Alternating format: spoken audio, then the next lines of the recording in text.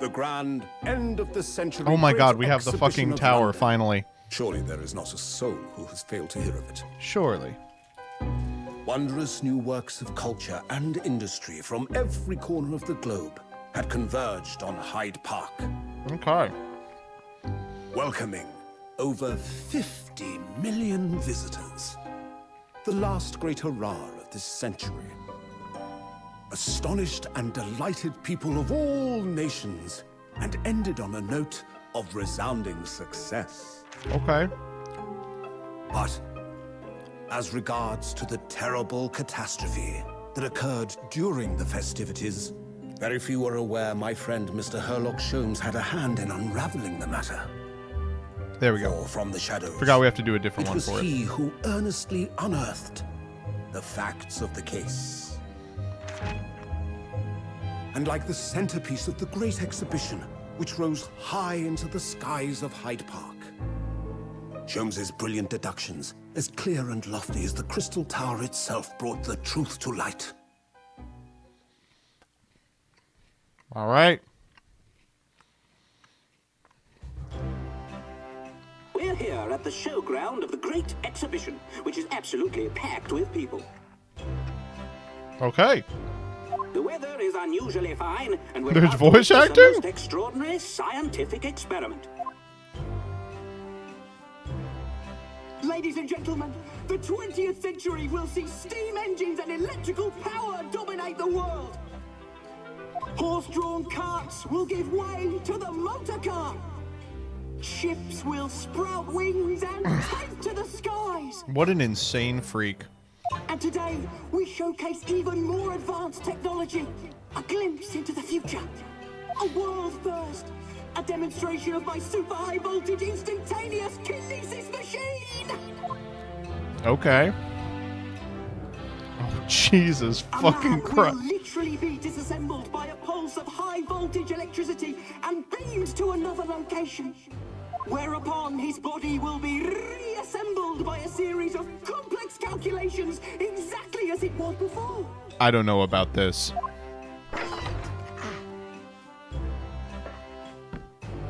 Get in the electric chair, sir.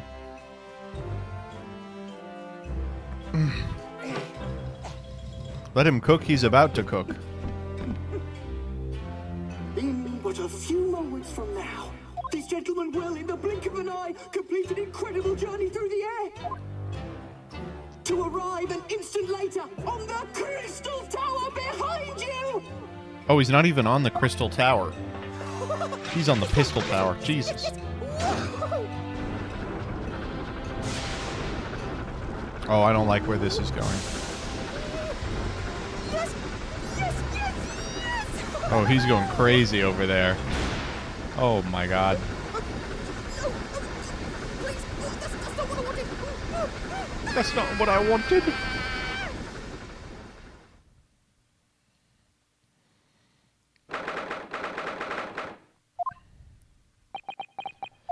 Oh my god, time to get familiar with all these characters again.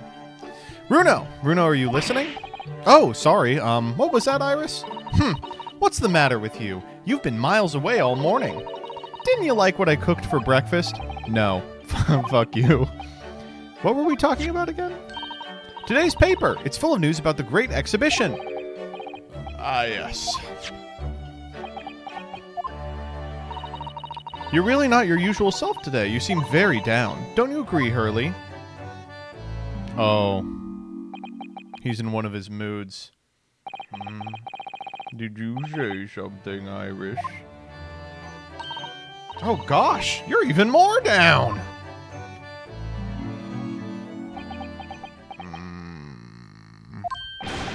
Whoa! When did you arrive, Mr. Naruhodo? Okay, what's the voice I did for him? When did you arrive, Mr. Naruhodo? There we go.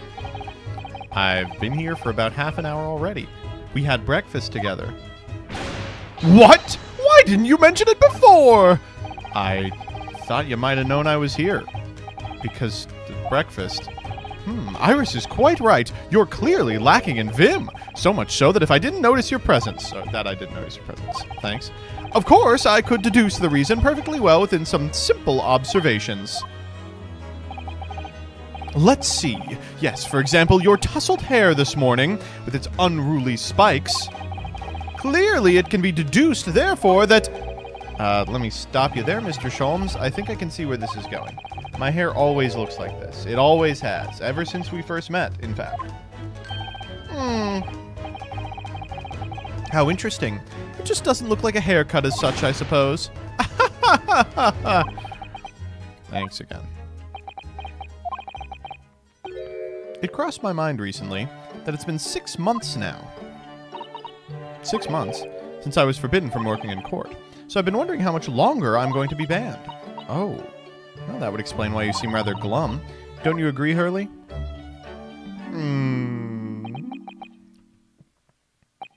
Did you say something, Iris? Ah, back to moping.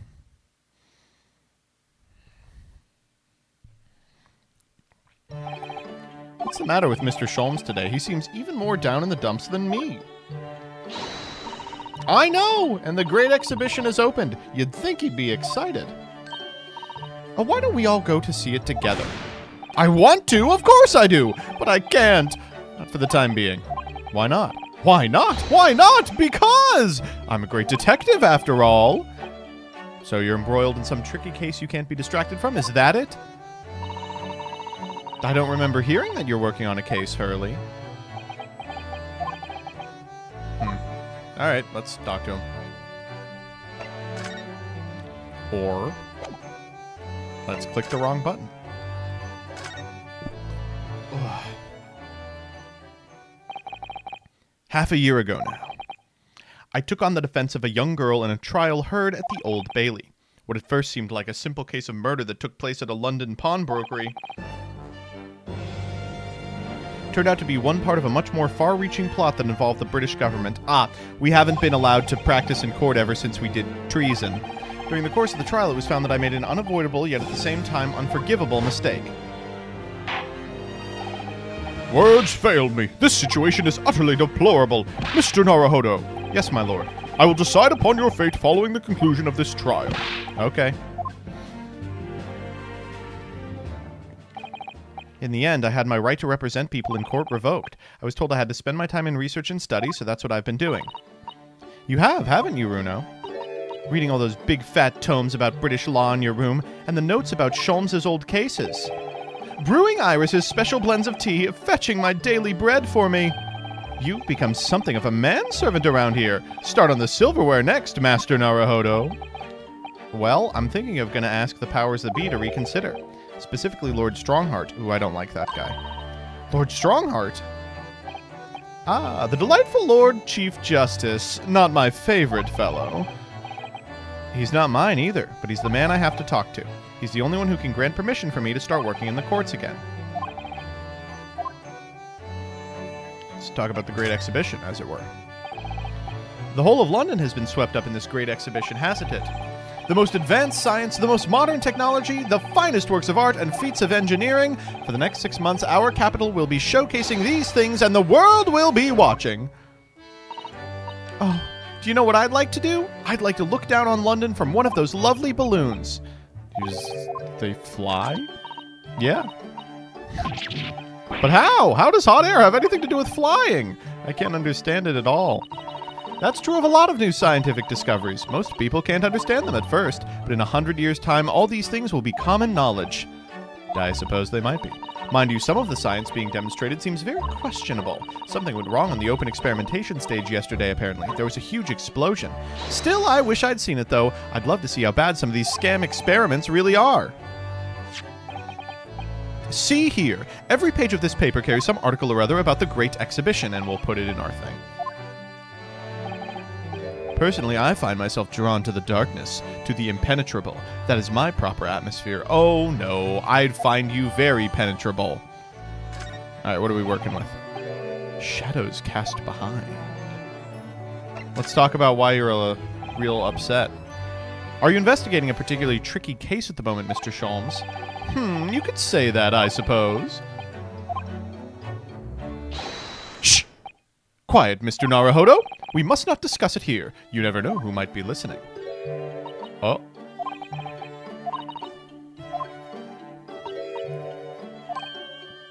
Ah. I love it. Iris, please. You must exercise your astute powers of observation and deduction on me without invitation. Remember what I always say. Put yourself in the shoes of the individual about whom you're making deductions. You say that, do you? You, Mr. Sholmes? Never mind. Once I've had a cup of tea, I must make my way at once to the crime scene. Okay. Let's check the court record, I guess.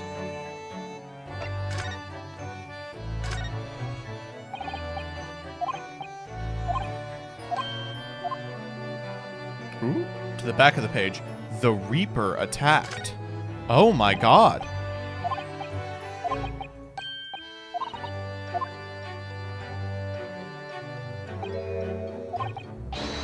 Lord Van Zieks. Oh, Jesus Christ. And a lost cat as well.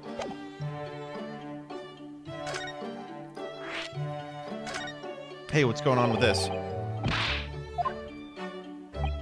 You know the legend of the Reaper of the Bailey, of course, don't you? Only too well, in fact. Yes. This stinking-ass British man. If he prosecutes a case, there's no salvation for whoever's in the dock. The lengthy shadow of this English cracker will kill you. Once the Reaper has someone in his sights, one way or another, that person's time left on Earth will be short. Least racist British guy, I actually think he is up there. London's finest rogues always find ways around the law. They'll stop at nothing to secure an acquittal at trial, falsifying evidence, paying sham witnesses, threatening jurors, bribing judges. But even such devious tactics as these cannot save them from the hand of the Reaper. As you've experienced yourself, haven't you, Mr. Naruhodo? Yes. I've seen the Reaper's retribution at work. Many of these criminal rogues are reckless and quite unafraid to die. If a leader among their fraternity is seen to have been taken by the Reaper, retaliation like this does occur. Really, the capital has a never-ending supply of such scoundrels. So, do you mean Lord Van Zieks has been attacked like this before? This isn't the first time? He's quite an accomplished combatant, you know. He doesn't take these attacks lying down. Although, I'd love to lie down. It seems that his assailants were armed with guns. Jesus Christ. My dear fellow, how on earth would I know?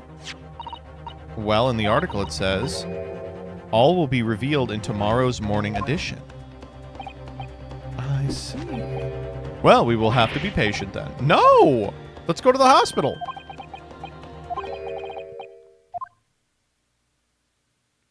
All right, bye-bye. Oh, he's all dressed up.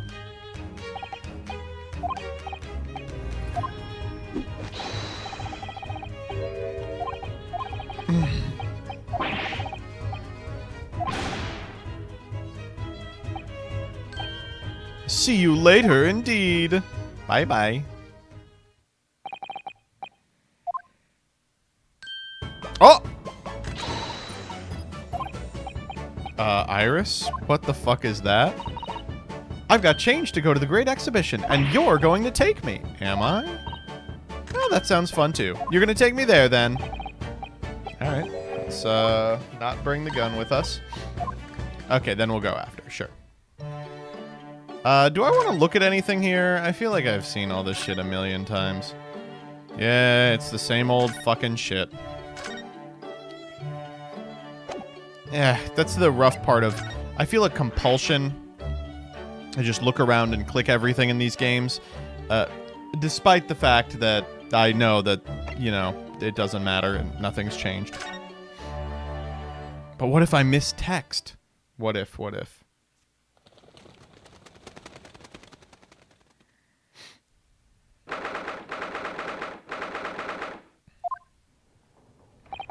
I'd hate to miss out on the next stepladder, yeah.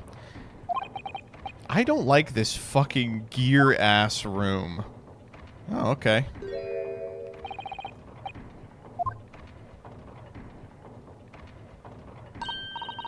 Oh, I love this place. I find so many interesting books here. Right. I don't like this fucking guy at all. But we'll see. Ah. I understand you wish to speak with me. What was my Lord Strongheart voice? I don't even remember. I'll just go deep. Lord Strongheart, I trust you've been keeping well? Let's see. Since you arrived and requested an audience, it's been 4 hours, 32 minutes, and 26 seconds. I've kept you waiting a while. My apologies. Oh no, not at all. I like nothing more than standing around staring into space. Good to know. Good to know that doesn't appear to bother him at all. Jesus, this guy. Male Strongheart. Male Strongheart! Lord Chief Justice of London. He's the man who allowed me to start practicing as a defense lawyer when I arrived in Britain as a student. You need only savor the air for a moment in this grand office to understand his preeminent status. As you will be aware, the Great Exhibition of London is now underway at last. We're extremely busy as a result, policing the grounds, guarding the new technologies, dealing with petty crime, and furthermore, as of next month, we shall open the International Forensic Science Symposium. Oh, I have not heard about that. Investigating authorities from 40 countries around the globe will be taking part, including your own land. Oh shit. Forensic science is the future. The world must embrace it. Oh good, we're gonna get to meet, what's-her-name's ancestor. As we're the hosting nation, I have much to do, and it is my highest priority. If others must wait for my attention as a result, so be it. Okay, yeah, let's, So, you wish to consult with me? Of course, I can very well imagine what this is about. Yes, obviously.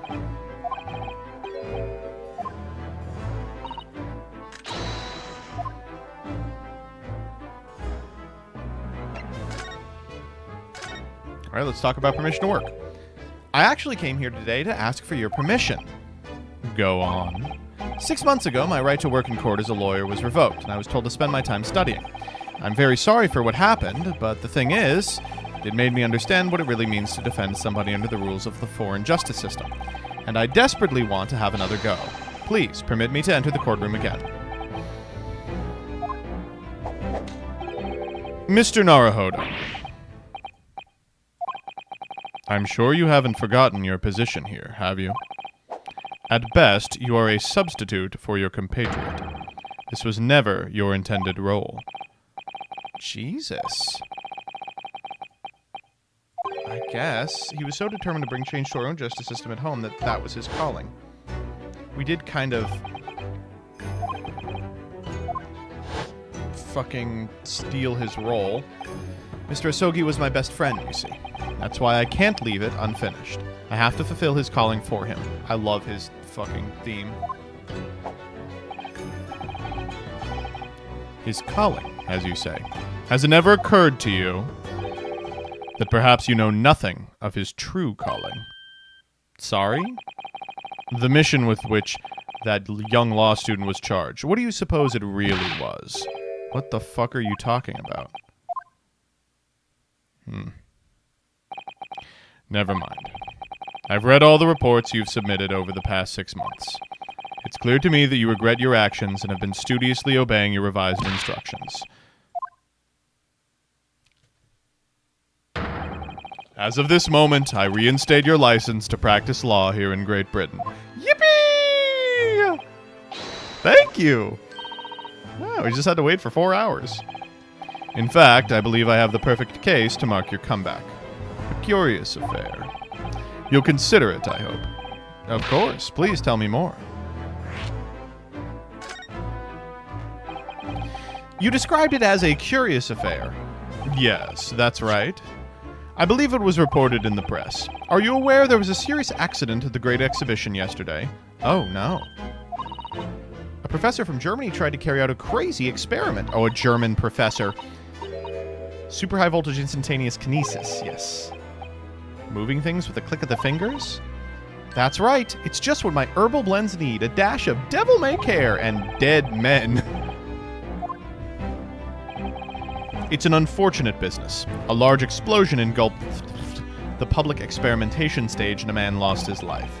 A certain Mr. Odie Asman. Alright, what are we working there? Odie Asman? I don't get it. Ass man? You're the ass man. An investor and a well-known figure in society. A large explosion. Odious man? Stupid. The man responsible for the experiment was Professor Albert Harebrain. Dumb. He was detained immediately after the incident and is due to appear in court tomorrow. On the charge of murder. What? Murder? If you intend to take on his defense, you should hurry to meet with him at the prison. There is very little time left for you to carry out any kind of investigation. Jesus Christ! Well, I'm happy to be practicing again. Can I ask you about that second thing? One more thing about the case. There's a connection with our mutual acquaintance, the Reaper. Oh? All sorts of conferences have been taking place around the world to coincide with the Great Exhibition, and next month the largest and most important of them will take place at last. The International Forensic Science Symposium. Seems as though criminal investigation needs to embrace scientific methods, does it? Exactly. Oh, Jesus Christ. Well, we keep trying to do it, and people tell me they hate us. London, the global epicenter of culture, science, and wealth, now has a population exceeding 6 million. Sadly, crime in the capital is growing at a similarly startling rate.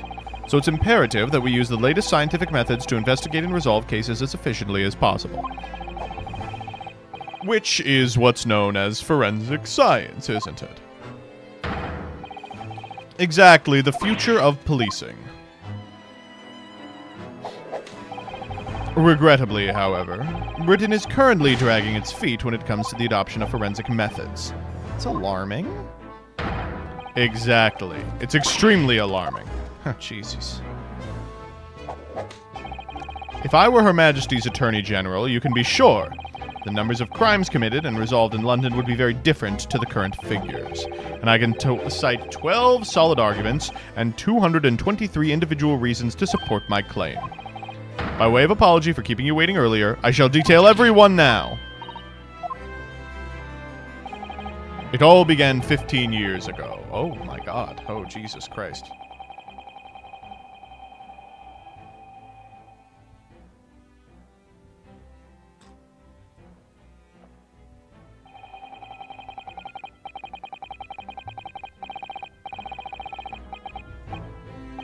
And that more or less sums up my feelings on the matter, in the simplest of terms, of course.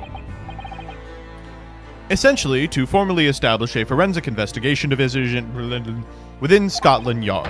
That is my mission. Oh, right, yeah, that's wonderful. Exactly. Wonderful is precisely what it will be. And she's back to reading.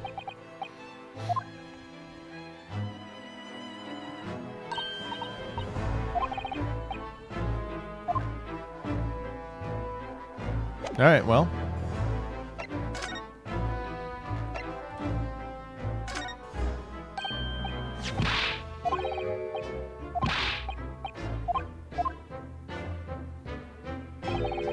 The Reaper attacked. Ah, that. You've enjoyed some victories in court against my #1 prosecutor, have you not? Poor Mr. Reaper. What happened to him? He wasn't killed, was he? There's no need for concern. Lord Van Zieks would not be so easily dispatched, I assure you. Can you tell us what happened? I'd love to know. Very well, if it interests you. Yeah? Obviously? Fortunately, Lord Van Zieks emerged from the attack unscathed. Street ruffians are no match for that man. He's a very capable fighter. But that's incredible. They were armed with guns. Why was he attacked, though? Does he know? It's related to events that occurred a month ago. A leader of one of the capital's criminal organizations was indicted and prosecuted by Van Zieks. But the man was acquitted. I've no doubt large sums of money were involved behind the scenes. Sums of money. A deplorable situation. Members of the jury were bribed, it seems. However, despite winning his freedom, the man in question met a dramatic end yesterday. You're not suggesting that was the work of the Reaper, surely? The victim's henchmen certainly seemed to think so. He was a man by the name of Ass Man. Oh my God, wait a minute. Known publicly as an investor, but in reality, the head of a significant criminal organization. Unbelievable. I wonder, could I ask you something, Lord Strongheart? Why do you use Lord Van Zieks as a prosecutor? All the criminals who manage to get off in court then meet with mysterious ends outside the courtroom, and fearful of that fate, they seek to strike at Lord Van Zieks first. I know there's no evidence that he actually is the Reaper in that sense, but still, something's clearly going on here. I have Van Zieks work for the prosecution service for 2 reasons. Firstly, the man is the best prosecutor in the capital, bar none. And secondly, any deaths of criminals that have occurred outside the courtroom following his trials are nothing to do with him. How can you explain the way so many have died if not by someone's hand? Van Zieks may have earned himself the moniker of the Reaper, but he is no killer. So he will continue to prosecute on behalf of the Crown. Unless he wishes otherwise, of course.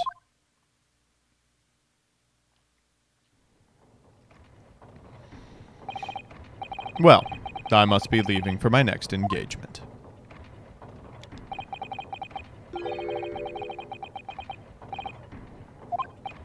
"11 hours late?" That meeting had already started when I arrived back here for this engagement with you. So lateness was inevitable. Time stops for no man. I would assume he's at his office. Away with you now. I'm leaving Professor Hairbrain's defense entirely in your hands.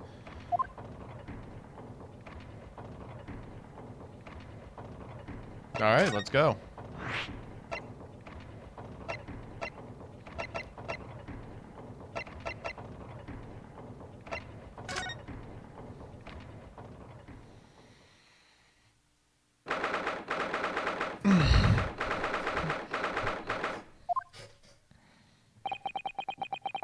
The warden said cell 11. That's this one.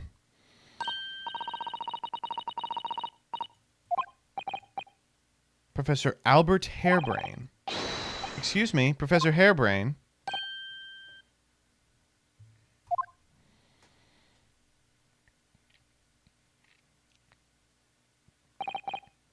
Who are you? I don't know. What am I doing for this guy? Like a...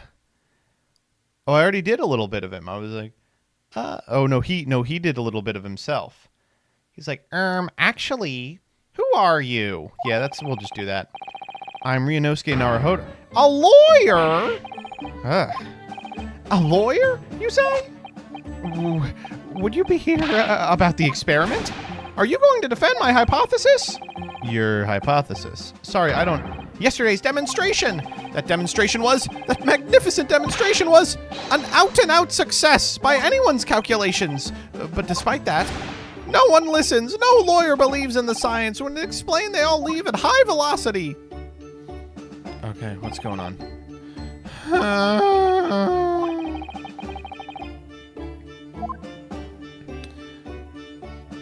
Okay, are you okay, dude? You mentioned the demonstration yesterday.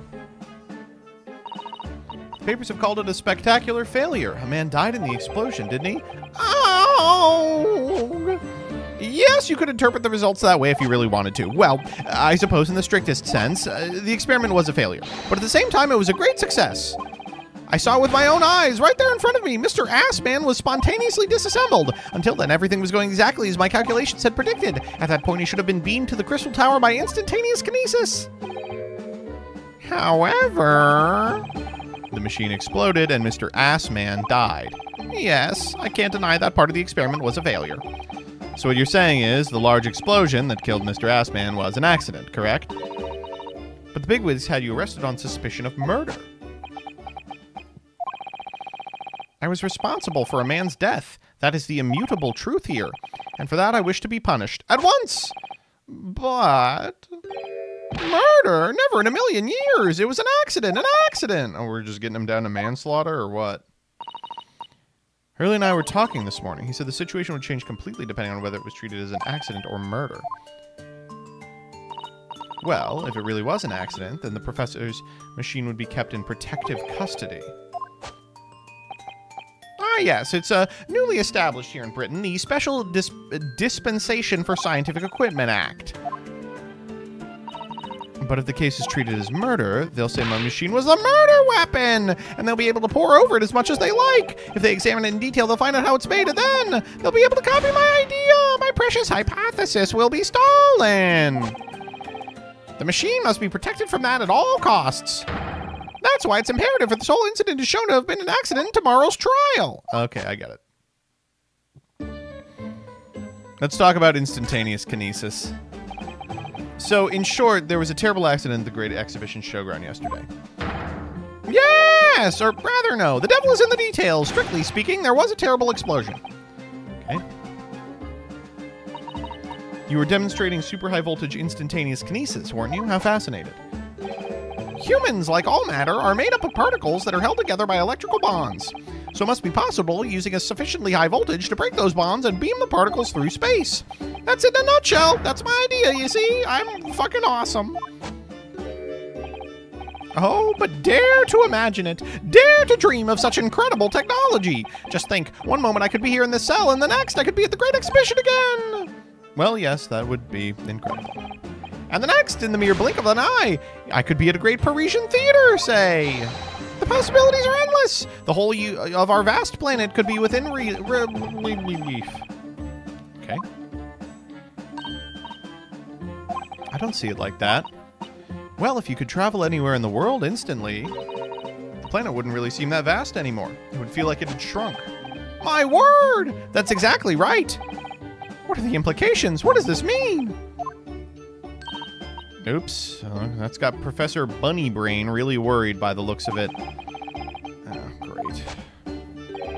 The point is, my calculations are flawless. The science works. Without a practical demonstration, it means nothing. And that's always the fly in the ointment. Because practical demonstrations cost a lot of money that young scientists like you don't have. That's exactly it, yes.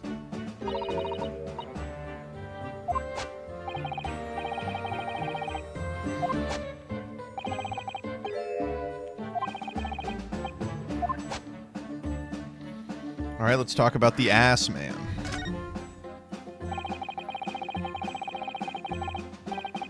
The full name of the man who died in yesterday's incident was Mr. Odie Assman, wasn't it? What exactly was your relationship with the Assman? He first visited me in my laboratory in Germany a year ago now. He said he wanted to invest in my immaculate hypothesis. I thanked my lucky stars. I see. So you hadn't really known each other until then. Money for scientific research. I'm so envious. As far as I was concerned, the man was an angel. Oh, really? An archangel, even. He was prepared to fund a practical demonstration of my hypothesis for presentation at the Great Exhibition. And if that went well, I could expect additional financial support for my research from the British government. Mr. Assman provided me with money and an exceptional engineer. He produced a machine of my precise specifications. But then your dreams were blown to dust in one enormous explosion. As you can see, I owed everything to Mr. Assman. I would never, ever have thought of taking the man's life. Well, he seems genuine enough. I don't think he's lying. Shit. What do you know about this shit?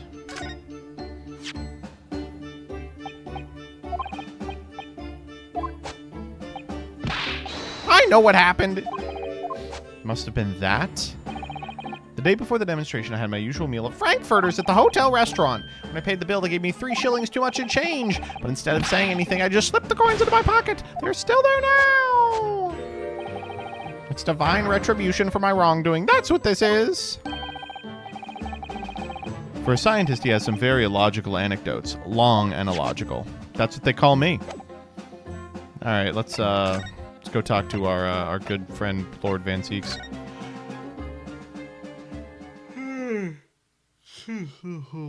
His tie sucks. Sorry, that was mean.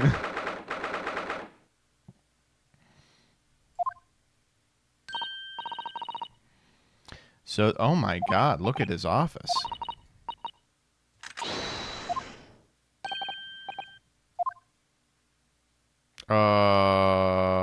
There is no fucking way that that's how he studies.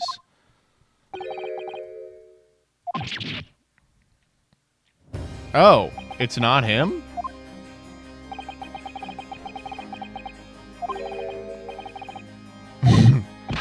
Oh, I'm glad to see you're well.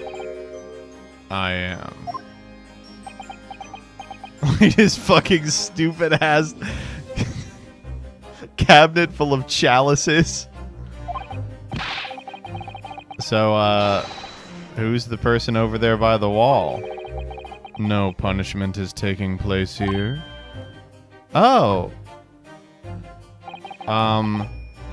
That's my apprentice. And he's sitting there of his own free will. I didn't know you had an apprentice.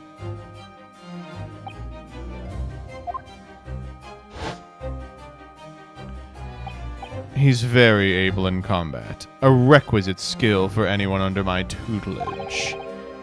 Are you referring to the attack on the Reaper reported in the papers? The Reaper. I'd be interested to know the Reaper's true identity myself. Assuming, that is, such a fabled fiend genuinely inhabits our great courtrooms. Can we talk about this fucking freak over here? You're just gonna let him chill?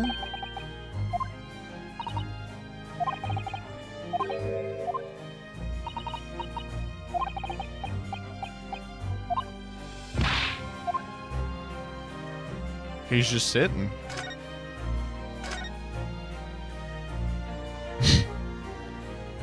Okay, yeah, let's talk, I guess. Are you okay? True. Carried out by henchmen of O.D. Assman's criminal organization. The investigation meant their arrests were imminent. Presumably, some hoped to kill me before that happened. O.D. Assman. He's always masqueraded as one of London's most powerful financiers, a global investor. But his enormous wealth came to him by underhanded means via his criminal activities. And he used that money to buy himself a verdict of not guilty when he found himself in court. Being prosecuted by you, Mr. Reaper. But the man got his comeuppance in the end. Yesterday, in fact, in extraordinary circumstances. It was a most unusual cause of death. It was the instantaneous kinesis, right? Mr. Assman died when the demonstration on the public experimentation stage ended in an enormous explosion. Correct. And you think I have some kind of divine ability to cause an accident like that to happen, do you? Well, no, that does seem a little far-fetched.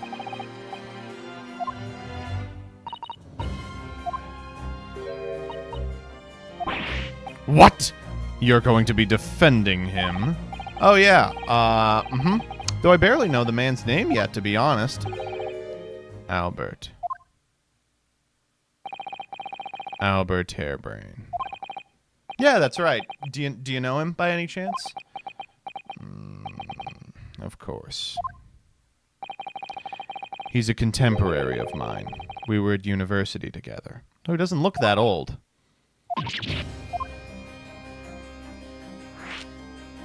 Were you, like, gay lovers?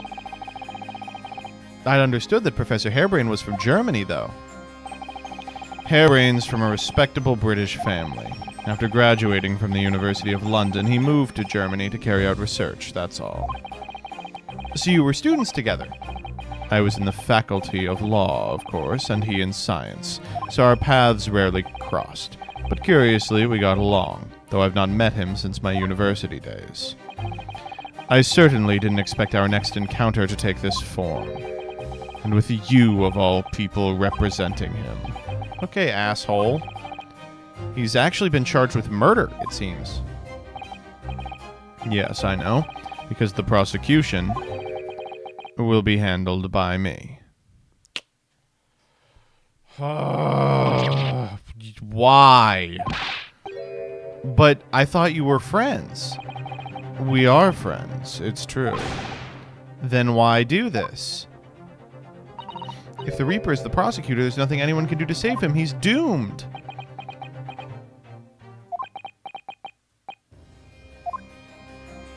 That's it? He's not going to answer that? Okay, come on. What do you mean by what you said before?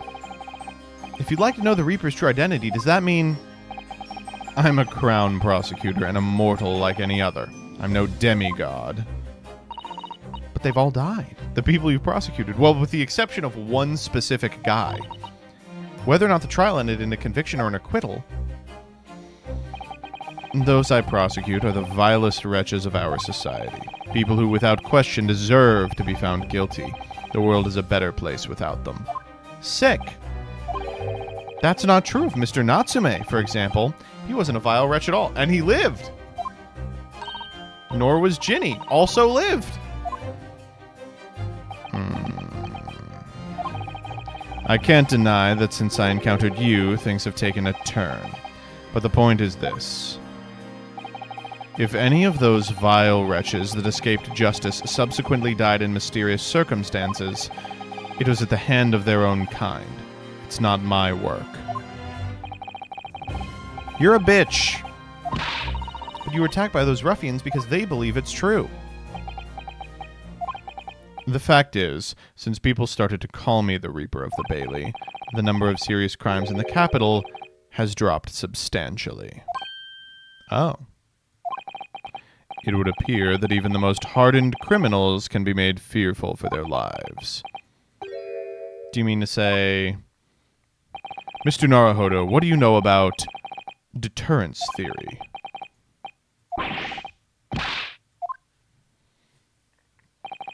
If that is my fate, let God decide. Lord Van Zieks, you fucking dumbass.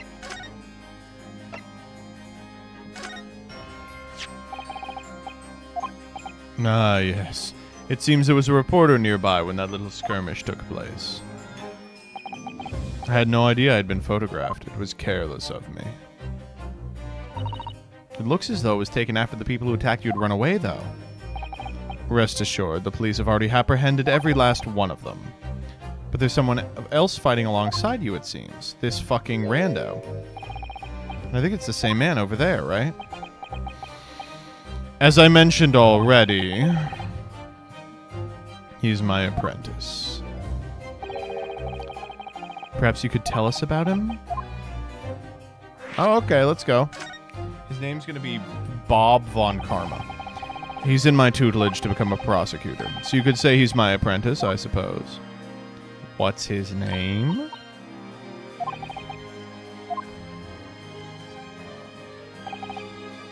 He's currently compiling a report about last night's attack. It looks like he's wearing some kind of mask? On Lord Strongheart's orders. Nobody knows the man's face, or indeed his identity. But why would you agree to take on such a clearly suspicious individual? Lord Strongheart's orders, again. He's not one for meaningless follies. There will be a good reason for his actions. I hope you're right. He's just chilling. Oh, and he's gone. Oh, fuck.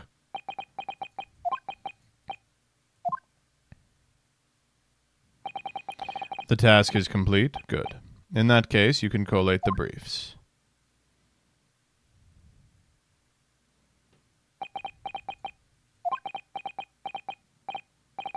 Nice to meet you.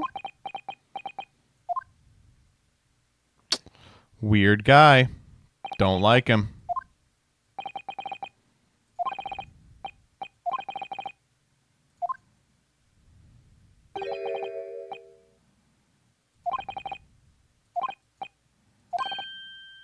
Why are you so interested in my apprentice anyway? 'Cause he's weird.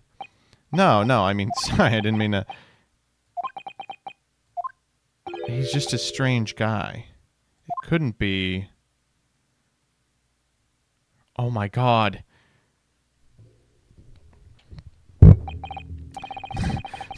It's Hairlock Sholmes! That Nipponese man. Is he faring well? Mr. Natsume?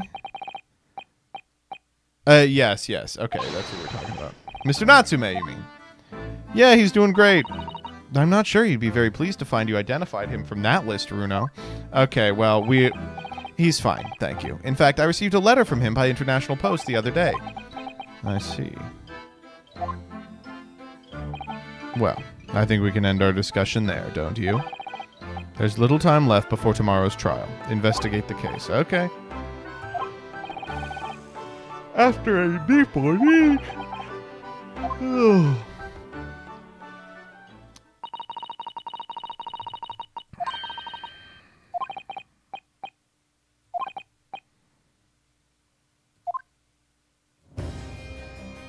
Alright, I'm realizing there are a couple of things that I need to grab, but I'll do that and then I'll come right back.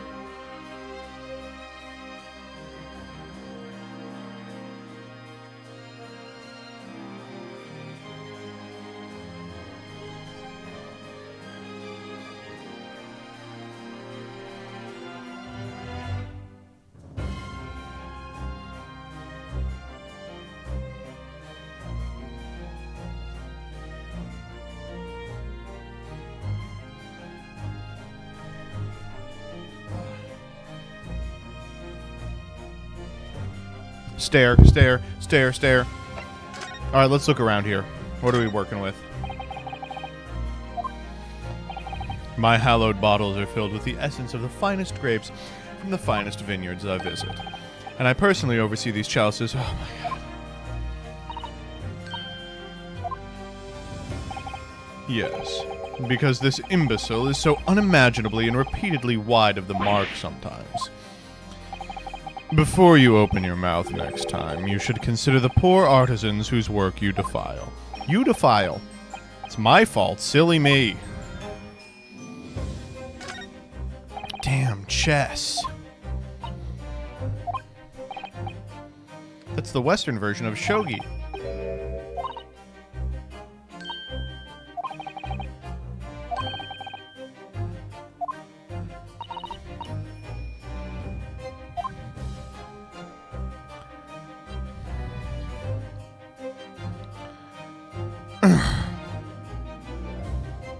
Okay.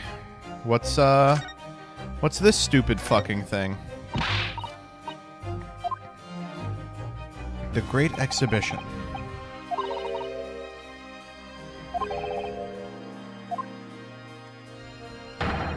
Surely it's obvious I'm using it as an investigative aid. Oh my god. Usually we're just allowed to poke around. You Nipponese have no business painting others as overly reserved. Oh my god. Can you calm down? Please don't be racist. Oh, what's this?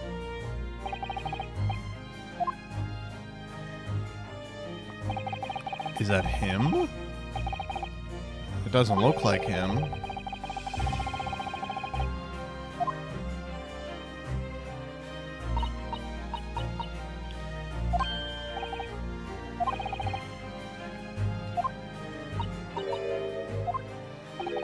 That portrait does not depict me. Surely that's immediately obvious. Okay, Jesus Christ, man. Okay, who is it?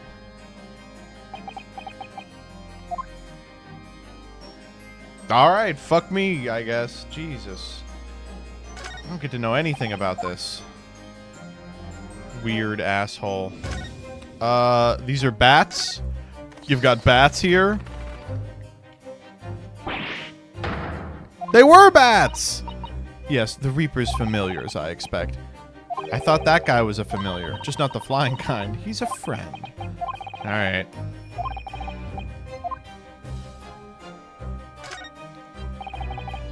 You don't want to ask about the fucking item? Okay, we talked to him. Let's talk about these. Look at all those ancient casks lining the wall there. casks in the Reaper's chamber, or caskets. You don't think all those people who escaped are lying inside them dead, do you? What ridiculous notions are going through your head? This is a collection of fine vintages. Yes, of course. Thank you for clearing that up. We were just making fun of you behind your back, you stinky-ass cracker. Alright, well. I guess we should just leave then. Let's go bother that, that silly man.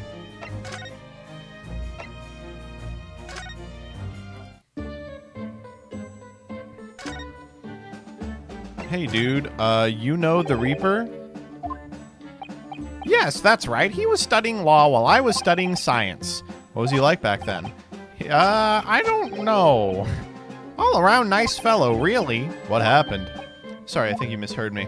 I'm talking about the cold-hearted, merciless prosecutor, Barak van Zieks. What was he like when he was at university?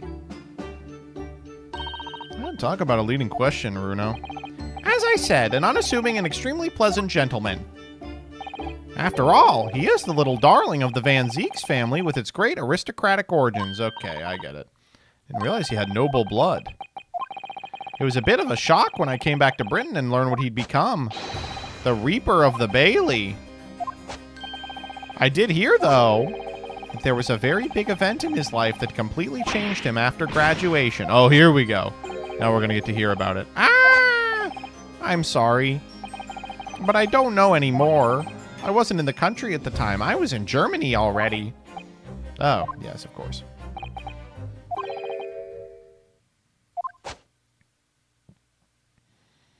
Welp.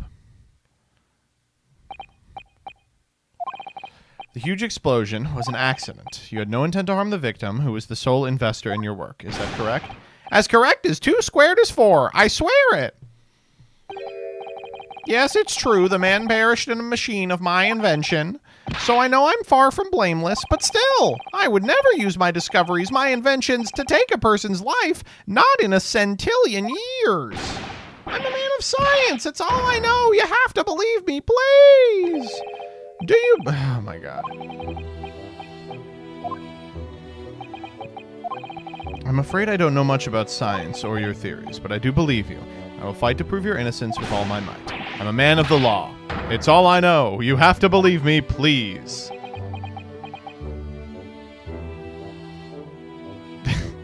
Thanks, Rin. When I went to live in Germany after I graduated, I learned something very important. Nationality, class, lineage, none of that matters. As long as you try your hardest, you could achieve anything. You sure you went to school in Germany? Thank you for that, Professor. And thank you for defending me tomorrow in court. Okay. Well, that's where the incident happened. We gotta investigate a little. Jesus Christ. It's like 9 p.m.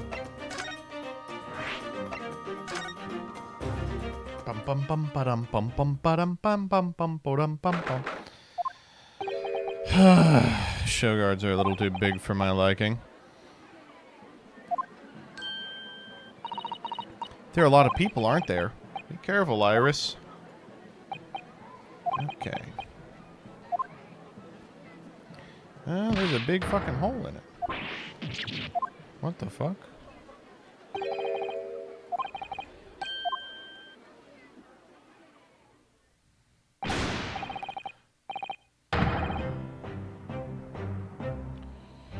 Yes. Oh, yeah. We're so fucking back, man. We are so fucking back. Right, I've had it with you this time. I'm warning you, I'll arrest you in a minute. Oh, yeah? Go on then, Spectre. Give it a shot. You ain't got no evidence and you know it. Wait, I know these voices. You've got a cheeky little mouth on you, young lady, but a night in the cells will fucking... Jesus Christ. Yo! Gregsy!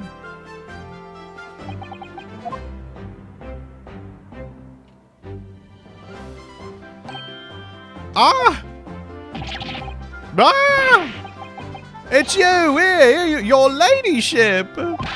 How are you, your ladyship? I do hope you're well, your ladyship. Okay.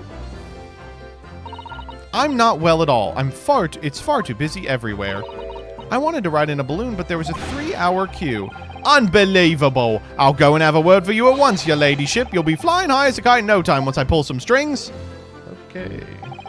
Tobias Gregson, Inspector at Scotland Yard. Until recently suspended from duty, but it would appear he is back in action. He's quite well known, appearing as he does in the adventures of Hairlock Sholmes, and for that reason he can't say a word to the wrong story's author, Iris. There are limits, surely. Orchard Sunshine. Sorry. What gives then? Don't tell me you're on this case. Yeah, I'm back in court, baby. So we're here to investigate. Dear me, that's a situation, is it? Is it really that troubling? Psst. A measly 5 bob. Is that all you got? Oh, hell yeah. You're a lawyer, ain't you? You can stand to carry a bit more copper around in your pockets, Mr. Naruhodo. What? Hey, give me my fucking money back. You can have it back, but I'll have to charge you for all the bother. 3 bob. Ah, good. A pickpocket, or diver, born and bred in the East End of London. In the case that led to my own suspension 6 months ago, this is the young girl I was defending in court. What's your problem, eh, Odo? Diver? Pickpocket? Hey, what the fuck? She could hear that? I thought you were proud to be a diver, Gina. You were just arguing with Inspector Gregson about it, weren't you? I assumed you'd been up to your usual tricks. That ain't no way to talk to a lady, Odo. Half a year's a long time. People can change. I'm an apprentice now, learning to be a Scotland Yard detective. So you'll have to call me what everyone else does. Inspector Lestrade. Oh, okay. Oh, Jesus Christ. A inspector part isn't entirely accurate. No one calls her that. For what it's worth, anyway. Investigating's off the cards for all of us. Oh? Right, well, I'll be back up top. You hold the fort down here, alright? Right, sir. This raises a lot of questions. Let's have... What?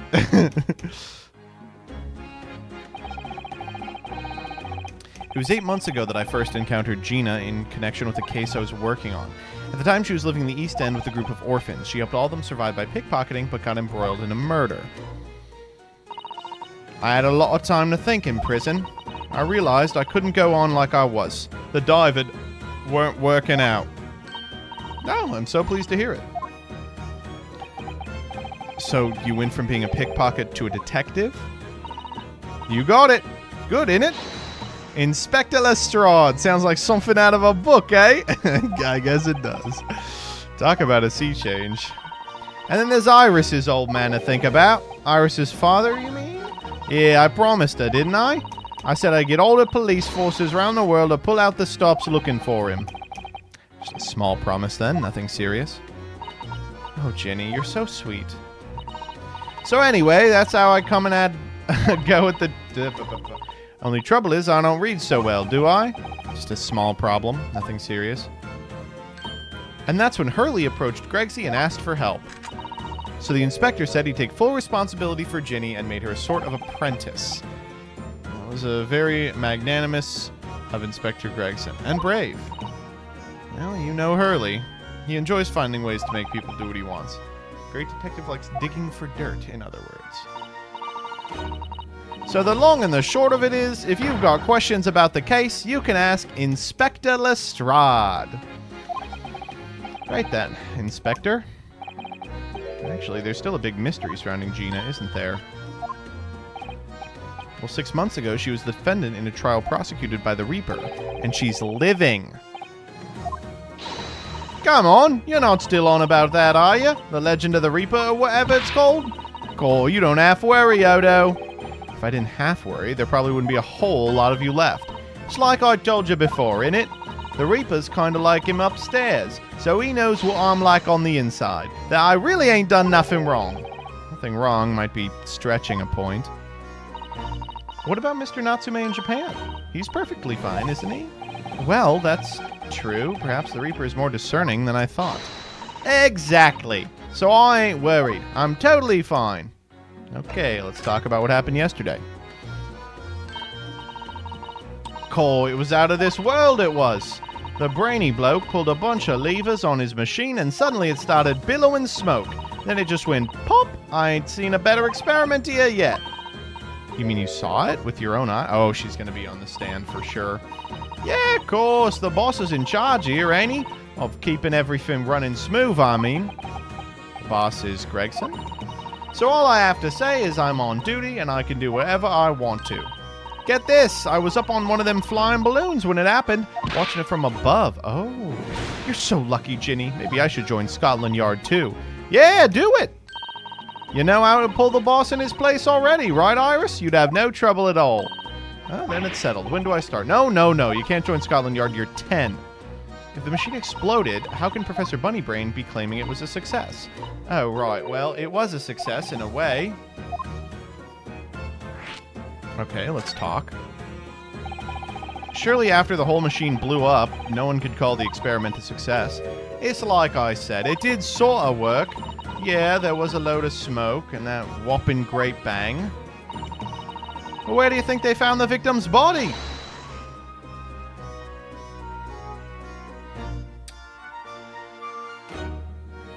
That's good enough for me. That's just science, baby. Yeah, there it is. You can see for yourself, can't you? Up there above the scaffold. Oh, where all the glass is broken. Yeah, the cage what the victim got in to start with really did get beamed through the air or whatever and landed all the way over there.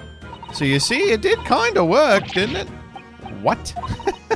I mean, I don't get the ins and outs of it, but anything's possible, right, with science?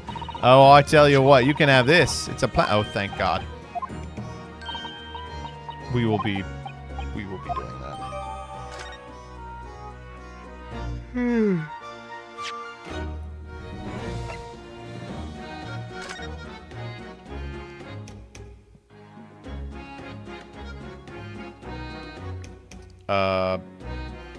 Well, that's what it is.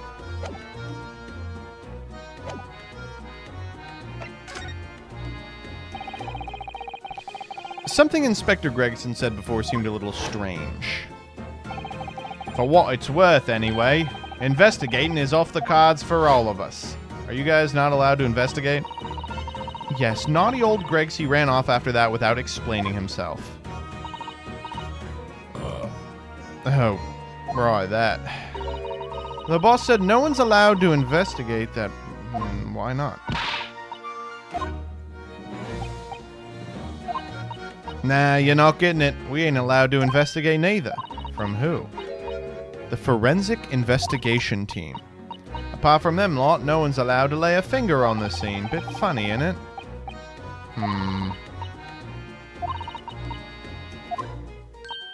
It's not bleeding fair. I think you're giving us some...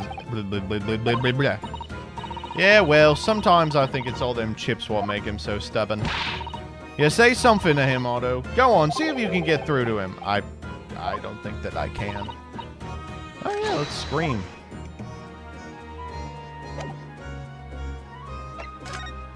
Hey, what's this stupid thing over here?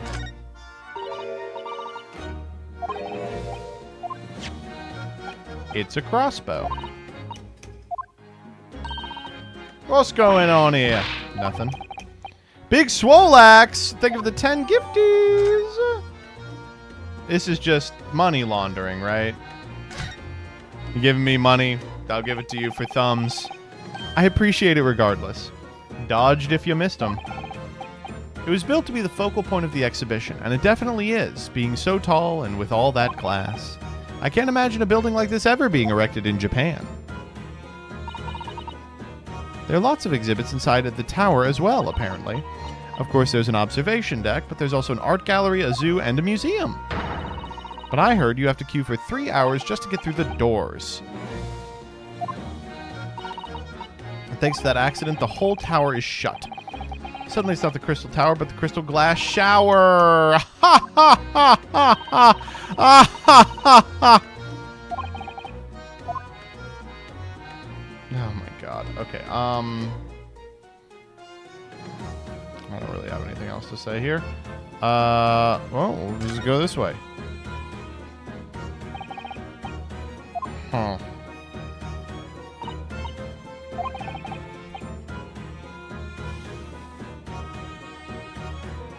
I can't believe you washed all of them except me. Well, I didn't wash the only bean soldier. And he was playing probably the worst deck of all of them.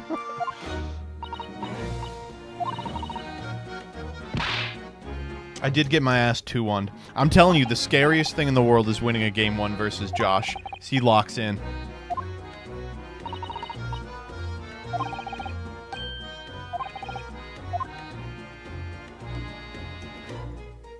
Alright, we, is there like a, can we move to... No, we can't. Okay, can we talk to Gregson? How do we do that? Gregson! Oh, I see. Gregson, you stinking ass cracker!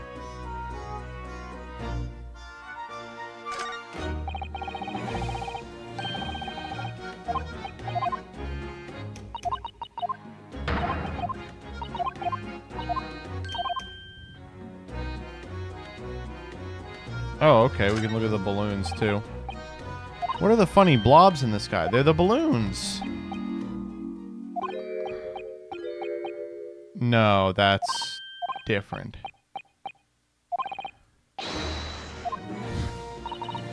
It's not, don't worry.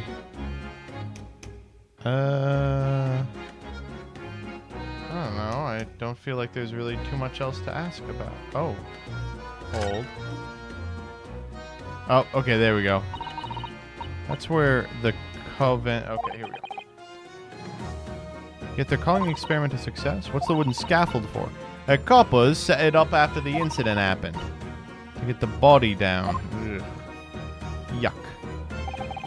Didn't you help to erect the scaffold then? Nah, lookout duty's more my thing. Wandering around the exhibition and keeping a lookout for the fun stuff.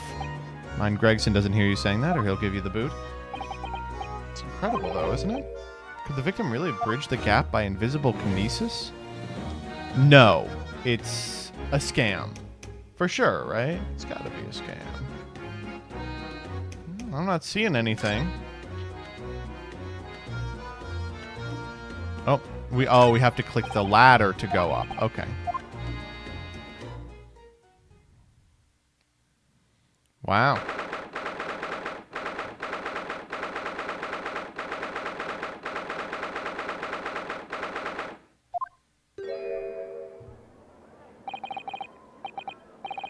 So that's it, the machine that blew up. Oh, man. Hurley's always doing experiments that end in a bang. In fact, in his own words, explosions are the very essence of chemistry. Ah. I'm actually pretty happy that I didn't. Well, anyway, that's enough about that. It's time to investigate. Oh, fuck. Gregson's here. Let's just, not talk to him. Oh, we do get to do a little investigation. That's what I like to see.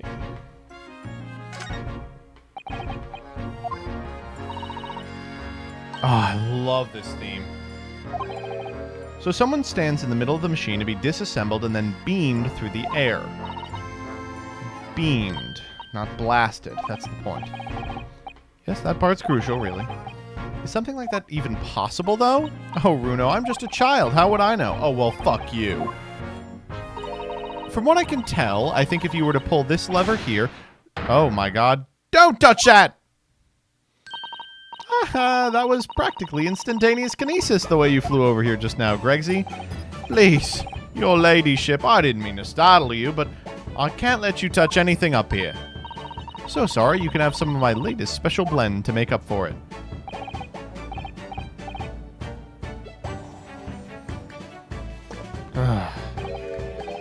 Wonderful.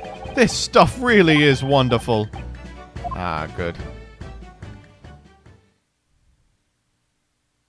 Oh, he's not going to let us touch anything. Representing Hairbrain in court tomorrow, Inspector. So we should be allowed to examine the scene. Ah, listen, Sunshine, even I'm not allowed to touch anything up here. It's that blasted Special Dispensation for Scientific Equipment Act to blame. It's driving me potty. Oh, yes. Right, I do remember this. More red tape's all we need. I don't know what the government thinks it's playing at sometimes. But we're allowed to just look, aren't we? Eh? Surely that's all right. Of course, your ladyship. Oh, that's what I'm saying. Okay, all right. Let's look around. We wouldn't dream of touching anything. Oh God. I don't want to talk to him about anything.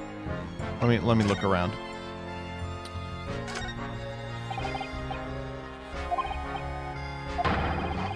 Touch anything. Oh my God. We're not touching anything. Do you think this machine could actually disassemble people like the professor claims?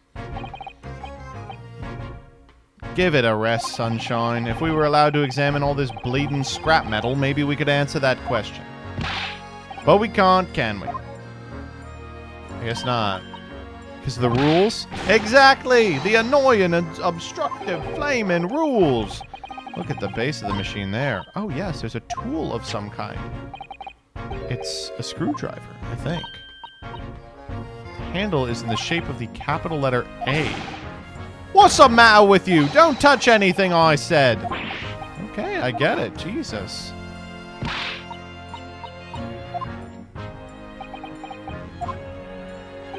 Of course, your ladyship. What? Okay, we can at least put it in the court record, right? I can't let you have it. I'll investigate it thoroughly. Okay. He's run away with it.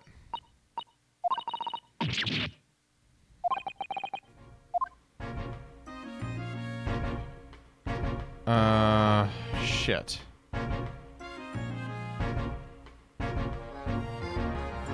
Oh, let's go look at this thing over here.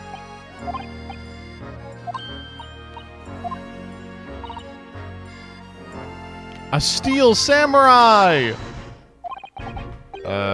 You may not find as many of those sorts of people as you might think. That's dull. I do know a prosecutor with a Shaw-Mage top knot I could introduce you to. You don't... No, come on. You don't want to meet him. You don't want to meet Mr. Ouchie. He doesn't know. Oh my God, he doesn't know. Susato killed him. Looks like a water wheel. It's a Ferris wheel. Okay. It's turning, but it looks completely still. It's turning slowly. One complete revolution takes half an hour. I feel as though you may have invented a new ride there, Runo.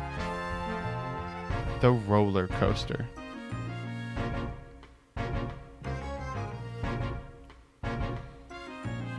Oh wait, we can go up again. Oh, holy shit. Thank God we did that. That amazing horn-shaped device is pointing towards the Crystal Tower. I suppose once people are disassembled by this machine, they are shot out of that thing to wherever they're going. This just doesn't work, right? Well, I don't like the look of it. If it was as amazing as it looks, the accident wouldn't have happened. Sure.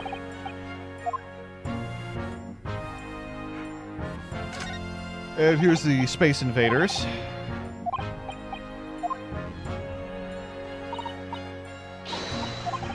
Okay,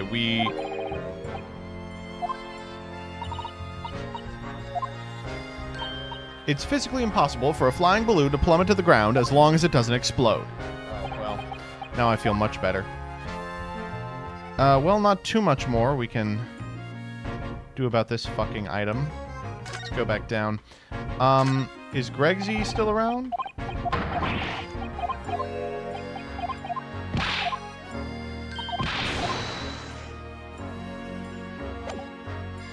He is. Okay, let's talk to him.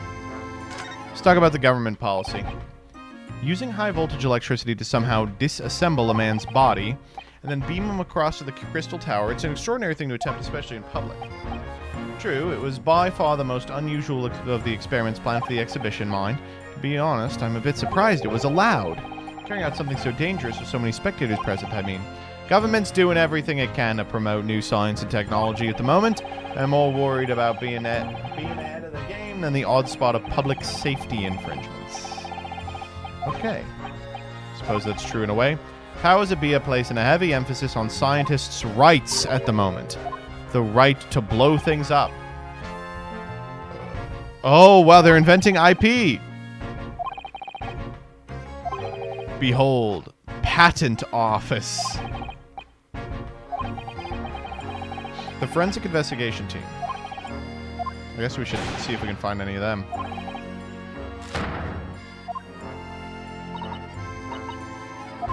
He's very head up, isn't he?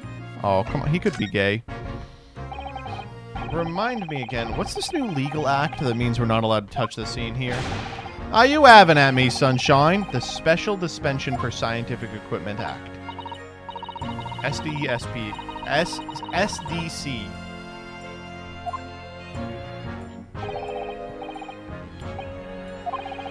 All scientists have to do is present their ideas or inventions to some suits in civil service, and if it gets rubber stamped, that's a guarantee of rights to maintain the invention's confidentiality. What does that mean? Think about it. Think of all the world-changing new inventions on display every day at this exhibition. Although a good half of them are a load of cobblers, if you ask me. Put forward by shammers like yourself. Thanks for that. A member of the force has to be present at every single demonstration. Hang science, that's what I say. Oh, no, come on. If they're bogus, how can anyone hope to demonstrate them? There'd be no point. Yeah, well, there is a point, sadly. Thanks to another of our government's bright ideas. If any theory or invention is deemed to show potential, the government hands out a research grant. The scientists get funding. That's what they're after.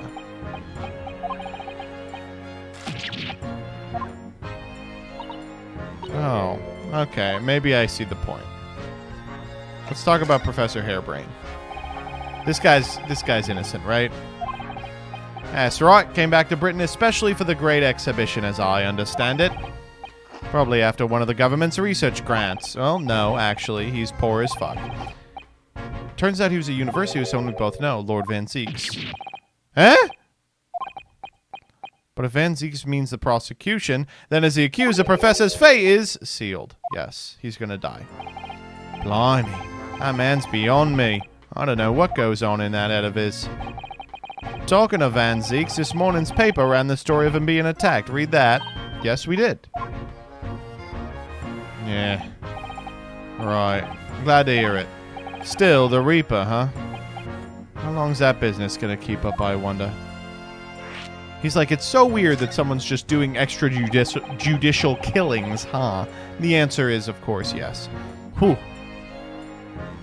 The words aren't coming out perfect. I will tell you that. 16 hours. 16 hours. The victim of this case, the investor Mr. Assman, was another of the Reaper's victims, or so I heard. Lord Beric Van Zieks is a top-class prosecutor. Even he can't push the right verdict through. Sometimes justice just can't win. I've heard about jurors being bribed and evidence being falsified. And that's how the notion of the Reaper of the Bailey came about, isn't it? Obviously, Scotland Yard suspected Van Zieks initially. We all assumed he was taking matters into his own hands if he failed to seal the deal in court. Although the man himself denies that charge. Well, we've done a very thorough investigation, and the conclusion we reached is that Lord Van Zieks is in no way related to the deaths of those people outside the courtroom. There's no question in my mind. I'd stake my reputation on it, I would. But if that's true, how do you explain it? All those defendants couldn't have just coincidentally died if no one killed them.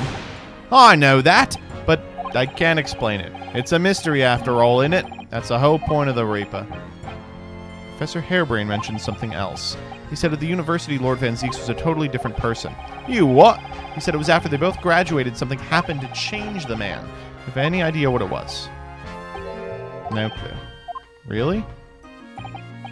Look, I've got my hands full watching over this frustration crime scene. Why don't you go and make a nuisance of yourself elsewhere, eh? Why does no one want to talk about this shit? Be real with me.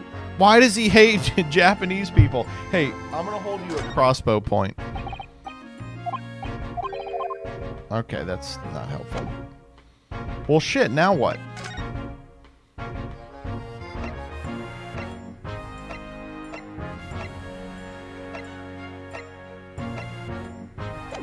Well, she wants us to keep looking around. I'm looking. I don't see anything. Are we in for another Ace Attorney memento? Scouring for some portion I haven't clicked yet. We need to kill Van Zieks with the crossbow to win at trial. Ooh, that's a good idea. I think we are. Okay. Bum bum. Dun dun. Dun dun. Bum bum. Bum bum. I guess we can show him this thing.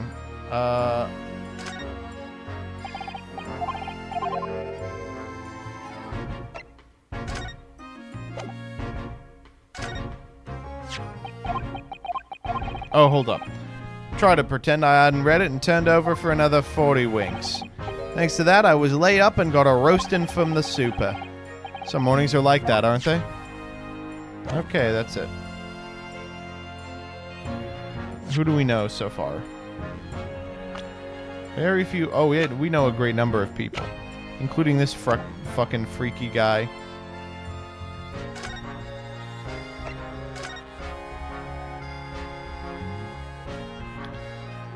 This is a crossbow.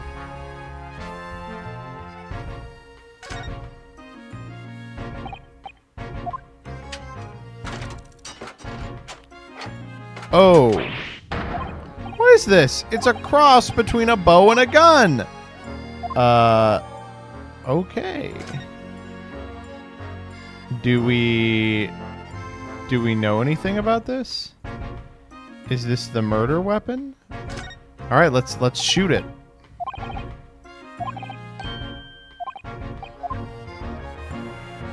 We just picked up the murder weapon here at the fairgrounds. Hey, dude, check this shit out.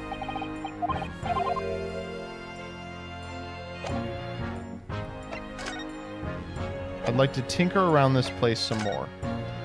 I don't know what more you could want. We've looked at everything. We clicked everything. We looked at this fucking pile of chairs.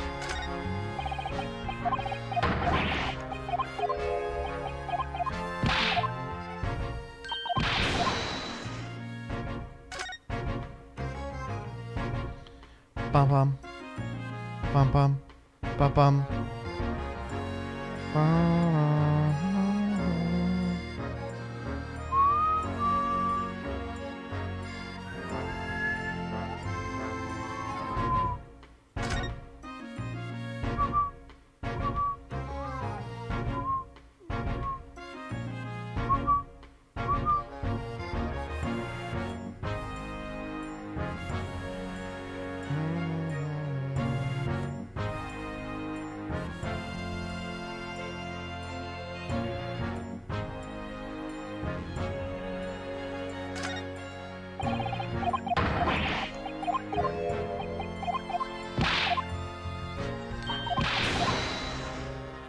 What are we missing? I feel like we have everything.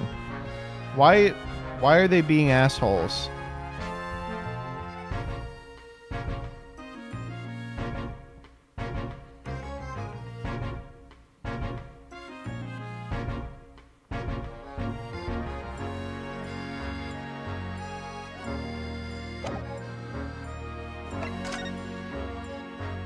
Okay, I guess let's go.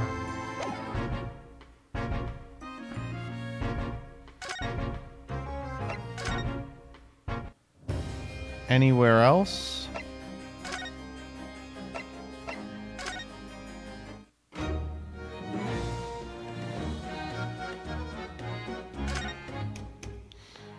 Okay, we did all this. Oh, what the hell is that? A piece of turf?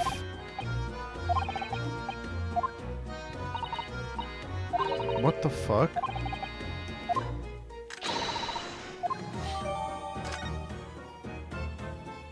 That was it.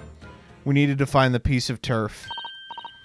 Runo, listen. We needed to find the piece of turf. Hurley might know something. Why not?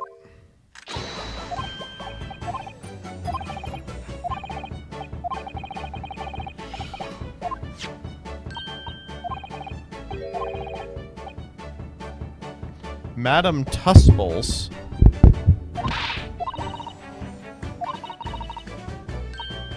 Okay, let's go.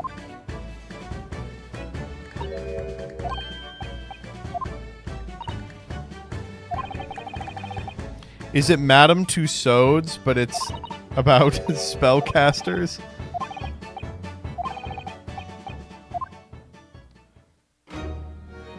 If it is, I'm actually kind of... Waxwork exhibits. Wait, how did this one translate for Japanese people?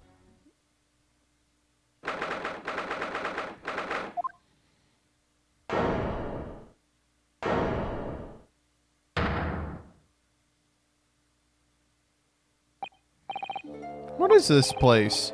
Look at all these terrifying scenes, but why are these people so still? Guillotines, ruthless murders. I know what I'll be dreaming about tonight. They're not real. They're wax models. They're amazingly realistic, aren't they? What are we doing here exactly?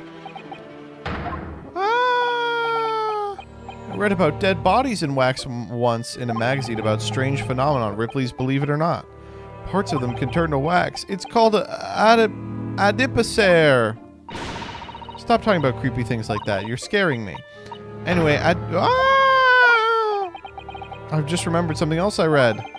There was an old lady who used to pour molten wax over corpses and put them on display.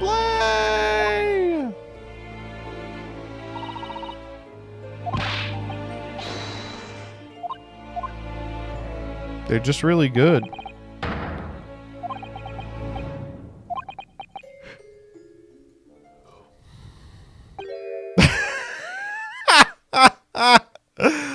There's my boy. Wait. Oh. No. Oh? What's going on here?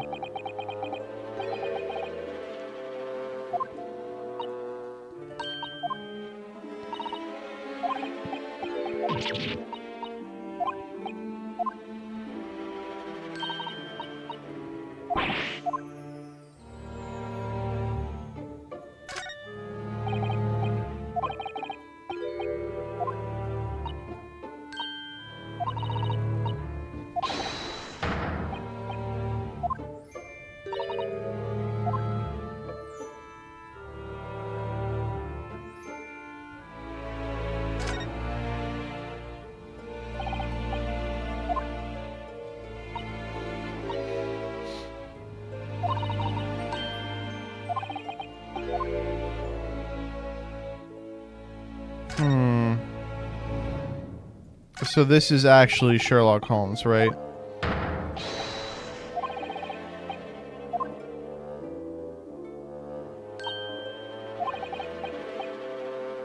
It's literally him. Like, it's just him. He's just hanging out.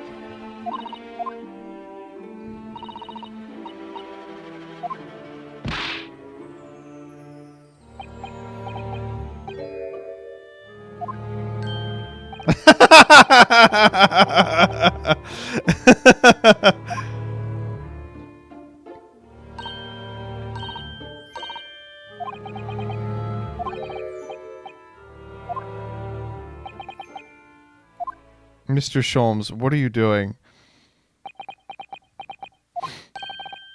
Shall we move on, Iris? Hold it! Hold it! My dear fellow, I take exception to your recoiling in such a manner as if you've seen something truly abhorrent. Mr. Sholmes. Iris, what possessed you? I strictly forbade you from divulging my temporary waxwork secret to Mr. Naruhodo. Temporary waxwork?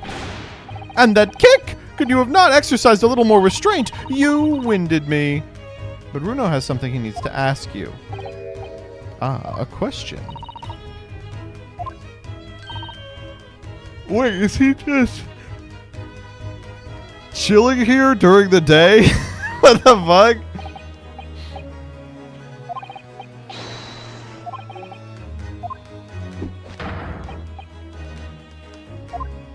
What? He is such a weird fucking guy. I love him.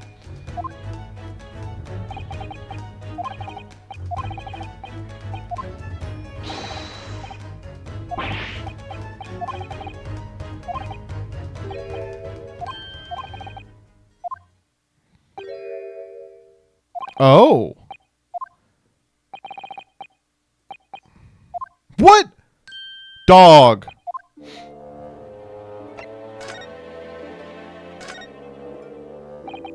What is this place? Oh my... Okay, thank you. Madame Tuspell came to London from France 3 years ago, I understand. Since she opened this little waxwork museum last year, it's enjoyed great popularity in London. The extreme realism of these waxwork models is a particular secret of the Tuspell's family, they say. They earned renown during the French Revolution for waxworks of victims of the guillotine. Grim. The gruesome scenes are portrayed with such realism in the expressions of the face of the condemned. Oh, jeez. Anyway, this museum houses models of famous people from all over the globe. The most popular area is the House of Horrors. Okay. Most of the miscreants portrayed here were sent to the gallows, so they're even stiffer now than the models! Ha ha ha! My dear fellow, the public lives for poor taste. They yearn to be shocked. So the hideous exhibits in here are... They're all portrayals of real events that actually took place.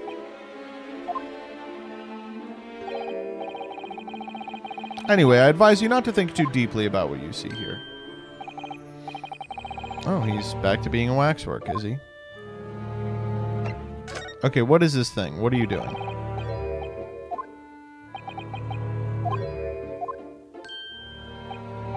I'm part of the exhibits here, catching these criminals in the act. Catching them? Every half an hour, I hone in on a different killer in one of the displays and adopt a new pose to ensnare him. When members of the public come for a closer look, I offer them my hand to shake. For a shilling, I'll happily allow them to take a photograph with us. But why? My dear fellow, isn't it obvious? For the money! Okay, well, I can't really be too mad about that.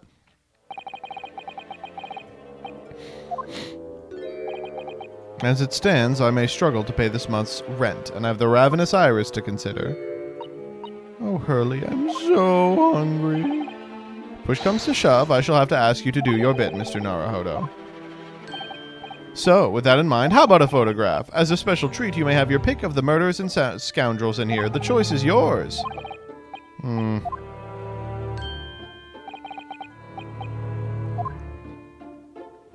Okay, let's talk about Van Zieks.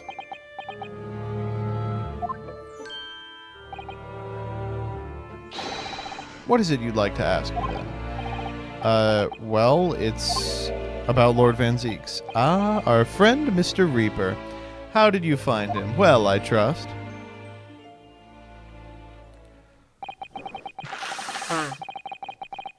And so I filled Mr. Sholmes in about everything I'd learned.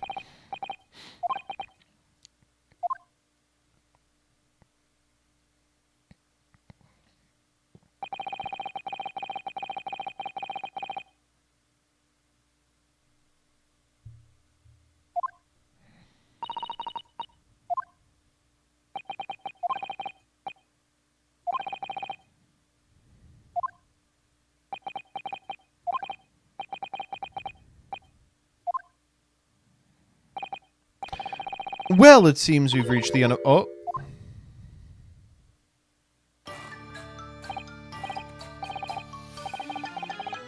Hello?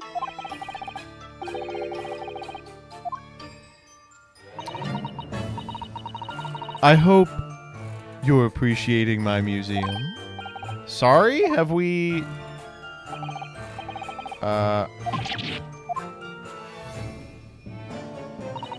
My apologies.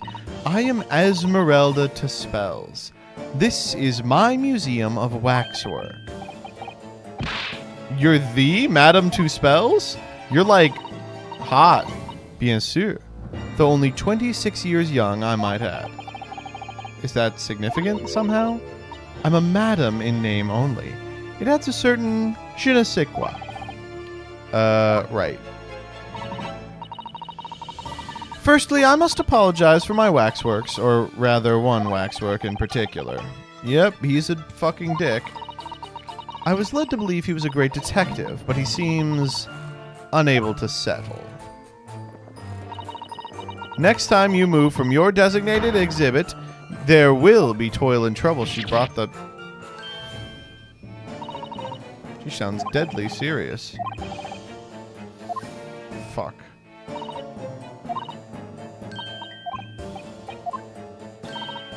Okay, what is happening here? Or do we have to talk to Madame Tuspells? Yup. Madame Tuspells, what the fuck? Did you make all these waxworks? I did.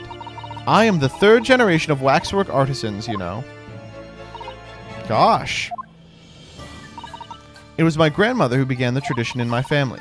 Her fortunes were checkered, living through the turbulent times of the French Revolution as she did.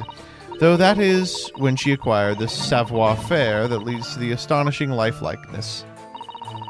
All these waxworks really do look as though they're alive. In fact, they look more alive than Hurley.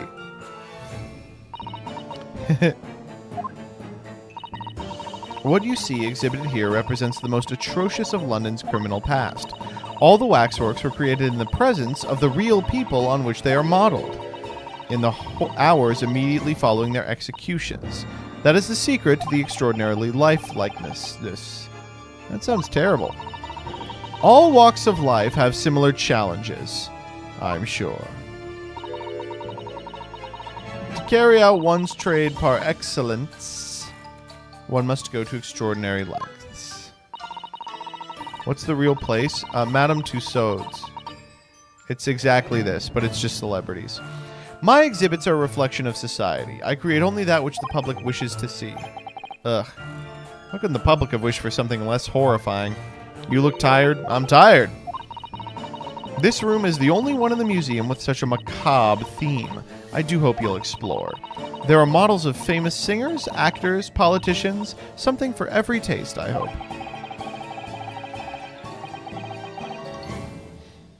Okay.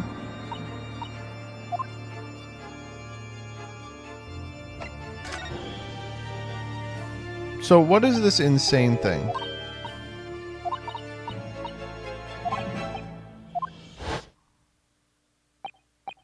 My dear madame, what these Sparts exhibits need is the addition of a world-famous great detective!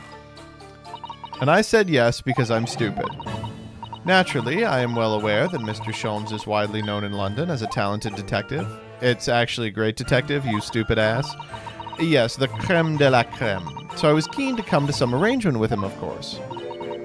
But sadly, we were unable to agree terms. Let me guess. Someone wanted to charge an exorbitant rate for their services? £500. I will dive into your cauldron of wax at this very moment. Or words to that effect. She's so hot. Oh my god. Regrettably, the museum has a shortage of funds at the moment due to unforeseen circumstances. So we came to the current arrangement instead. Surely he doesn't really need to do what he's doing, though, does he? I would think not, but he was very insistent.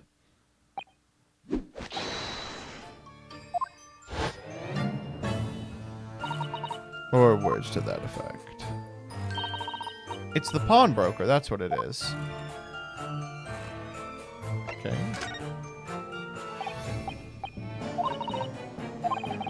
I'm just curious, is anything going on in the museum at the moment? Like an incident? Whoever suggested such a thing to you? Oh, well, it was your temporary waxwork. Oh! A wax model is a work of art, not some tawdry object for trade. Hmm?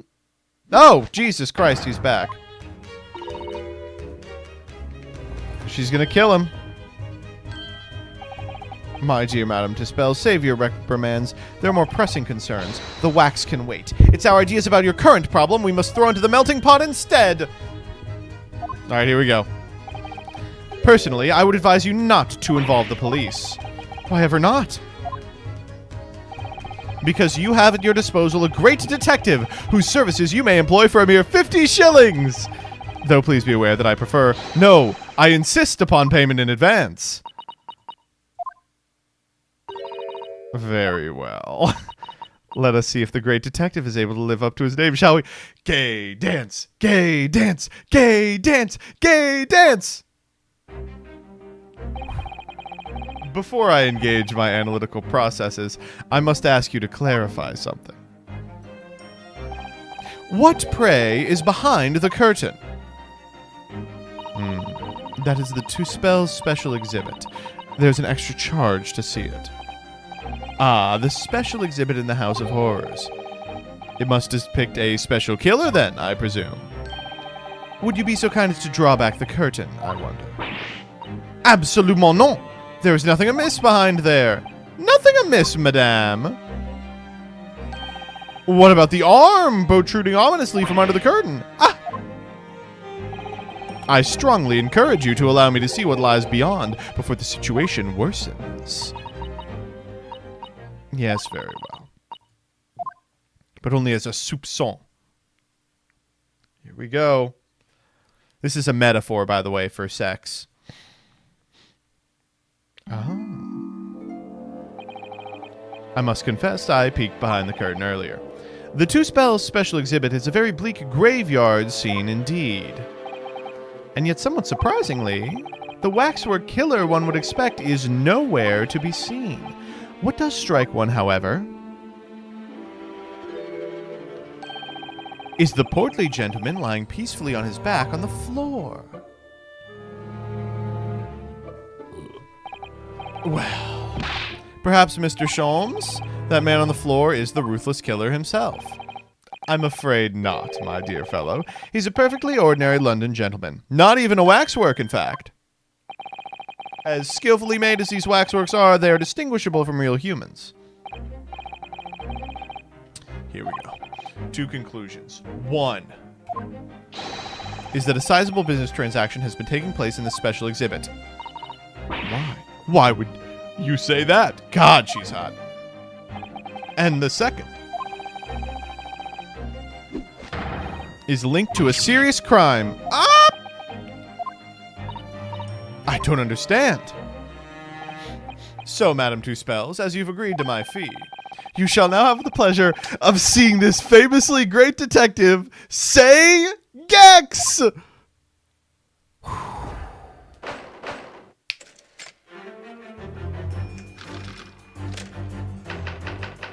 Waxworks Fate. To begin with, we must ask ourselves what exactly is afoot here in this museum. The answer is revealed by the bundle of banknotes protruding so helpfully from your bag. In my estimation, some 200 pounds. That is all my own money. So what does this large sum of money reveal? Not as much as the involuntary glance you cast, it would seem, Madame Tuspells. Yes, the answer lies where your eyes now fall. The significance of the 200 pounds is revealed by the public notice. Waxwork for sale. Your business has hit hard times, it would seem. In short, you sold the infamous killer, the centerpiece of your special exhibit, for the sum of 200 pounds. No! Now, let us explore the next curiosity with which we are presented. The big fat guy. It would appear that the man has suffered a severe shock, the cause of which is clearly known to you. Unfortunately, madam, keeping secrets does not appear to be your forte.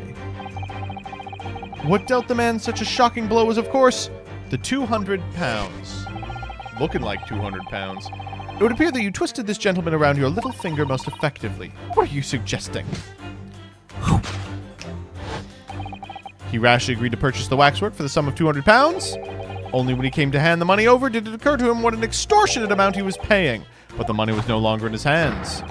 And the result, the scene we see before us. Whew. Yes, the killer in this special exhibit fetched a killer price. We can only pray the gentleman's dreams are not plagued with regret. No, I don't like that one. That's stupid. All right. The question that arises then is what has become of the waxwork that changed hands? Let us consider the problem for a moment. You cannot possibly... What immediately strikes me about this conundrum is the young man standing over there. Who is this fellow? To find the answer, we need only to observe his neckerchief. Such is worn by policemen as a secret sign to fellow members of the force that a crime is being perpetrated. Yes, this young man is an undercover policeman currently investigating the museum. I know him well, in fact. It's Sergeant John Clay.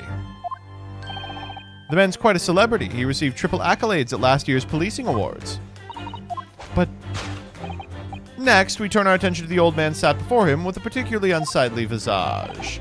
I've been watching closely, and he hasn't moved a muscle, almost as if he were a waxwork. But your reaction confirms my suspicions. I noticed it at once, of course. Observe. The telltale sign is the price tag? Threepence, a tragically low price, you might say. Though perhaps the going rate for aging waxworks riddled with cracks. And yet it's sold to the portly gentleman for an exorbitant £200. The sort of plucky behavior that's sure to attract the attention of Scotland Yard. Isn't that so, madame? Nope, not true. Yes, the waxwork you sold has already been seized by the police and remains in their custody as we speak. Okay, let's work this back, dude. Is Sholmes meant to be kind of chronically headached fox? Is Sholmes meant to be kind of dumb? Fuck you. He's the great detective, all right? He's a genius.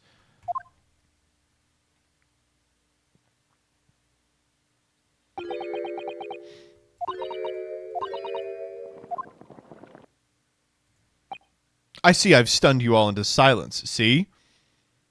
Would a moron be able to do that? You have, Hurley. You have. And you've obviously upset this young lady in the process.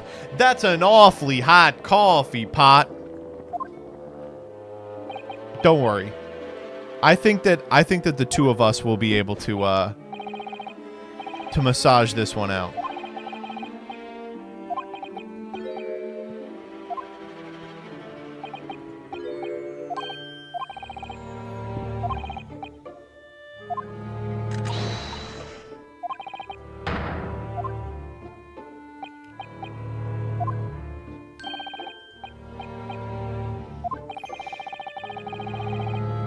Ah, the notorious MBT one story.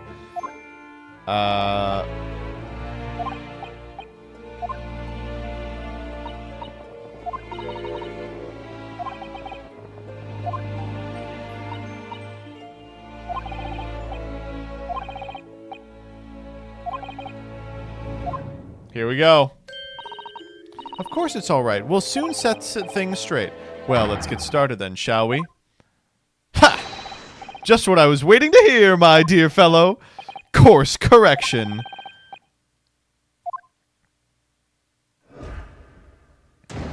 Oh, I love him, dude. He's so good. Hold it, Mr. Sholmes.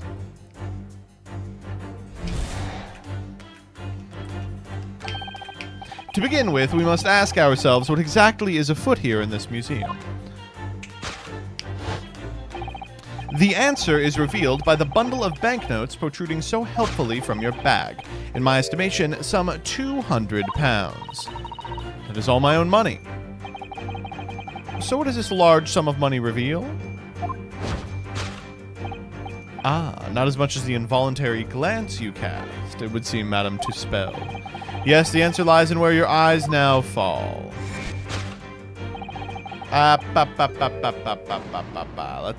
Let's calm down here. She looked in this direction, it's true, but not the waxworks. If it were me, I wouldn't sell them for anything. Anyway, I wonder if the 200 pounds could have some other significance. Maybe she's looking at the stinking ass man. Portly man, public notice.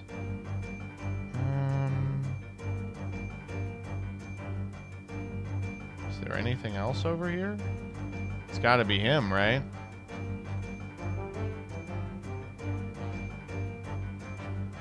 Take that!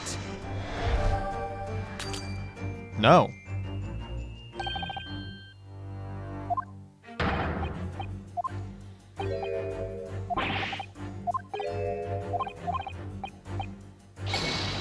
Jeez, I'm just guessing here, dude.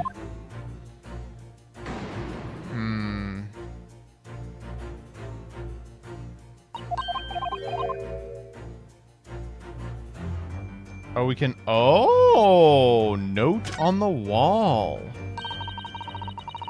What's that note doing on the wall? Let's see. Dear Madame Tuspell, we've taken the prisoner from this room. Price of a safe return is 200 pounds. Oh, a ransom note. Yes, I would say that that's probably... Take that! Boom! Oh, I love this fucking... The significance of the 200 pounds is revealed by the ransom note. Quite so. And we must congratulate these criminals on their inventiveness abducting a waxwork. 200 pounds is no small fee, yet you clearly intend to pay it. The model in question has special importance, so I put together the money I have. In summary, then, the 200 pounds you have in your handbag is ransom money. Now let us explore the next curiosity with which we are presented. Who is the portly gentleman stretched out so peacefully on the floor? It would appear the man has suffered a severe shock, the cause of which is known to you. Oh. Unfortunate, madame. Keeping secrets doesn't appear to be your forte. No, no, no, no, no. We know this.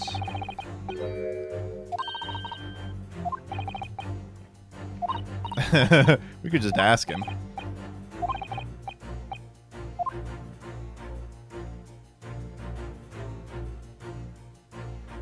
Long hair braid.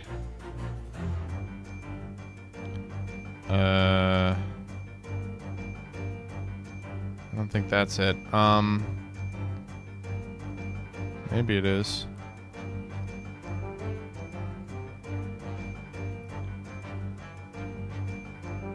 Hand of Madame. Oh.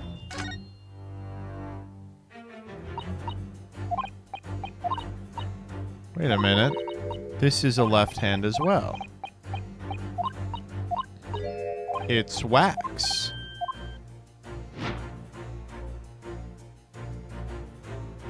Take that! What's going on here?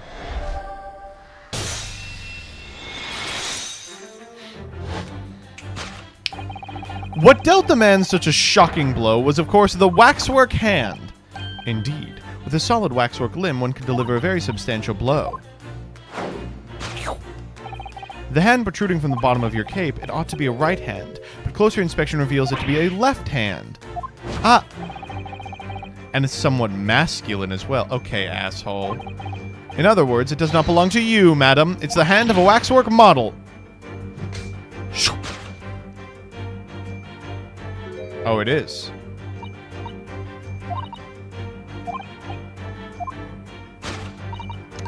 This gentleman saw fit to try to remove it as a souvenir. No small keepsake. Taking a whole branch of a cherry tree when you go to view the blossoms. I am afraid I had to teach the man a lesson. You confronted the man and tried to take the arm back. And the result? The scene we see before us. But for the time being, we have our conclusion. Yes, the killer in this special exhibit has been kidnapped. Okay. Next up.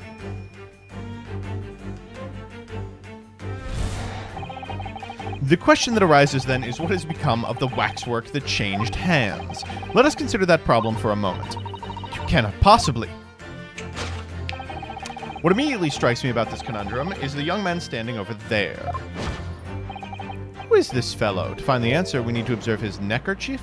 Okay, come on.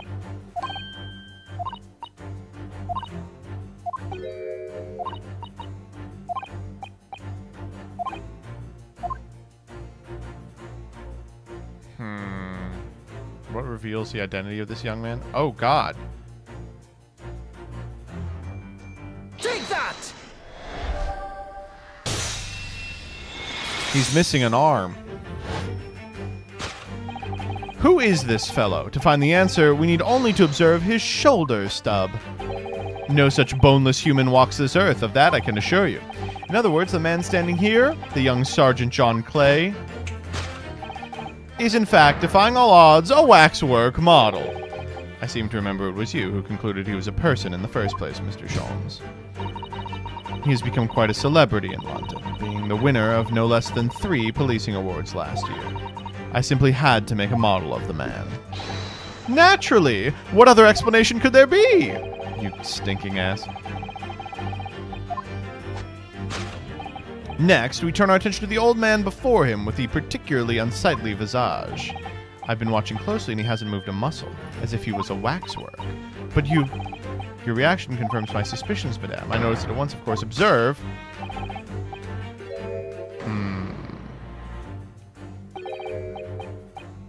Otter mole.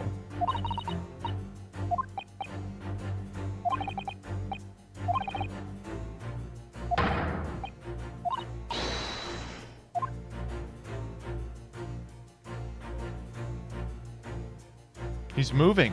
I was like, yeah, I think that's actually just how much it cost. Whoa, hey.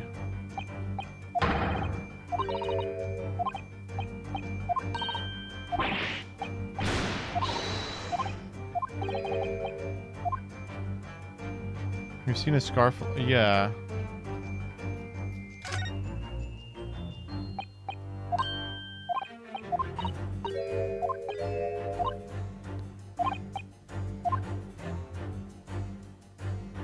Take that! Boom. The telltale sign that instantly proves whether or not this man is a waxwork is the obvious twitch. Even the most realistic waxworks do not exhibit a twitch. In other words, this splendid old man is a genuine member of Scotland Yard. Slight shift in your choice of adjectives, then. And there you have it. Well, Madame Tuspells. Well, what? It was me who contacted the police and demanded someone come in the first place. He's clearly fatigued. He's sound asleep. But then, what's this tag about showing a price of 3 pence? That's his terrible scarf. And I presume you've observed the scarf tied around his arm. Does that not strike you, Mr. Naruhodo? The secret sign used by detectives to show that some criminal activity is underway. Of course, because as you know, there has been just such criminal activity happening here. So it would seem we've arrived at the truth. Oh my god, the spin. The waxwork of the especially ruthless killer from the special exhibit has been kidnapped. And Scotland Yard are investigating. But the model's whereabouts remain a mystery. Thus concludes... Oh, fuck. Well, what did she pay him for? To tell him what she already knew?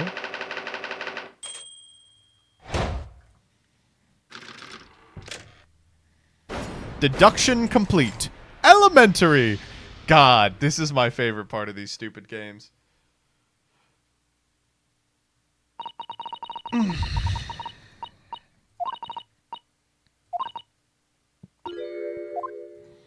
Okay.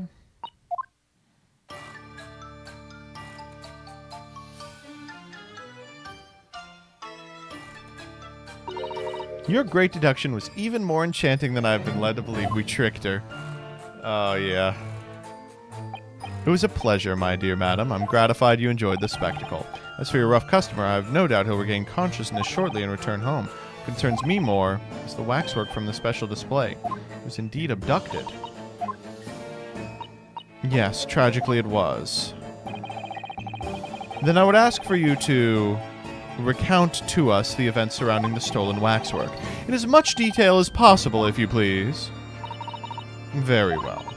But after I have told you what I know, I must insist you return to your work. Okay, whatever. The talents of a great detective could be put to better use, I feel, but as you wish. Oh my god, we got some stuff. The stolen waxwork. It took fucking 45 minutes to get here. Tell us about the stolen waxwork, motherfucker. It was some days ago now when I came here one morning. I immediately noticed that a waxwork was missing from the special exhibit here. It is your most prominent display, so that's why the curtains were closed. And I found the ransom note in its place. The culprit must have broken in during the night and taken it then. So this waxwork that was stolen, it was a model of some horrible criminal, I suppose. Of a particularly horrible criminal, in fact. The killer who left a more profound scar in society than any other, I would say, the Professor. Professor Adolf Hitler. Not a name I've heard of. Huh? The Professor case happened at around the time I was born, didn't it? Indeed it did, Iris. 10 years ago. A series of murders that rocked the capital. 10 years ago? Yes. Exactly the time that Barak van Zieks graduated from university, in fact. Oh my god. As you've surmised, it was the Professor case. I'm learning much today. It was a series of gruesome murders that had all of London gripped in terror a decade ago. After 5 victims were killed, the man was arrested and put to death. And now he's immortalized here in wax for all Londoners to admire and enjoy, though of course he happens to be absent at present on account of the abduction. I don't understand. How is this related to Van Zieks? You must first understand why it is the Professor earned such infamy.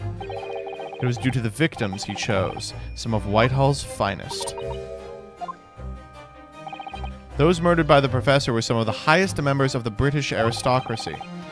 The nobility, the royalty, it sent shockwaves through the country's administration. Members of the... wait, of course. What Professor Harebrain said. Lord Van Zieks is from a family with noble blood. Oh my god, they killed his brother. It was the 5th victim that led to the Professor's arrest. The last of the killer's prey, a young noble by the name of... Penis Van Zieks. No! I don't believe it! Van Zieks! I'm sure you can piece together the rest for yourself. In the wake of his older brother's murder, the young Barak pursued a career as a prosecutor, and eventually became the Reaper we know today. I had no idea Lord Van Zieks had such a tragic past. Well, now you do.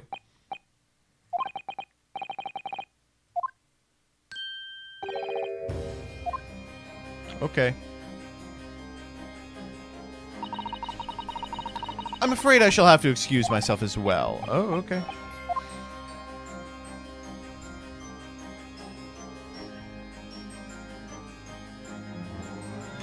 Oh, Jesus Christ. Oh?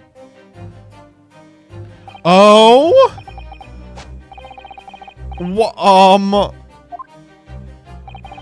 It's been 10 years, and here we are, meeting in a prison of all places. I can't forgive myself for what happened to Mr. Assman. I just can't. I still can't believe it could happen. Tomorrow the court will decide. Yes! I have a young Eastern man acting for my defense. He seems reliable enough, though. It was an accident, a terrible accident. He assures me he can prove it. I must warn you. Oh, I know. I've heard already. You're going to be prosecuting, aren't you? Yes. Since I returned to England, I've heard lots of stories. Barak, are you really... What? Never mind. I know that you have my best interests at heart. My friend is on trial. I wouldn't entrust it to anybody else. Of course! I fully understand. Thank you, Barak. Until tomorrow, then. I'll see you in court. What the fuck is going on here?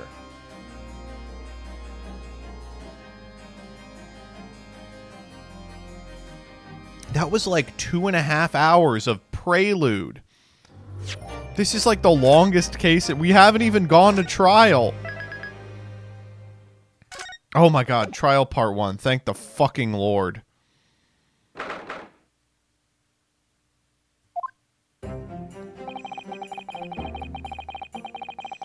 Can't believe it's been 6 months since I was last allowed to work in court. And now, here I am, back at the Old Bailey. Ah, Mr. Naruhodo! Good morning, Professor Hairbrain. I don't understand. It doesn't make any sense. The atmospheric pressure in here is off the charts. The gravity. Well, this is Britain's highest court, but you are telling me it's fitted with some kind of device that can control air pressure. Okay.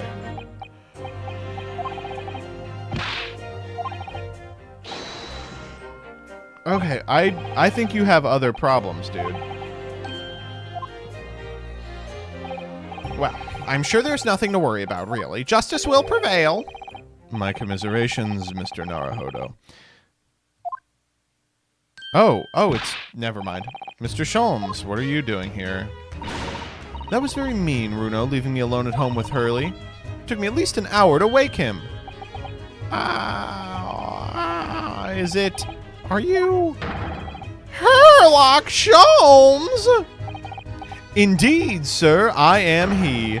Herlock Sholmes. Oh, I've heard all about your exploits, even whilst living in Germany. Ah, yes, Ranst magazine is on sale in Germany, too. This month's installment was sublime. Your deduction to the adventure of Silver Blaze was wonderful. Ah, yes, a memorable case indeed. It concerned a snake, I seem to recall. No, that was the Speckled Band. Well, thank you for coming. I do appreciate your support. I'm sorry to disappoint you, my dear fellow, but I'm afraid I can't stay. Oh. I've urgent business at Madame Tuspell's. You mean your waxwork job? No, the waxwork abduction, of course. Madame has engaged my services. You're trying to get to the bottom of that ransom note, are you? The week's wages depend on it, as does the safe return of the waxwork, naturally. As such, I intend to give it my undivided attention. Oh, well, never mind then. I understand. Of course, with my skills of observation and reasoning, resolving the matter will be as easy as proverbial pie. I shall return forthwith. For until I solve the case, I shall have no money to afford a pie of any description. Oh, then you must absolutely give it your full attention, Hurley. Quite, Iris, quite. But life is riddled with irony, you know. Whenever I give something my full attention, I have a quite insatiable desire for a pie. One of the universe's intractable mysteries, you might say. Oh, quite. Yes, quite. Definitely. Absolutely. I totally understand. Someone a little starstruck. I wish you the very best of luck, Professor Hairbrain. Oh, I thank you. Before I depart, Mr. Naruhodo, a word in your ear if you don't mind, okay? He's putting on a serious face. As you have remarkably little grounding in science, I feel I ought to inform you. As compelling as this super high voltage instantaneous kinesis hypothesis may be, a practical implementation, such as was attempted by the professor at the Great Exhibition, is quite impossible. But the professor said the demonstration was a success. Yes, it would appear that he fervently believes it was. I've read Professor Bunnybrain's paper about it too, Runo, and I have to say, I'm sure it can't be done. It could barely be done theoretically, let alone practically. But how could an experiment that had no possibility of succeeding, in fact, succeed? That's contradictory. And that's the contradiction that will be the heart of the trial. I've no doubt. What's that supposed to mean? Now, I must hurry along. I wish you the best of luck, my dear fellow. Okay, bye-bye.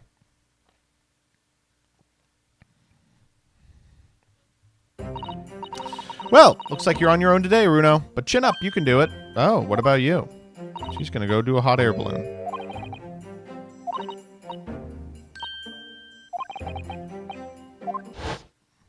Don't like that. Alright, let's make it happen, Captain.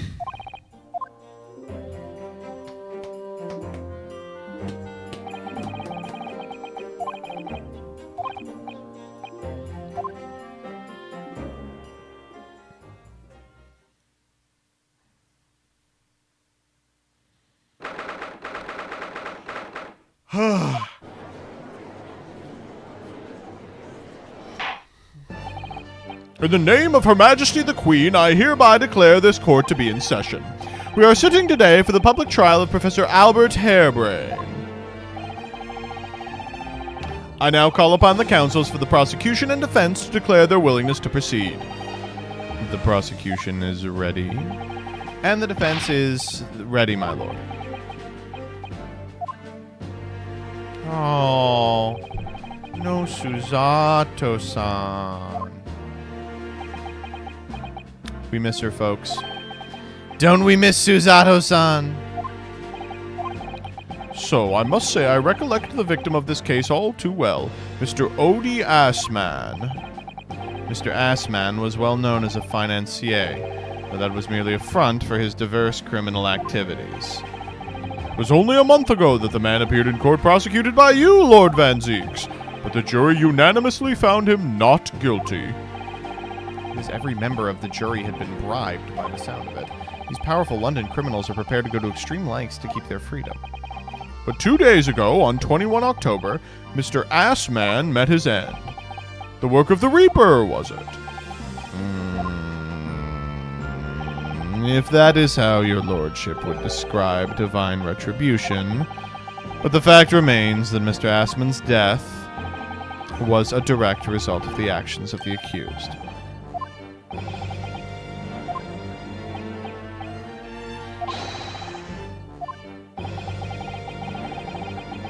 Okay, we gotta do some new voices. I'm most gratified to have been selected to carry out this important civic duty, my lord. Oh. So this woman is fancy. She's got a great sense of style. Why is there a fucking magician doing magic in the jury? Science experiments, magic, conjuring tricks, courtroom trials, all are nothing more than performances. Any spurious scholar that defiles the reputation of science deserves to hang. Uh-oh. Can we strike this guy? This one's gonna be a problem. This is a young lady with corn.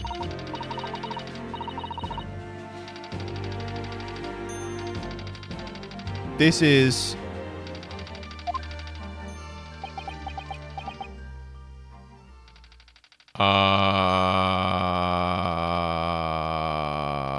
hello?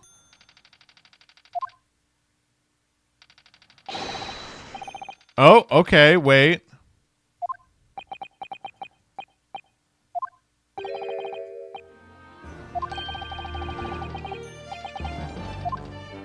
This is like...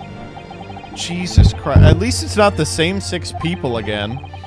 The incident we were here to judge today tragically took place at the Great Exhibition shortly after its opening. Though the death toll could have been far worse, with the exception of the victim, no one was killed.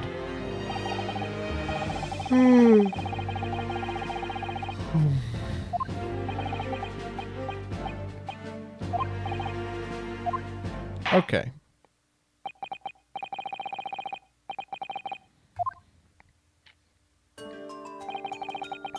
At the heart of this incident is technology never before demonstrated anywhere in the world.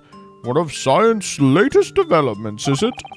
The government is keen to capitalize on the Great Exhibition to improve Britain's oh my god. The technology being demonstrated by the accused was described as super high voltage instantaneous kinesis. Good lord! It's designed to disassemble human subjects using extremely high voltage electricity and beam them instantly to another location where they are subsequently reassembled. Is such a thing even within the realms of possibility? Well, I don't believe it, that's for sure. Disassembling people with electricity, my goodness, how shocking. Fuck you! Okay, that... I believe you're a fellow of the Royal Society, are you not? An expert in your field? I am, and my word on the matter can be considered final. Instantaneous kinesis is poppycock. Fuck.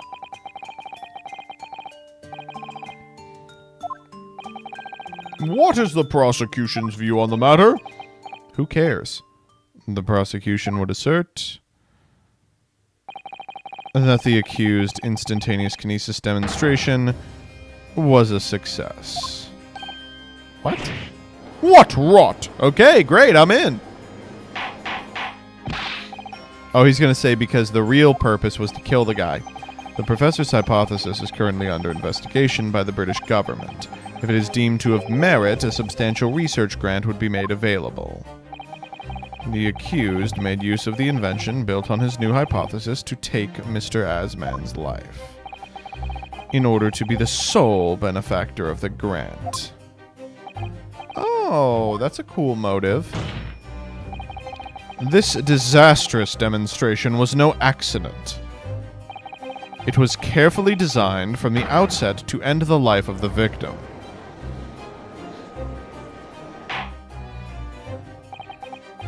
Thank you, Lord Van Zieks. The prosecution stance is clear. But you will now bring forth witnesses. Okay. Gladly, my lord. First up is the fucking inspector. Let's go! Get that shit off! Bailiff! Show the first witnesses to the stand.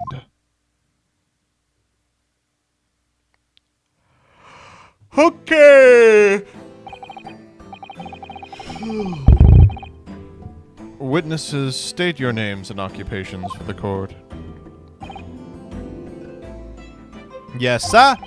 Tobias Gregson, Detective Inspector at Scotland Yard's Homicide Division. I was on duty at the demonstration on the day in question and in charge of the following investigation.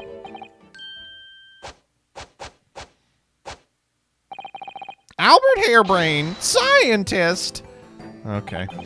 You were born in England, but have been carrying out research in Germany in recent years, correct? Yes, that's right. After graduating from university here in Britain, I went to work in Germany and made an amazing discovery, which is what brought me back. I had to demonstrate my incredible hypothesis at the Great Exhibition. What you demonstrated was incredible, all right, an incredible explosion. But the science was a success. The instantaneous kinesis worked. Everyone saw it. They must have done. Yes, there was the terrible accident, but the demonstration of my hypothesis was a success. Well, that much is undeniable, as shown in this photograph taken by the forensic investigation team.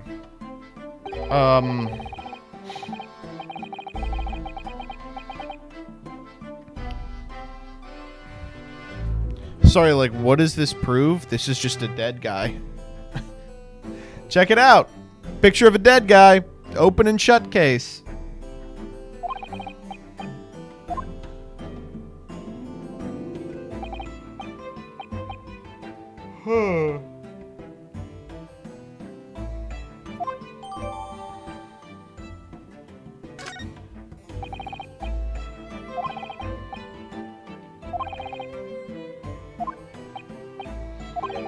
The defendant is accused of taking the life of the man who... Okay.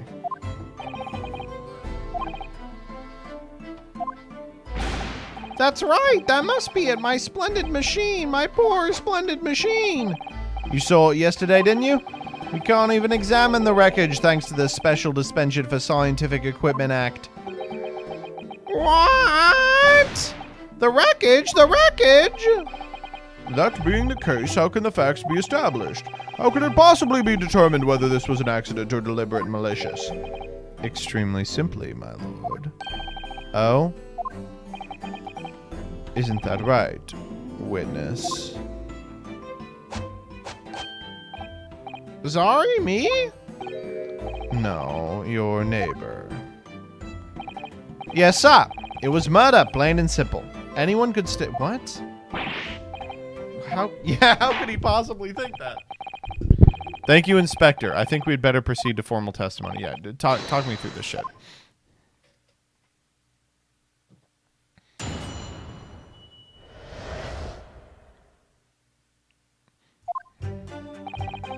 The corpse that went crashing through the crystal tower had a broken neck. I made a minor miscalculation in the angle of the beam projection. That's all. It was my mistake. But the post-mortem examination revealed another injury, a fatal wound. There was a lesion in his chest where he'd been stabbed by something sharp right in the heart. He was killed before he went anywhere. Fuck.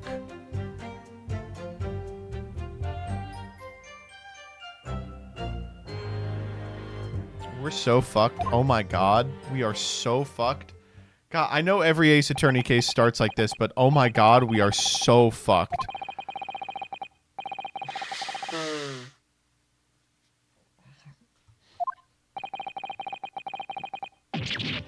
Oh my god. The coroner says the death would have been all but instant from a wound like that.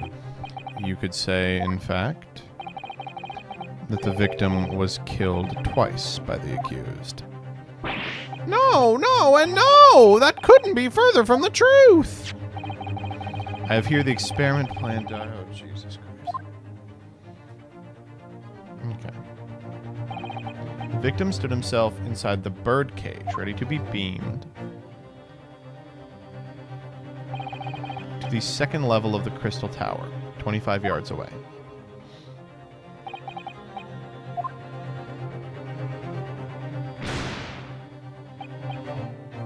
A large explosion.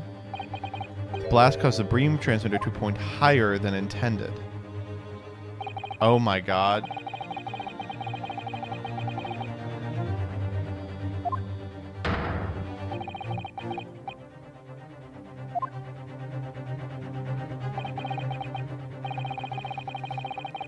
This is,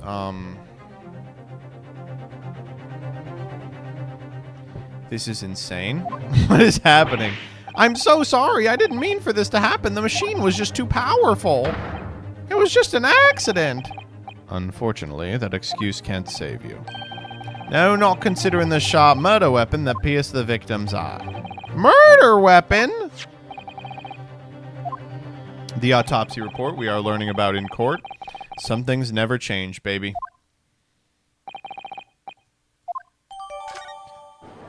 Objection. Instant transmission kinesis is impossible. I do like being like, objection. Are we just we're all entertaining this? This is so clearly a lie. It's fake. It isn't real.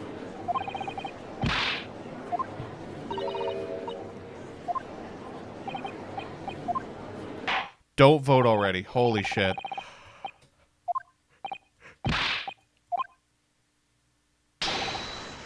Oh, okay. Here we go. Cross-X. Let's check the court record here. British.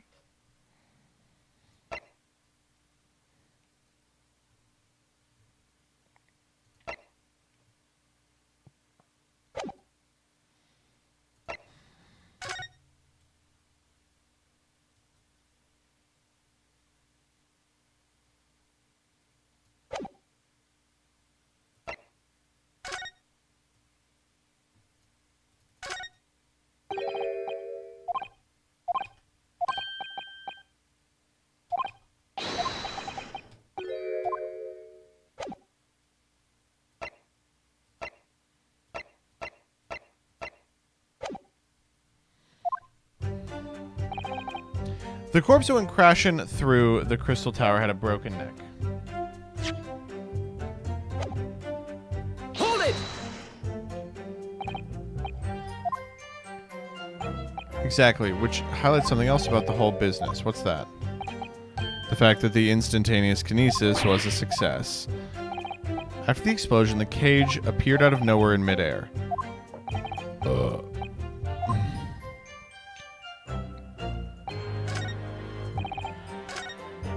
I made a minor miscalculation. So the angle of projection is critical, is it? And you calculated it yourself personally? Absolutely. The calculation is far too complicated for anyone but me to carry out. Only you got it wrong, didn't you?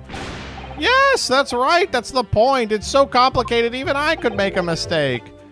Ah, jeez. I took into account the subject highway and the wind direction and the ambient temperature. I considered every possible way, so I just don't understand how this could have happened. You included the weight of the clothes he was wearing at the time? Ah. Crackling comets! The answer should have been 3! So much for safety first.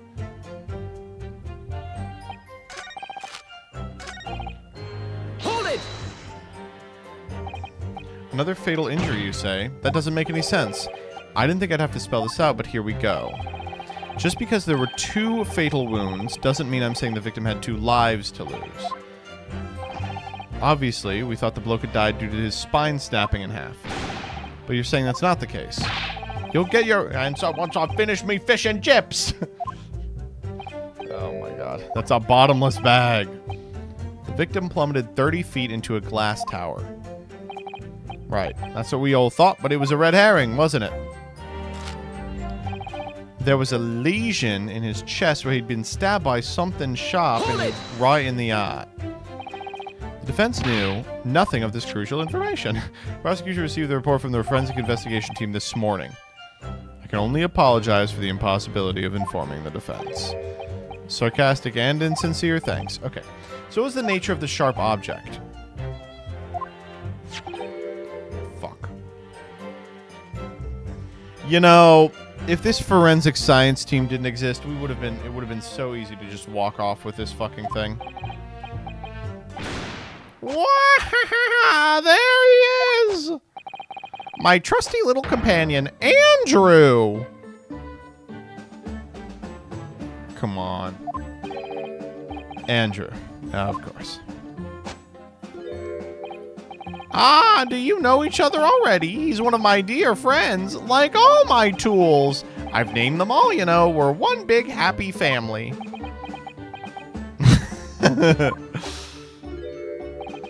Andrew is my flathead screwdriver. Of course, his brother Michael is a crosshead. Well, it would appear that your beloved Andrew has a red stain on his shank. Oh, Jesus. It's blood, beyond all reasonable doubt. Oh, Jesus. And that's not all. The long, sharp shape of this Andrew fellow is completely oh, Jesus Christ. What? We're gonna get out of here today. The court will enter this friend of the defendant as evidence. I guess.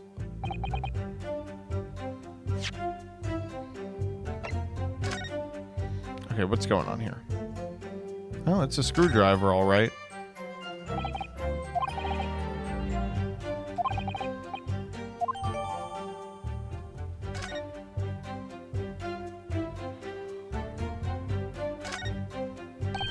And that's blood.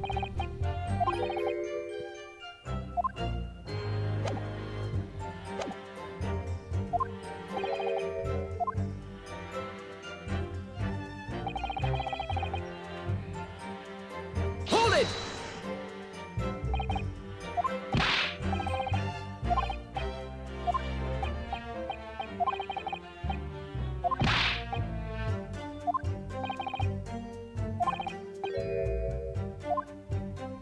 Great Scott! Great Scott! I mean... Excuse me. Excuse me. Hey, did you have something to say? Professor? Sorry. I was just calculating the optimum coefficient for electrolysis separating molecules in the human body. Okay. Seemed as though you might have something to say. Ah! Yes, that's right. Of course. He just said that nobody else could have done it, didn't he? Yes, that's right. Who else could have stabbed the victim, eh? I don't know, but there's no way I could possibly have stabbed him, as you say. Of course, this cold-hearted policeman may not be aware, I suppose, but humans are warm-blooded mammals. What? Blood running continuously through their veins. I had heard... And surely you see, if I'd plunged something the size of Andrew into the man's chest, the whole stage would have been a bloodbath, a blood swimming pool. Thousands of Londoners were watching me at the time, and yet not one of them claims to have seen a swimming pool of blood.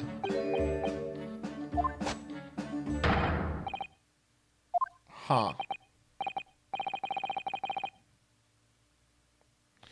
And here he is just kind of, you know, looking at chemicals He's making notes about chemicals. He's just pouring them into vials on the fucking jury stand. So he's in the box, like, turning yellow into blue. Awesome.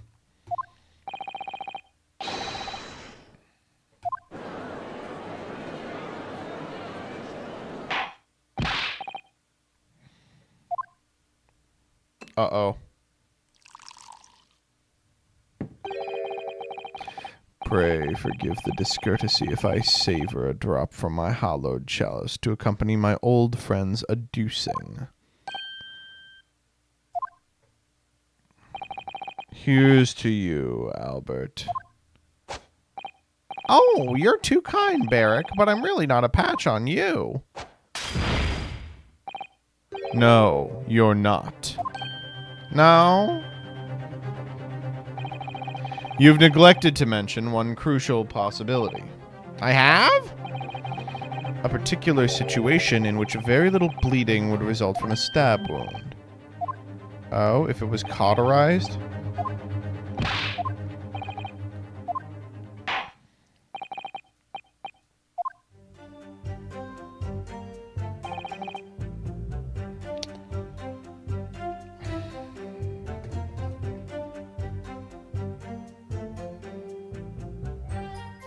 What?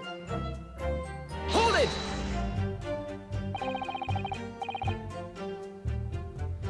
What the fuck are you talking about?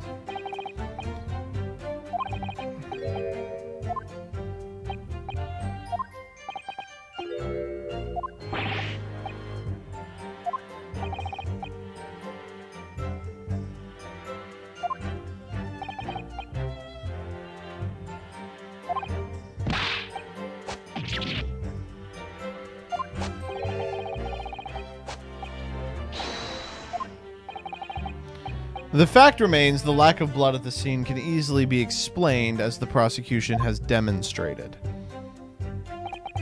So that's all the testimony I have to work with. Jesus Christ. We are so cooked.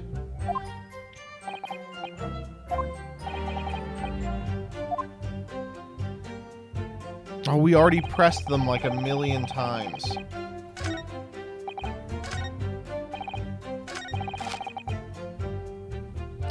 Okay, well, we've got to present something.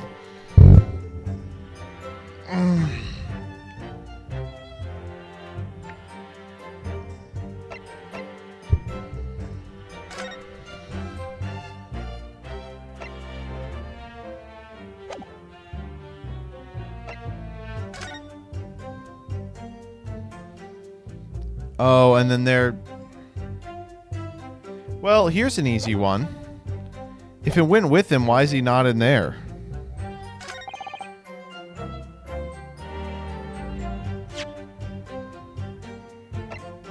Objection! Nope.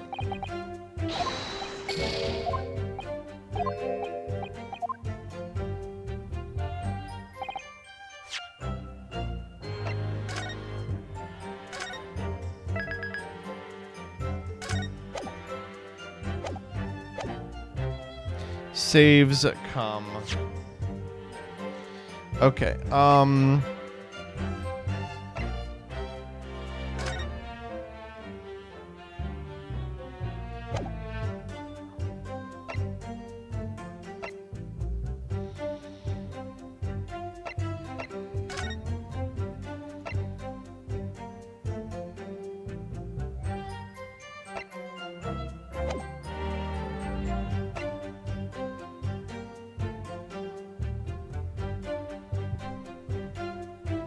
Objection! I got it. You say that while the weapon remains in the body, there's very little bleeding. Is that unequivocal? Look, there was no blood on the experimentation stage, even though that's where the fellow was stabbed. The only explanation is the screwdriver was still in his body, stopping any heavy bleeding. It's common medical knowledge, my learned friend, even on yours. Jesus Christ, this man is racist. Yes, but about this screwdriver... The thing is, we actually saw it at the scene ourselves, on the experimentation stage. What? It was on the floor of the wreckage of the machine, poking through a metal grill. I went to pick it up, but the detective here stopped me. Isn't that right, Inspector Gregson? Ah, well, now you come to mention it, yeah. Inspector, are we to understand that you permitted the defense counsel to investigate? That you contravened the Special Suspension for Scientific Equipment Act? No, not at all. I wouldn't do that. I let him look, nothing more. I was very clear he wasn't a touch a thing. Yes, that's true. This screwdriver was in plain sight on the stage. But it shouldn't have been, should it? What? What are you getting at? If this tool had still been in the victim's body when the victim was beamed away by the machine, then it shouldn't have still been on the stage. Ah! That's right. It should have been beamed across the Crystal Tower along with Mr. Assman and been found still lodged in the victim's chest. Okay, sure. I feel like that could have been proven with the picture as well, but fuck me, I guess. Order! Well, I don't... It looks as though everything that the victim had on his person moved with him when he was beamed. If the screwdriver was still in his chest when the instantaneous kinesis occurred, obviously that should have been beamed to the destination as well. You... This is a strange situation. Even though people are saying this instantaneous kinesis is a scientific impossibility, we're still basing arguments on the assumption it did take place. Alright, time to tighten the screws here. My lord, if the prosecution is unable to explain this inconsistency in its argument, we can only conclude the testimony given in support cannot be relied upon. Here we go. Whoa.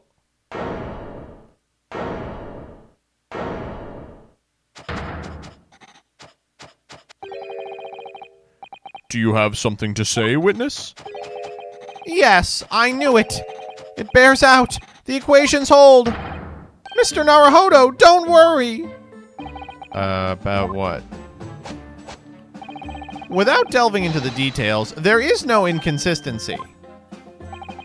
Even if Andrew had been lodged in Mr. Assman's chest, my trusty tool wouldn't have moved. Andrew remaining on the stage is consistent with my calculations.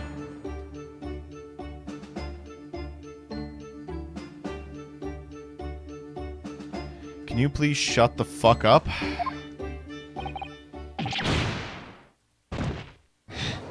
As your lawyer, I advise you to shut the fuck up. Oh, and there it goes. It would seem your illusions have been shattered. Clearly, we should hear the accused's explanation. Or should I say, this brilliant scientist's explanation.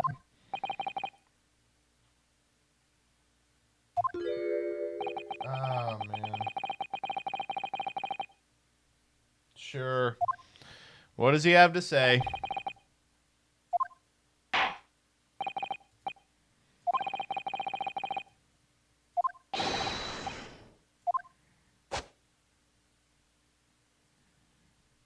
Bro, if this is a real-life case, because it seems it's pretty realistic how stupid this guy is on the stand. To be clear, I'm still at the stage of gathering data in my research. Okay, then just keep doing that. The kinesis cannot transport metal.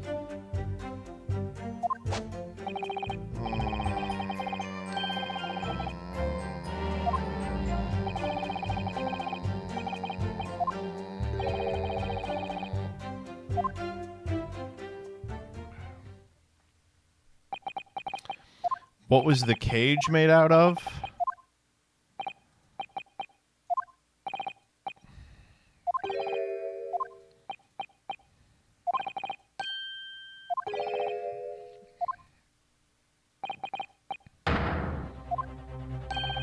My great hypothesis holds, you see. We had to make the cage used to... Oh, it's wood. Professor Hairbrain, you're... Whose side are you on here? I don't take sides, Mr. Naruhodo. No, no, no. My only interest lies in upholding my hypothesis. I'm a scientist, after all. What the fuck? Yeah, I mean, I guess I will cross-examine this insane man. Okay, I mean, I have like a million things I think I can bug him with. First is like, isn't there metal all over this picture? Let's do a little saves come.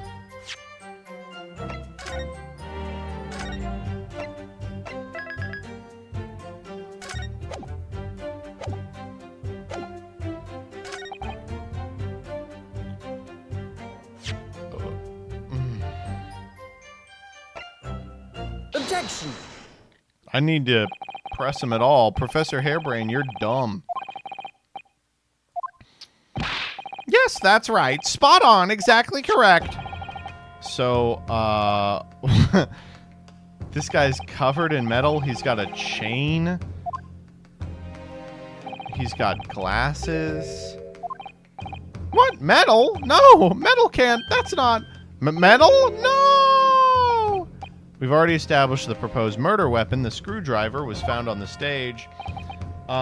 If your hypothesis correctly predicted that outcome, it should have also predicted the metal-rimmed spectacles would be found in the same place. Ah! My hypothesis! Me when I have to do the scientific method a second time.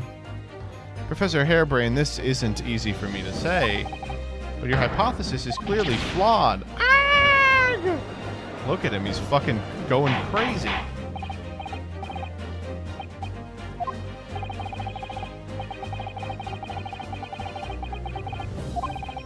Then it's entirely possible the victim was killed somewhere other than on the stage.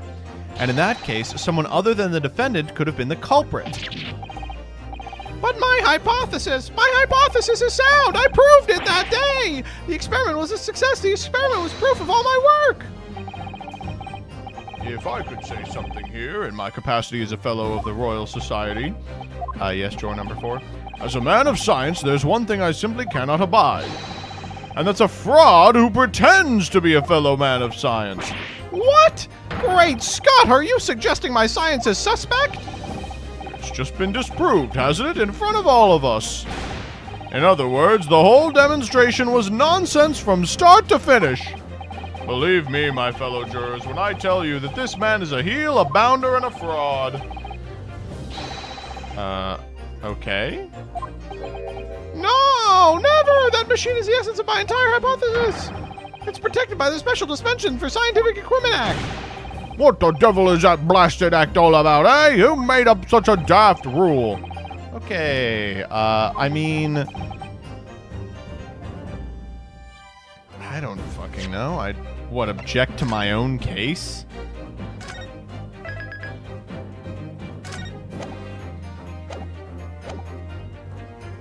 Why not? Objection! Even so what?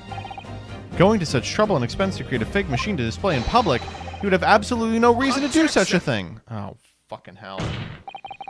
He had an obvious reason to do exactly that. For the research grant money. The motive is really good. Yeah. Okay.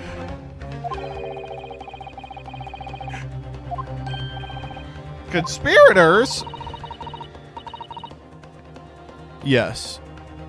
10 pounds. That seems about right.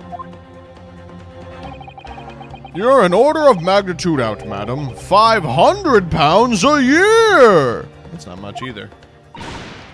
O.R., you could live handsome that much for years. Can we get the corn woman off?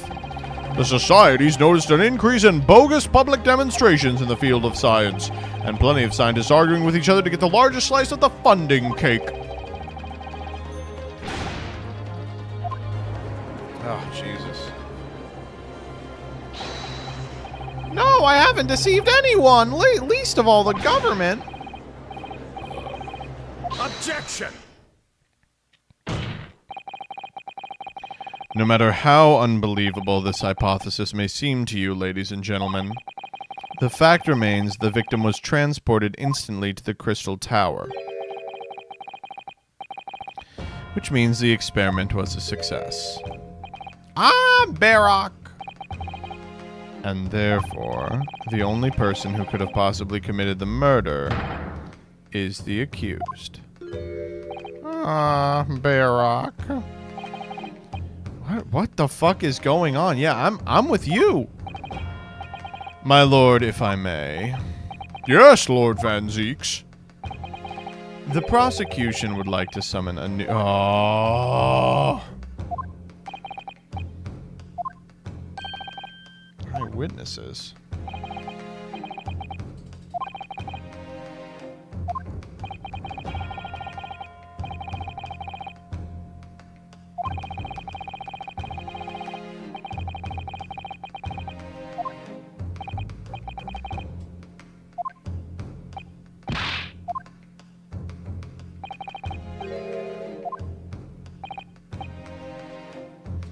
Yeah. Okay, so I kind of appreciate Van Zieks doing this. We are arguing for the innocence of our client, but we're doing so by buying a premise that's just like super easy to disprove. Because this shit is like fake as hell, right?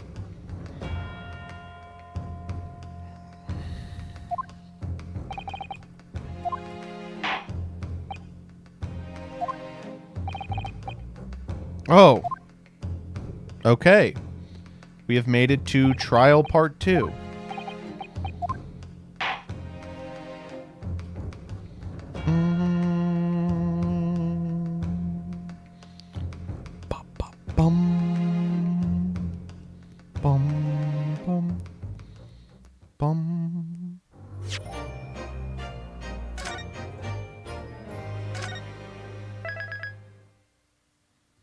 Nope, we're still in trial part 1.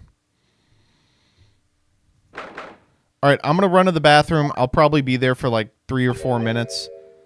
So, you know, knock yourself out. And then we will continue.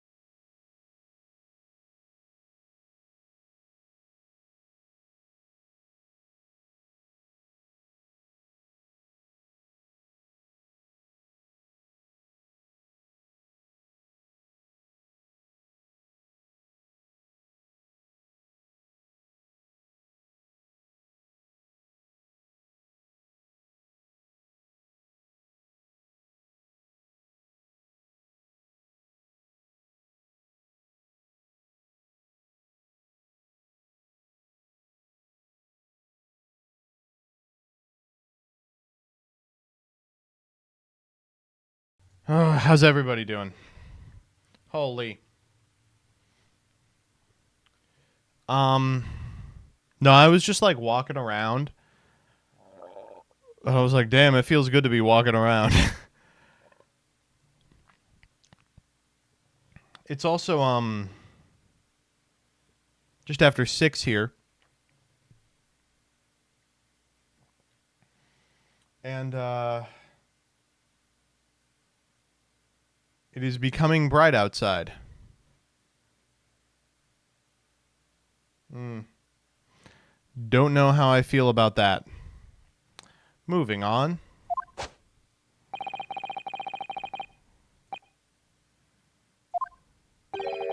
What on earth were you playing at all along? My hypothesis! You've been picking holes in it from the start. Sorry about that? But you promised me! You said you'd prove that dratted explosion was an accident, not murder! You said you'd keep my precious invention from falling into anyone else's hands, but all you've done so far is try to undermine me! Yeah, I did make you a promise. I said that I'd believe in you and fight for your freedom to the very end, but I also told you I'm not a scientist. I don't understand your hypothesis. The fact is, there is a flaw in your logic, isn't there? Aha, but if I just run through some equations... Yes, you see, it's because my work is incomplete. Perhaps it is. Nevertheless, a man died? Oh. Oh, no! You're right. You're so right. It's all my fault. I have no right to blame you for my failures. I'm a disaster! Not just as a scientist, but as a human being! Well, that might be a little over the top. And while we're on the subject... What about Barrock? He's being awful, claiming his old university friend to be a murderer. He's a disaster! Not just as a prosecutor, but as a human being. Oh, but no, wait, he's the Reaper, isn't he? Perhaps he's not classified as Homo sapiens anymore. Okay. Can I double check something with you? Yes, what? The machine and demonstration you prepared. They were based entirely upon your hypothesis, I presume? There was no trickery involved? I drew the plans for the machine with my very own hands. Every line was painstakingly drawn with the firm belief that science is the only future. So yes, it's true my hypothesis hasn't reached maturity yet, but please, Mr. Naruhodo, you must believe in it.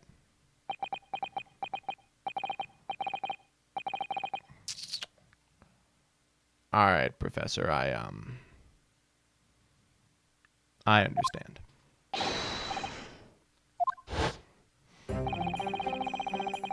That was weird. Looked like for a second he was someone else. But I might be seeing things. Is it intentional that the professor's name tag is a German flag? He's from Germany. That's where he studied. It all hinges on that demonstration.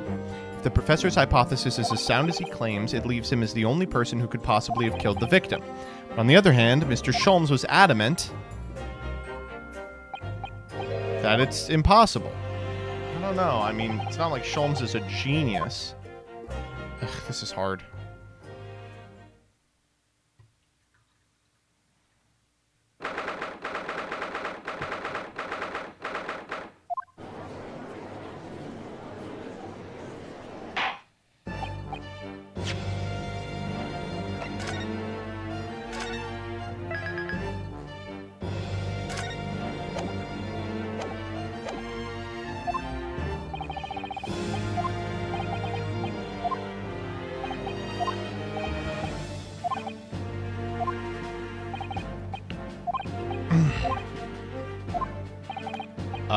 A police detective?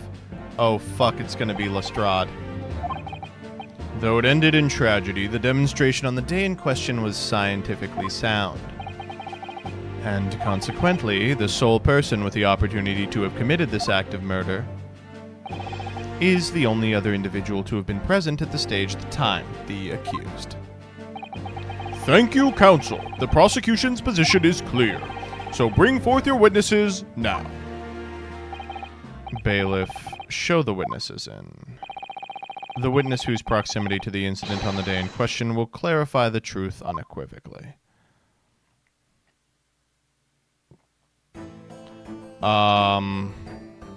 Oh, what the fuck?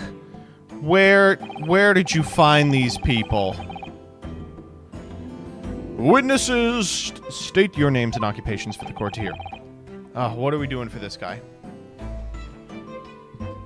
My name is Balthazar Loon. Balloon. I am the impresario of all the hot air balloons in the vicinity of the Experimento stage. Mein name ist Wilhelm Gottschalk Sigmund Ornstein. I have come to see the great exhibition all the way from my home in New Jersey. Okay, these two clearly have something going on here. I'm very rich. Inspector Gina Lestrade, Scotland Yard. I'm a great detective. Even Airlock Sholmes agrees. I was on security duty at the exhibition, and I gotta go up in one of them balloons. It was amazing. Okay, why is Gina in court? Okay, she is an eyewitness. There were 3 balloons flying near the public experimentation stage when the incident occurred. Two of these witnesses were in one such balloon at the time and saw events unfold from the skies above. I already forgot what I did for this guy. You make it sound, yeah, that was it. You make it sound like they were in the clouds. It was only an altitude of circa 60 feet, very low. Well, you can't see nothing if you fly too high, can ya? 60 feet, 18 meters. Thank you for your introductions. Now you will give your formal testimony to the court. Kindly describe what you witnessed, especially those who had a vantage point above the stage.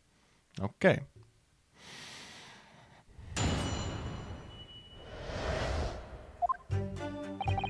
It was an incident terrible. I am only grateful that my balloons were not damaged. There's this huge bang from the stage, and then the next second another bang in the sky beside us. And from amid the smoke, a cage appeared out of nowhere. The cage, it fell from the sky like a stone, and it crashed into the crystal tower. I didn't get a good look inside the cage, but no one went in it after it crashed in the tower. Fuck, that's what we have to work with? I just clarify something here. There's a detail in the witness's testimony I've not heard any mention of until now. Specifically, that there were 2 explosions? More precisely, 2 explosions in 2 separate places, yes. When the demonstration began, the balloon carrying the 2 witnesses was around here. There were other balloons in the air nearby at the time, carrying other passengers. Then, as power was supplied to the machine for the demonstration, the first explosion occurred. The so-called bird cage that contained the victim disappeared from the stage, and a moment later... Oh...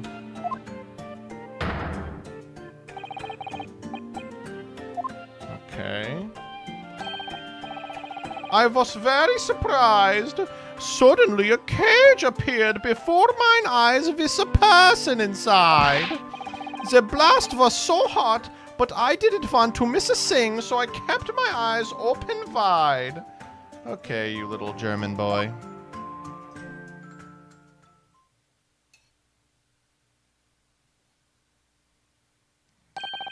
I still have lots of money.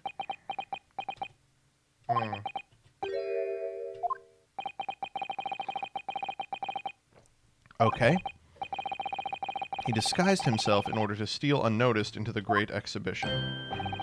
Yeah, I'm here in London on a sightseeing trip with my elementary school. Okay. We will have the benefit of a child's point of view in the testimony. Do we need it? When I remove my mask, this is what I look like. Yes, I see. Yeah, everybody says so. Okay.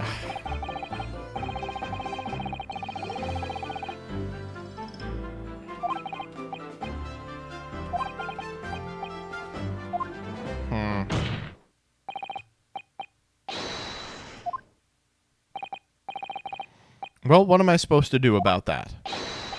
So, the defense's cross-examination now, please. Yeah, you got it.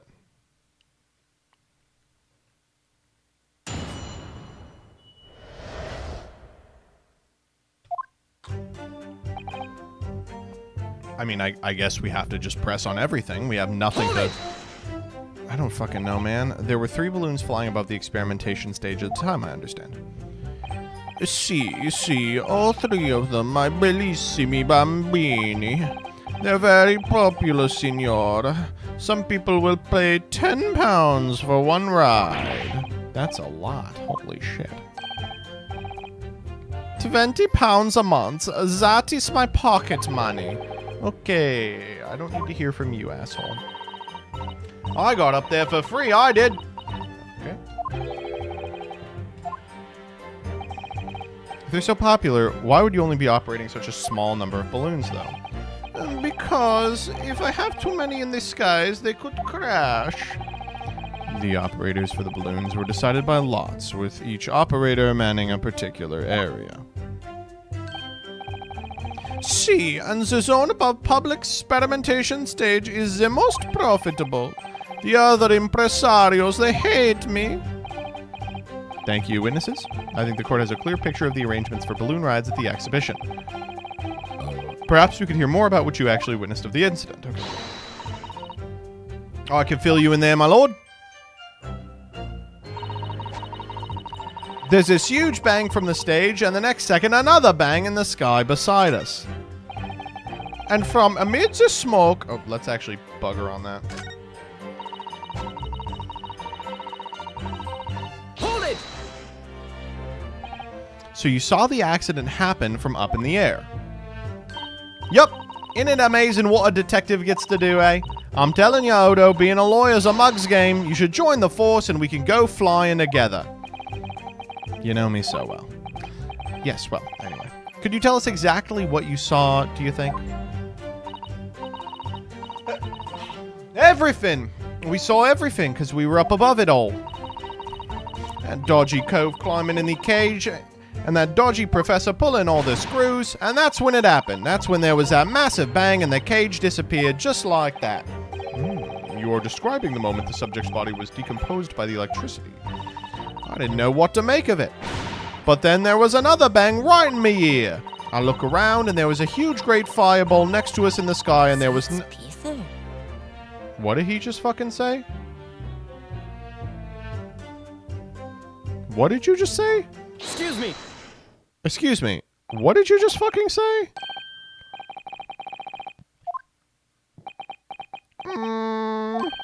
My teacher at elementary school said that when you meet someone for the first time, you should always use their full name. Yes. What was it again? Wilhelm Gottschalk Sigismund Ornstein. Okay, I'm not saying that. Just the 4 names then. The point is, do you have something to say? Something to add in response to Detective Gina Lestrade's last remark, perhaps? Oh, get it right, Otto. It's Inspector Lestrade. Why does everyone have a problem with how I address them at the moment? That is not what I saw. Oh? Yeah, there was a second explosion and it was right beside our balloon. That is true. But I'm sure, which is what I said, innit? 1 minute there was nothing there, the next a massive explosion. My teacher at elementary school said that when someone else is speaking, if you're rude enough to interrupt, you will have the most awful life imaginable. Okay, Jesus Christ. Okay, he's like, I need another balloon. Balloon me, boy. Just before the second explosion happened, I clearly witnessed a green balloon flying in the sky. A green balloon. You what? I never saw nothing like that. Well, I did. I saw it, and you can't say I didn't.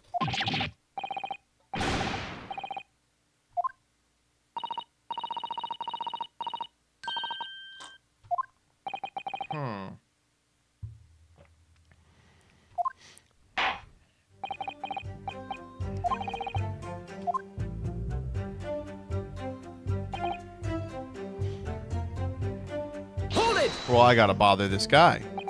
A green balloon? Of course I'm sure.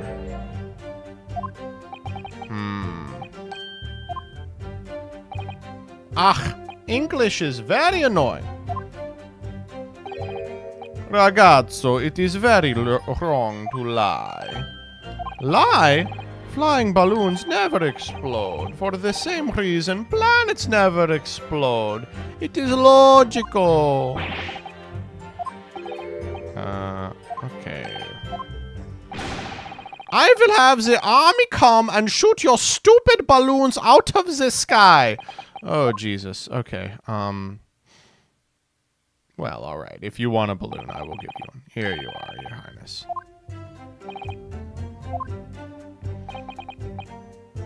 Okay, something's going on here. No, I did not see the esplosione myself. However,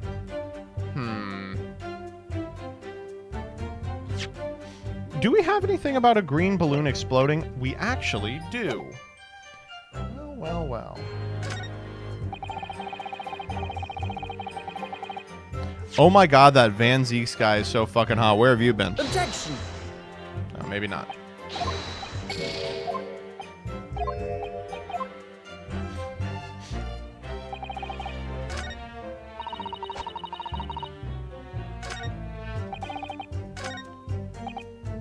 Hold it! Did you see that actually happen?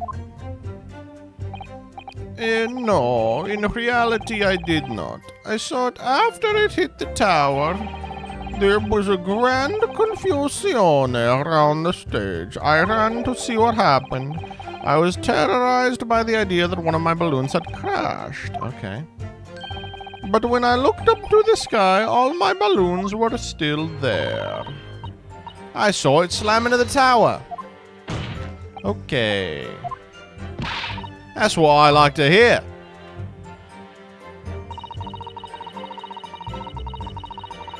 Hold it! Was it you who gave the order to keep people away? Eh? Use your head, Odo. How could it have been me? I was up in a balloon, weren't I? Okay, what the fuck? It was the boss who had to leg it over there.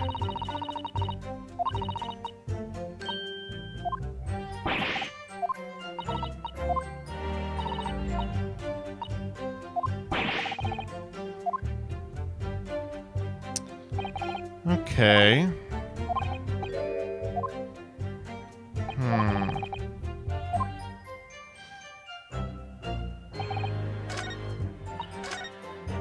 It's got to be this one. A green balloon exploding. But, like, how can we... What does that mean for us? We have a piece of a green balloon.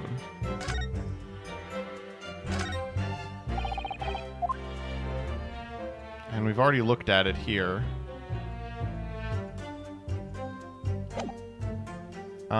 I may be jumping a little bit. How the fuck could I...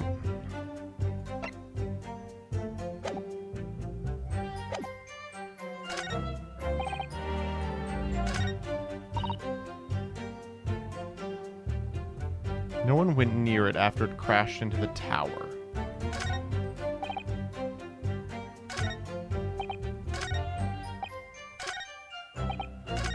Maybe I press her with the same evidence. Let's do the old power. I think I may be reading a little too much into it in assuming that this is a green balloon. But a canvas-like material backed with rubber, I mean, what the hell else would it be? Objection! Nope.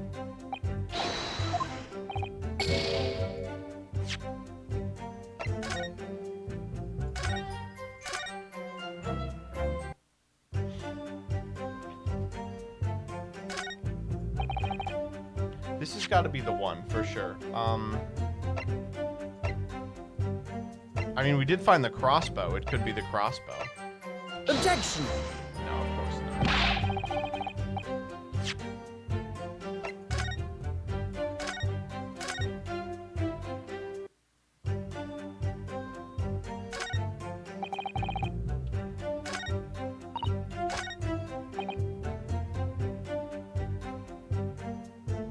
him on the balloon? No, we've already done this.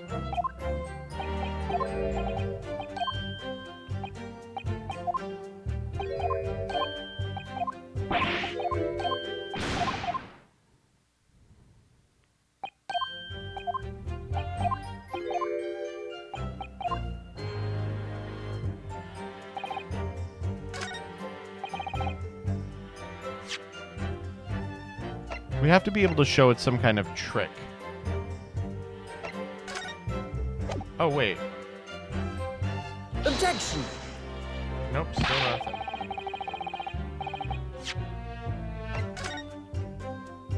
Huh.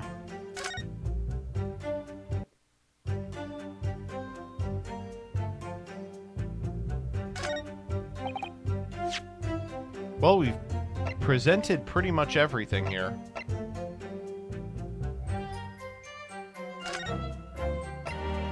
Huh. Oh, I can tell I'm getting ace attorneyed. I love the green balloon, but I don't know where to present it.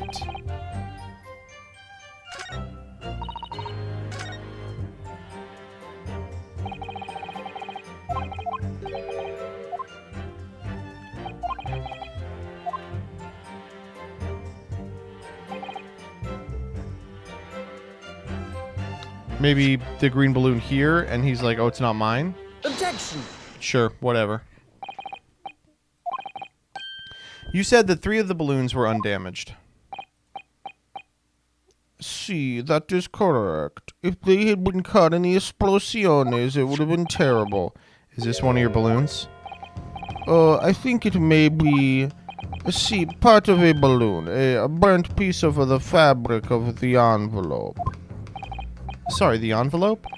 Pardon. That is the large round part of the balloon. It is made from a very thick fabric lined with rubber. You do not want it to rip when you are in the sky. Just as I thought. This piece of cloth was found near the experimentation stage. Or in other words, as Master Gotts testified, a green balloon did in fact explode that day. If all the balloons in the sky above the experimentation stage belong to you, then your statement that they were all undamaged contradicts the evidence. No! Oh my god, his hat is a fucking hot air balloon. I never put 2 and 2 together. His hat is a fucking hot air balloon.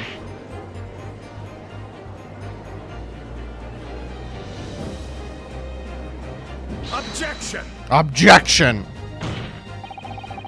The instantaneous kinesis did occur, but after the explosion on the stage, the point of materialization shifted to a location occupied by a balloon, causing the balloon to explode. Yes, eminently plausible. An unfortunate traffic accident, as it were. But it changes nothing about the pertinent facts. This I cannot accept. Why not? You're suggesting I am a liar. That person's died in balloon incidente. There's no need to get fired up, Mr. Loon. The victim was the sole fatality that day. That's right, and I prove it. Balthazar Loon is not a liar. There was no such balloon in the sky. It is non-possible. You're saying it's impossible. Why? No, let him talk, asshole. This court has more important matters to discuss than the number of balloons operating that day. No, come on. We can't ignore the fact that nobody appears to have known anything about another balloon until right now. My lord. The defense calls for further testimony from Mr. Loon. All right, let's go.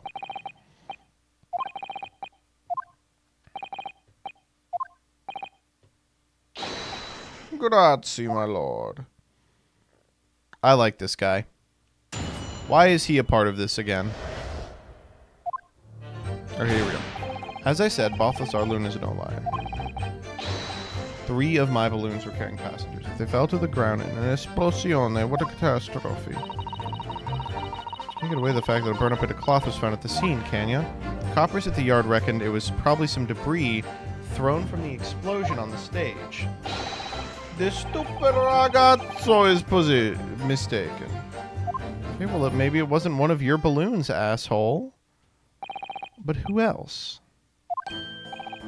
Exactamente. If you even saw a balloon in the first place, I do not like the sound of it. It is very bad for business. I have a good mind to sue the land of Bohemia. If you attack us, we will fight back. It will be war, all-out war. Yes, of course. What happened to all-out war? Alright.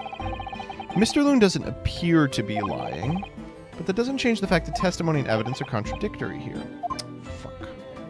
You gonna make me cross-X?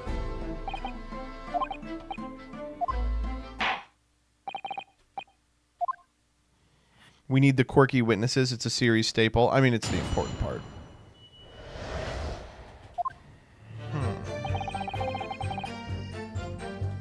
Hold it! What if it was someone else's balloon? Senor, I might not notice if I was given 100 lentils and one was missing. But we are talking about 3 enormous balloons. I don't know how he became Nash. Do you believe I could make a mistake about something so grand and expensive? I took the liberty of having Inspector Gregson check this gentleman's warehouse. I have the report here. It clearly says a total of 3 balloons.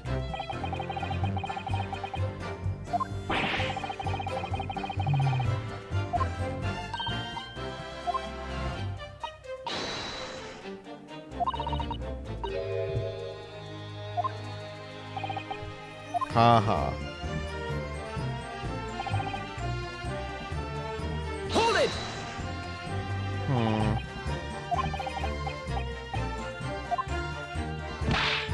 Are you an idiota? Why does a candle burn bright? Because of... Okay, what else?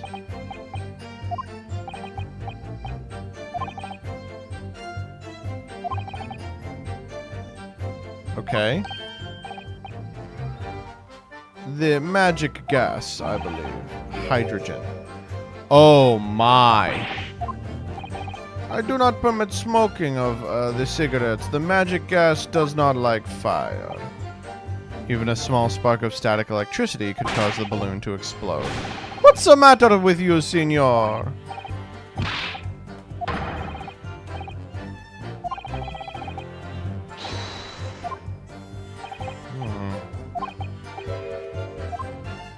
Yeah, I'm kind of wondering that too. Well, I mean, the argument is that there is an additional balloon.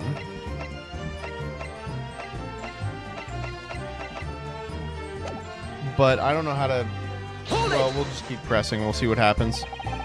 I was surprised to find the piece of fabric is still at the scene, actually. Didn't you search the area surrounding the stage for clues? Nah, I'm not into picking stuff up off the ground, me. Always works out way better. Diving into people's pockets instead. So much for the new career path.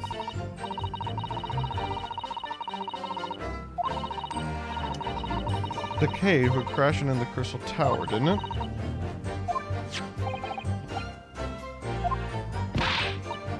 Oh, listen to you.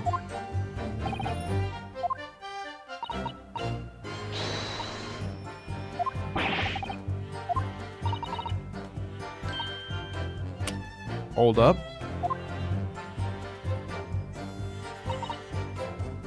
Hold it!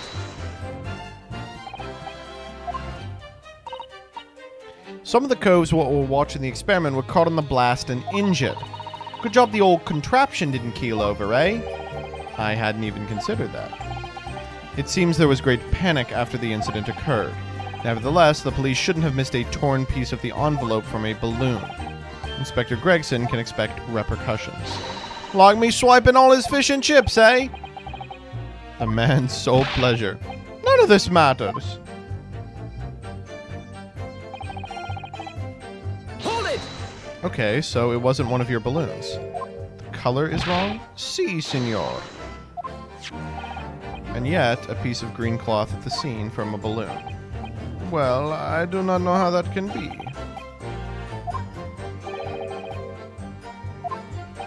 Why not? I guess that's true.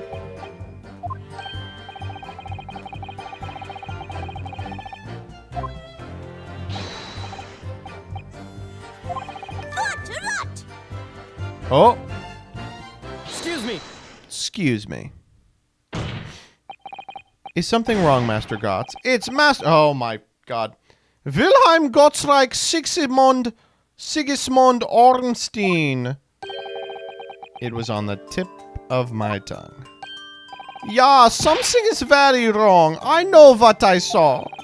There was a green balloon there. I swear it. I swear all over Bohemia.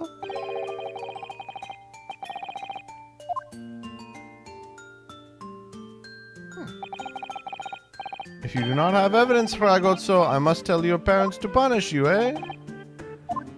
Huh. Evidence. Give it... Oh, my God. A photograph. Some tangible proof of what you say. Oh?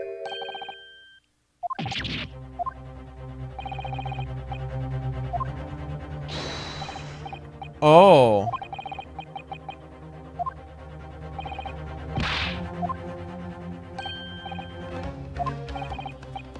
Can we have it?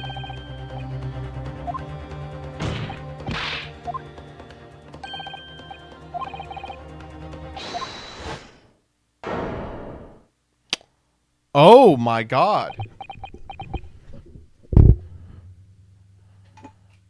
We just had this the whole time? Well, I see you are too shocked to speak.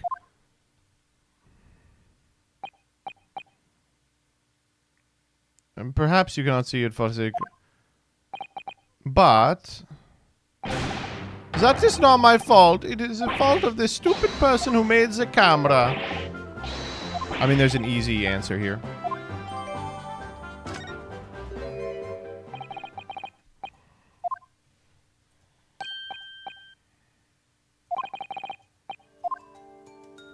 Took it on the day of the big explosion.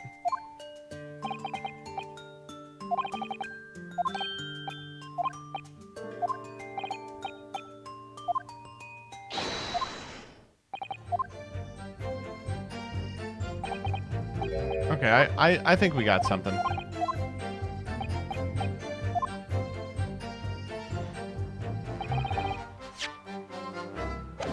Wait.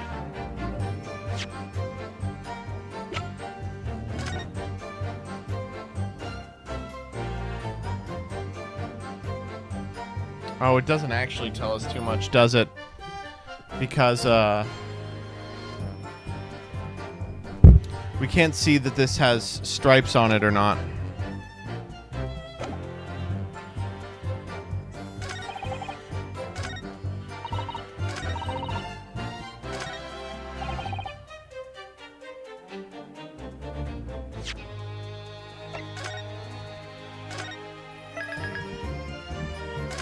I have an interesting one attempt here.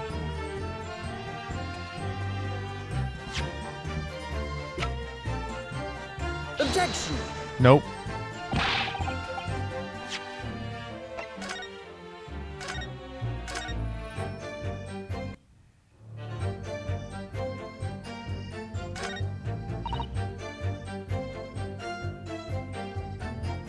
This one's good too. I mean, this is a great ass picture. Nope. What the hell is going on?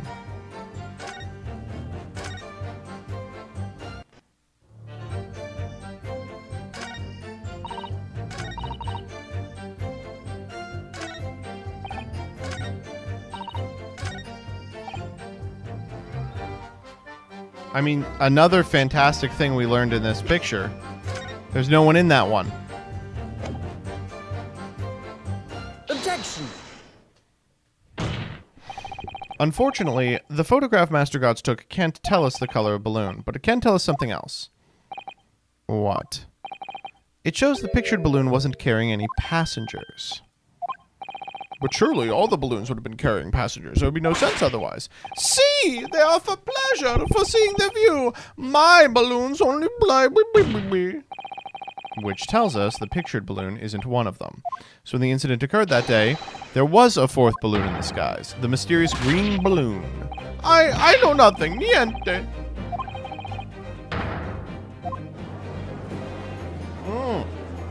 Objection! I don't think he can do that in court. That's kind of vulgar.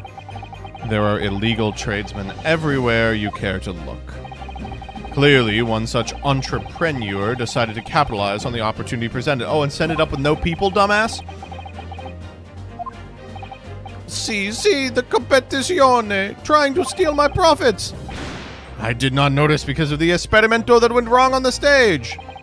This fourth balloon exploded at the very same moment Mr. Asman was beamed from the stage.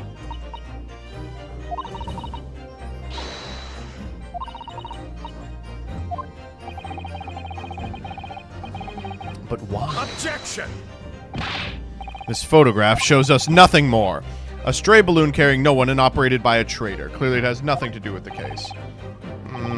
Its relevance does elude me, I must say. The court has seen sufficient evidence and heard ample testimony already. The prosecution calls for this trial to be concluded. Why is the magician here? Really? Have we really got to the truth? No, I can't let this opportunity slip away. What else can this photograph tell us? Oh, there's more. There's so much more. Objection. This is like the most important photograph in the history of time.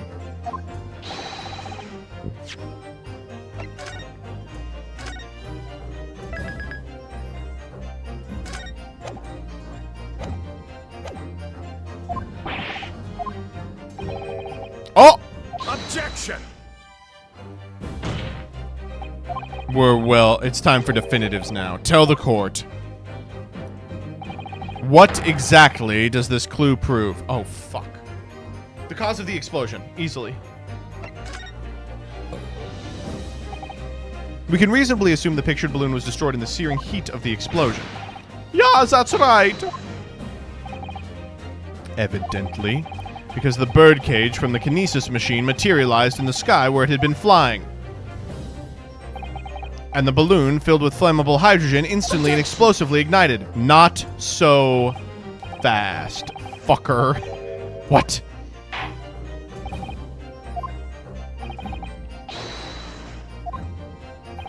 Of course, my lord.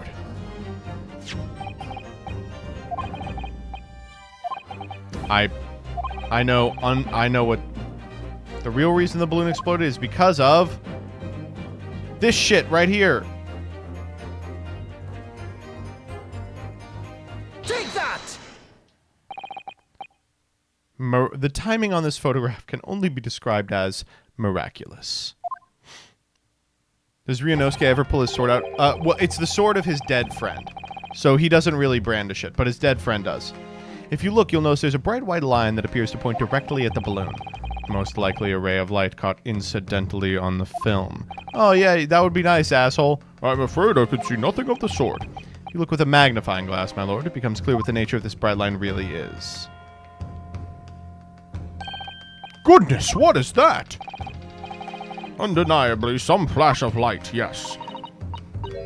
Oh golly, do you think it might be lightning? But it couldn't have been a finer day. I believe we may be looking at fire. I'm old. A bolt of fire headed straight for the balloon like an arrow. Indeed, even to my aging eyes it would appear to be a flame of some sort. Are you suggesting a flame struck the hydrogen gas that filled the balloon? That's absurd. The balloon would have been 60 feet above the ground at the time. No flame could possibly have reached such a height. I love this stupid fucking pose from him. Objection. Actually, it's my opinion that a particular piece of evidence found at the scene reveals exactly what did happen. What evidence?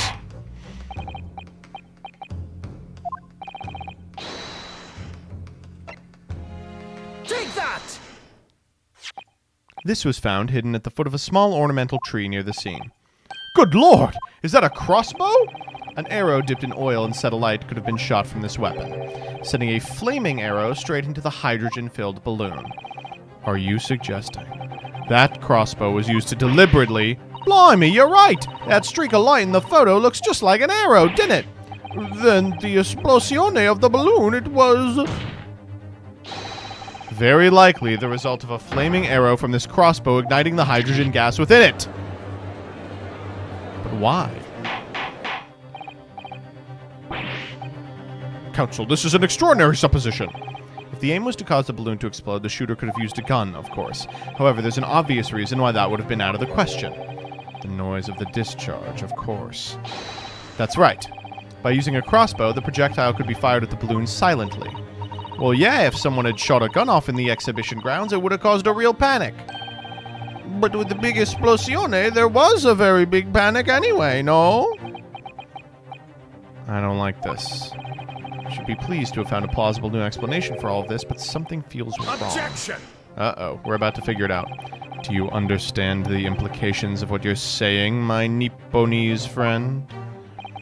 If a flaming arrow did indeed hit the balloon, then obviously it would have exploded. And if the birdcage appeared from the cloud of smoke that ensued... Well, wait a minute. What are you really saying here? I don't get it. What was the birdcage beamed up into the sky after all, or what? My goodness me! Ah, now I understand. That's what that sinking feeling is about. I think there is a good chance the birdcage was actually concealed inside the balloon all along. Did I just hear that correctly, Counsel? There's no going back now. The horse is bolted. Here we go. Let's assume, as I said, the birdcage was hidden inside the green balloon from the start. On stage, when the experiment was started, the birdcage in the instantaneous kinesis machine disappeared in a cloud of smoke. At that moment, the flaming arrow was fired from the ground, causing the green balloon to explode and drawing the attention of the spectators to the sky above their heads. From amid the smoke, the hidden birdcage appeared to fall down and crash into the crystal tower. I think you'll all agree it's entirely plausible that what I've just described is the real truth behind the miraculous experiment carried out that day.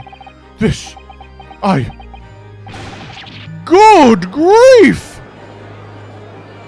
Objection! I love his objection. This is ludicrous. What you've described is no science experiment. It's child's play. A contemptible display of stage magic. Well, guess what, fucker? You're the one who said that they had this terrible reason to hoodwink. In which case, this is the only way to explain what happened that day. And in any case, the victim's body was found inside the birdcage at the Crystal Tower. If the instantaneous kinesis didn't take place, how do you explain that? Well, if only we knew someone who made wax models. If I may put in a word, as a man of magic myself, such apparent discrepancies can easily be explained by some simple deception. Juror number 3, you want to come to the stand?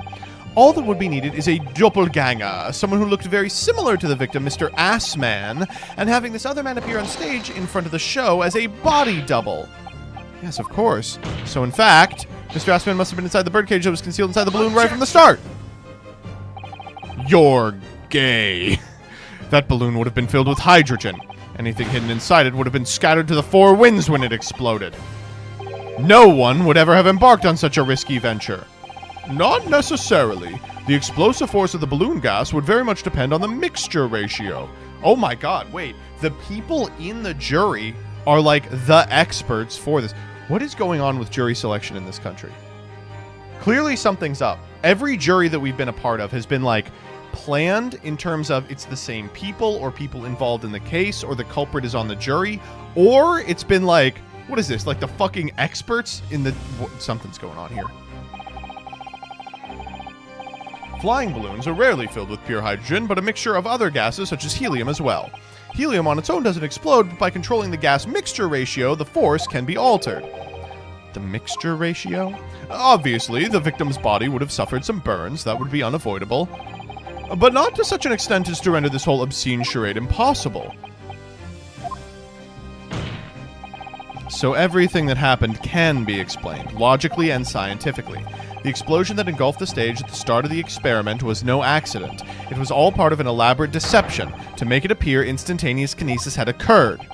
Well, goodness me! And if we accept that this is what happened, it means that the victim, Mr. Assman, was never present in the public experimentation stage to begin with. In short, he couldn't have been killed by the defendant who was on stage in full view the entire time. I like this conclusion, but It really doesn't get to the heart of the matter.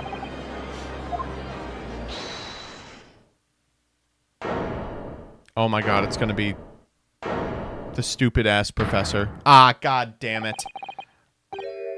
I appreciate your efforts, thank you. Professor? But you can stop now. Just keep your mouth shut, please. Sorry. What's all this about, Mr. Hairbrain?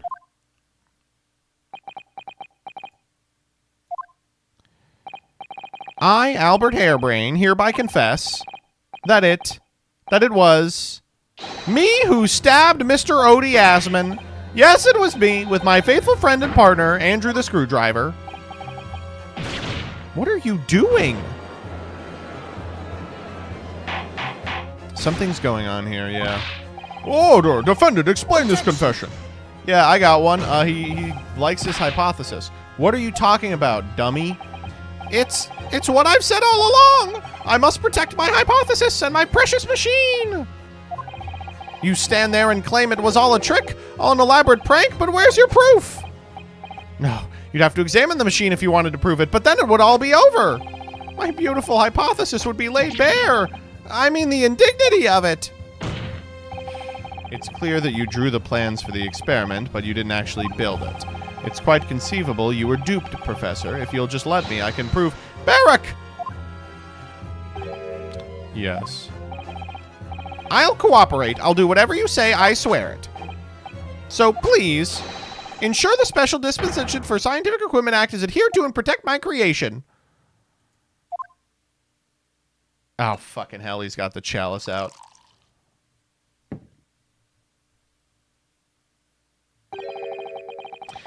Pray forgive the discourtesy of filling my hollowed chalice at this critical juncture. That shit is not gonna touch his lips.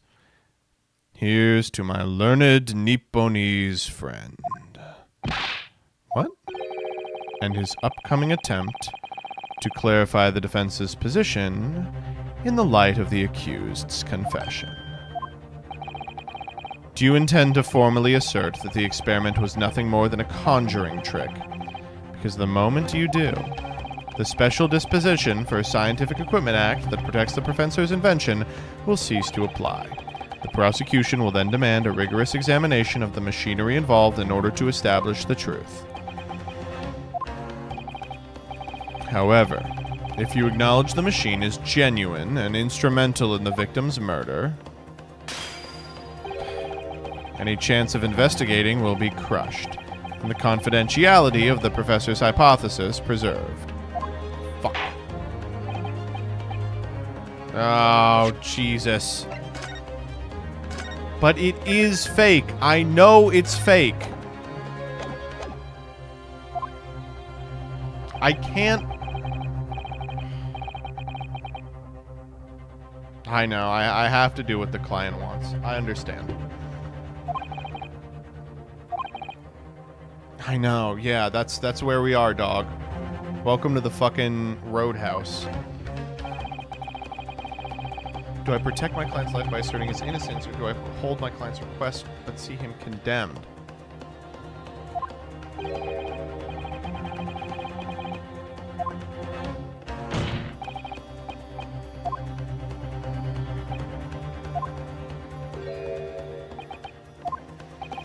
Mr. Naruhodo! There's no escape here. I have to make a choice. It's an impossible one. Defense asserts... Fuck, man. It's so... Oh!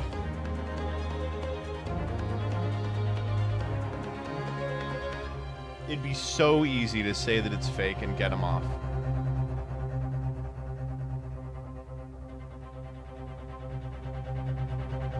He was so specific about what he wanted. He was so specific about what he wanted. Ugh. I can't say it. My client places faith in me. I can't let him down. What must I give up on is not the question you have to ask yourself here. It's what can I protect?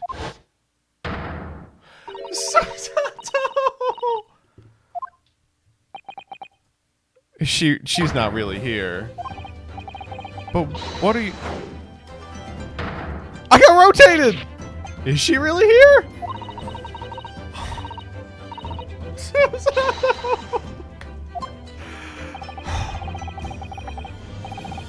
Okay. Ooh. Professor Hairbrain. Yes? Yesterday you told me that science is the pursuit of truth. Well, my job is to pursue the truth too. Yes, of course. And personally, I believe that you didn't stab Mr. Assman. I think you've come to realize something yourself too, haven't you? That your experiment and the machine you built with the victim are questionable. The truth behind that is what we both must pursue now. Wow! There it goes. So, you finally opened your eyes. Whoa, dog.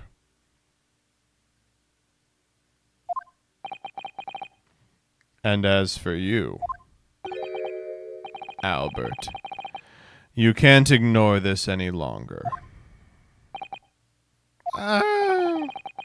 Having heard my learned friend's assertion, don't you have something to say? Barock. Lord Van Zieks. Susanoo! Gosh, I've never heard him speak that way before. In truth, there is one thing. Something I've remembered that's of relevance. This is going to connect to the professor case. On the day it happened, just before I began the experiment, I saw a man near the stage. A man holding that crossbow.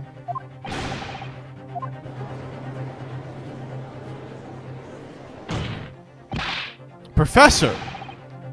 Did the man have any distinguishing features? What did he look like? Taller than me, and thinner than me, with straight hair. Straighter and whiter than mine. Whiter than yours. Who do we know with white hair?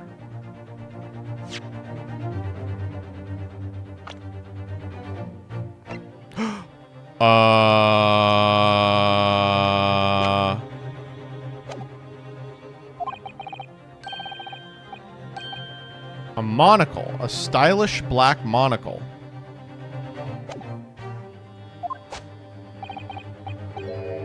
I know him very well. He's the engineer who built my invention. Okay, never mind. It's a different guy. That's right. Mr. Assman introduced me to him a year ago. He's a man by the name of Enoch Drebber. Enoch Drebber? Oh, God. These two know him. Members of the jury seem flustered. Not a name any scientist wishes to hear. The man's an abomination. Not a name any conjurer wishes to hear either. Who on earth is he? I'm afraid this isn't the first tale of this nature I've heard in scientific circles in connection with that name. There's talk of other flamboyant experiments that turn out to be nothing but staged trickery in the end. Obviously, the rascal is after the government's research grant money. When magicians are in need of money, I have heard of them resorting to these underhanded tactics. Some acquaintances of mine with experience of such things have mentioned Enoch Drebber's name before. The man is both an engineer and a magician. Yes, we're dealing with an unparalleled confidence trickster here. That's Enoch Drebber for you. All right, let's go, baby.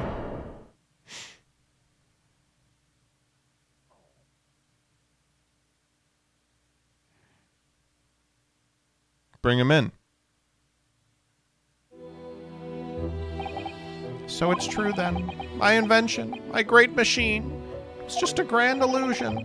Considering what we've just heard about Mr. Drebber's character, I'm sorry to say that sounds increasingly likely. Even though no one else believed it, I wanted to. I wanted to believe that machine would function exactly as my hypothesis predicted. Which is why you were so opposed to it being investigated, I presume. I knew that if the machine was examined in detail, its construction would give away my hypothesis. Obviously, I didn't want that to happen, but at the same time, I knew that if it was found to be nothing more than a trick, than a work of deception, then everything I'd worked towards, all my research, all my dreams, my whole life would be over. Oh, I was terrified at the prospect. So you really had no idea then, did you? about the true nature of the machine that was built and the true nature of Mr. Drebber. I never questioned anything. I didn't want to question it.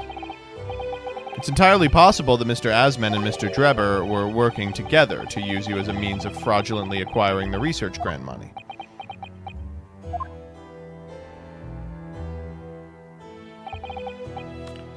When I announced my invention to the crowds that day, it was the finest moment of my career.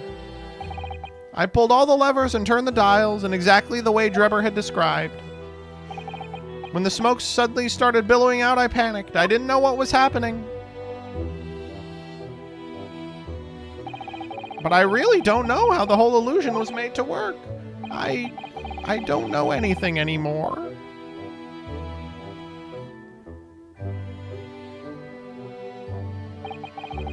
Let me confirm one final point with you, Professor. Do you now consent to the prosecution submitting the necessary paperwork to release your invention from the protection afforded by the Special Dispensation for Scientific Equipment Act? Yes, please go ahead. I'm very sorry.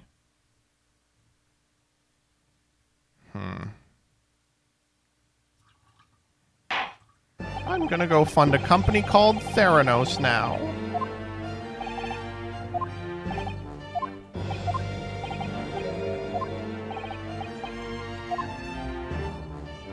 Jesus, we got another day of this? Yes, my lord. When we reconvene, I shall be looking for one thing and one thing alone from you. Evidence. The defendant is innocent of the crime for which he presently stands accused. Okay.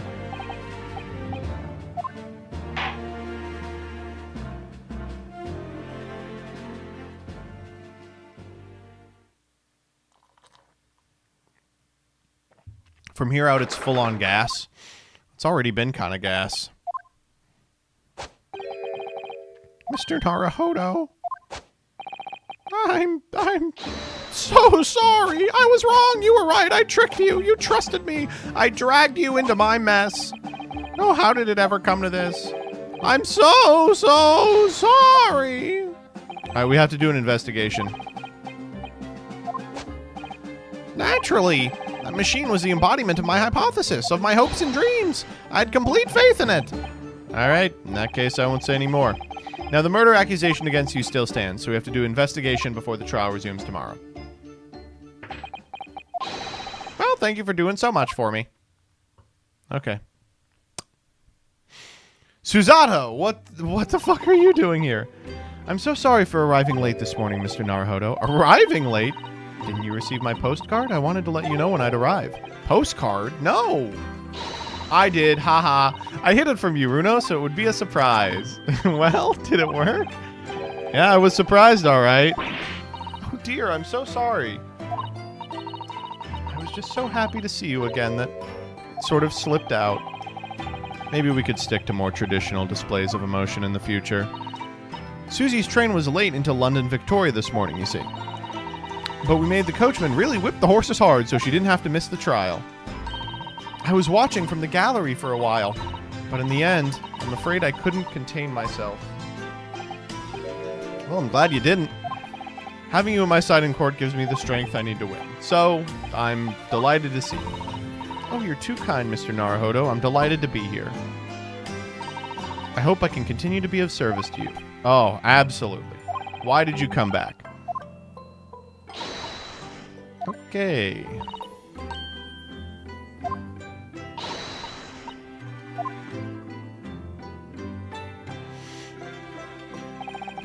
Susato-san was back in London.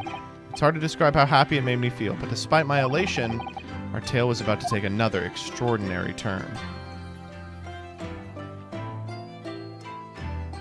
Oh my god. To think there's so much more of this fucking case.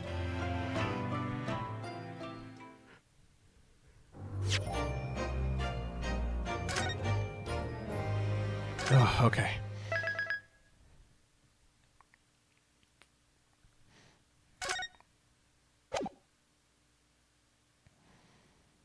Ugh.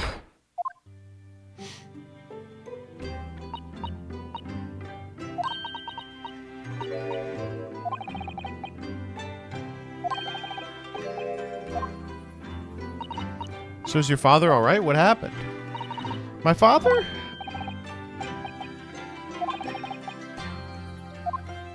Ah, right, he lied. I think I wrote about it in my letter to you, that it was all a trick. My father is in fine health. I'm very relieved about that. Well, we're all delighted to have you back. It was quite an accident I've been able to return to Europe, actually. It's because of a very grand conference called the International Forensic Science Symposium. Fuck. Anyway, I've arrived safe and sound, and all that matters is I'm here now. I filled my promise to you, Iris. You must tell us everything that happened while you were back in Japan. Yes, of course, I shall. And there's one other thing. Something you wrote in your letter that particularly grabbed my attention. About Kazuma. I know. I'll tell you all that I can. Let's fucking talk, baby. Let's go. When I first arrived in Japan, I thought I'd never be allowed to return to Britain. But curiously, after that awful trial at the Supreme Court, Father's mood changed entirely. Giselle Brett, yes. You dressed as a man then, didn't you, Susie? Oh, well, yes. Since women are forbidden in the courtroom, I had no choice. Wow, amazing! Yes, I suppose so. I don't think any mustache could hide the fact that you're 10 years old, Iris. There's something else I've been wanting to ask you, Mrs. Zato. It's about the real reason Professor Mikitoba summoned you back to Japan. You said in your letter it was something to do with the convict's loot we found in Mr. Natsume's lodging. That's right, the very large dog collar we found with the bee emblem on it. It seems Mr. Natsume included a drawing of the collar in the report he submitted about his time in Britain. When Father saw the report, he turned as white as a sheet. Why?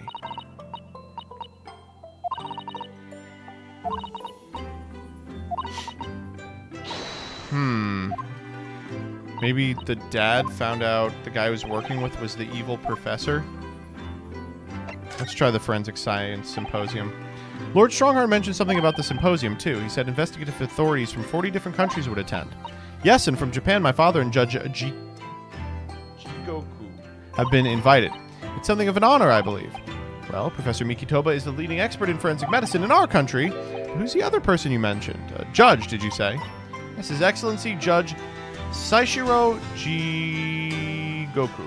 You've met him, Mr. Naruhodo, last year in the Supreme Court. You can't have possibly forgotten.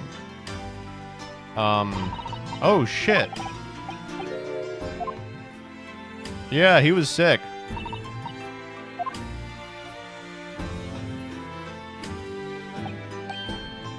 Well, anyway.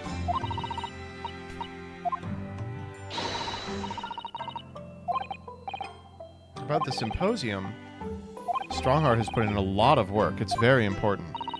I believe it is, yes. As I understand it, Lord Strongheart organized the event himself. I think he's hoping that by achieving exceptional results, he'll get the job of Attorney General. He's hoping to use the power to create the world's finest policing institution. That's what Father said, anyway. It's his lifelong ambition. How trying for you. She's so great. Giselle Brett, the woman whose unforgivable actions ended in me being wrongly accused of a crime I didn't commit. The murder of Dr. John H. Wilson. The extraordinary thing is, though, it seems it's a name we should all forget. Since the incident, our government's intelligence services have been investigating Miss Brett. But it turns out an Englishwoman by the name of Giselle Brett didn't actually exist. It was a pseudonym. Her real name was Shin, and she wasn't a visiting student either. That was a front. Miss A. Shin. Her name is literally all our intelligence services have been able to ascertain about her. No one knows why or how she came to be in Japan. It's a complete mystery. But that makes no sense. It's no easy task to be accepted as a foreign student anywhere.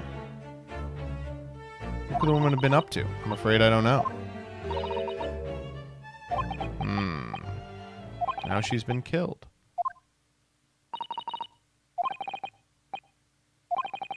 I don't think I've heard. Okay, talk to me about Kazuma. After my friend Ray's trial, the reporter who killed Miss Brett said something very strange.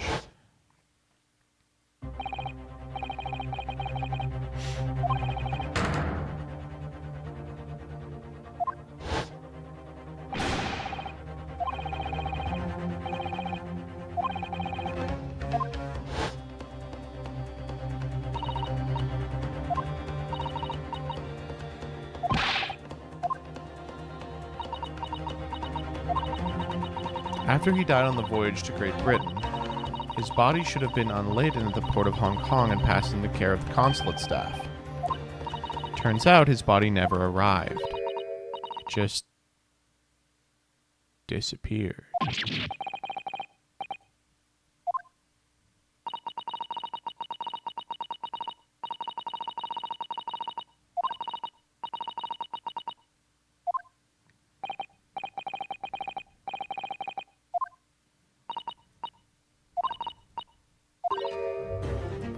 What the fuck?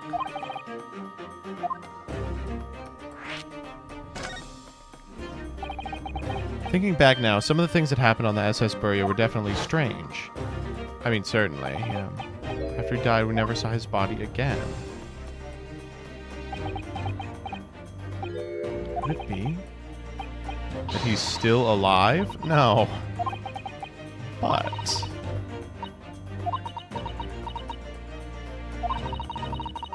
cast your mind back for a moment, Mr. Naruhodo. Yeah, he was like dead. Mr. Sholmes was there. He definitely examined the body. So if Kazuma hadn't been dead, it would mean Mr. Sholmes lied to us. That's very believable, to be honest.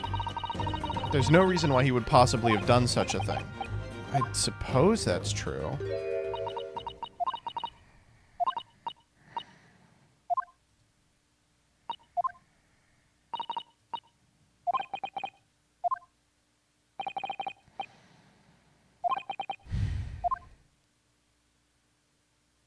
What the fuck is going on?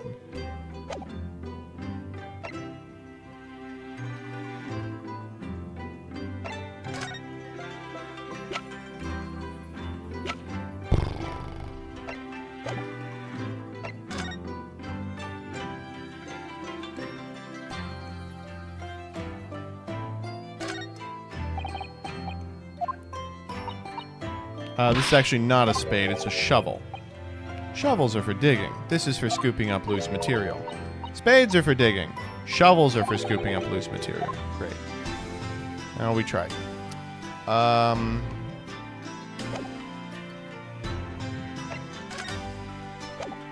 Shit, and I can't move anywhere. Just keep poking around, I guess.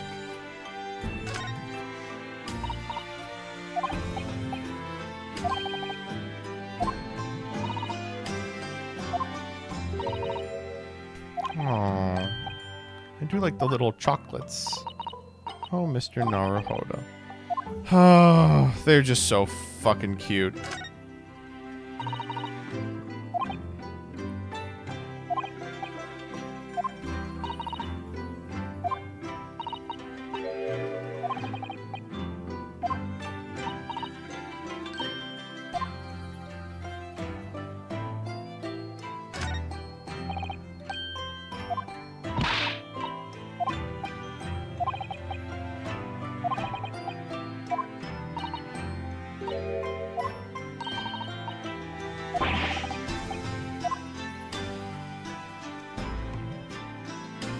Oh, wait, we have over here.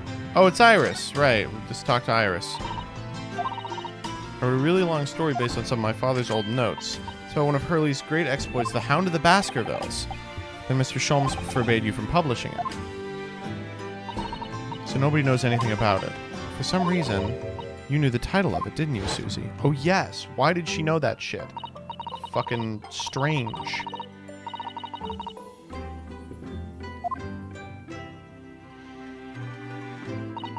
And you wouldn't tell me how you'd come to know it. That's correct. I will explain one day. I think it's time. Oh my god, we're getting so many answers, dude.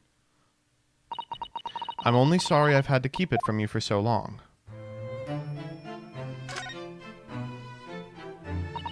It was completely by accident I came to know the title of your manuscript. It was a short while before we left Japan. I was cleaning Father's study. I saw something on his writing desk. Large box of papers. There was a label affixed to the box written in English. It read, The Hound of the Baskervilles. My Baskerville story? Of course, I had no idea what it was at the time, but Father came in and... Susato, what are you doing? I don't know, I'm just fucking around. Oh, Father, did you look at those papers? No, I read the label, that's all. Well, put it out of your mind. Forget that you ever saw it, and certainly don't tell anybody about this. Do you understand? What the fuck is going on here? I have no idea. But when I heard him mention the word Baskerville that day, the title just slipped out. I would never have guessed that it was an unpublished account of one of Mr. Sholm's exploits. What the fuck? When I returned, I asked Father to explain, but he refused to answer any of my questions, and there was no sign of the big box in his office. What the fuck?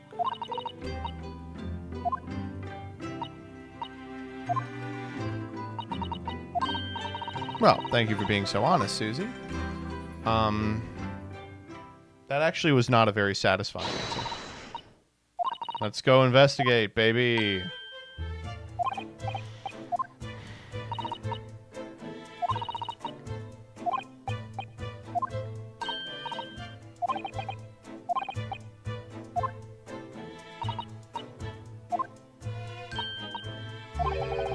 Oh, fuck.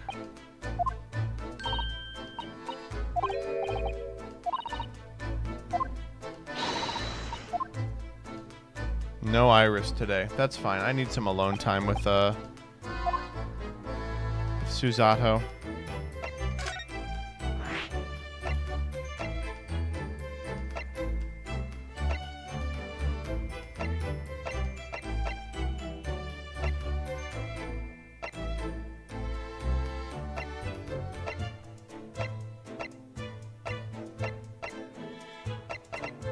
I thought there... Oh, this is the new location.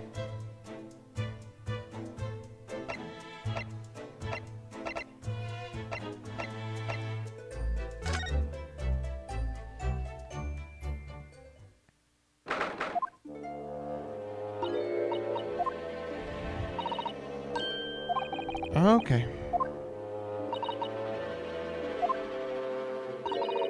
There's no sign of Mr. Sholmes anywhere. Oh no.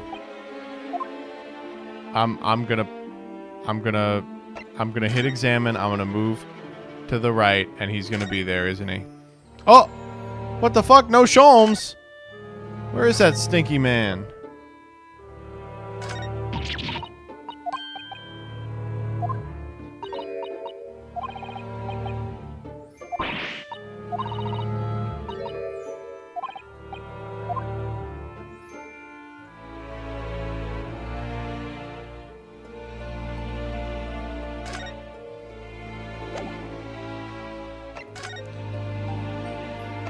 Alright, well, we can go back here, I guess.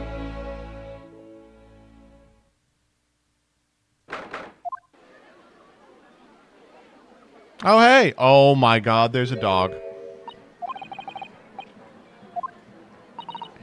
It feels as though it's taken us 2 hours just to make our way through the crowds at this point. Gosh, I wish you had your absence of mind sometimes. It's Tobias.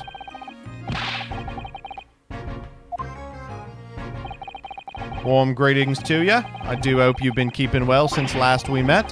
What the fuck? We were in court this morning. Not you, sunshine. The gentlewoman so loyally at your side. Oh my god. How good of you to notice. He might be a bit rough around the edges, but he's a proper English gentleman, I suppose.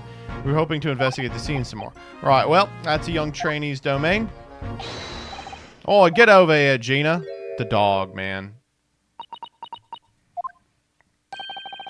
She's playing with a puppy. Gina? She's a police officer now? Amazing, isn't it? Oh, no. She's a good kid, actually. Heart's in the right place, anyway. She got the detection bug, if you ask me. Yep, I think she'll follow in my footsteps nicely. What do you mean? I'm being transferred. Oh, my God, what? But there's no fish and chips elsewhere. It's a bit sudden, isn't it? Where are you going to be posted, then? Haha, not likely. You're welcome to try. You don't mind a trip to France, that is? That's fine. You're working in the Paris Police Prefecture. Should be right up my alley. But France, it's a different country. Why are you being sent there? That's the way the adult world works, sunshine. Now don't go poking your nose in where it's not wanted. Alright, dude.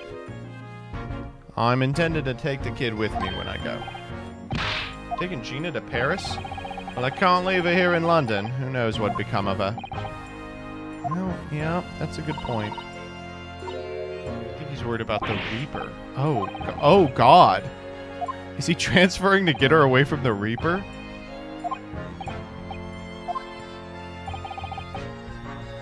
That diving diva safe and sound until all this is over. Oh. Oi, did you just call me a diving diva? So you heard that, did you?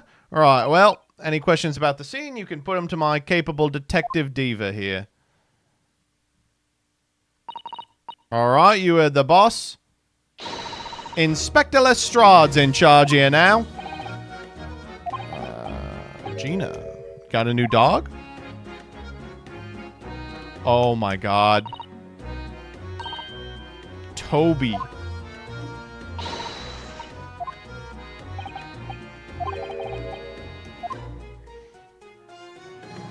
Alright, what do we got? Can we fuck around the scene, please? Yeah, alright. If it's around here, you can do what you like. Oh, that's alright, is it? I'm gonna be playing with me new friend here. Oh my God.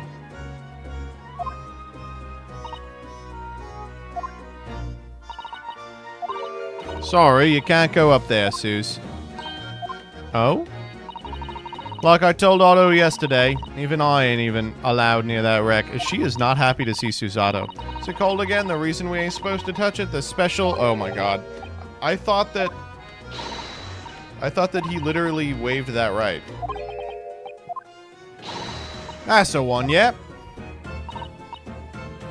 Oh, well, she's bringing it up.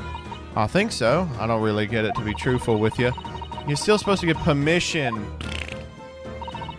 What was the name again? Yeah, I'll go to the guy. I'll go to the guy. Lord Strongheart. Okay, let's talk about the trial. Hey, you fucker. You were going to tell me you were a witness? You know, being in court and not spending the whole time worrying I'm about to be found out. You did keep an awful lot of secrets in your previous court appearances, didn't you? Yeah, and Otto's made things hard for me every single time and all. Just doing my job, Gina. But watching someone else get it in the neck is a lot of fun, actually. It was amazing. Okay, all right. The dodgy professor, as you put it, Gina, is Mr. Naruhodo's client. It's a boss I feel sorry for, sent off to do the impossible. What do you mean? He's supposed to arrest the other cove, and in time for tomorrow and all. Mr. Drebber. Enoch Drebber. Okay.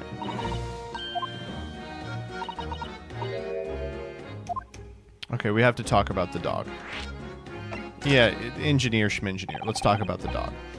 Where did you find the dog? Don't be so flaming rude.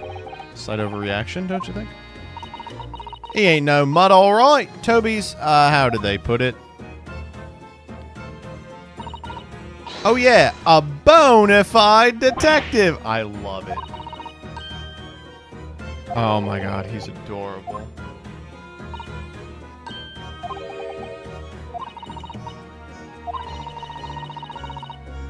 How you holding up? I'm holding.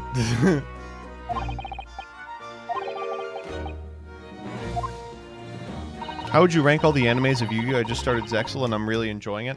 I really have not seen much of Zexal or Arc 5.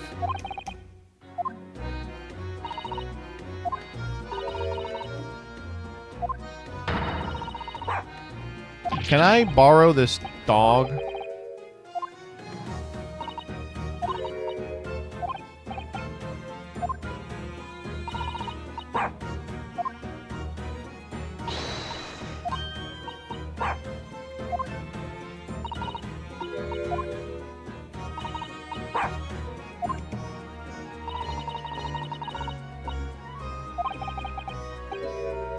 Aww.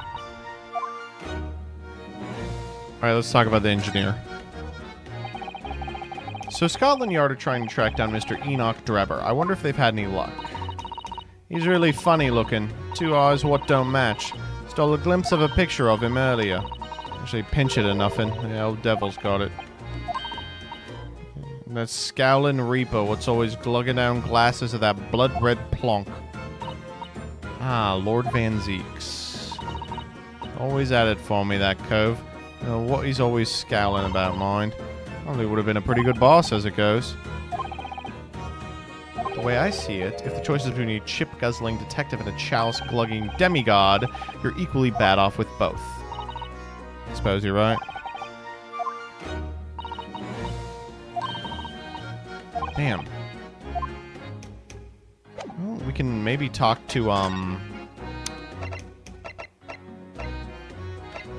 What? Alright, well, let's go get the warrant, or... Oh my god, hello? Who the hell is this person?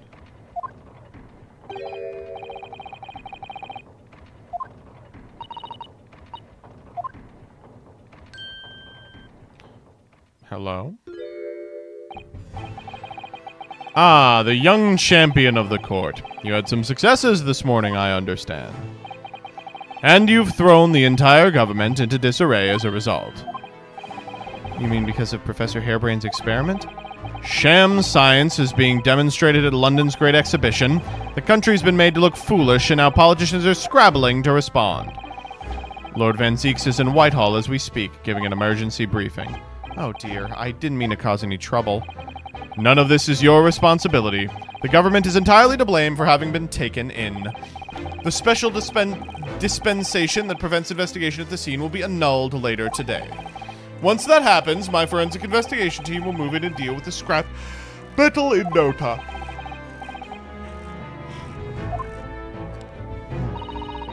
Until later then, Lord Strongheart. Who the fuck is that? Yes, thank you.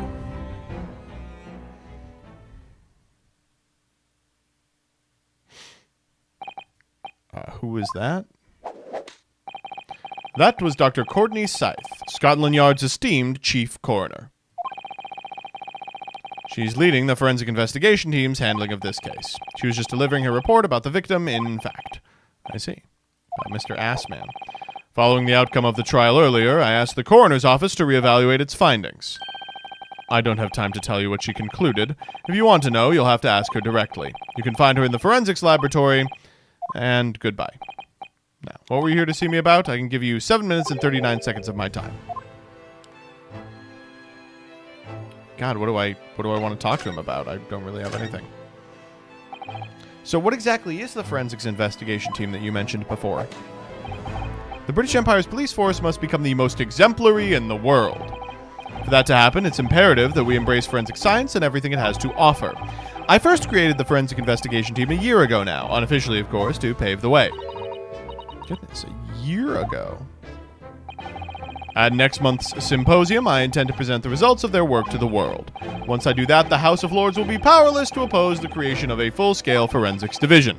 And once that happens, the position of Attorney General will be mine, and criminals will suffer dearly. For too long, those scoundrels have made a mockery of our legal system with false evidence and bribes. But London's scum is about to be rounded up and burnt in the fires of hell. Oh my fucking god. Oh wow. Oh boy. Uh-oh. I don't know how I feel about this guy.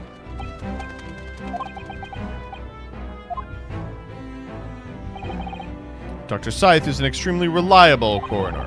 When I officially establish the forensics division at Scotland Yard, she will run it as my right-hand woman. Now then, Miss Mikitoba. Oh, yes, my lord. Your father should be on the high seas as we speak, making his way here to represent the Empire of Japan. Yes, that's right. I understand he will arrive at the beginning of next month. Are you acquainted, Lord Strongheart? With Professor Mikitoba, I mean. It was many years ago now, but yes, I remember Dr. Mikitoba very well. Do you?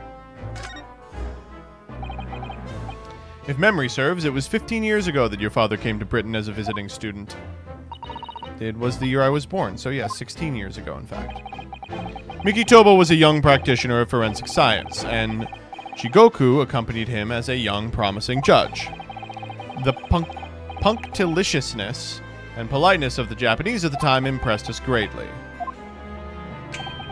Not that I wish to imply impoliteness or carelessness on your part in any way. I didn't think that you were. Dr. Mikitoba studied forensics at London's large hospitals. St. Sinners, if I'm not mistaken. Dr. Scythe was also there then, as it happens. Then Dr. Scythe knows my father. She was a young medical assistant at the time, so I doubt their paths crossed regularly, but I've no doubt they know each other superficially. After all, Dr. Mikitoba was here studying his subject for some 6 years in total. 6 years, that's a long time to be studying abroad, isn't it? Oh, med school, man. Huh.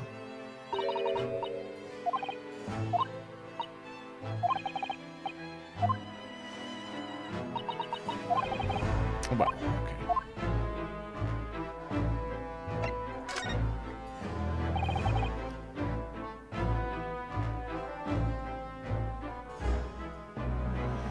I wanted to ask you about Lord Van Zieks, actually. I heard his older brother was killed some years ago by a mass murderer known as the Professor. You Japanese are a thorough lot. You've done your research well. Yes. And you could say it was that very incident that gave rise to the Reaper. Oh, we knew this, right? When his brother, Clint Van Zieks, was murdered, it was just after young Barrack had graduated from the University of London and become a prosecutor. When obvious criminals who managed to evade conviction in court started disappearing, rumors quickly spread throughout the capital. Londoners started to say that wherever Barrack Van Zieks went, the ghost of his dead brother wasn't far behind. Oh my word. So Lord Van Zieks isn't the Reaper, it's the ghost of his brother?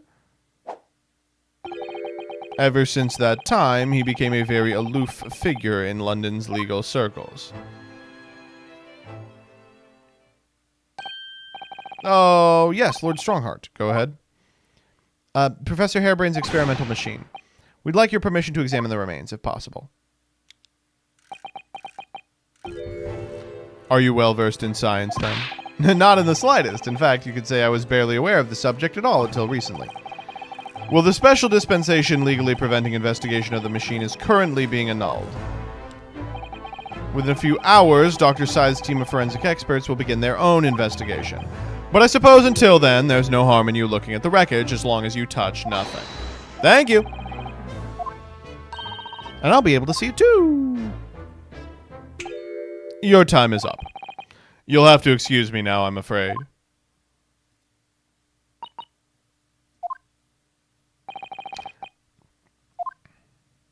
Okay, bye.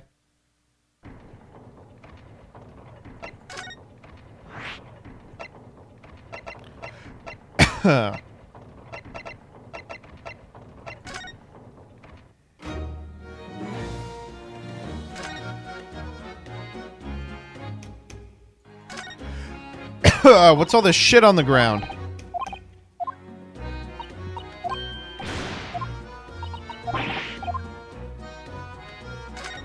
Alright, let's go. Oh, that's off limits! Wait, we have special permission. Do we have to give her something? Fuck. Oh, wait, maybe we talk to her? There we go. Gina, we were hoping we could investigate the scene again. Yeah, alright. No, we're going upstairs. Can't go up there, Suze. Oh. Oh, no, no, no, no, no.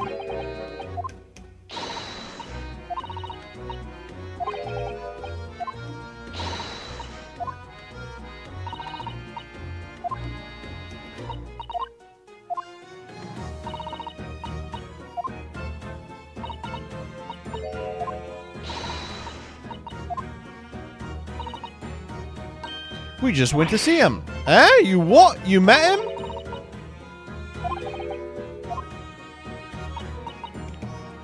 So we'll go up there then. Oh, yeah? Honestly. Alright then. Go ahead. But if it turns out you're lying, it'll be the boss who gets it. He'll never read another chip again in his life. Hey, we're... Yes. Alright then, them's the stairs. Off you go. Let's go. I am done speaking with you. Let's get up the stairs.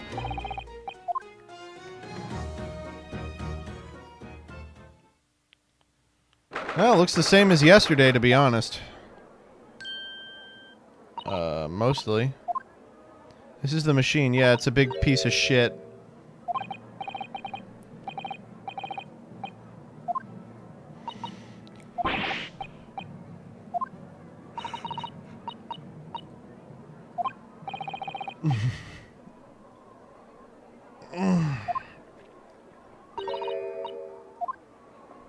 Oh, fuck! What's he doing here?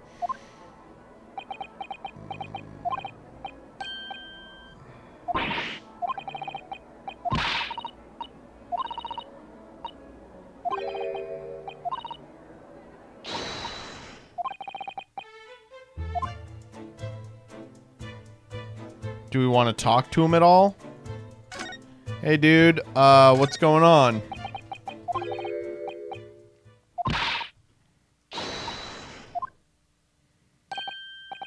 Lord Van Zieks. And he's gone. Oh, no, here he is. What? Hey? Beautiful weather we're having, isn't it? I thought I was making it quite clear that I didn't want to be disturbed. Apparently you Nipponese are unequipped to read the signs. Jesus Christ, man. So, what are you doing here? Entry to this area is prohibited. Lord Chief Justice Strongheart granted us permission to investigate on the condition we didn't disturb anything. And yet you've managed to disturb me. God damn, dude. Never mind. State your business, then.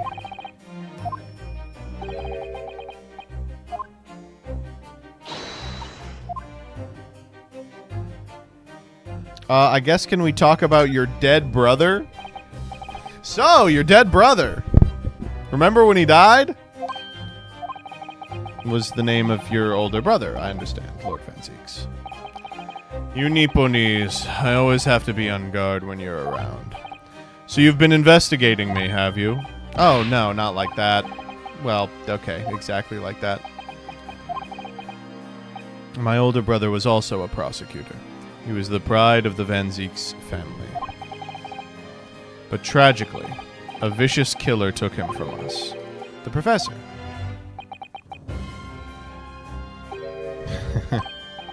Something funny? That's the extent of what you've discovered, is it? I shouldn't be surprised. Sorry? Lackluster work is very much your trademark, isn't it? Ah, jeez, what an asshole. You're gonna tar all Nipponese with the same brush next? So tell me, what's your interest in that historic incident? As it happens, Lord Van Zieks, there's a rather curious case that's come to our attention. Are you aware of the Madame Tuspell's Museum of Waxwork by any chance? I am, naturally. I believe that since last month, I feature in one of the displays there for public scorn. Of course, the infamous Reaper of the Bailey would have to be exhibited, wouldn't he? Well, a particular waxwork has been stolen from the place and held for ransom. A particular waxwork? Wait, you mean... Yes, it's the professor. Mr. Sholmes is investigating the case as we speak. I was unaware of that. He's turned as white as a sheet. Let's talk about Enoch Drebber. Surely that goes without saying. We're very keen to see him found as well. Trouble is, we don't have much to go on aside from the description of the man we heard in court earlier. Which, according to Professor Hairbrain, was of a tall, thin gentleman who has straight white hair and wears a black monocle. So, I was just wondering. I mean, I realize it's probably not possible, but we'd appreciate any more clues you can give us. Wow, Susato-san really knows how to take the bull by the horns. Fine, why not? I have a photograph of the man here from an investigation 10 years ago. An investigation 10 years ago? Though it appears he already had that black monocle at the time. Well, nothing. I'm surprised you shared that with us. We all need the man's testimony in court tomorrow. Which means we have to do everything we possibly can to track him down in the short time available. So why wouldn't I show you the photograph? I don't know, because you're racist? What? He is so weird. I will take it. Alright, I guess we're done talking. Oh? Hey, you. I don't think it's this guy. He doesn't have any monocles. The file I requested for the trial tomorrow. Thank you.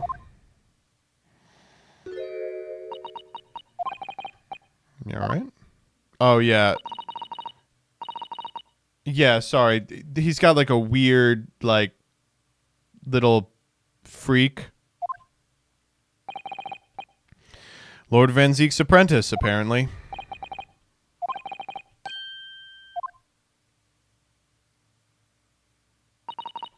Lord Van Zieks, may we speak with your apprentice for a moment? With him? Why?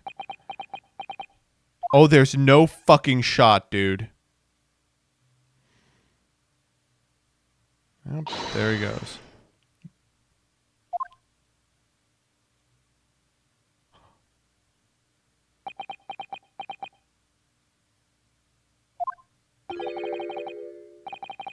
Kazuma. I don't believe it. Your posture. Your presence. It can only be. It's you!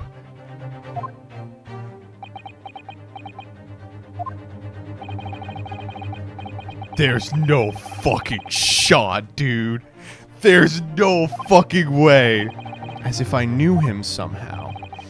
Can it really be you, Kazuma? Oh, don't leave! Wait! Too late. What's going on here? What do you mean, what's going on here? What is your interest in my apprentice exactly? You act as if you know the man or something. Well, since when has he been in your care? I don't recall you having an apprentice before I left Britain 6 months ago. Lord Strongheart introduced him to me about 3 months ago now, with instructions to mentor him as a prosecutor. But he didn't tell you why, did he?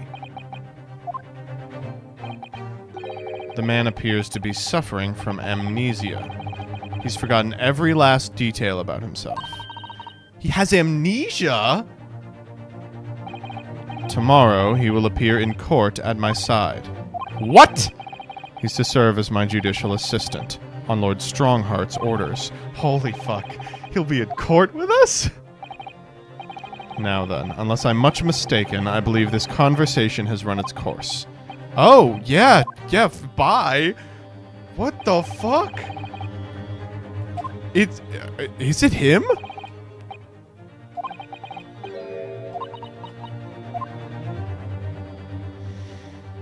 Holy shit. Okay, do we need to look at any of this? I feel like we already know how this works. It's a piece of shit.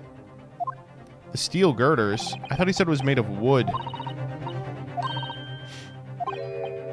Oh. Jesus, she figured the whole thing out in 30 seconds. God damn, this woman's good. This wasn't here yesterday. No, it wasn't. The birdcage. It's made of wood. Japanese cypress. It's unharmed.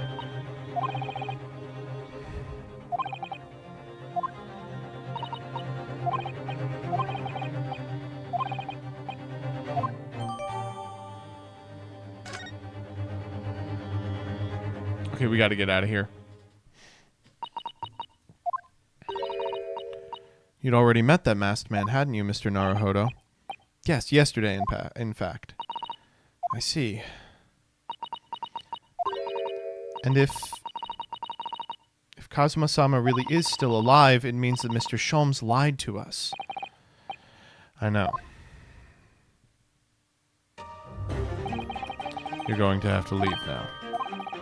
The forensic investigation team are due to arrive shortly. If they find you here, it will cause problems. What sort of problems? Asswipe? Foreign affairs problems. Well, in that case, we'll be on our way. Bye. Oh my god, this case is so fucking good. All right, let's go to the new place. Oh, don't like it here.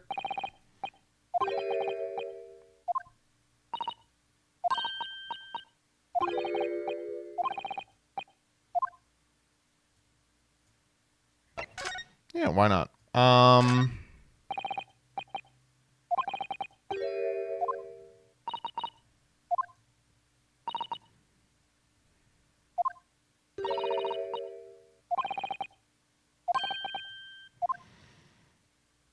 We have a bunch of blood. You know, we all know blood. Blood, you know it, you love it. Those large jars seem to have pale things floating in them. You know, fetuses.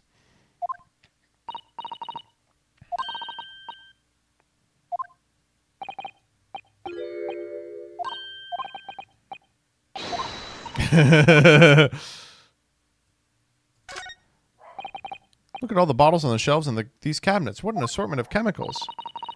These ones here are labeled highly toxic. That's worrying because there are also things that look like salt and pepper shakers in there. And they say salt and pepper. Doctor probably spends a lot of time in this room. This is a nice desk. I suppose this is the desk. I would not like to work in a place like this. It's very tidy, though. Imagine how efficiently she must work. The lighting is poor, which is bad for the eyes, and the chemical smell can't be good for you. And there's a skeleton. Well, yes, those are valid concerns, I suppose. I can just about cope with a one-eyed Daruma doll watching over me, but that's it. Yo! Like in Yu-Gi-Oh!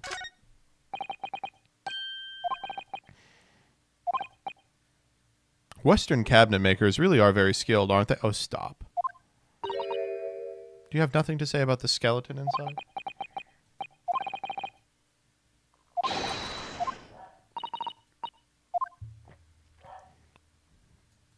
Looks like a very... Oh, there's an owl up here for some fucking reason.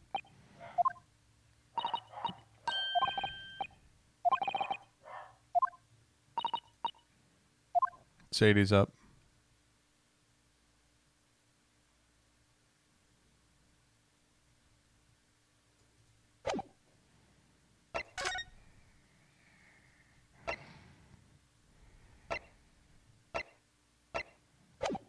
You want to spend more time investigating here? What else do you want to see? I feel like we've looked at everything.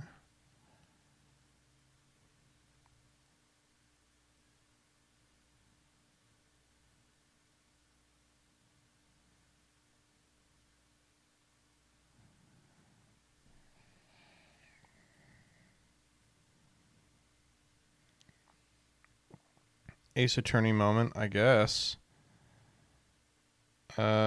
Maybe we'll come back.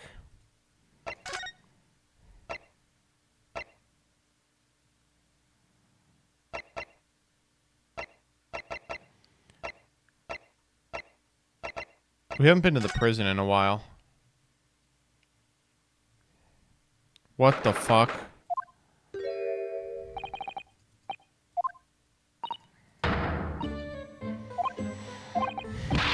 Professor, are you okay? Oh, Mr. Naruhodo! And who is this young lady? I'm Susato. It's a pleasure to meet you, Professor. Oh, if only I'd met her. Oh, no.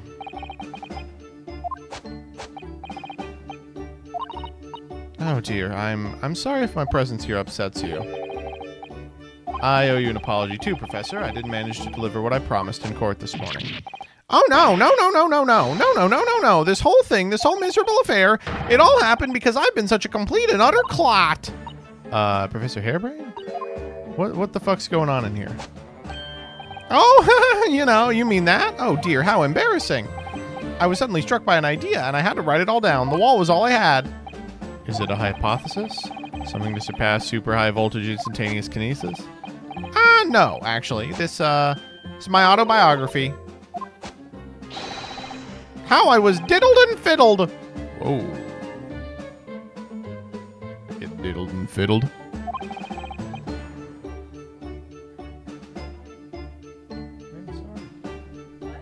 Sorry.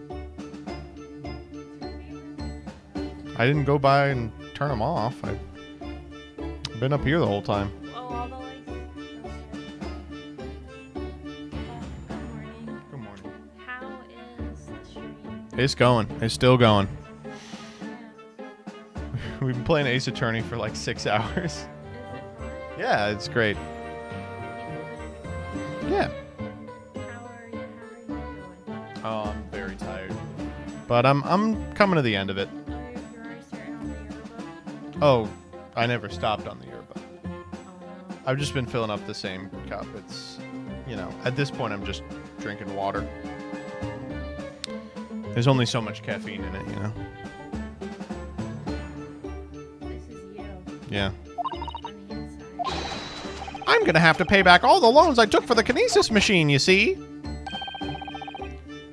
So it's gonna be a new serial publication from next month. Part 1, an odd birth and odd upbringing. Man, that's you.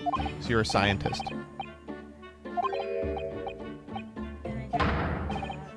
I was diddled! I was fiddled by the pair of them! Oh, does that mean, like... By Ass Man. Yeah, wait. Hold on, sorry. Can you just... He was diddled and fiddled. Does that mean what I think it means? No, Or does it mean he was something tricked. More innocent? Yeah, he was tricked. Oh, okay. He wasn't diddled. Okay. Don't worry, there was no diddling. He's diddled and fiddled. I was like, oh no. Is he alright? He's diddled and fiddled by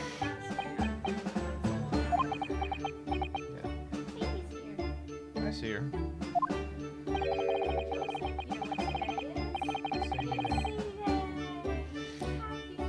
It was never my intention to deceive anyone. I didn't want to trick the public. No, of course you didn't. But in court this morning, I realized something. If you've done something wrong without knowing it, you've still done something wrong. Logically, it makes no difference. Oh, hello. Oh, Professor. He believed in me this morning, Barrock did. He believed in my hypothesis. Well, I think that was just a necessary factor in the prosecution establishing its case. No, Barrock wouldn't do something like that. I'm sure he genuinely believed it. Did he? I think I understand now why it was that he decided to take on the prosecution in my trial.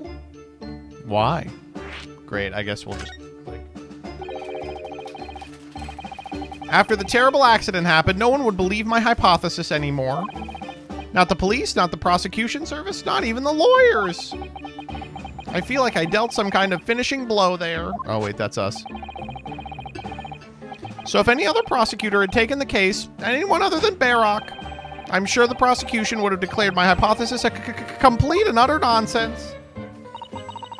And in that case, you would have been declared a fraud yourself, Professor. Exactly.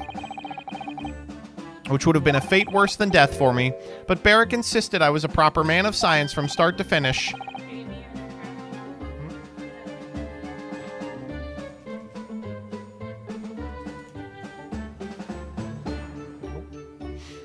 You think that's why he...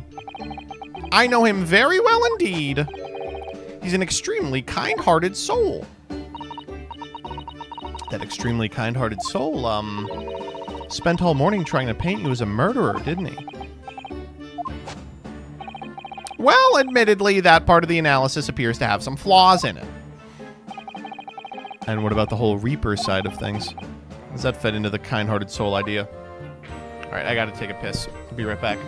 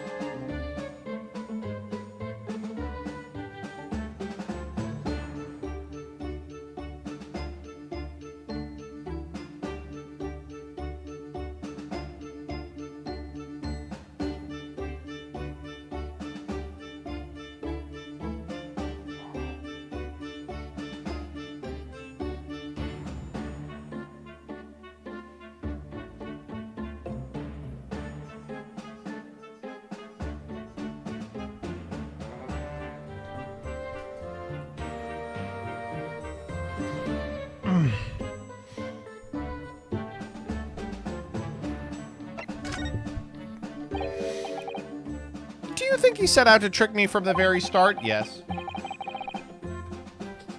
Absolutely. You're very trickable. You're a trickable person.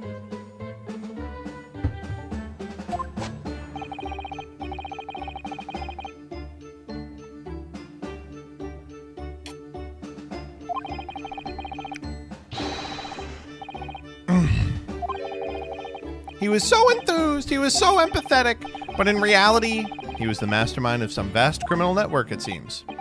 I still can't believe it. The machine was essentially a set decoration for some stage magic. It probably didn't require a large amount of investment, actually. But the scale of it, it wasn't just some small trick, it was a very elaborate feat of deception. All young scientists are full of hope about their burgeoning ideas, full of zeal, but none of us have any money. We want to do research, but we can't afford it. Many of us take on barely legal part-time work to try and earn a measly pennies to carry on, to go through all that, only to be taken for a complete fool. It's too rotten to believe. Okay. Mr. Aspen is no more, of course, which leaves only the engineer. Enoch Drebler. Okay, you gotta help us out with Drebber. It was about a year ago when Mr. Aspen first brought Drebber to meet me at my laboratory. Since then, I've met him many times to discuss details about the kinesis machine. But at no point did you have any inkling that he was just an illusionist. Oh, he definitely wasn't just an illusionist. What do you mean? He was a wealth of deep scientific knowledge. There's no question the man's a genuine scientist. It is instantly apparent in conversation. Oh.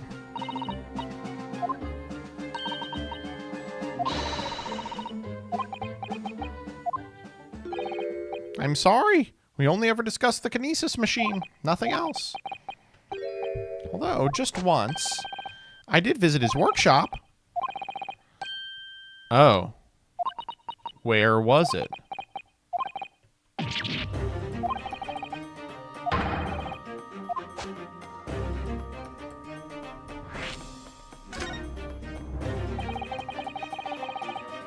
So you've been to Drebber's place of work, then? Yes, just once, you understand. It was an enormous place. Plenty of room to construct the kinesis machine, you see. Where is it? We gotta go. Well, yes, definitely. I'm sure you're not going to want to hear this, but I have absolutely no idea where the workshop is at all. I'm so sorry. I was more than half expecting that. You see, I was blindfolded in a carriage the entire way there. The place was incredible, the pinnacle of modern engineering. Even the oil he used was the very best, a special French machine oil that's impossible to obtain in Britain. Oh, the indescribable scent of that imported oil. Perfumers across the world should forget their secret formulae and use this instead. Okay. Eau de machine for your next birthday? Never used any kind of perfume, Mr. Naruhodo, and I'm not sure I'd like to start with that. I don't suppose you know where even part of this workshop's address is, Professor? You, don't have a business card for Mr. Drebber, for example. Man was clearly very cautious, Miss Susan. Oh, fuck. Yes, I do. You gotta be fucking with me.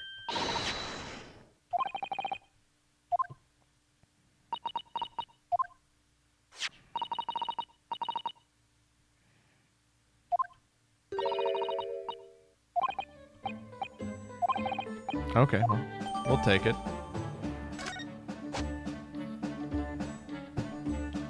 Guess that's all we got.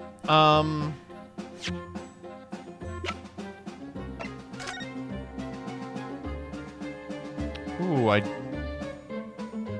this is interesting.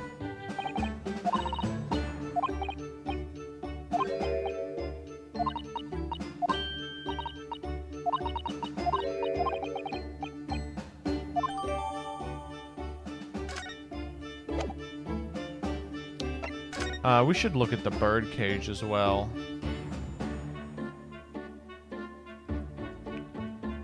I really don't have much to say about the bird cage. Oh, except that it's broken right here.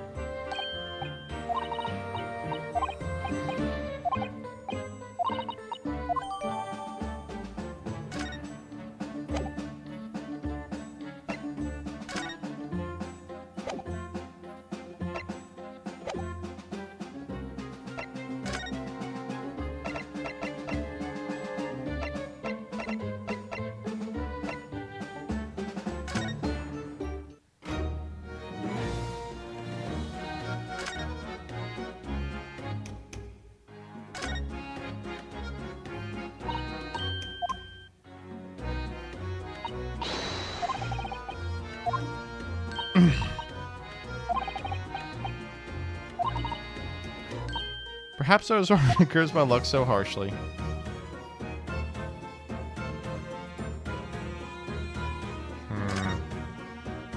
Do you plan to play to the end of this case? Probably, yeah.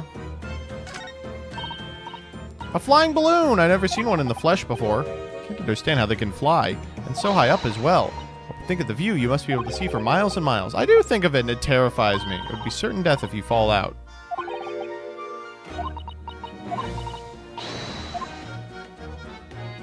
I think that's everything here.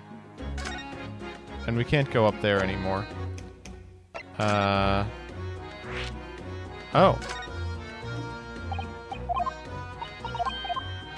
Oh, is it giving us a new one just because, we can no longer go up there?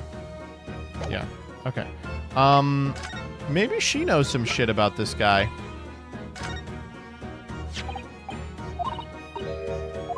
Oh, okay. Oh! A dirty old smudge on the back, that's all. It is French machine oil. It has a particular scent. Let's go. Give it to the dog. You sure? I don't smell nothing. What do you mean you should smell it? Oh, right. You meant Toby. Let's go, baby. Let's go. We're fucking it up.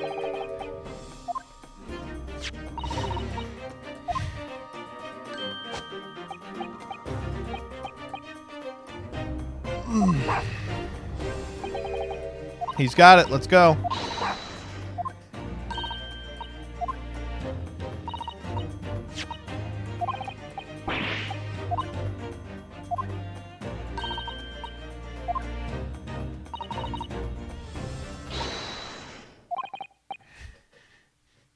I love his stupid thing.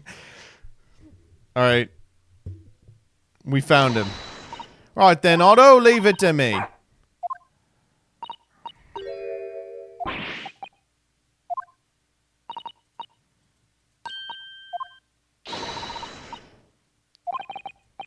Poor Gregson. Ready, Toby? Go.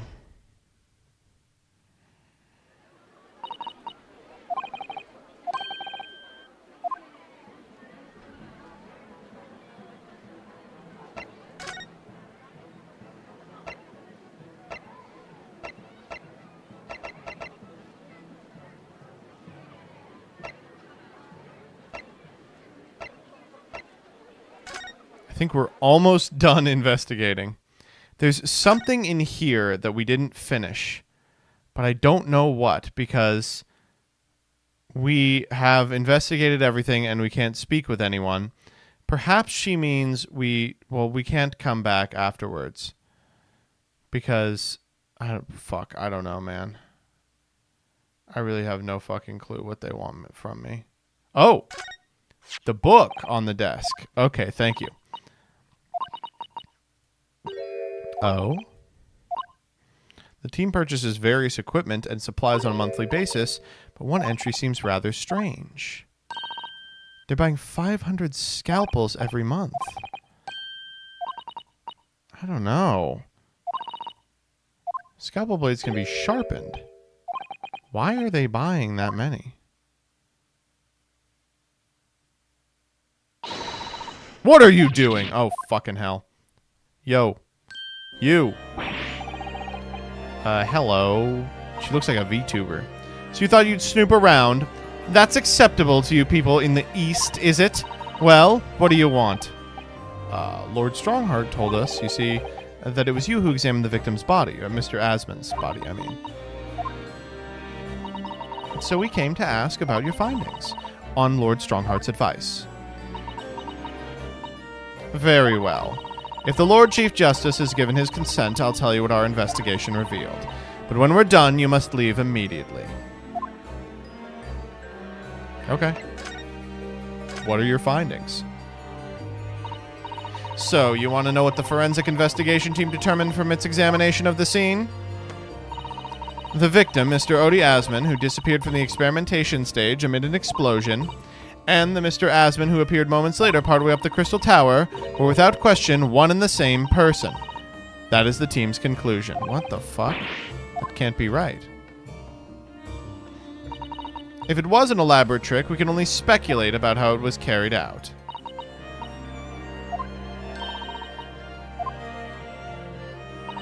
Very true. But sadly, in this instance, that was not the case. The man who disappeared and the man who subsequently reappeared was the same person. The fingerprints at the scene make that quite evident. Oh, fuck. They're not yet officially recognized as forensic evidence in the British justice system, but one day they will be used as an investigative aid as a matter of course. Fuck. That would mean the instantaneous kinesis actually took place.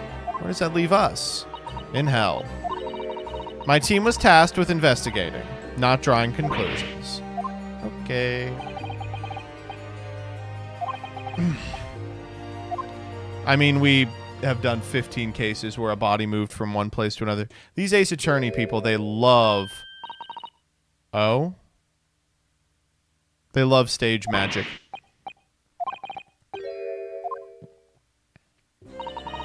This is a lawyer, dear. Oh. Hello? To meet you. Pleased to meet you. Yes, I'm a defense lawyer. Ryunosuke Nara... Yes? Oh... I've never seen inside an Eastern person before. I want to know what it looks like. Of course you can't. It's a live specimen, as you can very well see. Boring. Does your daughter have, hobbies? Oh dear. You're as pale as a corpse. Let's leave before I'm mistaken for one. Well, okay. Let's move.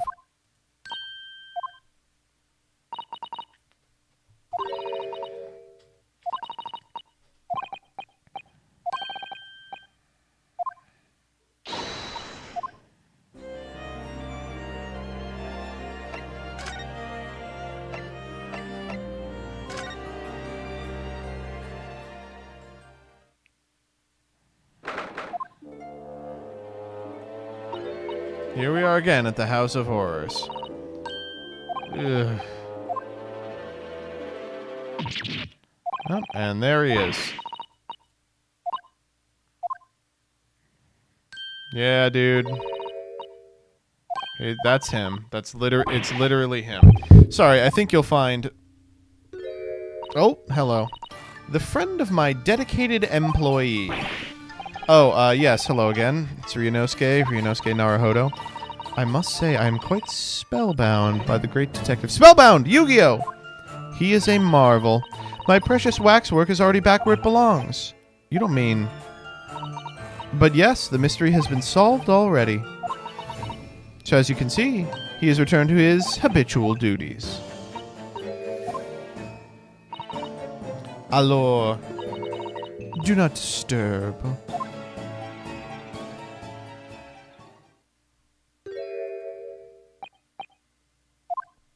Yeah, I don't know what to tell you, Susato.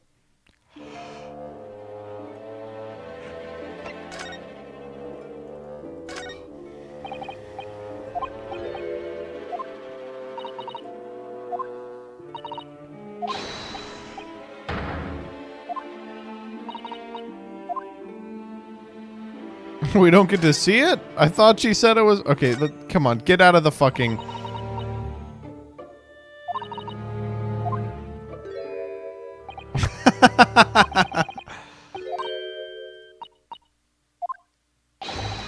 Indeed, my dear fellows, it is I, the world-famous great detective in waxwork, Hairlock Sholmes. Yeah. Oh. Oh, she fainted. Oh my god.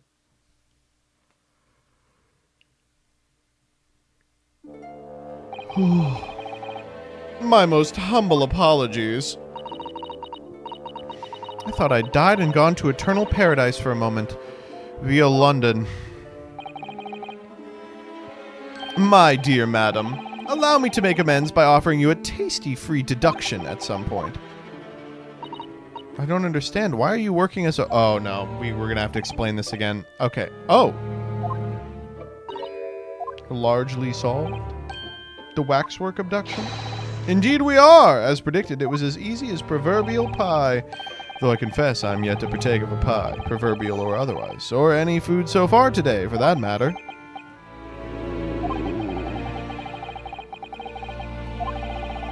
So how'd you manage to solve it so quickly? Do remember I said it was largely solved. Anyway, I simply negotiated with the culprit. Are you familiar with the so-called telephone?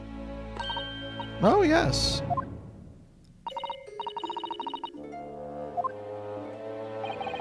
This morning, a telephone call was received here from the perpetrator of the abduction. As such, I was able to negotiate terms, and in the end, the waxwork was returned. That's amazing. Just between you and I, it would appear the culprit had always intended to return the stolen waxwork in any event. Yes, I think perhaps the ransom demand was necessary to avoid unwanted suspicion regarding the true motive. But does that not mean your negotiating was unnecessary? A fact that I must ask you to keep from Madame Tuspell's at all costs. A hungry young Iris awaits my return to Baker Street, after all. Poor Iris. Now then! We do. Why are you lying to us? Okay, first, do you know anything about Enoch Drebber? Oh. Yes, a man by the name of Enoch Drebber. He's a swindler who duped Professor Hairbrain and the engineer who built the kinesis machine. A swindler and an engineer. Quite the modern man. He also seems to be a conjurer of sorts with considerable knowledge of stage magic. We really need to locate him before the trial resumes tomorrow morning. Oh, that's us. We have so few clues to go on. Do you have any good ideas? I have no data yet.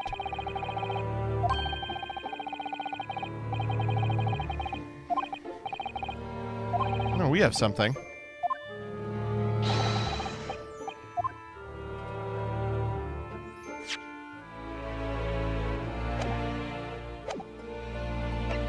We have like a literal picture of the guy.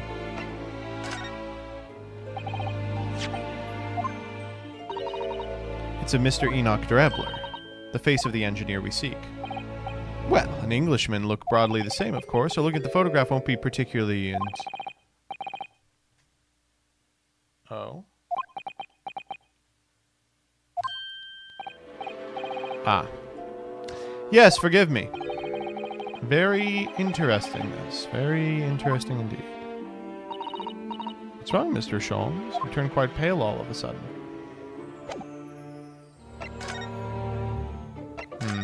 Well, tell me about this other thing you're lying to me. Did you lie to us? My dear Mr. Naruhodo. Stay that piercing stare. What's this all about? Last winter, when we were first on our way to Britain aboard the steamship,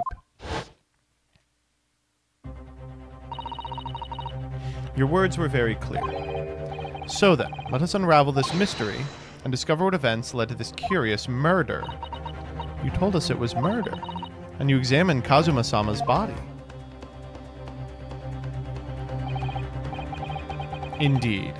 And wherein lies the problem? We met him earlier today. The victim, Kazuma Asogi. You're quite sure?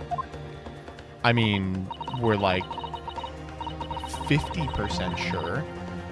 Wearing a mask, suffering from amnesia, but yeah. Oh, yes, I'm quite sure. It was Kazuma-sama. You must have known at the time, Mr. Sholmes, that he wasn't actually dead.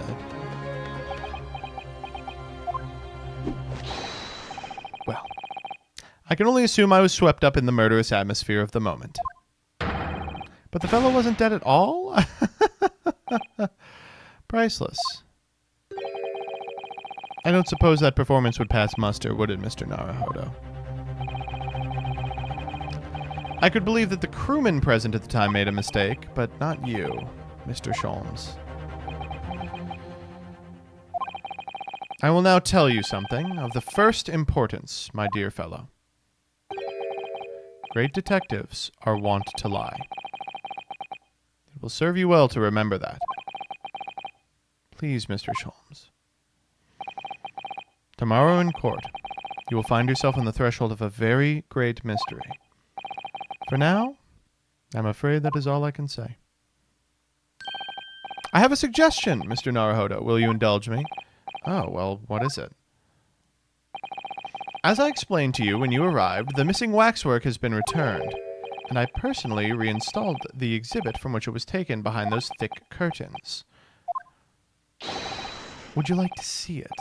For a mere 5 shillings. That's a special one-time only price, you understand. What? The opportunity won't come again, I might add. Wouldn't you like to see the fruits of my labor? Oh, well, we do have a rather pressing investigation to carry out. Perhaps we would postpone? The price is a very reasonable 5 shillings. I think you'll find it's well worth it. Are you being quite serious, Mr. Sholmes? Surely you need only look at my expression to ascertain if this is seriousness or silliness. I can never tell with you, that's the point. Very well, it couldn't hurt. Here's your 5 shillings. Gratefully received. So, the special exhibit awaits behind the curtain.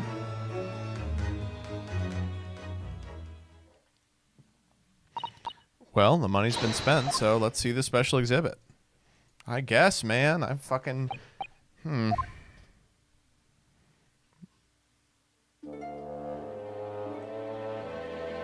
Through those heavy curtains at last, I'm telling you.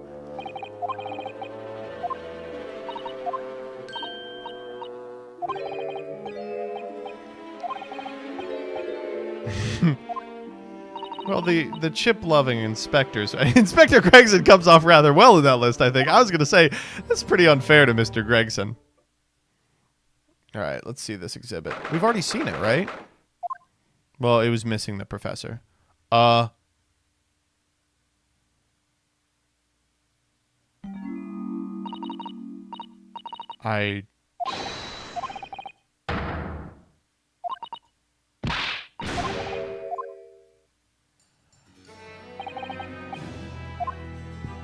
Where's the head? The nerve of that great diddling detective. This must be what he meant when he said the case was largely solved. Be that as it may, there'll be a clue about the engineer, but where?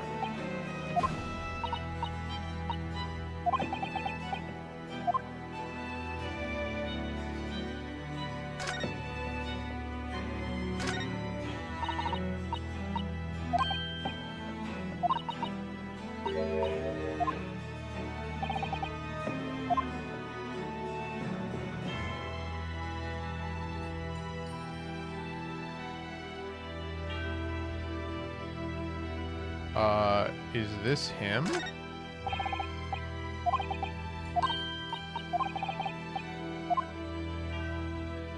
This is literally him?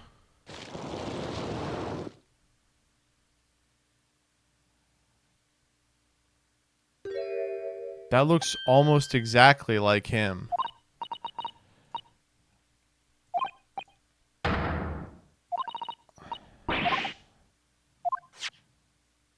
What the fuck? It's unmistakably him. What the fuck? Indeed it is.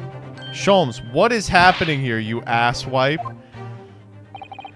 This man is the subject of your present hunt, I believe. Yes, that's right. Just who is this man? Why is he here in this exhibit? Why does the convict beneath him have no head? The head was missing when the model was returned by the thief who stole it. What a surprise. Then the case isn't yet solved, is it? Did I not say so myself? Largely solved were my words, I believe. But I must locate the missing head tout de suite, as Madame would say, or I'll be in grave trouble. The very hungry Irish still awaits my return to Baker Street, preferably with rations. You know, though, something about this room is strange. Well, the displays on House of Horrors are supposed to depict real events, are they not? Indeed they are. Do go on. And the scenes in the other exhibits are believable. But this one... surely couldn't have ever really happened. Could it?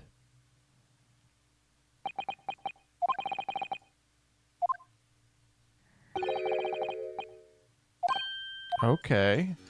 I am now listening. You have my attention. I believe I told you a little about the professor yesterday, did I not? He took the life of 5 victims, every one a member of the aristocracy or royalty. All were attacked by an enormous hunting hound and had their throats ripped from their bodies.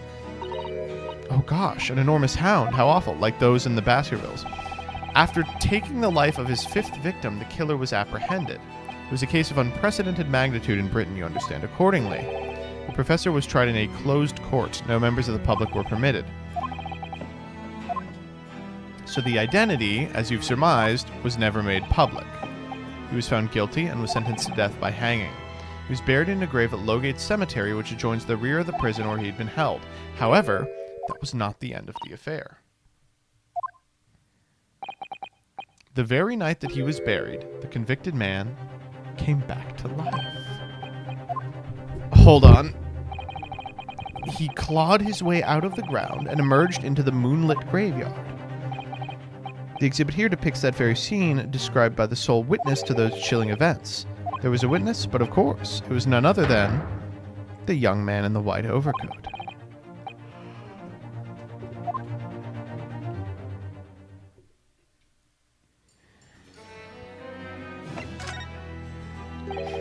So this is a waxwork model of Enoch Drebber. 10 years ago, the convicted professor, having been gibbeted and buried, emerged from his grave in the dead of night. The sole witness to that unimaginable scene was this young man. From appearances, I would say he's heterosexual. Scared out of his wits, the young Drebber ran to a nearby police station. And the sheer terror turned his hair white overnight. For the following few days, the story of what he'd seen was on every front page in the capital. The public was frantic. As you've seen, an exhibit was even created here in Madame Tuspell's.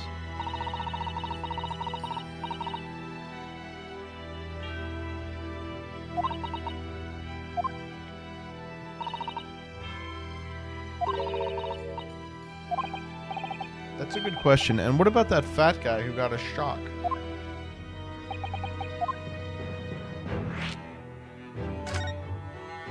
He was grave robbing.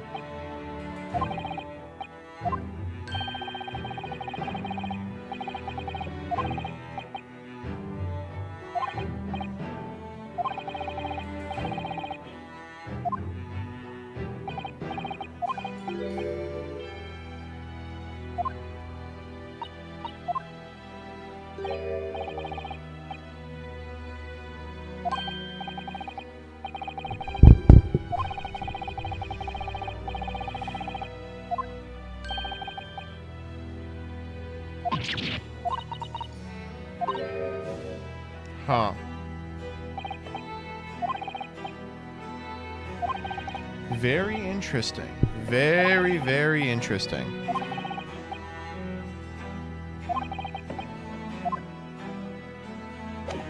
Well, shit.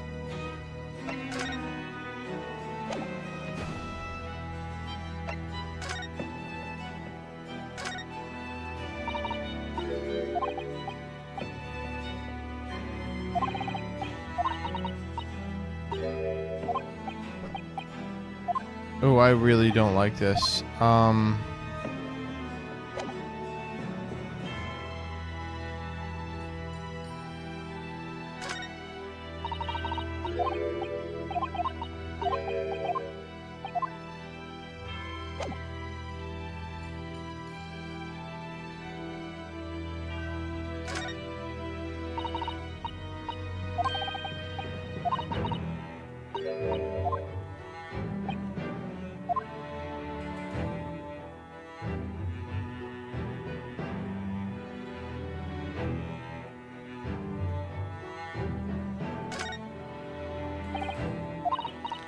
Camera.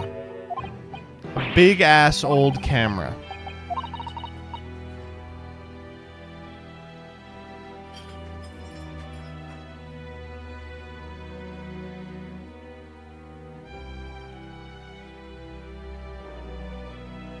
Oh. Okay. Why would the man be at a graveyard at night with a camera? Perhaps he was trying to capture the moment a ghost got back on film. Oh my god, we're gonna take the camera.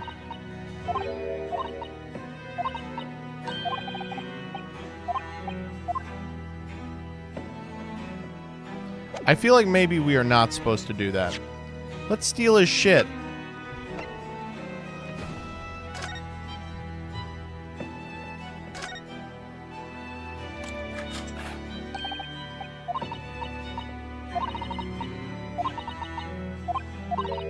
There is no plate. It's been removed. This wouldn't be the actual camera that was used at the time, just like the waxwork was never the actual person. Interesting. Trying to think if there's anything else particularly relevant about it.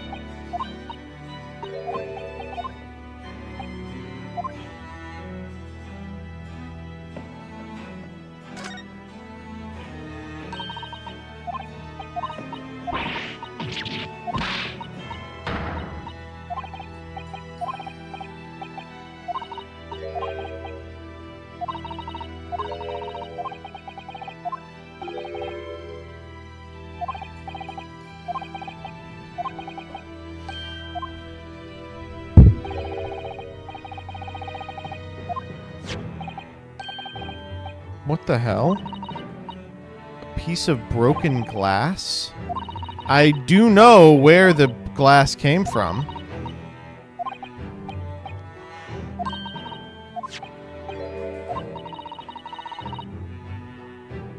Yes, that's where.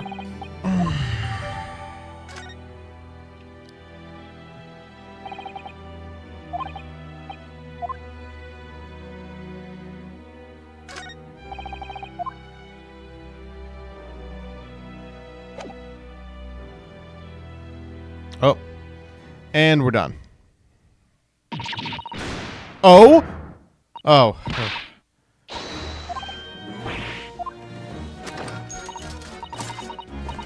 Oh no, don't bring that.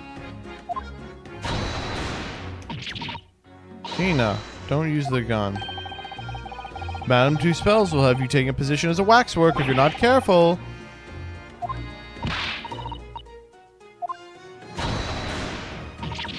Alright, Gina, we get it. What do you want?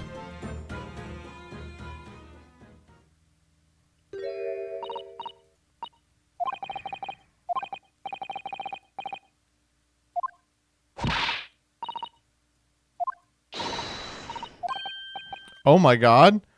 Let's go. Let's go. God, this dog is so good. Boss and the others are heading over there now in a drag, so come on. Here's the address. Let's go. We're all gonna get killed by Enoch Drebber. Dun dun dun dun dun dun dun dun dun dun dun. Oh? You go. Don't mind me. I'll just stay here being still. Why are you so droopy all of a sudden, you weirdo? I know my place in the exhibit over there. Someone's feeling sorry for himself. Oh, because the girl did some investigation.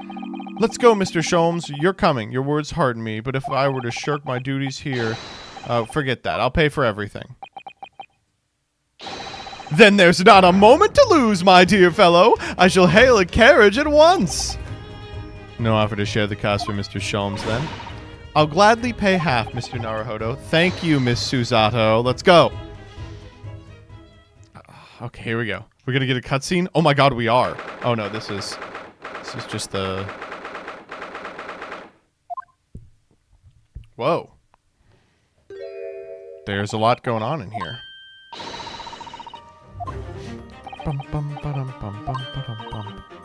Oh, so you got here then? Gina, and in such little time. You're well versed in miracles. Okay, alright. And Gregson's here, and he is... His eyes are shut.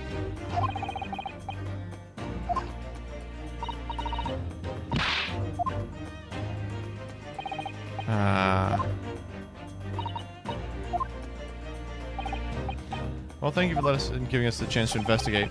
According to what Gina tells me, we only found it thanks to a clue you lot turned up. Want to say go to Paris with a debt of gratitude unpaid now, would I? Thank you. Oh, shit.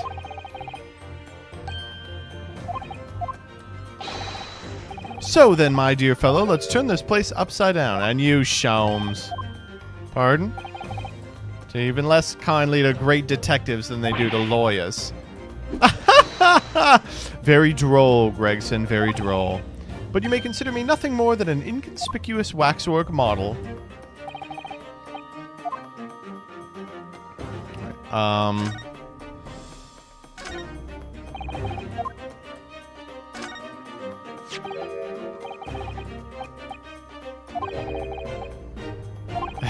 no. It's a Royal Society trophy for excellence in science. Interesting.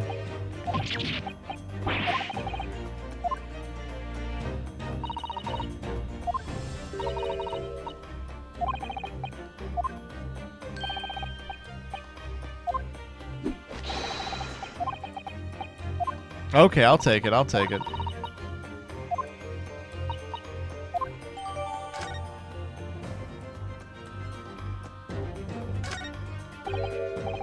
What on earth is this? It's a mobile airplane, an aeroplane. One day, scientists believe it will allow humans to fly freely in the skies. Well, it's actually suspended by a thin but very strong cable, isn't it? Oh, well, this model is, yes, but a real one would fly in the sky. While suspended from somewhere even higher than the sky, right? Because large metal objects obviously can't really stay in midair unsupported. So to you, the solution is ever taller towers? Yes.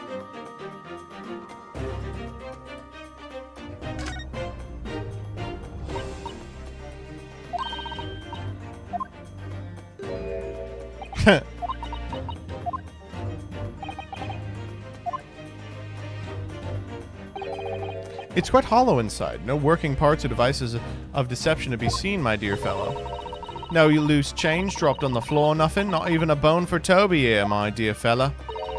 British people are very much ruled by their own ideals, aren't they? There's just these two, Miss Susato. There's the arrows. Yeah, these were probably the ones that he lit on fire. Crossbow bolts. Just the right size for the bow you lot turned up at the exhibition grounds. That's more evidence to support your theory. All goes to show that Drebo was the one pulling the strings behind the scenes of the whole scam.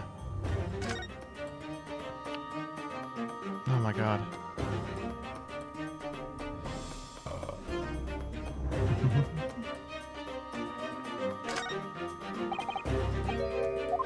Door won't open. Hefty lock on it. Specialist locksmith on his way from the yard, so wait till he gets here. With permission, Inspector, I could have that lock open in less than a minute. Well, you don't have permission, and no one's giving it to you. Well, there's no sound of anybody on the other side.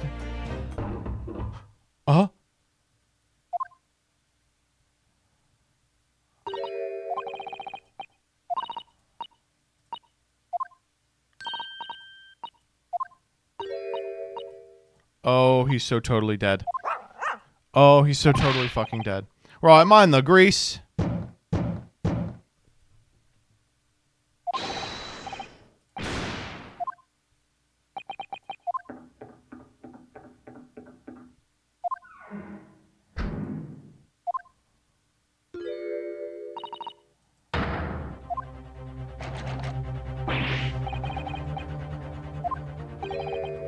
My dear Gregson, as I said only minutes ago, if only it were countenanced, I could unlock it in less than a minute. Ugh. Fine, I'll take the rap for it. Just get us through that blasted... Oh. There, you may enter at will. Time is of the essence, I feel. What are we waiting for? Let's go, let's go, let's go, let's go, let's go. There's a strong possibility that beyond that door is the engineer you all seek. Be prepared for action, my dear fellow. Here we go.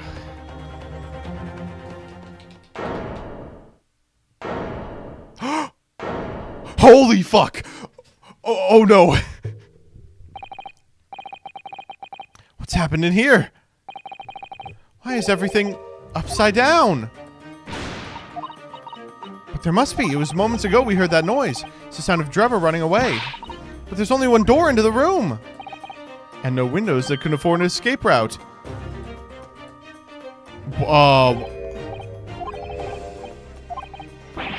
Blow me. Guys. It's like someone was trying to burn something in a hurry. A set of blueprints. Oh my god. There is something of great interest in here too. This rope was lying on the floor at the foot of that pillar. What's significant about that? Never mind. You see, but you do not observe, Mr. Naruhodo. You must investigate the entire room thoroughly. Yeah, so, how about this item? Mr. Sholmes, have you found something? Ah, yes, in point of fact, something rather fascinating. What do you make of this? Let's see. Looks like a...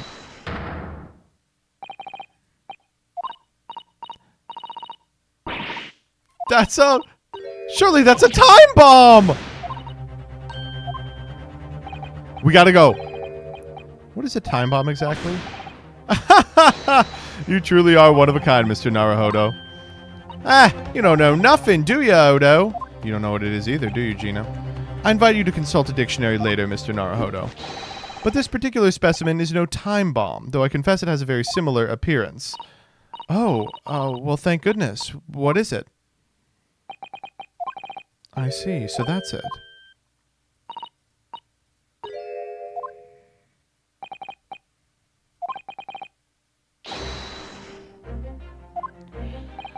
But I have learned to accept the hardships that come with being a great detective, Miss Susato. Oh my god.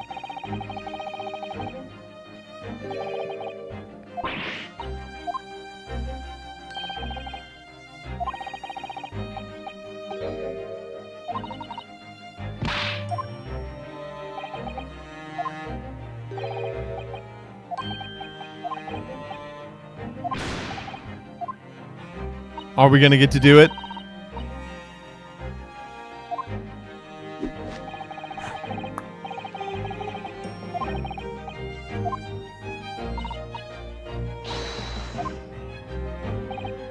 Shall we begin?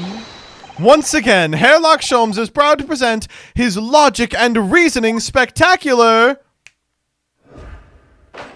The Great Deduction. The game is afoot. Flipped furniture. It's plain to see this room is in complete disarray. The bed, the table, the chairs, the lamp, everything is upside down. Almost as if every item on the room had been happily positioned on the ceiling before falling straight down to the floor. The key here is gravity. It would appear that technology has at last succeeded in freeing us from the great pull of the Earth. For but the gravity in this room was reversed and then suddenly restored to normality. The inverted furniture clearly reveals the truth about the part gravity played in this whole business. I quite understand your skepticism, Miss Susato. I, too, was incredulous at first. However, my conviction in my analysis was cemented when I observed this. An anti-gravity device, almost identical to one that featured in a dream of mine only the other day, in fact. But why does it have a clock on it? A most relevant question indeed. That is a timing device that controls when the gravity direction will switch. There was clearly a requirement for an engineer to be able to restore normal gravity automatically. And the commotion we heard earlier from the other side of the door was the moment that restoration occurred. Yes, the reason why everything here has been turned upside down is because of the anti-gravity device. So you see, we need look no further to explain the state in which we now find this room. The direction in which gravity acts here was reversed by Mr. Trevor before being restored by normality in an automatic fashion later by the timer device. I've witnessed precisely this scene in a dream I once had when I fell out of bed. I love him so much. He's a genius. He's a genius. He's the smartest man who ever lived.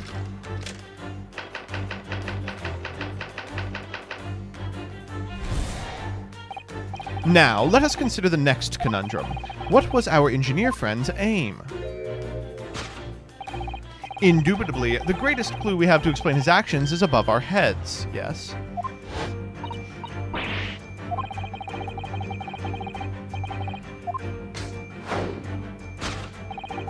The reason there are footprints on the ceiling is because of the nearby skylight. To escape. However, there is but one way into this room, excepting the skylight, that is.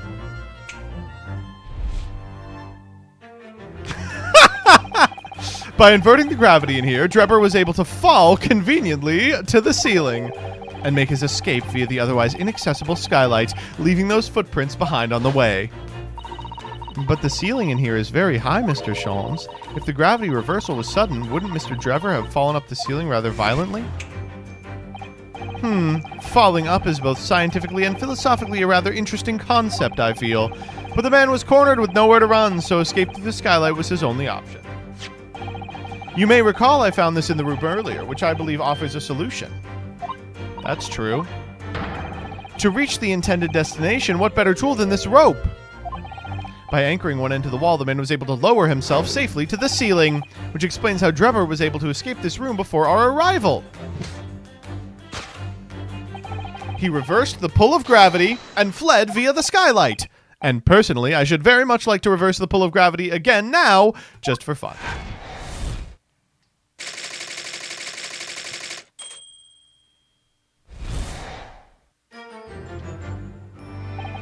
Thus concludes Hairlock Sholmes' great deduction of this topsy-turvy puzzle.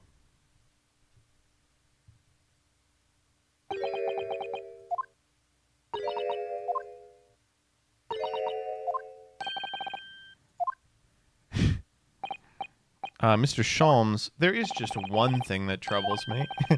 The thing is such a thing actually possible? I would say that with man's current scientific knowledge at the turn of the 20th century, it's no more possible than instantaneous kinesis. But your whole deduction hinges on it. Ah, but my dear fellow, when you have eliminated the impossible, whatever remains must be the truth, however improbable it may seem. It's a marvelous line, wouldn't you agree? One of my more enduring pearls of wisdom. I had Iris come up with the exact phrasing. My original was clumsy. Yes, I have a feeling I've read it in something that Miss Susato let me once. Oh. Actually, there is one other thing, Mr. Sholmes. The rope you found was on the floor, wasn't it? Indeed it was, in lonely coils near the wall. But if Mr. Drebber had used it to escape in the way you described, wouldn't it still be tied to the wall? Fuck! Mysteries inevitably unravel in the end, as I think you'll find two ropes. And as evidence of such, you need only look at the mystery we face in this room skillfully unraveled. Okay, let's fix it up. Let's do it.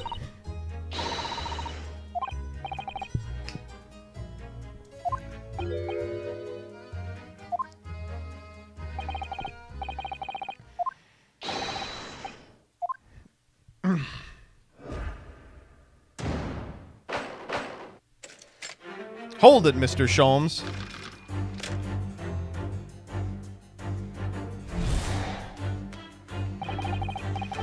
It's plain to see that this room is in complete disarray. I agree. That is true. We agree.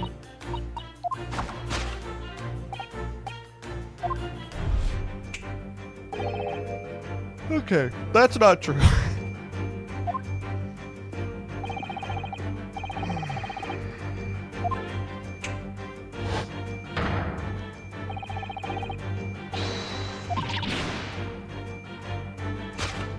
It's so good.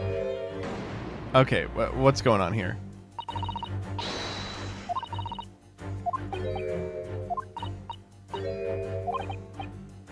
And we must completely discount the idea at once.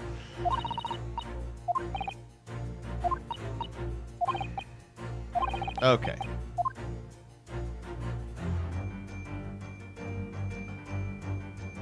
What here breaks the laws of Sholmesian gravity theory? The safe?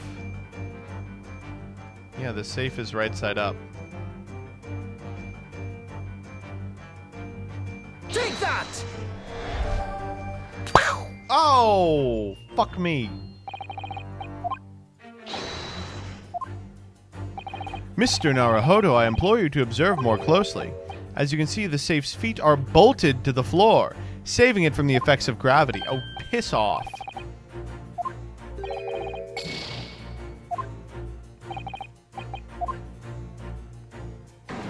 Okay, I'm gonna get it.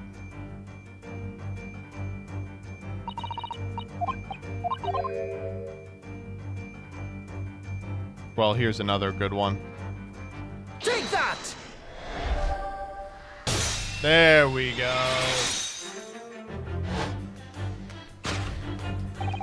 The upright vase clearly reveals the truth about the part gravity played in this whole business.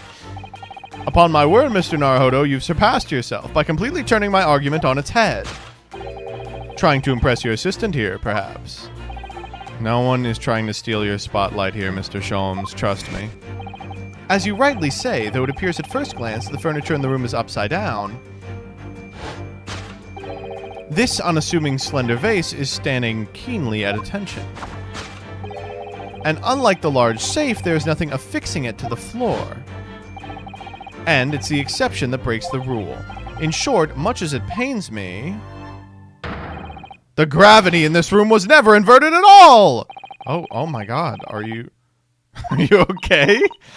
Holy shit. But the show must go on! So let us continue with our deductions. Now that we know this contrivance is not in fact an anti-gravity device, there remains but one other possibility. You don't say.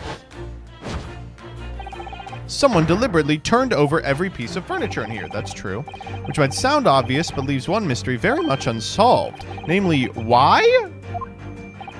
Quite, and naturally there is an explanation. Yes, the reason why everything is because of the anti-gravity device. Nope. I actually do know this one already.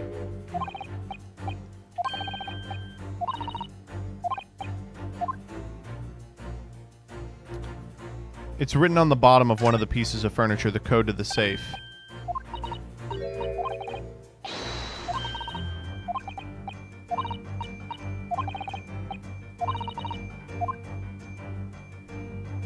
Take that! The safe combination. Yes, the reason why everything in here has been turned upside down is because of the safe combination. Precisely. I believe, Mr. Naruhodo, that you had a very similar experience once, did you not? Yes, last year when I bought a lottery ticket and noted the ticket number down on the inside cover of a book, just in case. That's it. For people are forgetful souls at heart and always make a written note of important information.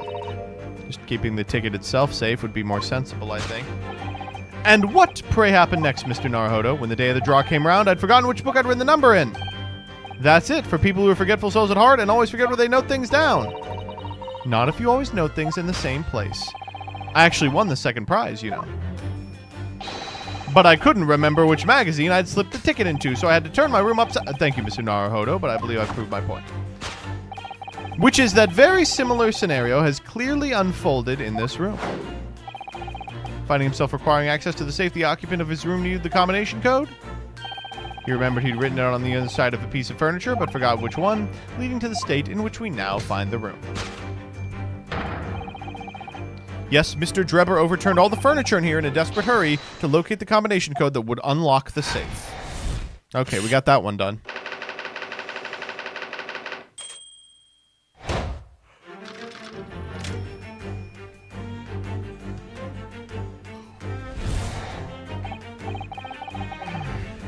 Now let us consider the next conundrum. What was our engineer friend's aim? Indubitably, the greatest clue we have to explain his actions is above our heads. Yes, how is it possible that there are footprints all the way up there on the ceiling? A question whose answer will lead us not neatly to the truth, my dear madam. The reason there are footprints on the ceiling is because of the nearby skylight. Well, if a change in direction of gravity can't explain it, then how did those footprints get there? It feels as though that particular part of the mystery has just become even harder to solve. I can't think of any other way to explain it at all. Life was so much simpler in those halcyon days when gravity could be reversed. It was minutes ago. Those halcyon days never existed in the first place.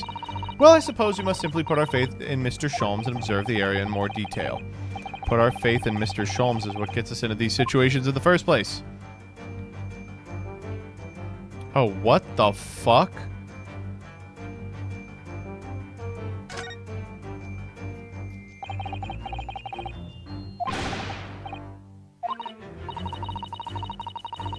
What is going on?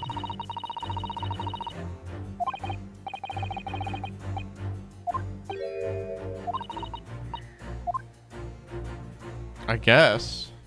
Take that! Yeah.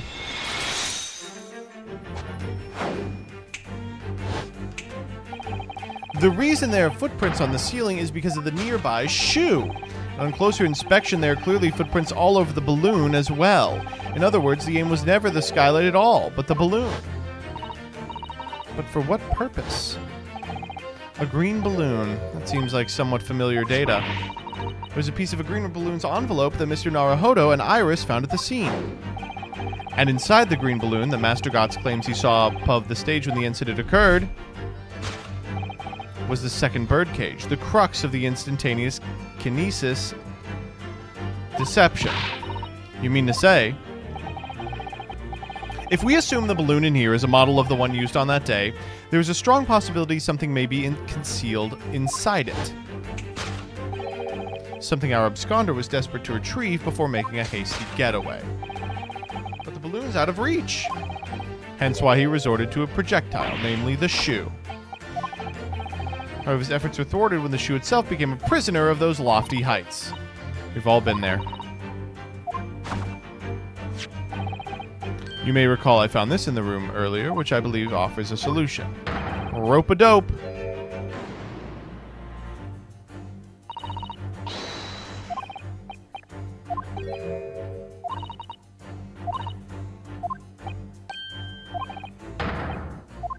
Do we? Oh, we can just shoot it with a crossbow. Take that! Just blow that bitch up. Let's go. You know, we do have a crossbow.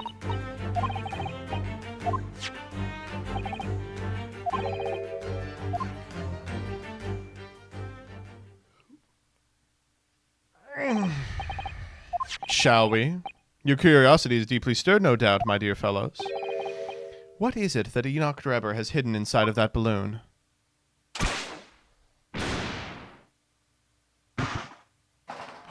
The head. It's the head. A waxwork? Inside a metal mask, fastened with a strong and quite impenetrable lock.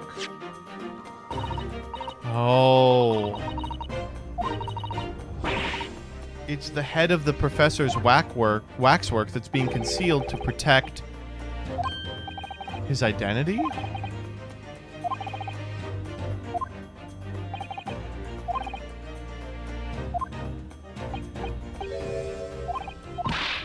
But why is it here?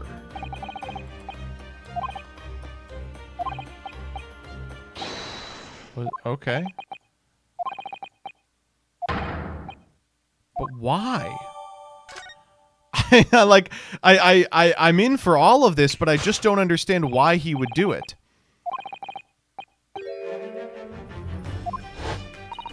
Architect.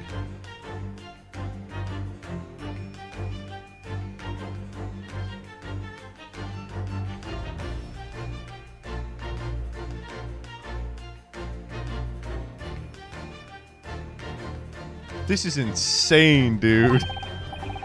You mean Mr. Drebber? As it seems quite impossible he escaped via one of the skylights, obviously the man is still here in the room. And his location... Okay. Where the fuck would he be? Under the bed?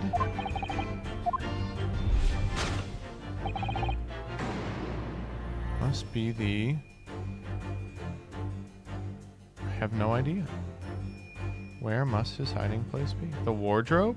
Well, it's the only thing I can click, so... Oh, no, here we go. The safe?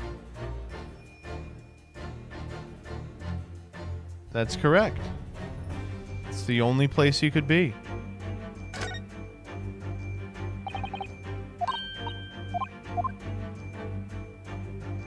Take that!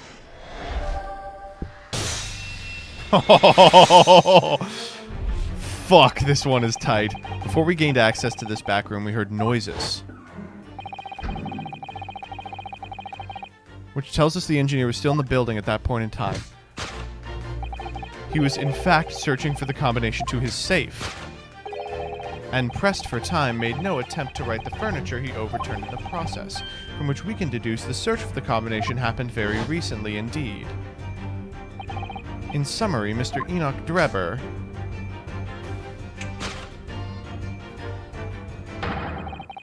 is at this very moment inside the safe. Thus concludes Herlock Sholmes' great deduction. Elementary, baby.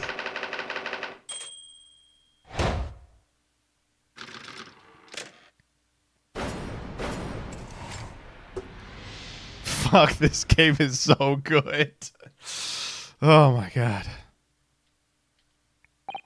So, Mr. Naruhodo, I think perhaps it's time we ended this game of hide and seek.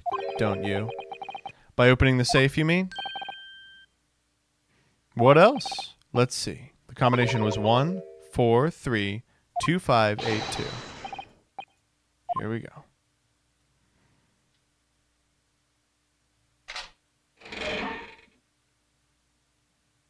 There he is. You found me.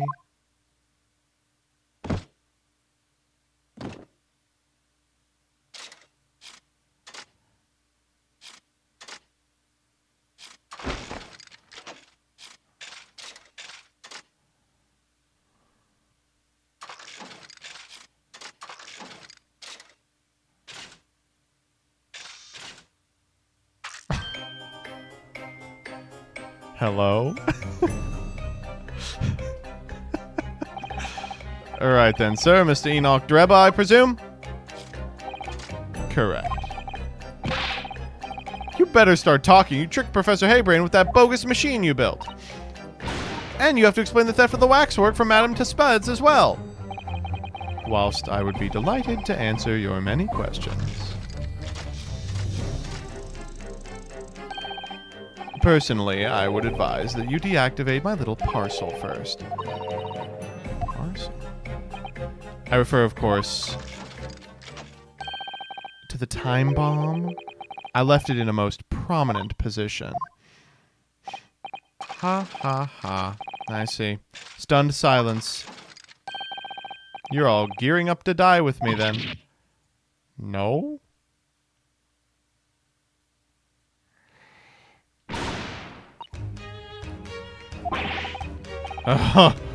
With only 7 seconds to spare. Mr. Sholmes' deductions can be completely life-altering, can't they? Well, my dear fellows, that was a close shave. The resemblance to an anti-gravity device is really quite startling, I must say. I love him so much, dude.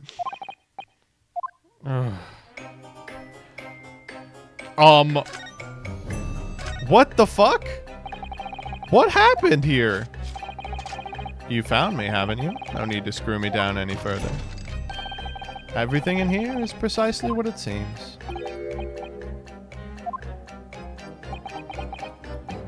What fails to click with me is how you were able to locate my workshop. That I was not expecting. When I heard whistling from the other room, I knew it was time to bolt. Whistling? Ah, that would have been me! For some reason, I woke in a fine fettle today. I love him, dude. He's so good. Clearly, I must have a screw loose, though, as I couldn't remember the combination for the safe. And another one loose, as I couldn't remember on which piece of furniture I'd written it down. We also found a rope over by the wall.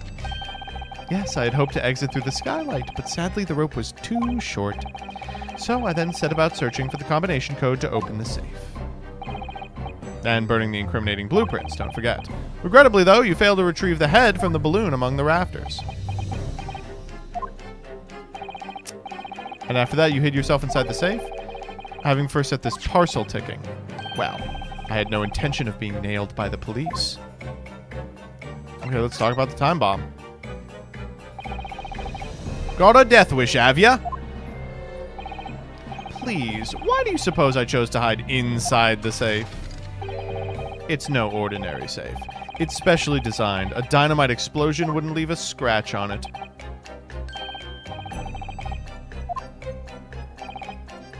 Precisely. But once you'd climbed inside, you wouldn't have been able to get out again. I invite you to look more closely. The safe is fitted with a handle on the inside to allow the door to be unlocked from within. I had always intended to blow this place to smithers in any case. I just wasn't expecting uninvited guests to come along and screw up my plans. Do you mean to say you were planning to blow us all up? No, that was unforeseen.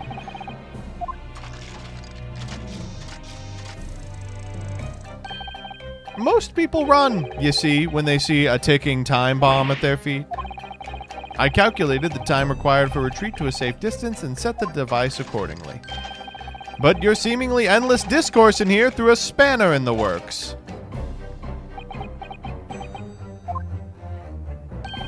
Is something wrong, Gregson? Do I have something on my face, besides the usual eyes, ears, nose, and mouth?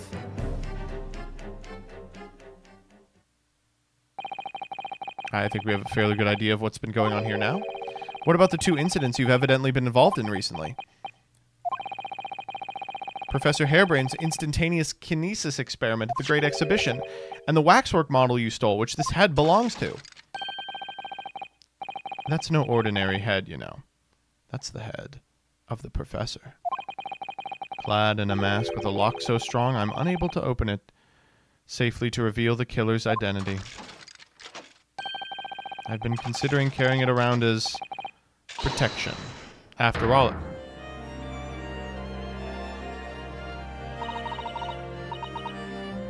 what's going on here, Gregson? I'm sure you're aware that I have sole jurisdiction to investigate here. Yes, well, Dr. Slythe again? So the forensic investigation team made it? And you know full well this engineer is a key witness. Why are you allowing this lawyer access to him? If Lord Strongheart knew of this, you'd be finished. You lot, leave at once. My dear madam, there's no need for such a threatening tone, I assure you. After all, that's no way to greet an old acquaintance, is it, Dr. Scythe? Hello, Sholmes. Mr. Sholmes knows Dr. Scythe? If it's protecting the machine next door that's causing such a sour expression on your face, you are quite misguided. It's really nothing more than a shell. You get out. But of course, we'll show ourselves to the door. I see you haven't softened at all. Mr. Naruhodo! It would appear that our delightfully entertaining investigations have run their course. Let us leave this place in the doctor's capable hands. I said get out. Now, all of you. Your presence here is not required either, Gregson. Understood. But I'll just say one thing before I head off. If it wasn't for this lawyer and his companions, we'd never have found this place. And the whole workshop would have been blown to bits. There was a time bomb set in here. With this lot disarmed. Inspector?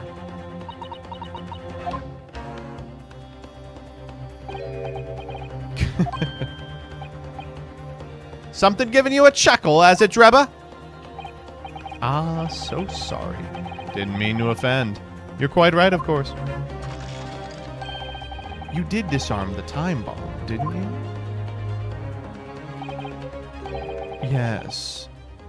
You did disarm that one.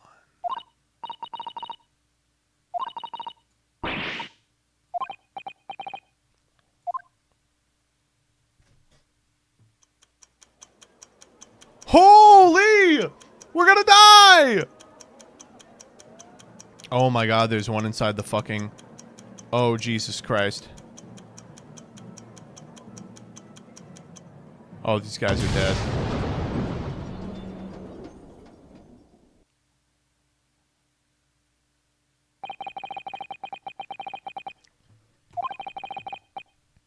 Oh my god.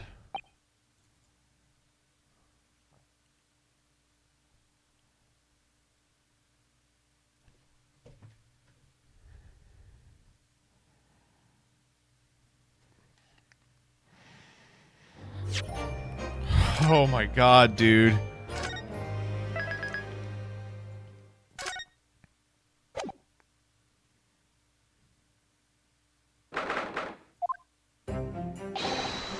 Good morning to you, Mr. Naruhodo. Good morning, Professor. Ready for today's proceedings? I hope so. I should be. Oh my god. Good morning, my dear fellows. Oh, Mr. Sholmes, you're here. Why, naturally! A true gentleman stands shoulder to shoulder with his friends in battle at all times! Thank you, I, really appreciate it. I'll see you later, then. Now, Professor, we really need you to remain calm in the courtroom today.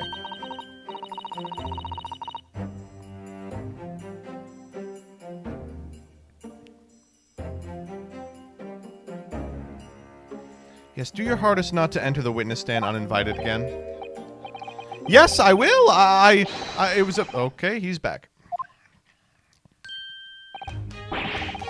You're still here, Mr. Sholmes. What's the matter?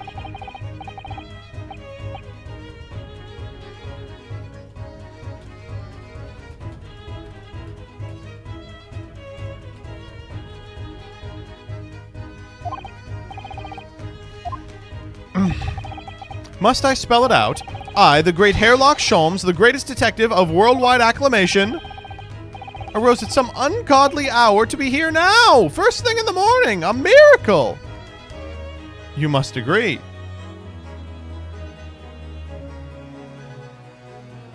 That's how I'm feeling. Well, if I must agree then. As you know, my sleep is quite impregnable. Iris had to employ her full gamut of tactics. She pulled the covers off, shook me, poked both cheeks, punched me, and kicked me from the bed. Then she poured a boiling cup of her latest experimental blend on my face, and at last I was bestirred. Oh my. Iris has been busy. Iris doesn't have it in her to go that far. She's too nice.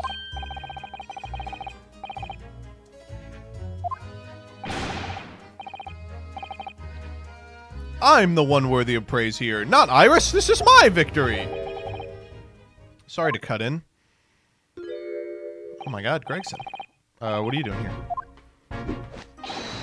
Gregson, my dear fellow, why the grim expression at this delightfully early hour? Oh, I don't know. Maybe because I've been confronted with a grimmer expression? Dear me, are you going to take that insult lying down, Professor? What? I don't know! Poor Professor. Anyway, here's the paperwork you asked for. I took the liberty of requesting it yesterday. I have a feeling it may prove useful. The Professor's autopsy report. What the fuck? Why do we need that? The mass murderers? He was found guilty at a closed trial. It was all done under wraps and executed after. It's all in here. Let's check it out.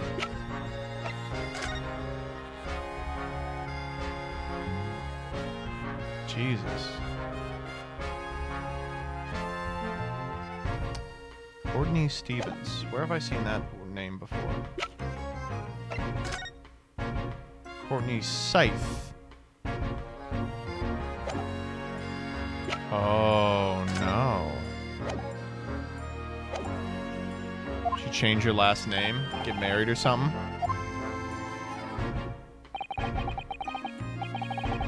Us lowly lot at the yard are just doing what we can, in the shadow of the great detective Sholmes, of course.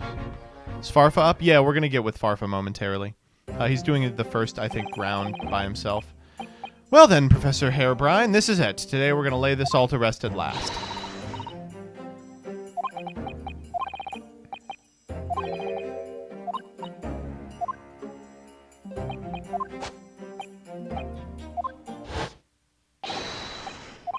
So, it's fucked up because we just have the guy that did it. And he also tried to kill us all. But I think Ryunosuke is on the right path where he's like, listen, yeah, we know everything and we know who did it and we know why they did it and how they did it, but something really bad is about to happen. There's our fucking amnesiac friend. In the name of Her Majesty the Queen, I hereby declare this court to be in session again. We resume the public hearing of Albert Harebrine, here present, who stands accused of murder. Are the counsels for the prosecution and defense ready to proceed? The prosecution is ready, my lord. Oh, fuck, you got my friend over there. The defense is ready, my lord. He only shot the balloon, and he set 2 time bombs.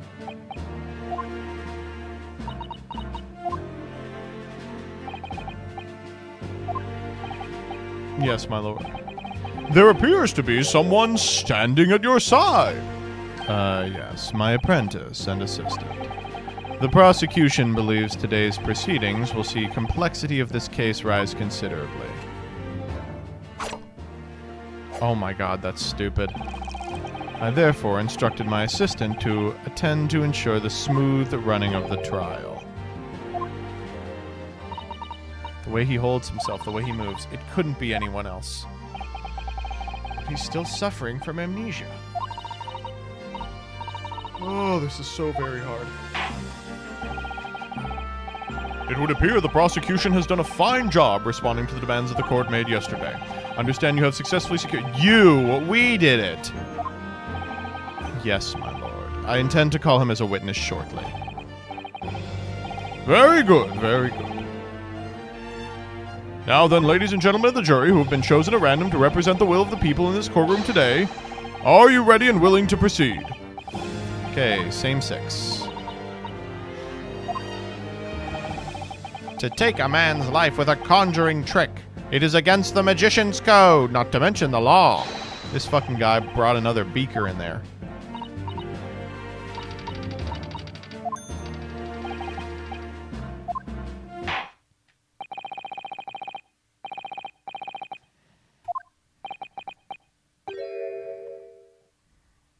Oh.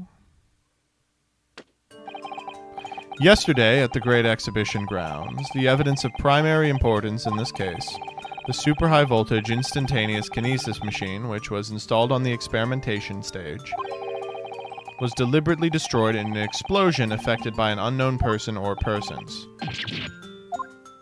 Oh my god. This is an outrage!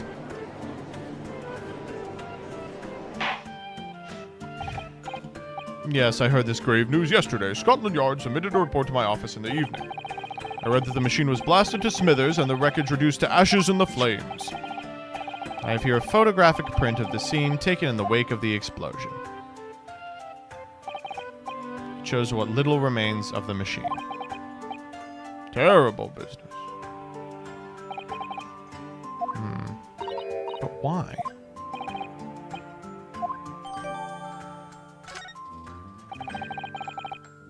Good thing we stole some of it.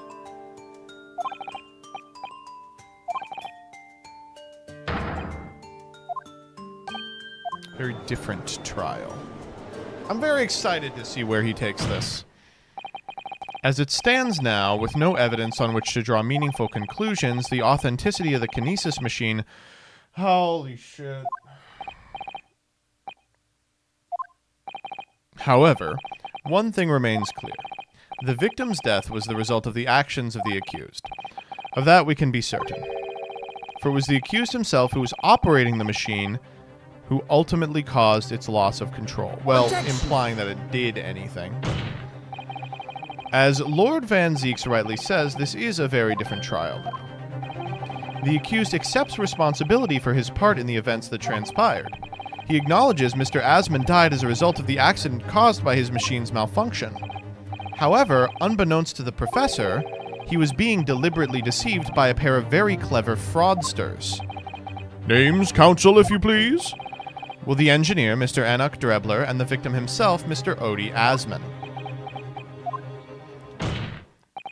So what exactly were these two men up to behind the defendant's back?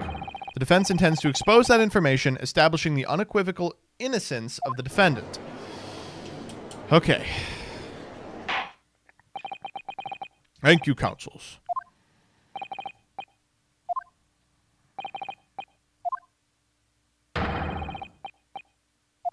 Here it comes.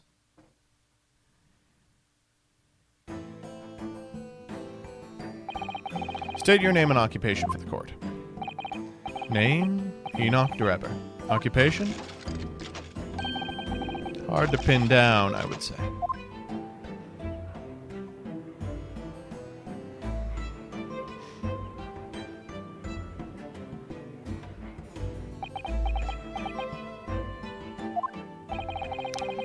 Your file indicates that you are currently being investigated in connection with another case.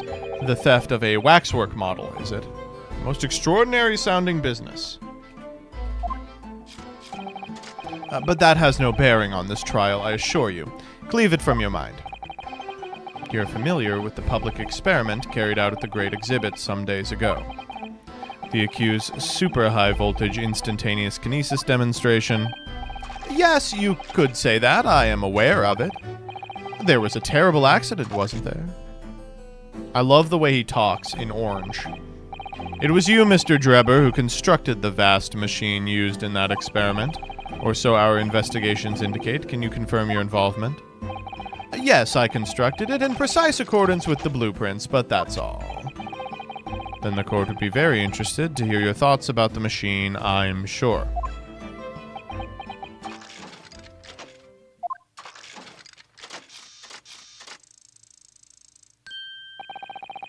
An amazing device, if you ask me. The pinnacle of modern science, making instantaneous kinesis a reality at last. What? Good gracious! Do you mean to say that the experiment was bona fide? Is that your belief, sir? Yes, that is very much my belief. Such a waste that it blew up. You blew it up, asshat.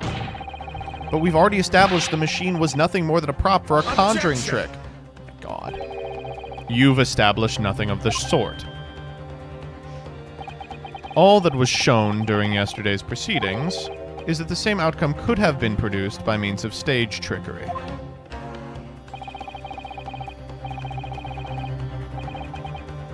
I think that is kind of selling our work yesterday short, I'm going to be honest with you.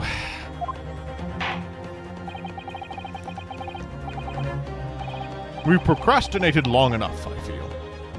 Witness, you will now give your formal testimony about the machine that you constructed for the purpose of the demonstration at the Great Exhibition. Understood.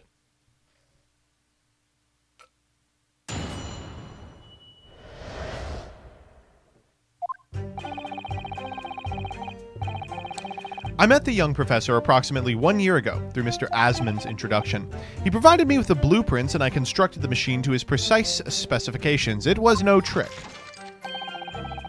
If the whole show was a fraud, it would have required a body double.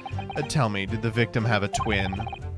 All the spectators saw the birdcage appear above their heads, then crash headfirst into the crystal tower. A terrible accident, I grant you. Perhaps the science on which the machine was built was flawed somehow?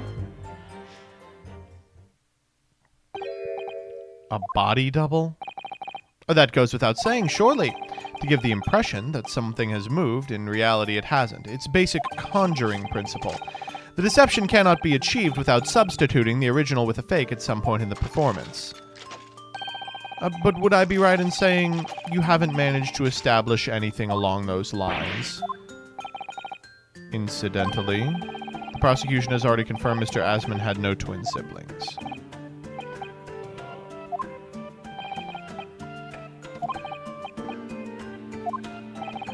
Whatever do you mean?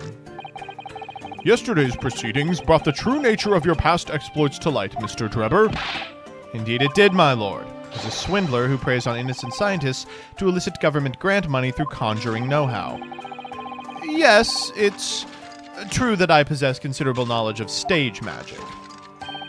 But crucially, my scientific knowledge more than matches that of any academic in the field. Investigation of the witness's workshop attests to that claim, my lord. As evidence, the police found this Royal Society trophy for young talent in science there. If a hypothesis is sound, it can always be forged into a physical manifestation with sufficient skill. Though I may have sold the secrets of some deceptive wiles to sniveling, talentless scientists in the past, would you therefore assert that the explosion of the machine was an unfortunate accident, or, of course, a deliberate act of murder carried out by misuse of the science? This guy sucks. Counsel for the defense, your cross-examination, please. Yes, my lord. I think I got him on this one already.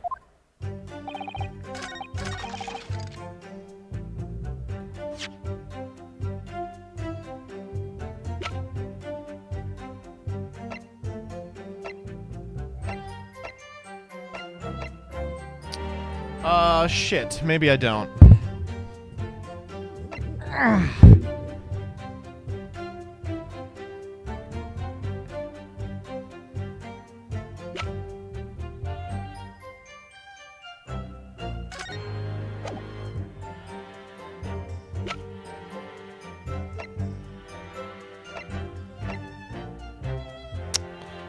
So what I'm trying to say is that as a body double, they could have used a waxwork. But I don't know how to do that.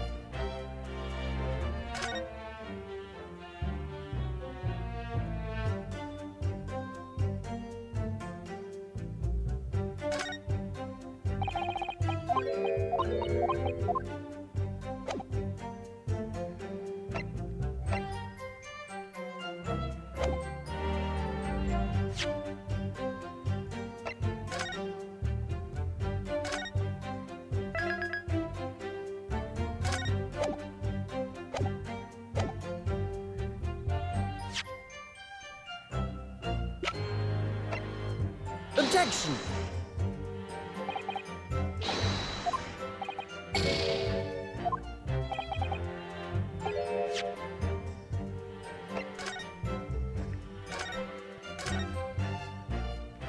I'm like way ahead on this one. Yeah. So I'm like, okay, I don't really want to type it out or speak it into existence yet. Let's just start pressing.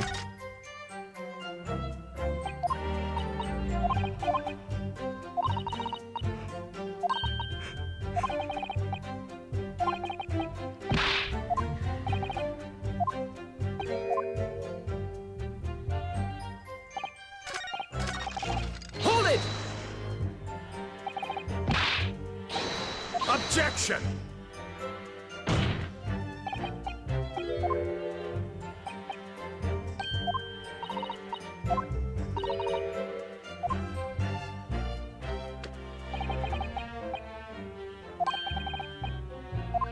fingerprints.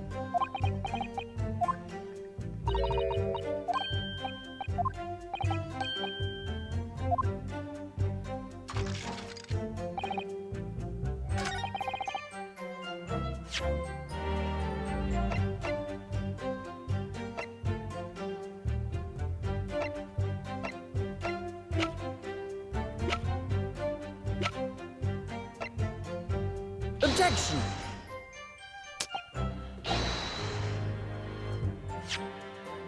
I just don't... Ah, man. Someone who looks exactly like him. Hold it! And has the same fingerprints.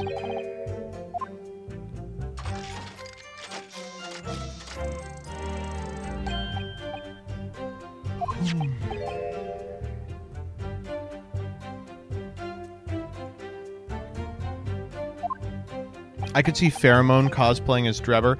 I was thinking the exact same thing. Seems like a pretty natural fit.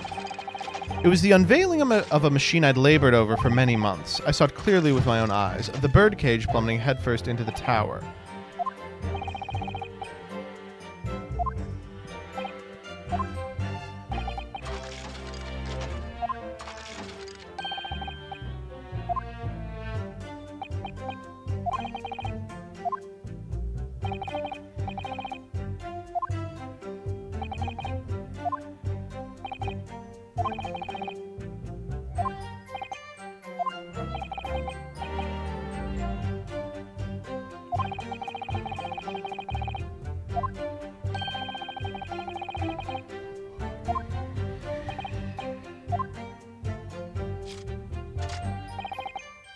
Hold it!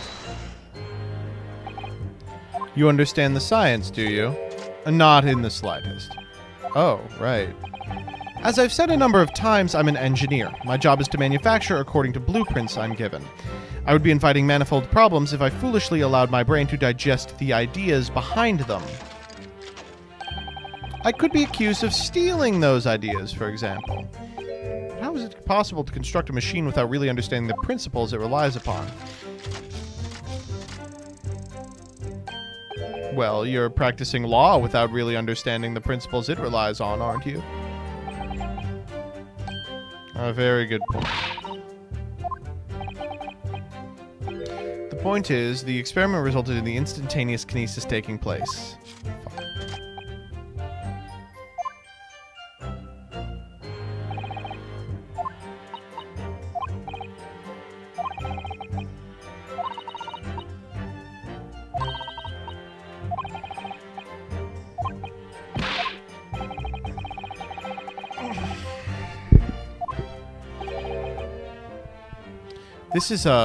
This is really hard.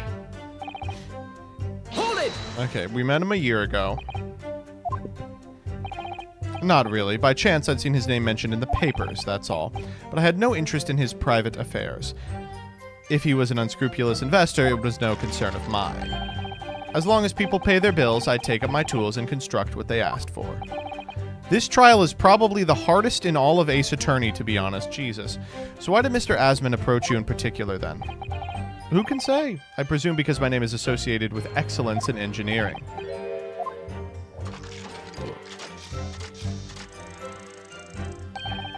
Hard to gauge.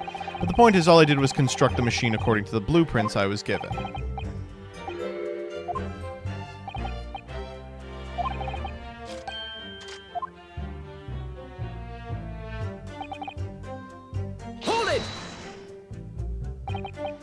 It's clear that you have both scientific knowledge and knowledge of conjuring magic. The more knowledge you have, the better equipped you are to handle with whatever comes along.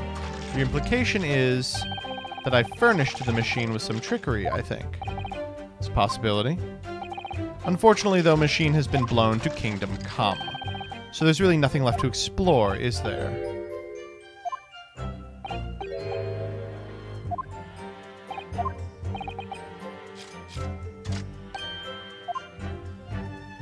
Oh, okay, hold up.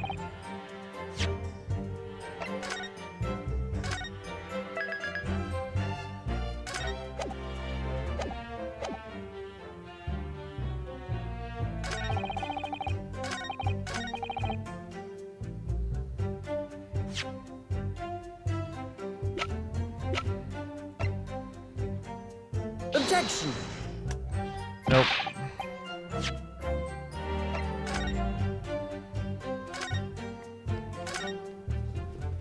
Damn, this is hard.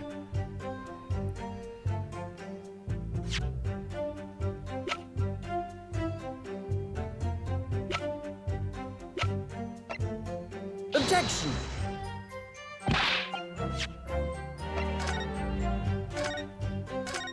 Okay, I feel like it's the twin line. Hold it! Objection!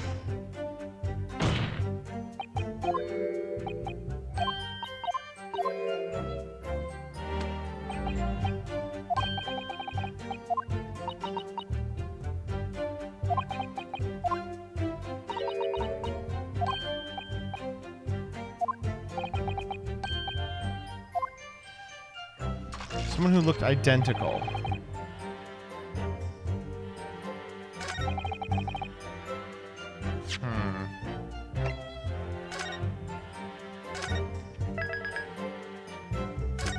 Do we have the head? We do, and we used the head on this, and it didn't work.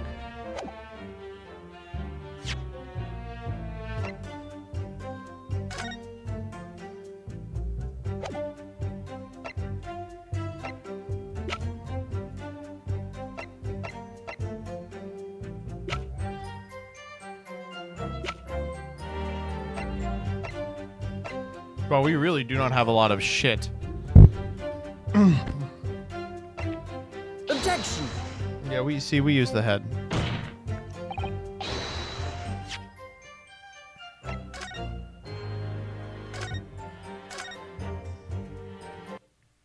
Alright, I'm gonna go pee, and I'm gonna come back with an answer.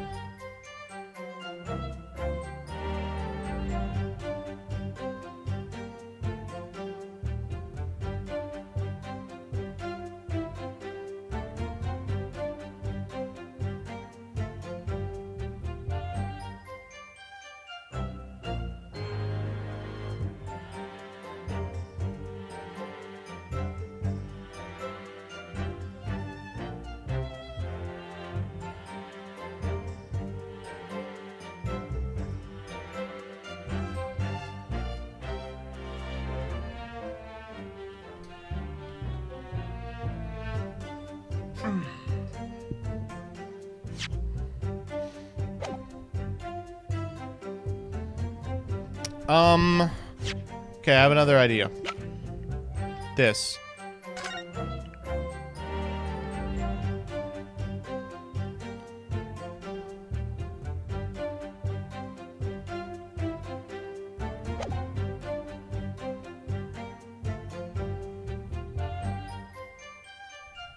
Objection!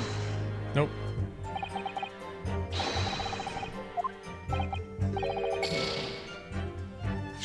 This guy is a fucking menace, dude.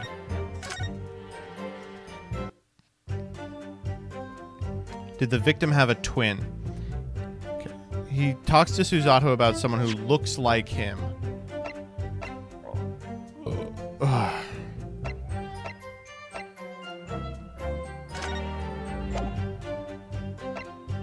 I did this already.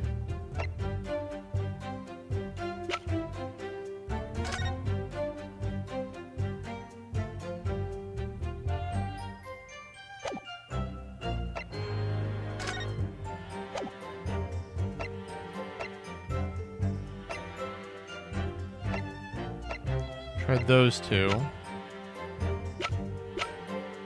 I feel like I already did this one, right? Objection! Yeah.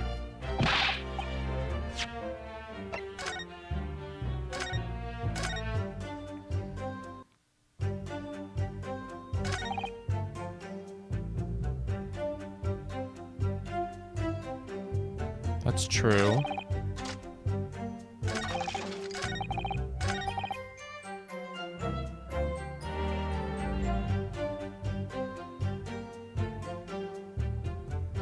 Didn't we have the blueprints at some point?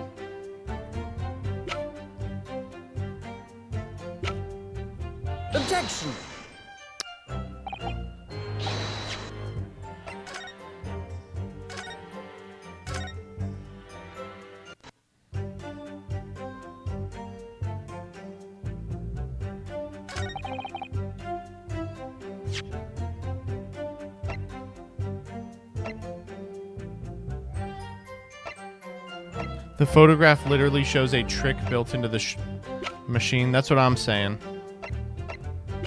That is what I'm saying. Objection!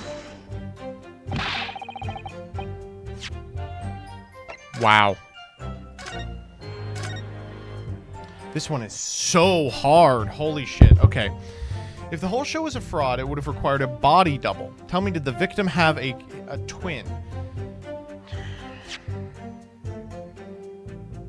So it couldn't have been orchestrated.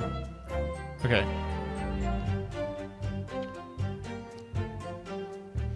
The demonstration could have been a trick if there was someone who looked sufficiently like the victim. But Dr. Scythe absolutely ruled that out as a possibility. It is beyond question that the victim himself did move. The fingerprints attest to the fact. So it couldn't have been orchestrated looking at someone who looked identical to Mr. Asman. Someone who looked identical to the victim is playing on my mind.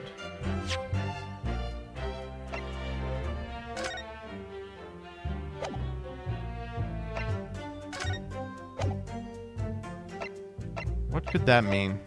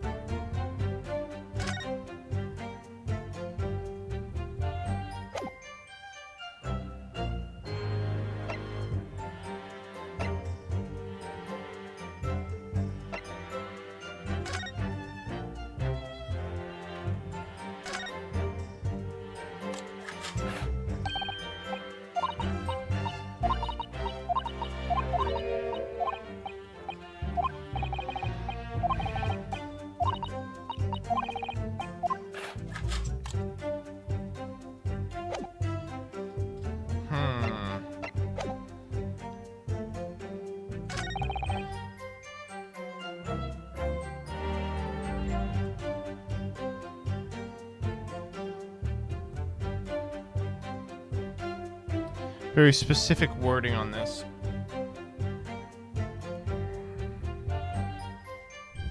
All the spectators saw the birdcage appear above their heads and then crash headfirst into the crystal tower.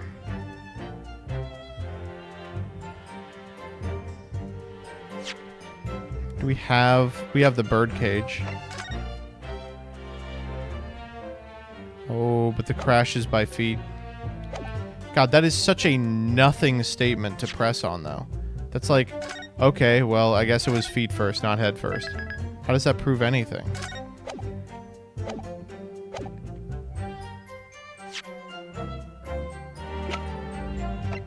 Objection! That's really it. Holy shit.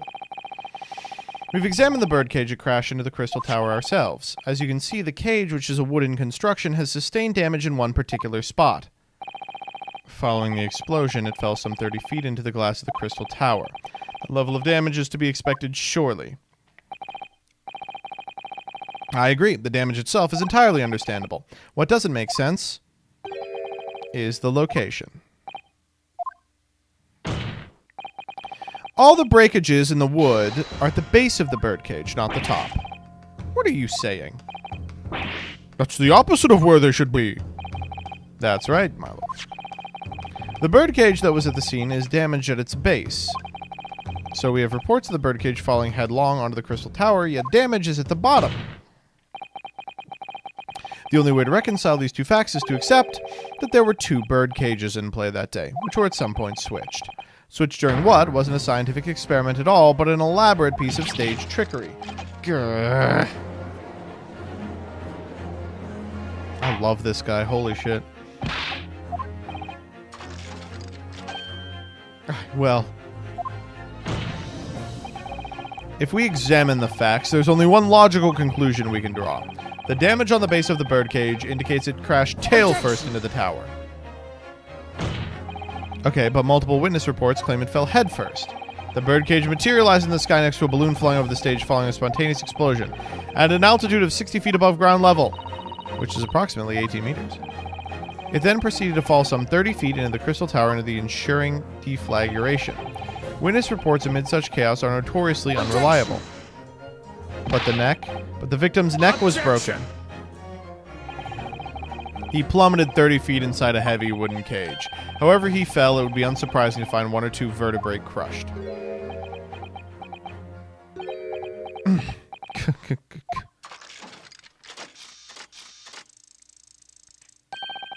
A riveting scientific analysis of events from the prosecution there. Though to be even more rigorous, you would have to say it was only 1 vertebra, actually.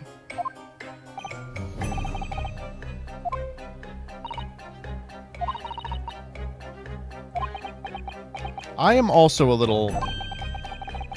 If you're going to establish this deception, do it right. I feel like that's the undertone here. Ah, yes, and there's one more point the defense appears to have forgotten. It obviously wasn't a trick, as certain truth very plainly demonstrates.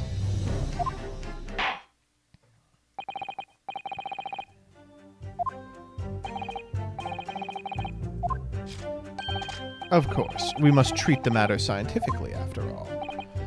Ugh, what an asshole.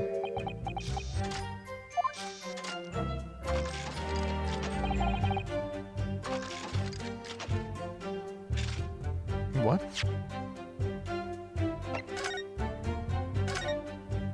Yes, there is.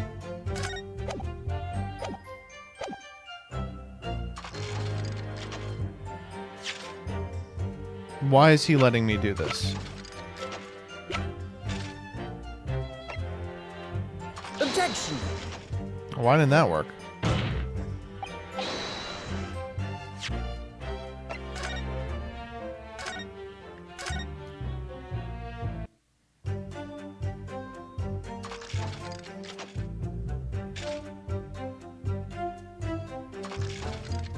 Hold it!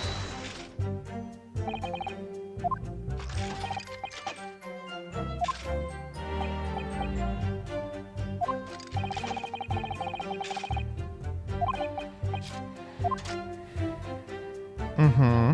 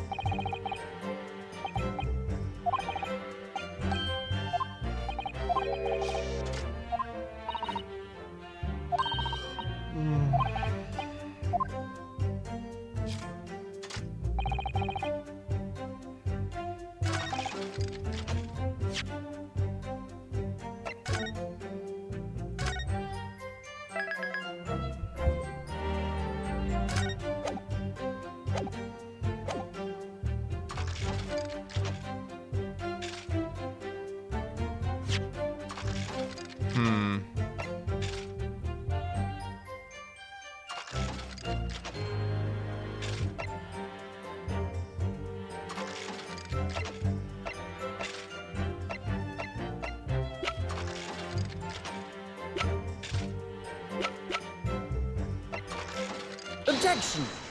Yeah, got it. Oh my god, these are difficult. This is a diagram of the experimentation stage and its surroundings.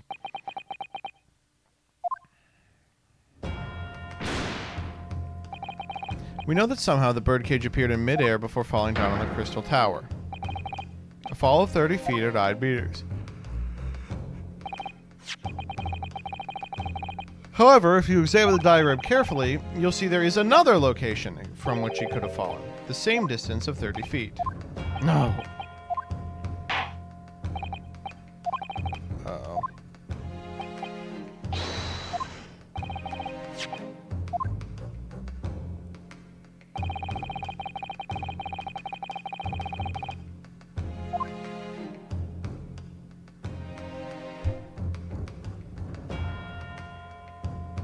Take that! Objection!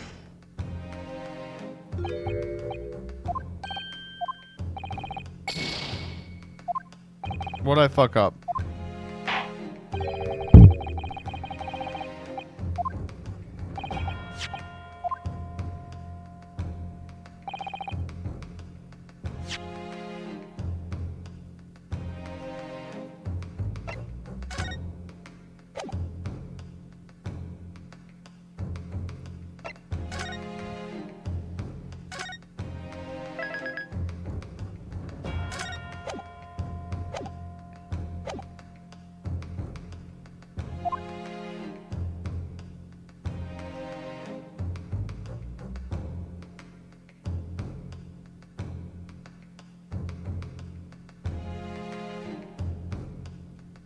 Take that!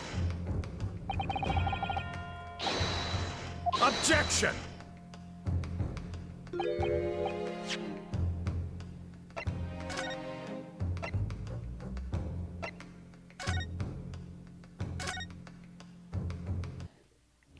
Oh, I'm fading.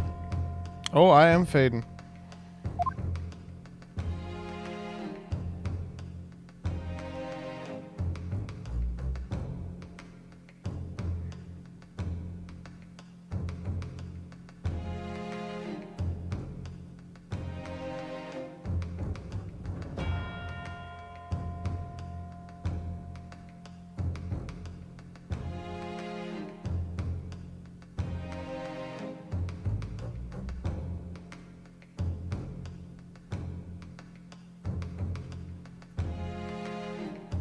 I got it. Take that!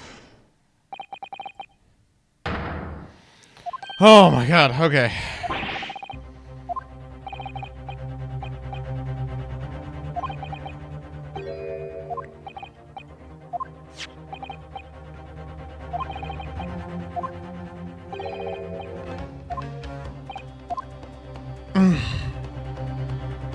This is a toughie.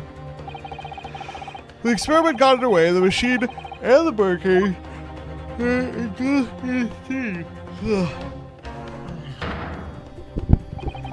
At that moment, the floor of the stage gave way, and if we assume there to be a void underneath, this birdcage and the one seen by the audience would have fallen almost exactly the same distance.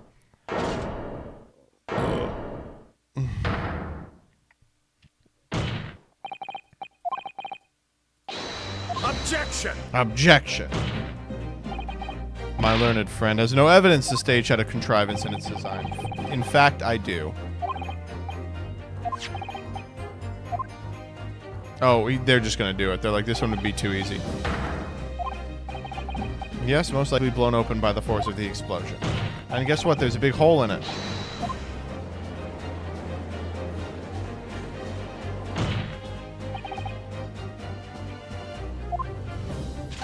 Mr. Drebber, it was you who built the kinesis machine, which means that it was you who built the two bird cages used to carry out this deception.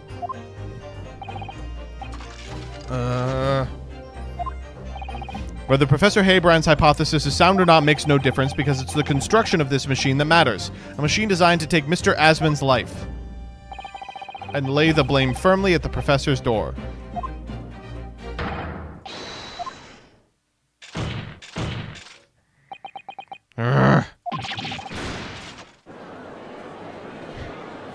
That's a fun little... Objection! Oh? Don't make him do that. If my learned friend has reached the end of his wild assertions, the prosecution would like to crush the defense's argument slowly but surely. What? Your argument fails to hold water on 2 counts. Firstly, before and after the experiment, this witness went nowhere near the kinesis machine. Every relevant member of staff on the exhibition has attested to that.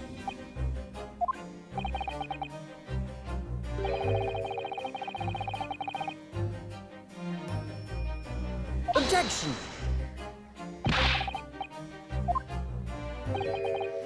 The nonsense with the crossbow. That doesn't bolster your case at all. The man who disappeared from the stage and the man who crashed into the tower are one and the same. The forensic investigation team's report is unequivocal on that point. Ugh. And the second flaw is a distinct lack of motive. Why would this man... Oh, I have no idea. I really do not know, actually. Do I have to think of everything myself? I have here a contract provided by the witness. The contract into which Mr. Drebber entered with the victim, Mr. Osman. It reads, Mr. Drebber is to receive 30% of remuneration from government grants or other income. There was one very important provision bolted onto that clause. Mr. Drebber may only uphold this right on condition that both contracting parties are alive. In other words, if either of us were to die, the contract would become null and void. So you see, I had nothing to gain from Mr. Asman's death. The diametric opposite, in fact.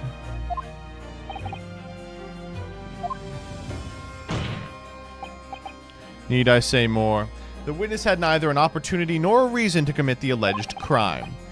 In short, the possibility of Mr. Drebber having done as you suggest is nil. Oh, God. We're getting fucked today. It seems the defense's assertion was somewhat wide of the mark. Lord Van Zieks, you will submit the contract as evidence, please.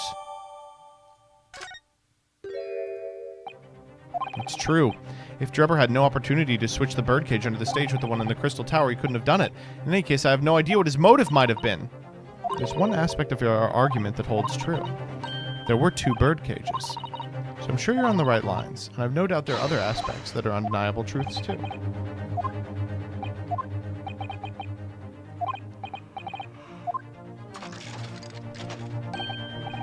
Well, I will say I'm a little surprised. I came here to testify about the machine I built, and instead my reputation is defiled. But the prosecution's counter has set the record straight, I think. It's impossible I'm the culprit.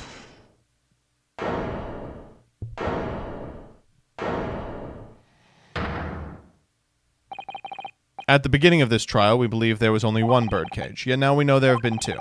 In other words, there was more to the demonstration than we realized at first. I think it's abundantly clear that the same applies to the culprit. Get to the point.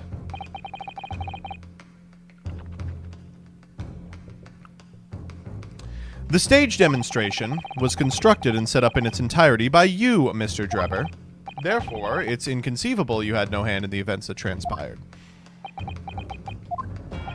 So, if circumstances mean it's impossible you could have carried out the crime yourself, it points to the fact that someone else was involved. Someone else? Counsel, are you suggesting? Yes, my lord.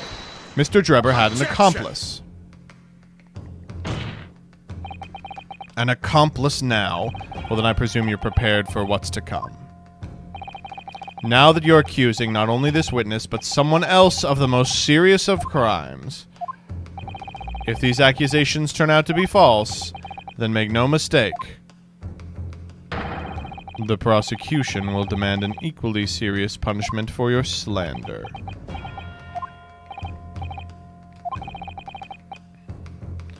Do you intend to pursue the... Yes.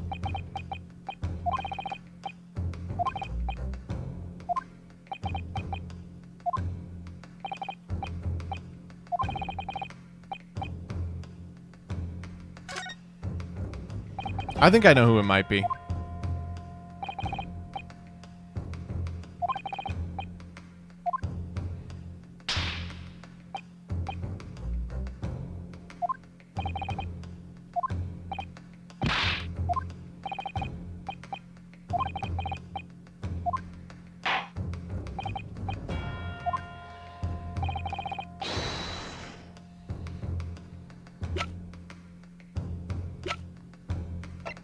The one, the only, Herlock Sholmes. Okay, here's what I'm thinking. There is an inconsistency in the coroner's report. Could be her. Additionally, there's only one person here who can make incredible body doubles. Could be her. I'm gonna say it's her. Take that!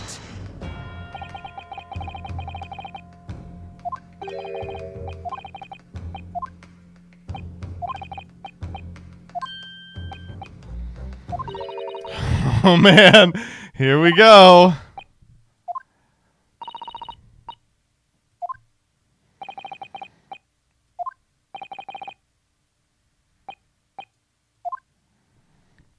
I can't believe this is case 3. This is some case 5 shit. Is Scotland Yard's coroner Dr. Courtney Safe? What the fuck? The head of the forensic investigation team and the coroner who conducted the autopsy on the victim. We know there were 2 bird cages, so who could have carried out the switch to complete the illusion? The accident happened in front of a huge crowd of spectators, and the area was immediately sealed off. Then everyone, police officers included, were banished to make way for the forensic investigation team. When else could the switch have occurred? It could only have been in that team's presence. It's essential that the court determines exactly what happened following the incident. The defense demands Dr. Scythe be summoned to the witness stand at once to testify. Jesus Christ, man. We're going off.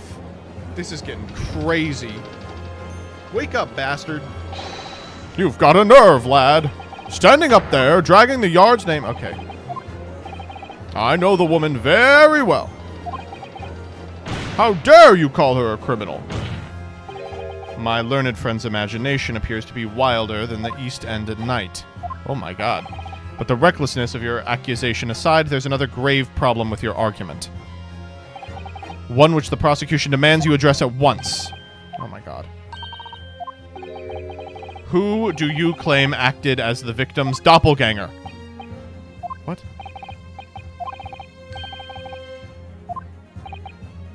And yet...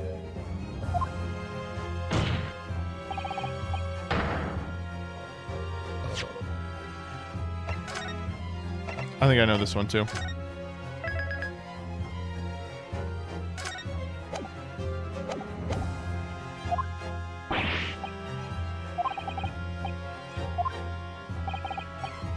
I do have an answer.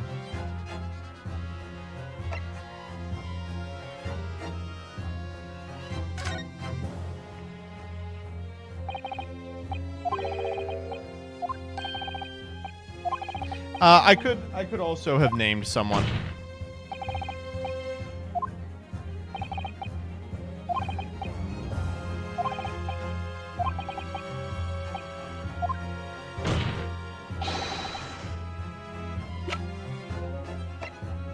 Take that! We know the victim, Mr. Asman, was on the bird cage that was situated inside the kinesis machine on stage, and therefore he couldn't have been inside the second bird cage. Instead, that contains something else. What's been described as a body double, which is what fell from the sky and crashed into the Crystal Tower.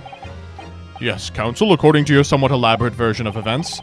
And that body double inside the second bird cage was, in fact... Do it. God, I love her so much. She's so supportive.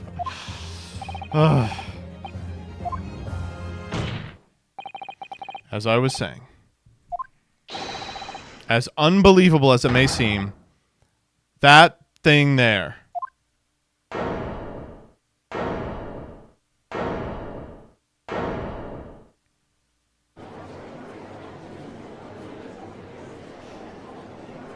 Objection!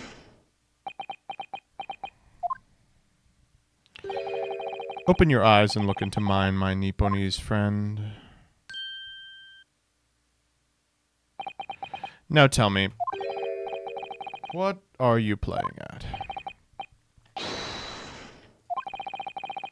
As the court will observe, this is a waxwork model. Oh no. A model, in fact, of an infamous London murderer from 10 years ago, the Professor. Objection! You started by indicting the leader of the forensic investigation team as an accomplice in this crime. And now you've moved on to indicting Waxworks? Yes, that's about the size of it. But why? And why this waxwork?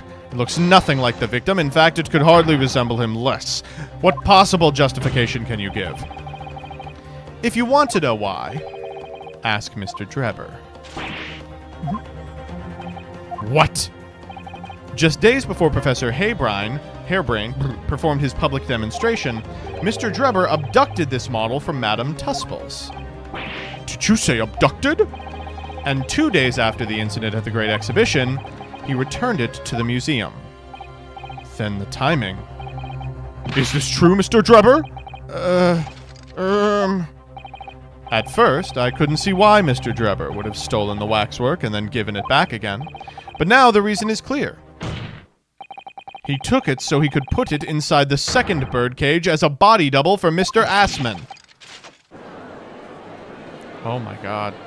Objection! Are you hearing this, ladies and gentlemen of the jury? Are you hearing the defense's astonishing proposal that the witness fabricated this vast machine with the intention of deceiving some wretched scientist, that he did so in collusion with the country's finest coroner on a public stage in front of a vast audience, and that, to effect the deception, he used a waxwork model that in no way resembles the victim? Are we really to believe this far-fetched tale? What do you decide? Oh, fucking hell. Objection. Come on, slap harder. Wait. Yes, if you put it like that, of course it sounds implausible. I need to speak, if you please. Have you reached a verdict? Jesus. Can't keep doing this, man.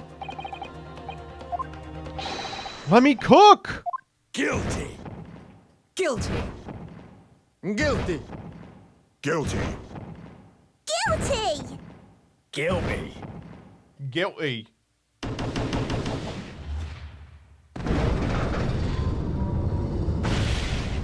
All right.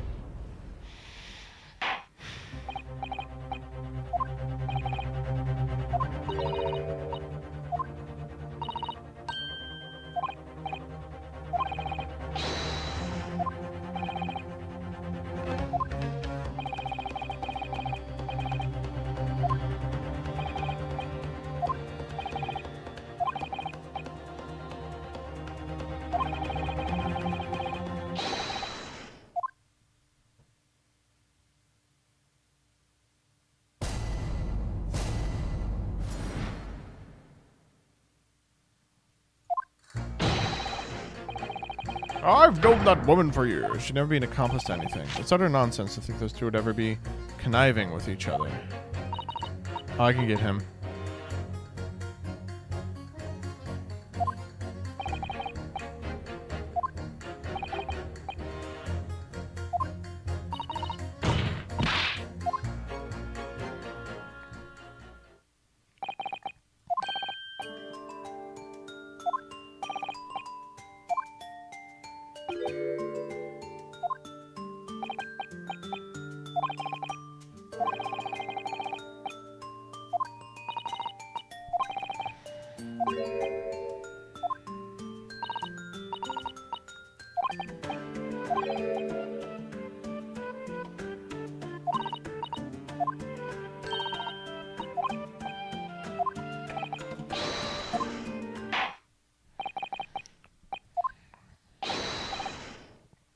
All right.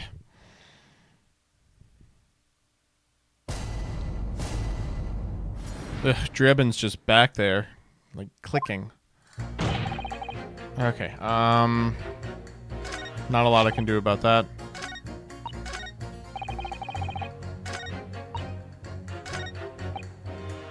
I don't trust them much.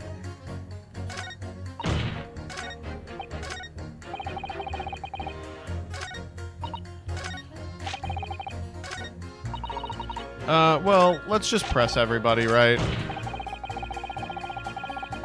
Hold it! The order of things seems to change around here for some reason. I'm a copper. It's a copper's discretion to bend the rules when needs must. What's wrong with that? Where do I start? 40 years. Oh my god.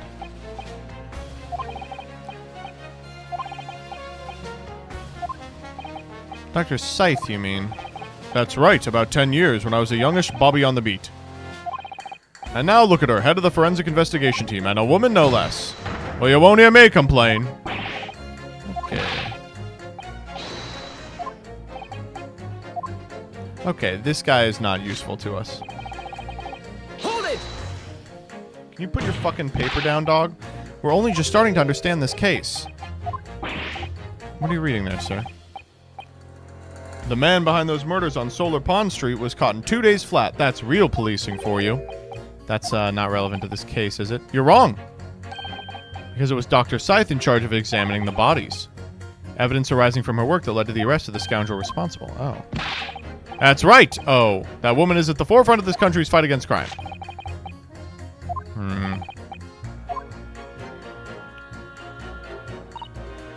Hold it! Why would you assume that? That unsettling swindler has no relationship with the woman, does he? We don't know of any connection. Romantic. If they had a mutual interest in the waxwork. Okay.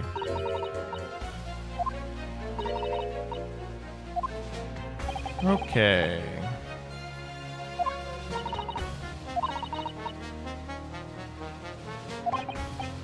I don't think we have any connection between the two of them. This guy I like. He's a magician. Not a fan of the police. What sort of problems? Let's just say we've run into each other on numerous occasions when I've been performing on the street. Not in my day. Oh. Excuse me. Excuse me. You have something to say in response to that, Mr. Ottermole?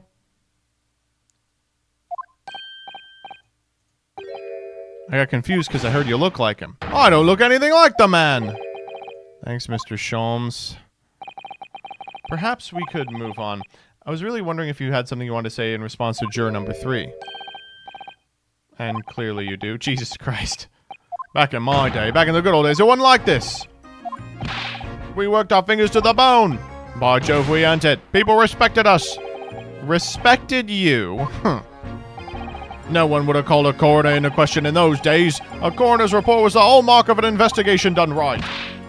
When Dr. Courtney Stevens put a name to it. Hold it! Hold it. Who the fuck is Courtney Stevens?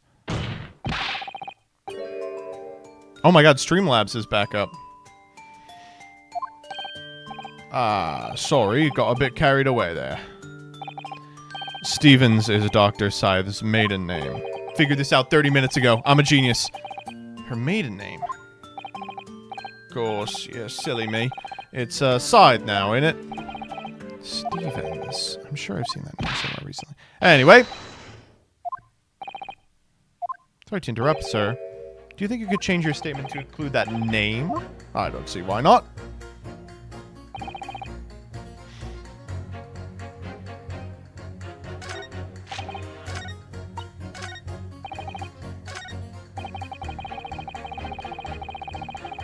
Hold it!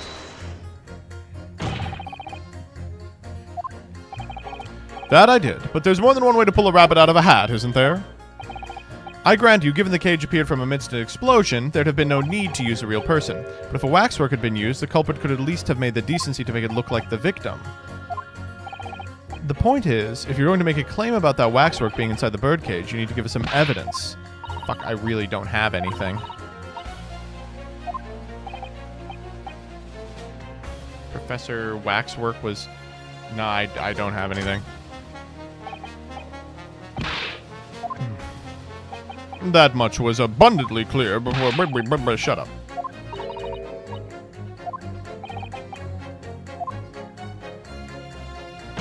Alright, let's talk to the corn lady. Hold it! Colonel Cobb? Oh, yeah.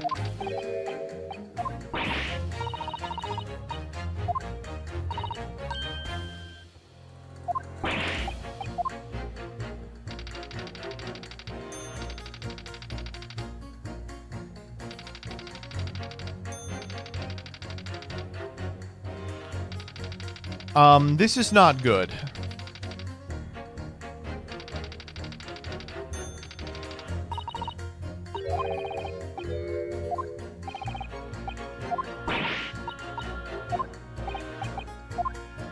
Okay, so who can we work with?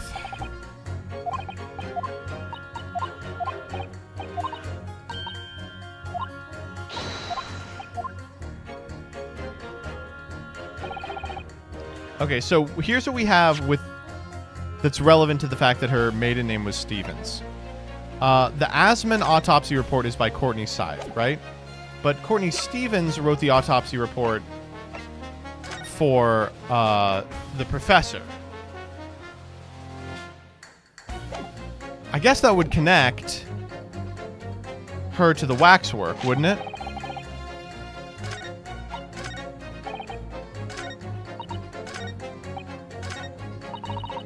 Well, let's... Wait, how the fuck do we... Hold it! Wait, how do we do this? We can't present evidence to them.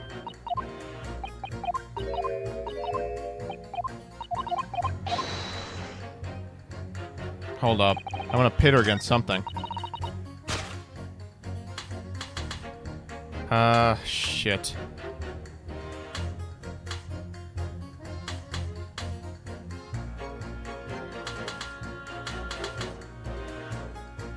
Objection! Maybe.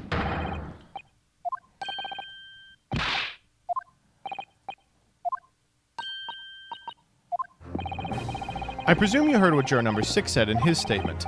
It's brought to light the maiden name of the coroner, Dr. Scythe, which in turn has revealed the connection that wasn't apparent before. Okay, thank God that worked. Well, naturally, as a woman of society, I find such connections irresistible. Well, great news. But oh golly, I'm afraid I fail to see what you mean. Dr. Scythe's maiden name is Stevens, and through that name, the coroner is very definitely linked to the waxwork of the killer. The defense has evidence to prove it. Counsel, the court cannot overlook that last remark. I hope there is substance to your claim. Oh, there is, bitch. Check it out. Take that! I have here a certain autopsy report from 10 years ago. A 10-year-old autopsy report? It is, of course, from the autopsy of the person portrayed in the waxwork, the killer known as the Professor. The Professor's... But the man was a capital offender, so... That's right. This is the certification of death that was drawn up after the convict's execution. The identity of the killer was never made public, so the report gives few details, but what's important is the name of the coroner who wrote it. Courtney Stevens. Oh my! Strike a light! It appears that the professor's autopsy was conducted by Dr. Scythe 10 years ago, and a few days ago, Mr. Drebber very deliberately stole the waxwork of the professor from Madame Tuspell's. A waxwork that doesn't, in fact, resemble the victim, Mr. Asman, at all. And do you suppose there's some unsavory relationship between those events? Absolutely, I'm sure of it. There's no doubt in my mind that the Professor case is at the heart of a link we have yet to uncover. Between Dr. Courtney Scythe and Mr. Enoch Drebber. Oh, she's getting horny about it. She's actually jerking off under the table. Alright. Can I get that other guy to switch? Probably not. Oh, he's horny too! Alright.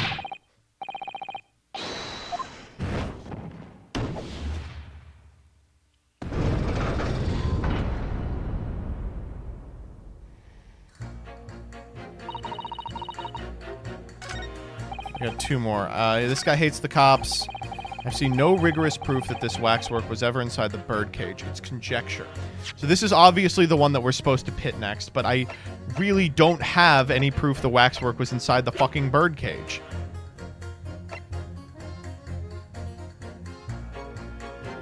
Or do I?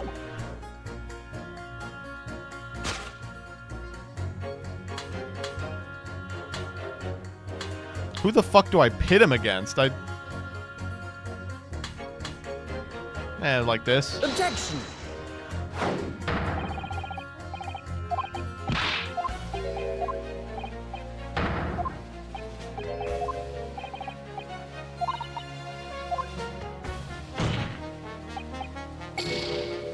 I heard every sorry word. Fuck. I'm like, I know this guy's part of it.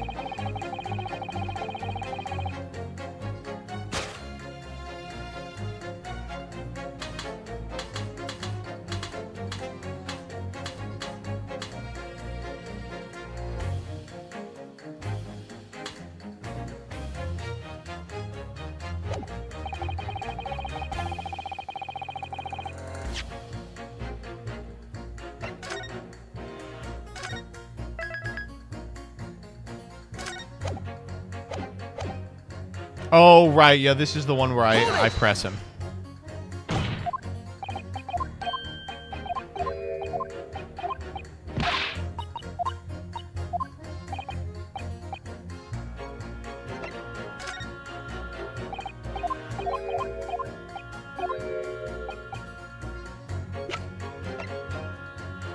Take that! Okay. Oh, get me out of this fucking summation examination, dude. A piece of glass. It's unusually thick for glass. Yes, it's a piece of broken glass found inside the jacket of the waxwork. As you say, it's not ordinary glass, though. It's very thick, made for extra strength. It's the special glass developed for the construction of the Crystal Tower. The Crystal Tower. Holy cannoli! Exactly. The centerpiece of the Great Exhibition, where the very incident we're talking about took place. On the day in question, the birdcage fell from above and smashed through a window of that special glass. From whence that small piece originated, is that it? Precisely. So what do you say? Now that clear evidence in support of the assertion has been placed in front of you. Okay.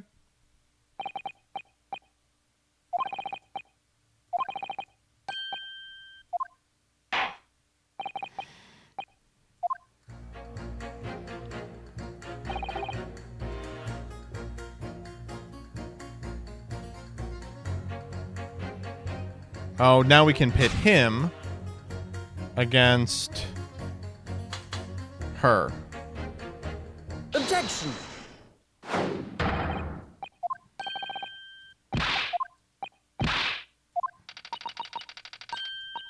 Oh, you mean me? Yes. It's wrong to make an accusation about evidence, but we do have evidence. Oh, is that right? Would it be fair to say you didn't follow the argument? I don't understand much besides Colonel Cobb, to be honest. Okay. If I could interject here, please do. Now that this assertion of yours about the waxwork has been backed up by evidence, it'd be wrong of me as a man of science not to pursue the matter further.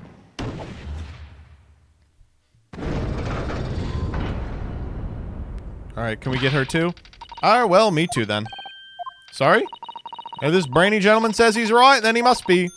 See? I wouldn't dream of going against Colonel Cobb, or anyone who's got stuff between the ears. Okay. Oh, my God. We're really good at these. Alright, next up, next up.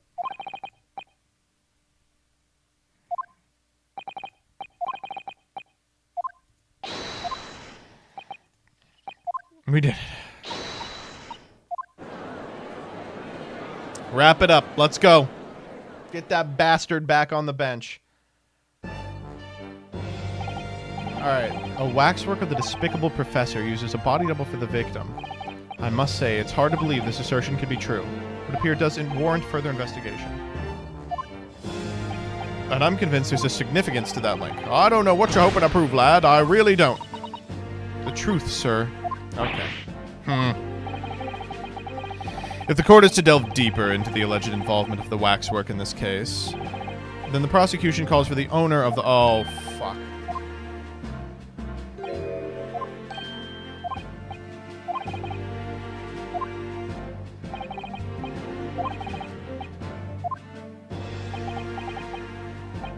Listen carefully, my learned friend. Oh, yes? You should know that you're on the brink of opening Pandora's box.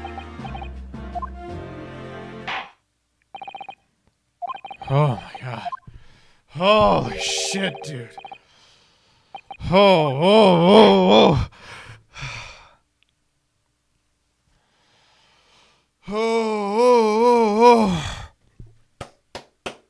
I gotta finish it, dude. I can't leave this. I know we've been playing Ace Attorney for fucking 8 hours. We have to finish this one off. I'm gonna take a piss.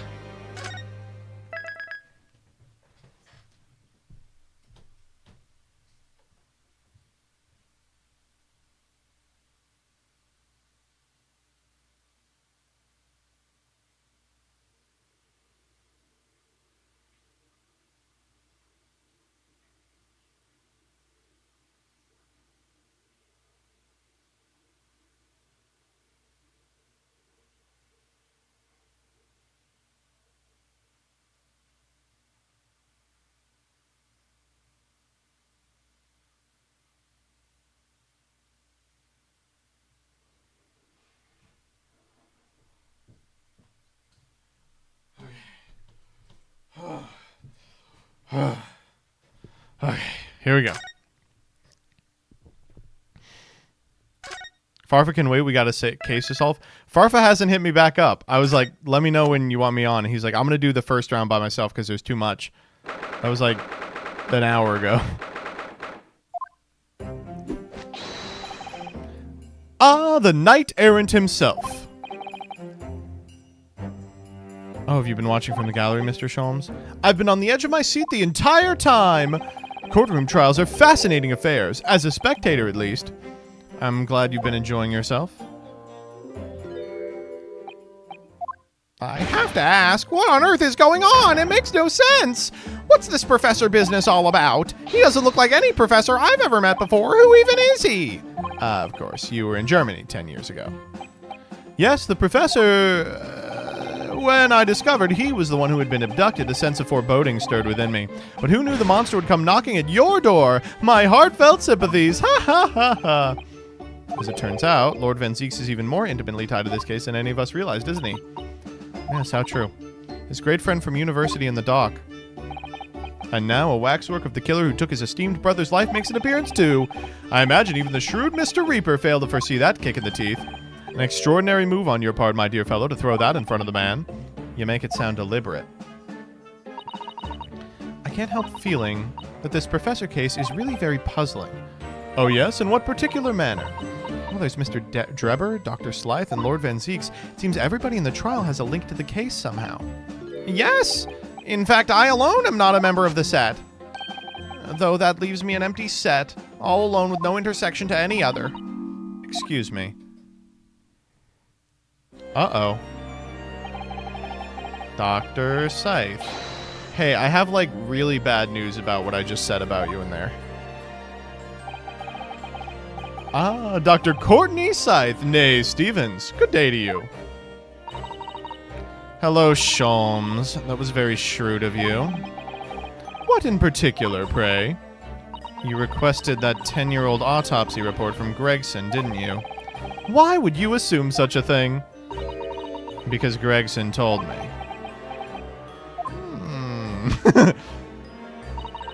To think it's been 10 years. 10 years in the laboratory, wielding my scalpel. The smell of nothing but corpses and disinfectant.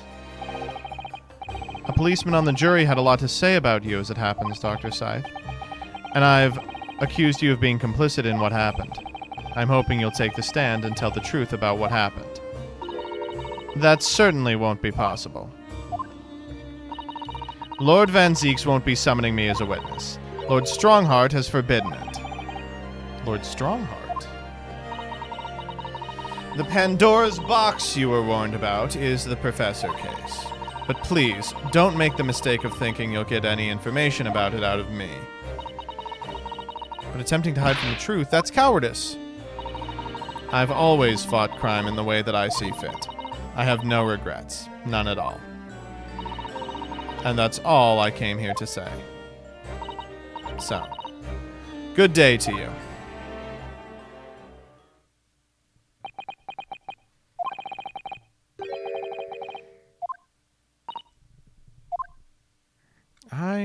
I don't know. Now then, I believe it's almost time. I must make my way back to the public gallery. The edge of my seat awaits.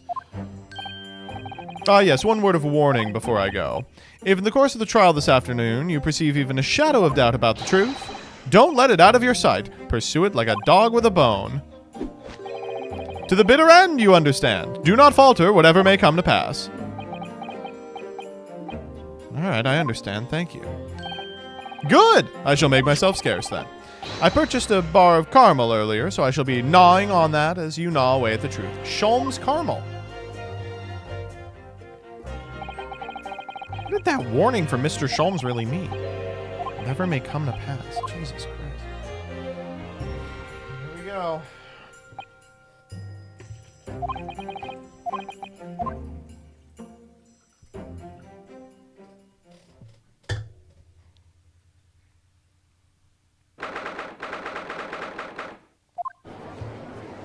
Oh my God. In the name of Her Majesty the Queen, I hereby reconvene the proceedings of this court. Counsels for the defense and prosecution, are you ready and able to continue? The prosecution is ready, my lord. Yes, my lord. The defense is also ready. As the court is aware, the case under our scrutiny began with the damaging incident at the Great Exhibition. Yet we now find ourselves embroiled in the details of a convicted felon who was sent to the gallows a decade ago. This trial has certainly defied all expectation, as seems to be the fate of all trials in which this Nipponese is involved, my lord. So then, let us begin our explanation of the defense's assertion that the waxwork was cardinally involved in the matter. Lord Van Zieks, my lord. Are we still awaiting the arrival of Madame Tuspell's? Not at all. She is in the antechamber as we speak and ready to be summoned. Very well, bring in the witness. That's got to be racist. This guy's insanely racist. He hates Japanese people for a reason we don't understand yet.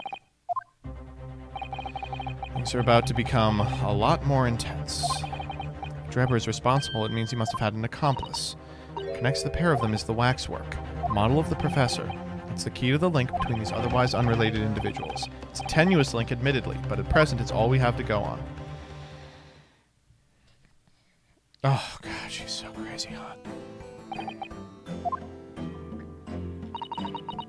My name is Madame Esmeralda Tuspell's. I'm a waxwork artisan, and the proprietress of Madame Tuspell's Museum of Waxwork. You will have to pardon me for working as I testify. My new exhibit must open very soon. Oh my, what expression is she carving into that face? A number of days ago, a particular waxwork model was stolen from your museum. Can you confirm this? Oui, that is true. At first, we believed it had been kidnapped. A waxwork model kidnapped? Yes, my lord. There was a demand for ransom money left behind by the culprit. However, according to what I have just been told outside the courtroom, that was not the true reason. I understand it was utilized as a substitute for the body of a murder victim? At present, that is no more than conjecture proposed by the defense. This is the victim in the case of question, Mr. Odie Assman. But of course, I know him well. He is part of my odious personages exhibit. I detest to say what is evident, but Mr. Assman does not resemble the professor at all. Yes, but perhaps their faces are very similar. Are you suggesting that we should see now the demasked visage of the professor? I have here the key, but it is strictly forbidden to open the lock. This is absurd! Pardon?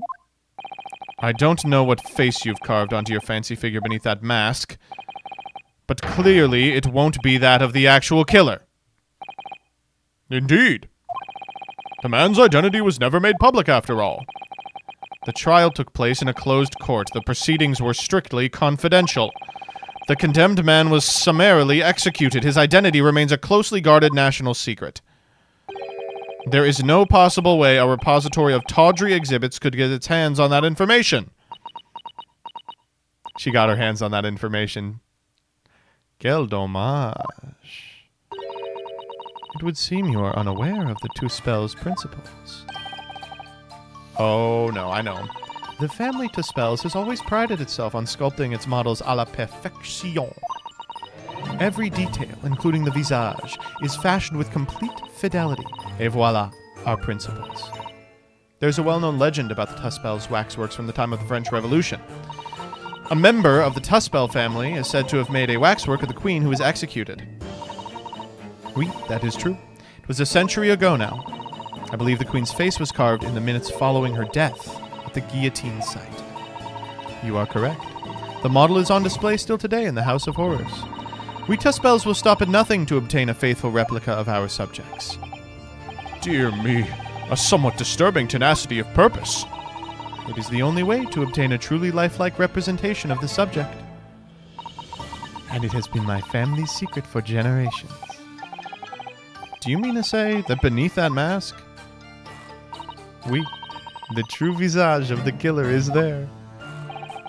This is ludicrous. It's out of the question. The professor spread terror throughout Great Britain. As a result, the Madame Tuspell's special exhibit remains extremely popular even today. The killer emerging from his own grave. It is a sight to behold. You should come.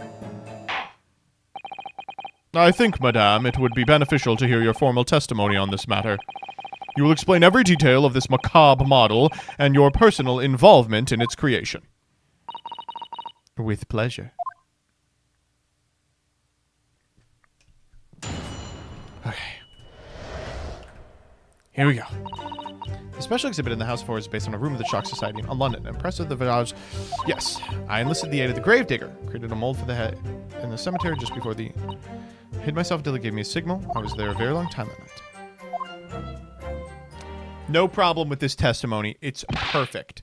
The Gravedigger? Oui. I will do all that is necessary to achieve the true resemblance my family is celebrated for. Nobody else knew. Only the Gravedigger. What harm did it do, huh? So you truly saw it? The face of that monster? Naturally. I was aware at the time that his identity was a secret. But Tuspells would not be Tuspells if we did not insist on absolute fidelity to our sculptures. I don't believe this. I myself have seen the special exhibit at your museum, madam. A truly blood-curdling scene in which the murderer is emerging from his own grave. Ah, the scene it depicts was the subject of many rumors in London 10 years ago. I have here a newspaper from that time. Oh, Jesus Christ. The special exhibit was based on the picture in this article. It's the most detailed account of what happened, as reported by eyewitness who saw it. The eyewitness fucking Mr. Drebber. Man rises from the grave. It's too absurd for words. The public enjoy absurdity, monsieur.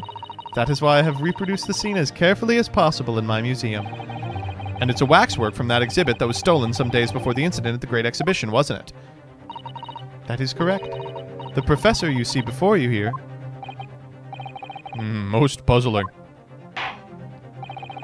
Counsel for the defense. Proceed. I have nothing to say. I have nothing to say. It's perfect.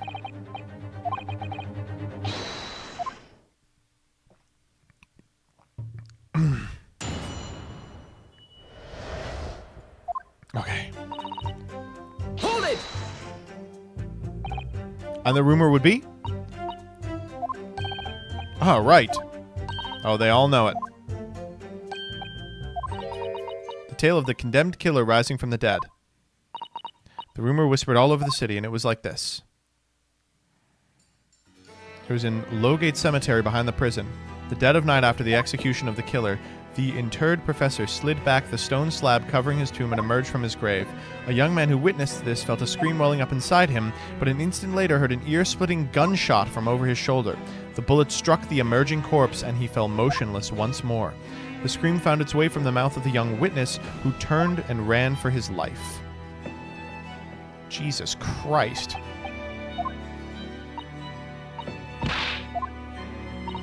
Nobody knows, even today.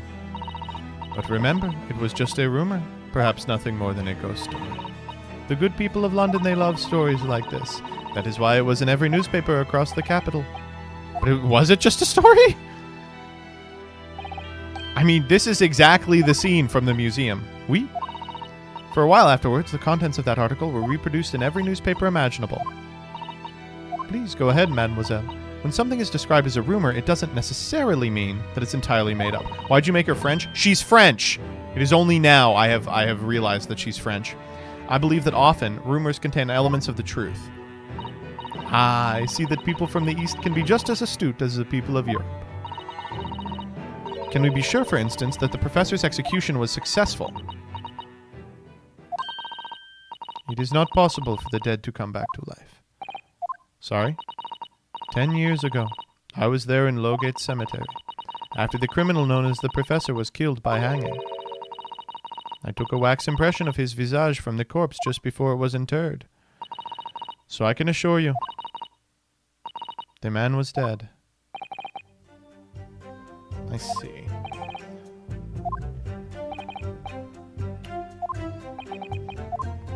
Yeah, don't really know what I'm supposed to be saying to that.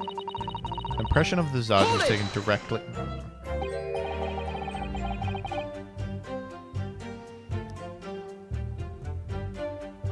Is it true of every waxwork in your museum, then? It is. Assuming the subject is dead, of course. Live subjects have to cooperate in a similar way. I have letters from imprisoned criminals all the time, you know. What sort of letters? When my time comes, please make a waxwork of me. Comme ça. No! My museum is famous, monsieur. To be made into a waxwork is an honor, and for some criminals, a symbol of status, even. Because nothing says hardened criminal better than wax. And it is thanks to one killer in particular that my museum has gained such popularity in London. I refer to the star of the special exhibit, of course, the Professor, whose form you claim to have captured by taking an impression from the actual corpse. Hold it! Who the fuck was the gravedigger? Surely that's illegal. It would seem the proprietress of this repository of novelties was blinded by monetary greed. Had nothing to do with money. The man is part of London's criminal history. That is why I had to sculpt him, to record his history. It is the raison d'etre of the Tuspell's museum. I am tired. But if the man was convicted in a closed court and sent for immediate execution, then surely nobody but the members of the judiciary present know the killer's true identity. I assure you, behind that mask is hidden the true face of the Professor. Do you realize what you're saying? The Professor's identity is a national secret. I understand. And now that the truth about the special exhibit has been revealed, it must perhaps close. Of course it will. As will your entire museum if you don't tread very carefully, madam. That could be another interesting chapter in the history of my family, I think, don't you? So 10 years ago, on the night of the Professor's execution, you took a wax impression from his face from the corpse. Oui, exactement. I hid myself until he gave me a signal. You were there longer than expected. I had some difficulties in capturing the subject's form correctly. As I removed the mask, the mouth of the cadaver fell open and I had problems with the chin. Oh my fucking god. The man had been dead for a short while already, you see. His muscles were relaxing and consequently his chin would not align itself correctly. I don't like hearing that. Under normal circumstances, I would have an assistant with me. I was alone, and as a consequence, I missed my preferred window of time. What do you mean? When I take the impression of the visage of a cadaver, I always wait until 3 hours after death. Why 3? It is because of rigor mortis. Oh, you're gonna hate this one. A phenomenon that occurs in recently deceased bodies. 3 hours post-death, the muscles in the body stiffen. By approximately 10 hours, the entire body is completely rigid and inflexible. From that point on, the muscles slowly start to revert to a relaxed state. The effect is often used to estimate the time of death when a body is discovered. Well, that was an education, if a slightly scary one. As the mademoiselle says, rigor mortis commences 3 hours after death and it starts in the jaw. I see. So that's why you wait. Before that time, the mouth falls open. It is very difficult to do my work. No, it's very significant. Of course, I do not mind at all. I love her, man. Cute. Yes, sir.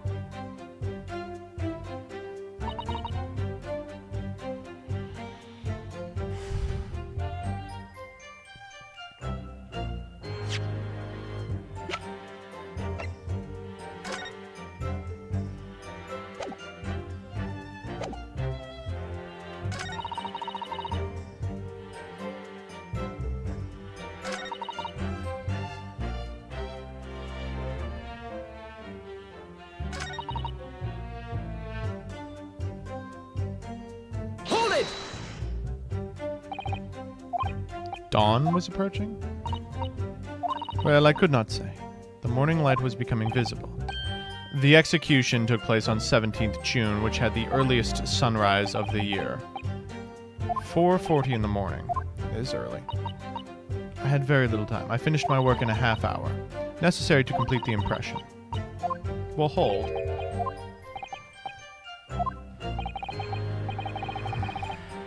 Oh yeah. We are missing an hour here. Yeah, Homeborn, you're quite correct.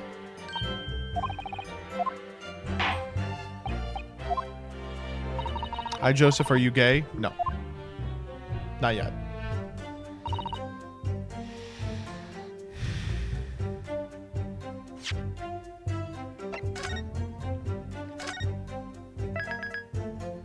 Alright, this is going to be a hard one to manage.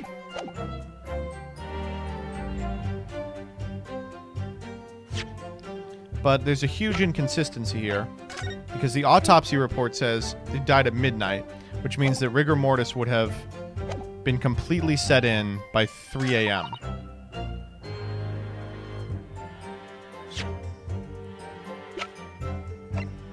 Objection! Yeah, we'll do this. Madame Tuspell, I have here an autopsy report that was filed 10 years ago now, confirming the death of the professor following his execution at the gallows. And is that a problem? I believe it is. Quoi? Are you going to explain yourself, my Nipponese friend? According to her testimony, Madame Tuspell was creating her wax impression just before dawn. At the time, rigor mortis had not yet set in. Am I correct so far, madam? You are, yes. As I said, the stiffening of the jaw is the first sign of rigor mortis 2 to 3 hours after death. But the man's chin was limp, so he cannot have been dead for a long time. But on the other hand, if you look at Dr. Scythe's report, it quite clearly states the following. Death by hanging, confirmed at midnight, 17 June. No! If the professor had indeed died at midnight that day, by the time you were sculpting his face, rigor mortis would have already set in. Oui, yes, you are right. The chin, it would have been completely stiff. In other words, this report is wrong. He's going to say, well, she could be wrong. No coroner makes mistakes when recording the time of death. The very idea is absurd. Oh, well, we're not saying she made a mistake. The execution didn't take place at the stated time. Impossible! He did his gay little... Order! Counsel, this is beyond folly. Not only do you indict the author of the report, yes, but you also implicate members of the staff at Barclay Prison where the execution took place. By heck, extraordinary! Not in my day. Objection! I love his objection. My learned friend appears to have overlooked one very crucial fact. What fact? The professor died that night, without question. He did, of course he did. I moved the man's limp jaw with my own hands. There was no... Yes, the professor died that night. But what if he didn't die at the gallows? Didn't die? Are you insane? What exactly are you suggesting did happen in that case? I have no fucking clue. It's almost impossible to believe, but it would explain the link between Dr. Scythe, the professor, and our other person of interest. Oh my god. No, I don't. Stop writing checks I can't cash, sir.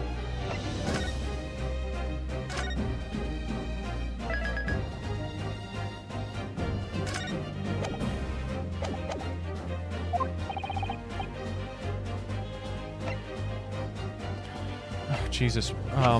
What did happen on the night of his execution?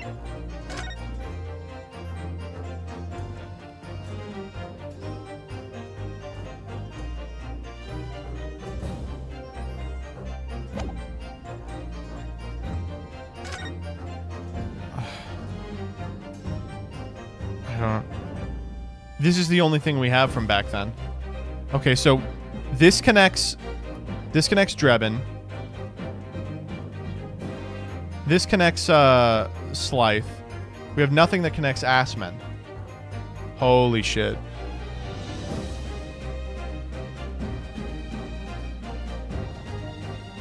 Oh, holy shit, dude. Oh, holy fuck. Oh my fucking god. What happened that night is written very plainly in this newspaper article. Executed criminal returns in the dead of night at a local cemetery. You're suggesting it was a corpse coming back from the dead now? Well, if this article is to be believed, yes. The professor, assumed dead following his execution, emerged from his grave and was killed again. Don't be a fool. That's simply a rumor published by a gutter press. Can you be certain of that? Are you serious? The point is, as the article says, there was a witness to what happened. My word, yes indeed. Mais oui, the young man who stole into the cemetery by chance that night. Of course there was a witness. The story didn't write itself, but obviously the man made it all up. And in any case, this was 10 years ago. There would surely be no hope of finding him. Oh, I think there might actually be some hope after all. I think he's in this fucking courtroom. What? Are you suggesting, counsel, that you've identified the person in question, that you know who claims to have seen these incredible events take place? Yes, my lord. In fact, you could say he's right here before my very eyes.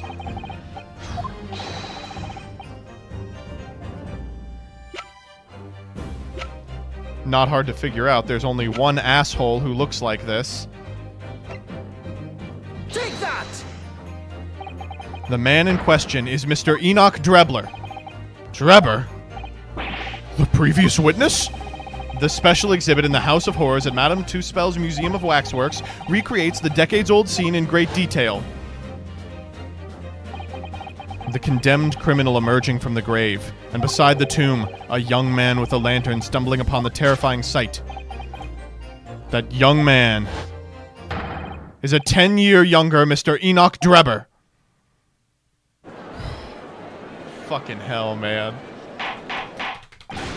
Order! Surely not, counsel. Drebber was there, in Lowgate Cemetery. I would. What is all this talk about, Mr. Drebber? Is the name significant? Of course. Madame Tuspell's doesn't know, does she? Yes, it's extremely significant, madam. To your situation as well, in fact. What situation? The theft of the Professor Waxworks from your museum, some days ago, was perpetrated by the very same man. No! But that would mean... Madame Tuspell's. It would appear you know the name Enoch Drebber. Oui, yes, I know it. But from long ago in the past. What? Oh my. Good gracious. Explain yourself. Tell us everything you know. Yes. Yes, of course.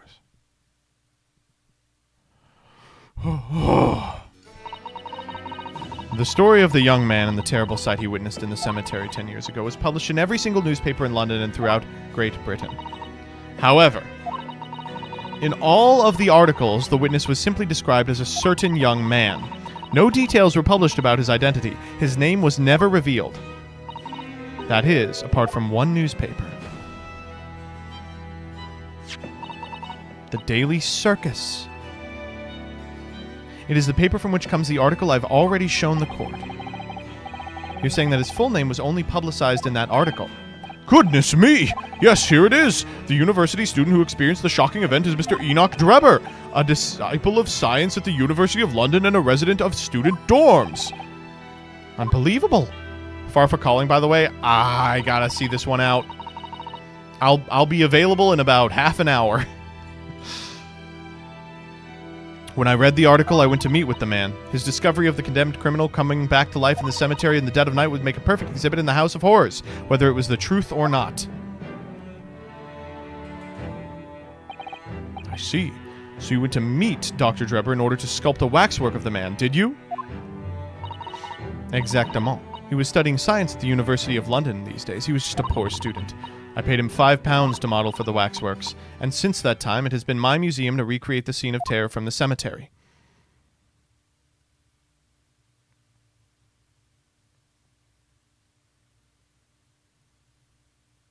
You need a break? I can take a break. We'll do a little Farfa.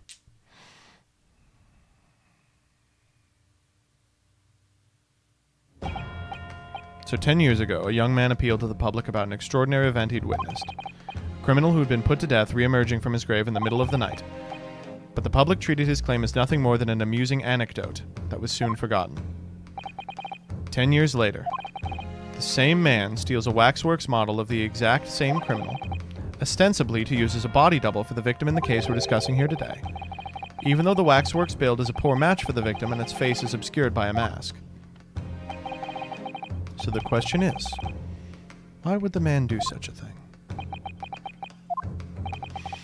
Which brings us to 3 days ago, when the birdcage crashed into the Crystal Tower. If the birdcage had in fact contained not the body of Mr. Assman, but that same waxworks, the coroner from Scotland Yard who investigated would have noticed immediately. And yet, she submitted this autopsy report for the victim, which the court had seen earlier. Why? Because the waxworks was that of the professor. Is that what you're saying?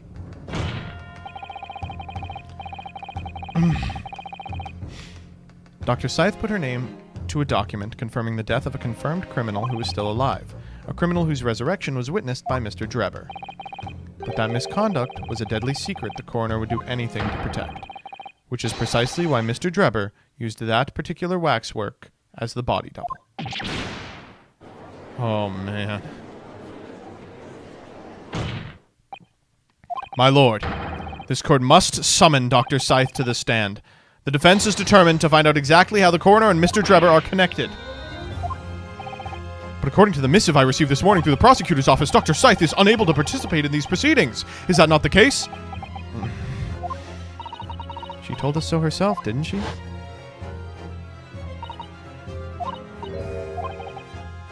This is the thing. I know he will.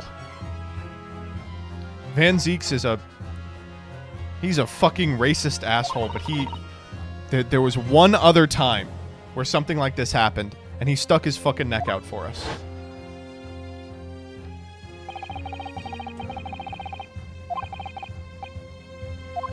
He's thinking real hard. The prosecution calls for the instructions in that missive to be scrapped. But Lord Van Zieks, the missive was issued from the Lord Chief Justice Office. Oh my god, he's objecting to that? The assigned prosecutor has the final say on policy in particular trials. In other words, me. Yes! Let Enoch Drebber and Dr. Scythe both take the stand together. Oh my god. Oh my fucking god, man.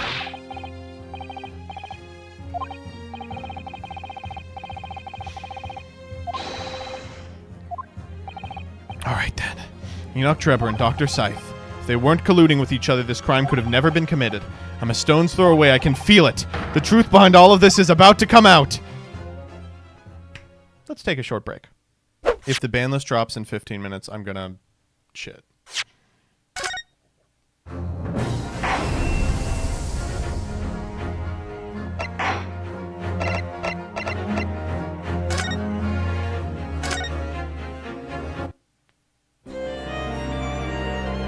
Can a mod change the game? I think the thing's back up. I'm disappointed in you, Lord Van Zieks. It's very loud. There we go, much better. Maybe even a little lower. You've completely betrayed the agreed policy of both Scotland Yard and the prosecutor's office. Okay, I'll just do it.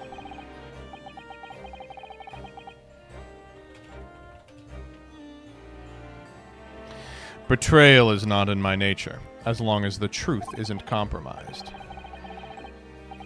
If it is, if there's even a hint of wrongdoing, then no matter whom it concerns or disgruntles, I will pursue the matter to the bitter end.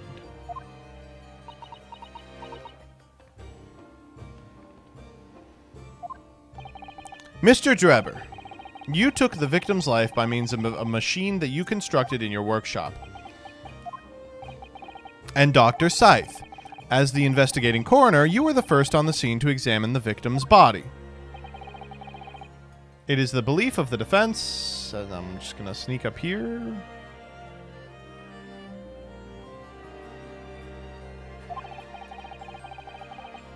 that you collaborated with each other and were both complicit in this crime. And where's your evidence? Well, we have a lot. At present, we have no definitive evidence, but we do have a very significant clue. What are you talking about? I'm talking, of course, about the waxwork. This model of the killer known as the Professor, who was sentenced to death 10 years ago. You don't need to tell me. I witnessed the man's execution with my own eyes and officially pronounced him dead. That remains to be seen. Is that so? According to newspaper reports from the time, on the night following his execution, the killer came back. Don't waste my time. And the sole witness to that mysterious event was you, Mr. Drebber.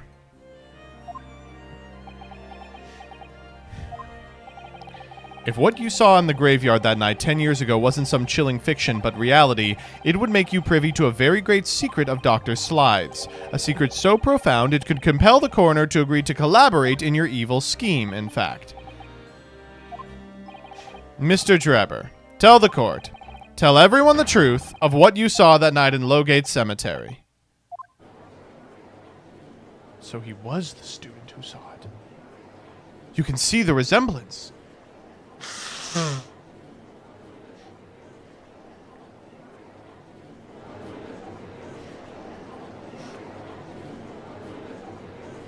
He's thinking.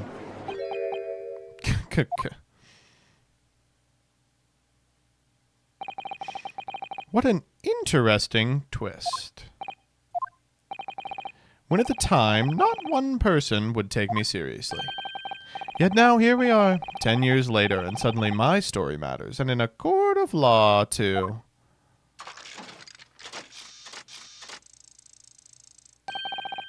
Very well, then, if everyone so wishes. Let's be frank. I'll tell you the truth of what happened that night for what it's worth. Uh-oh.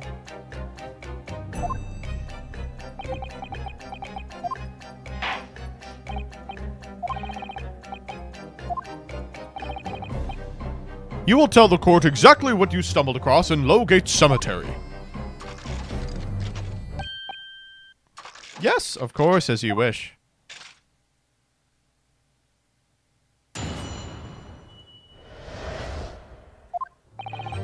The reason I was in Lowgate Cemetery at all 10 years ago was for a spot of moonlighting, shall we say? Yes, the illustration in that newspaper article was based on what I witnessed that night.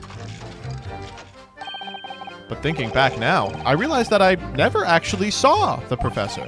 Soon afterwards, I was visited by a young woman who sculpted me a model for me of wax. Then I gave up on my dream of becoming a scientist, and it was all because of that newspaper article. Okay, that's... Of course, you'd have to have a screw loose if you believed a corpse could come back from the dead. But, so you're saying this article is not worth the paper it's printed on? I think that would describe it perfectly, yes. If the details in that article aren't true, then it nullifies your argument for why Mr. Drebber and Dr. Slythe would have been working together. So he's discrediting himself to cripple my argument? Tell me, witness. You claim to have been in the cemetery on some auxiliary business. Can you elaborate?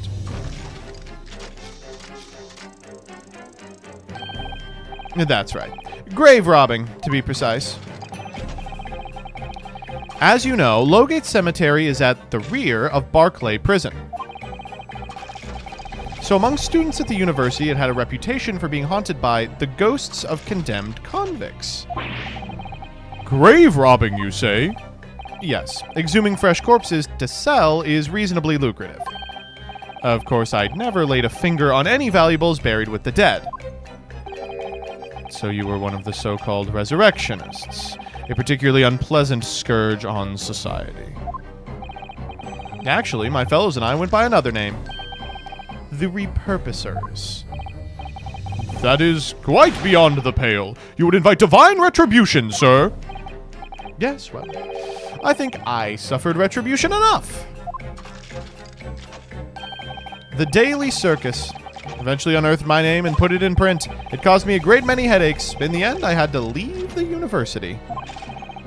That was the only paper with a bad grace to identify me unambiguously, I might add. I see. Out of interest, who drew the illustration for this article? Ah, yes. That was the reporter who exposed me. He sketched that right in front of me as I described the scene. Obviously, as time ticked on, I bitterly regretted what I'd done, claiming to have seen something I never truly saw. Foolish. Very foolish. Yeah, I guess we can do some cross-X. I got some plans.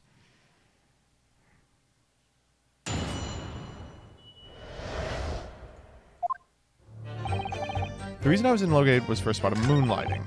The illustration was based on what I witnessed that night. I never actually saw the professor at all. Okay, let's talk about the illustration. Hold it! Not entirely. I ran to fetch the police at the time, you know. I was shaking like a leaf. But they didn't believe a word of it. In fact, I was very nearly arrested myself. So you went to the papers instead. I started big with the London News, but unsurprisingly, they didn't want to know either. In the end, though, it was reporters from the gossip rags, the gutter press, that came to get my story, and it spread like the plague through the capital as gossip-hungry Londoners lapped up the tale. The story was in every single paper at the time, with the exception of some broadcasts. And yet, only 2 or 3 of them actually interviewed me personally. Most of the accounts turned out to be very interpretive ghost stories. What about the article in the Daily Circus? That particular journalist found me at my dormitory. I don't know how, but he discovered my name. So I recounted to him exactly what had happened that night. And from your description, he drew this illustration? Precisely. That's how I learned the condemned man was the infamous professor. Because the reporter told me so. I had no idea myself, you see. Newspaper reporters are wont to snoop around in matters that don't concern them. So the scene portrayed in the illustration is accurate, then. Well.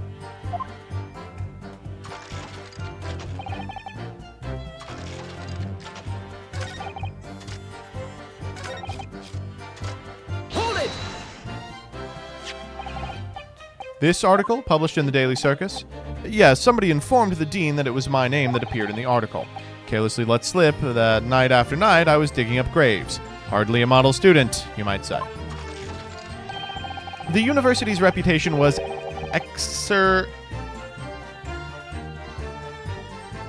Wow, too little sleep. Execrably defiled. I should know that word. And I was expelled as a result. Execrably. There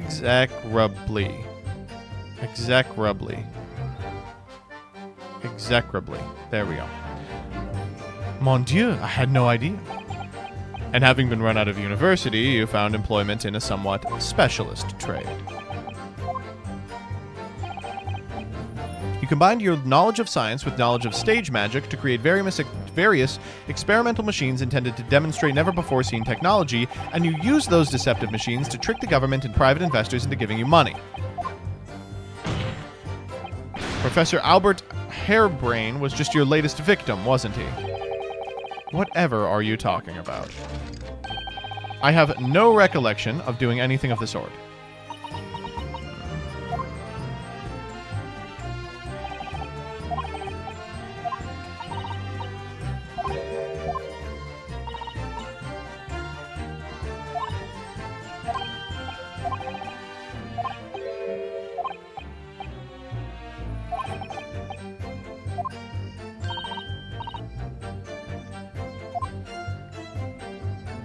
Man, I don't know how I'm going to do that, though. That's, like, impossible.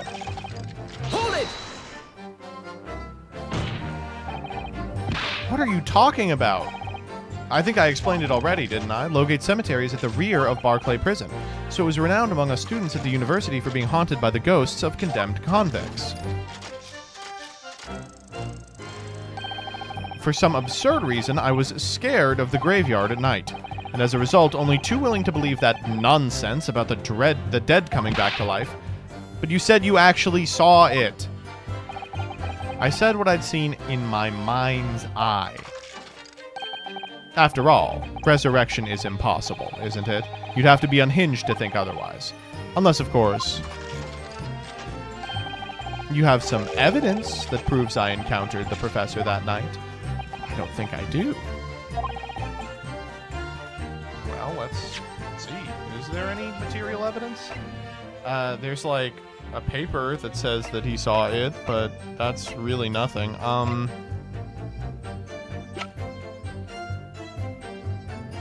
Oh, this was in his house for some stupid fucking reason. But I don't think that proves that he... Oh, there is actually. Yeah, there is. I think there is.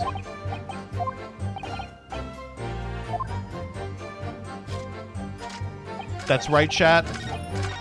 He was wearing an armband.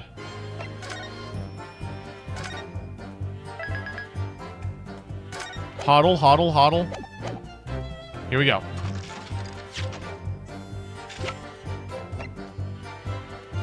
Objection! Fuck.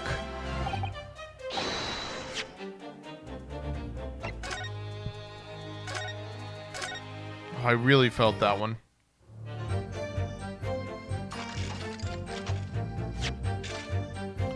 Okay, well, it could be that.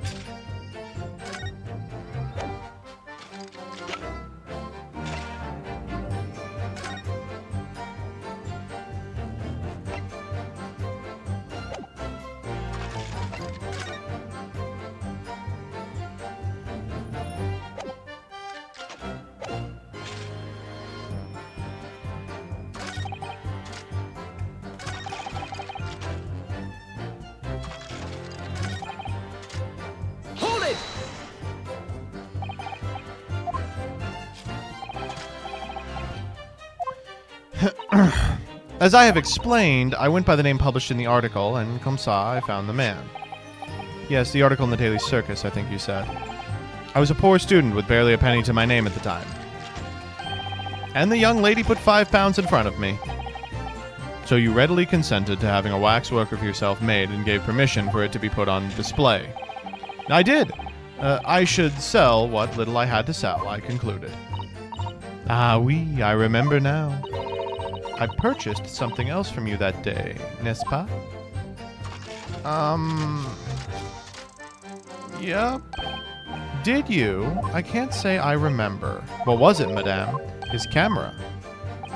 Oh, yes. I made a point of taking it with me whenever I made an excursion into the cemetery.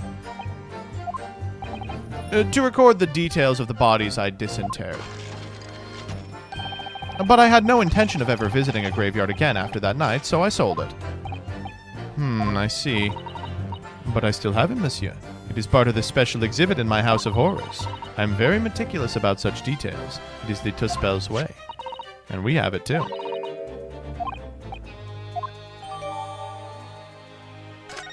Oh, boo. You're telling me that I have to repress now that the fucking camera's been updated?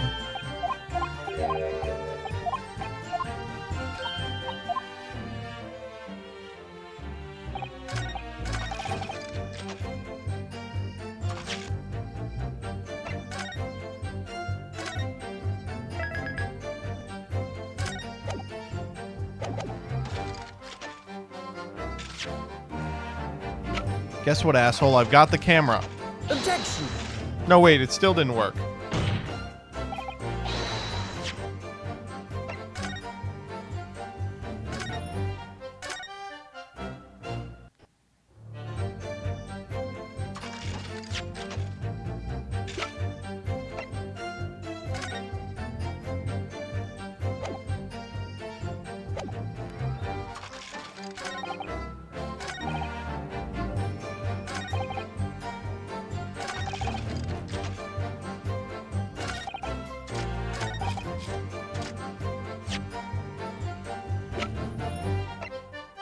Objection!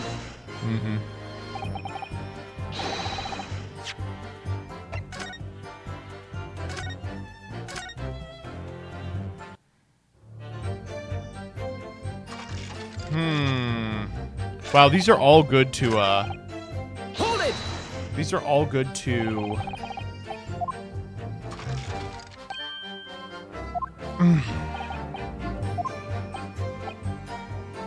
to present on any major hospital. In order to better understand the human body, the study of anatomy is crucial to medical science. But there isn't a hospital in the world that has enough specimens to work with. Though obviously they can't openly express an interest in obtaining more by dubious means. As an aspiring scientist, we young research students had no money to work with, as I'm sure you can imagine. So we made surreptitious arrangements with the hospital via some of our medical student acquaintances. We would never take anything of value from the graves. This was all for the furtherance of science, you see. That's what we told ourselves every time we stole into the graveyard at night with a spade in hand. You realize body snatching is a serious crime.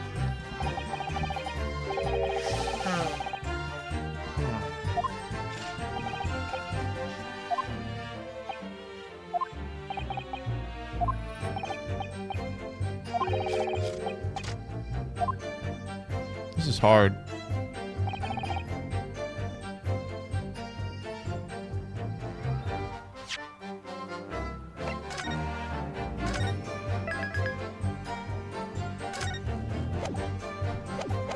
I'm thinking.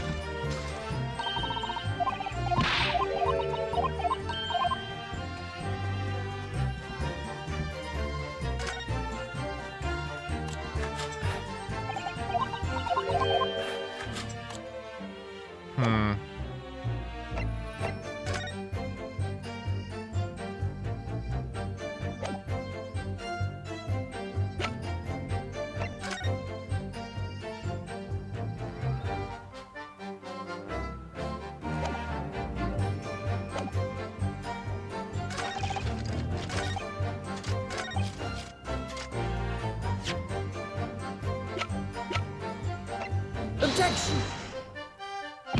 Nah.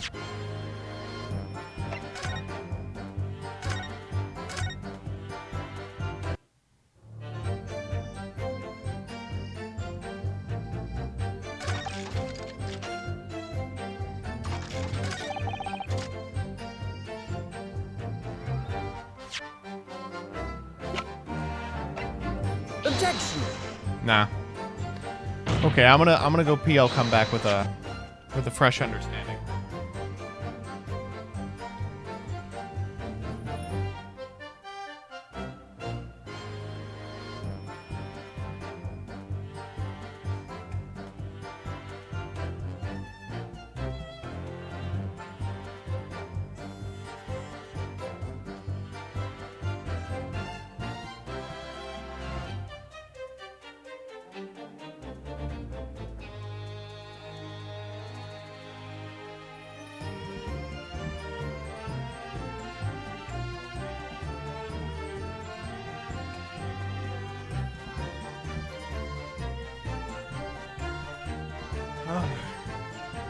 Okay.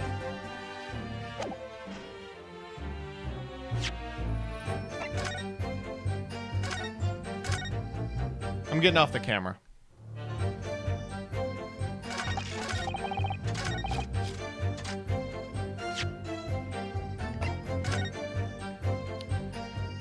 It is 1850 something.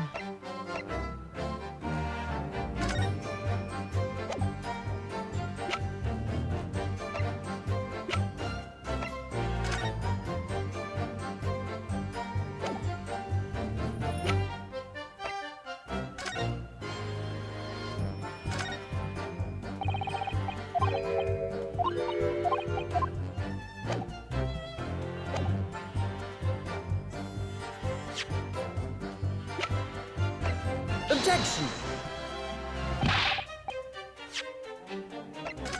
But maybe I can shock him into being like, science.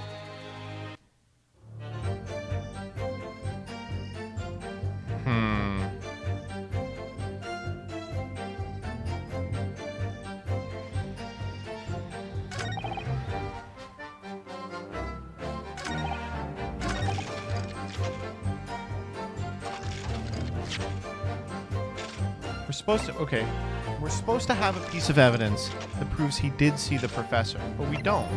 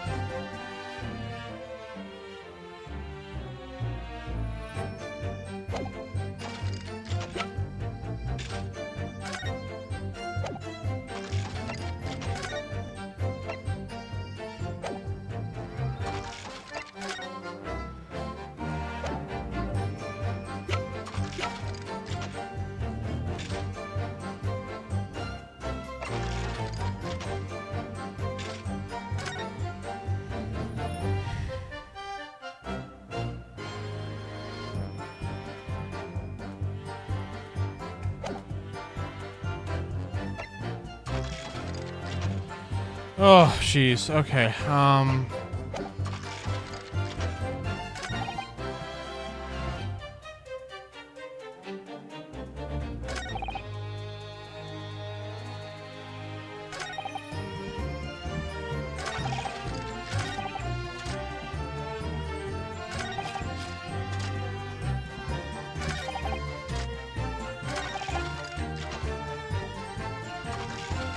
Wow. Yeah, this one's awful.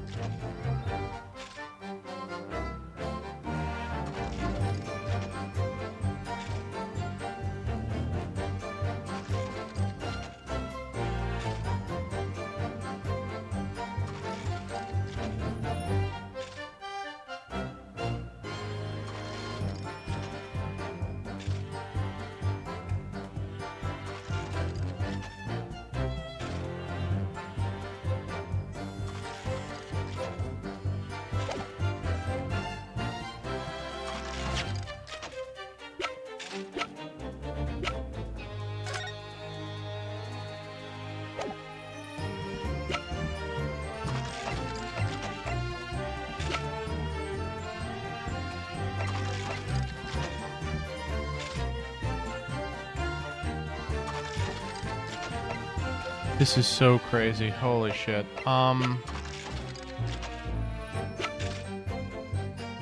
Objection! No, of course not.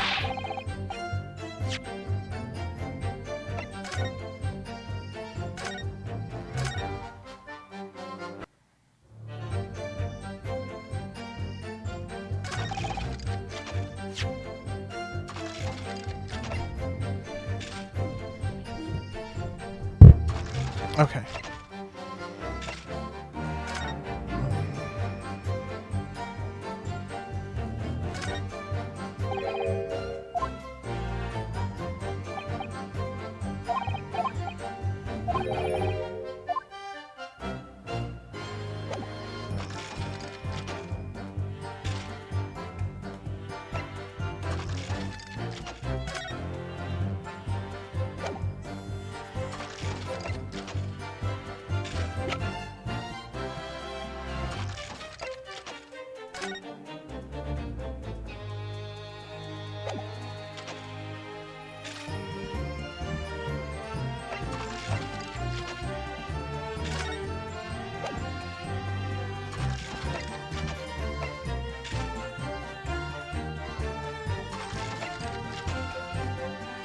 It's not this.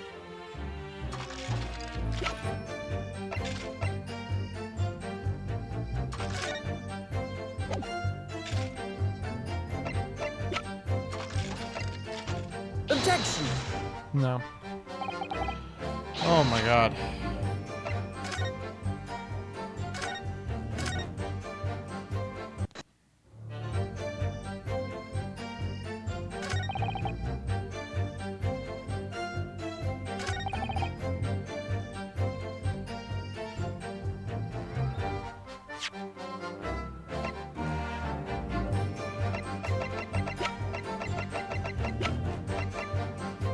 Objection! Yeah, obviously not.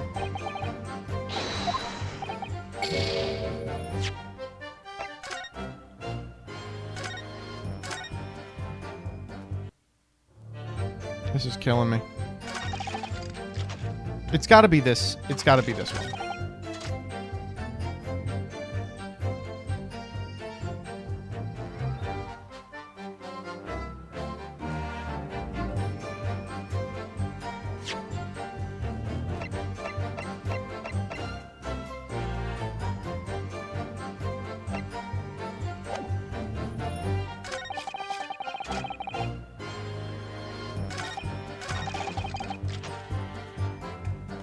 How?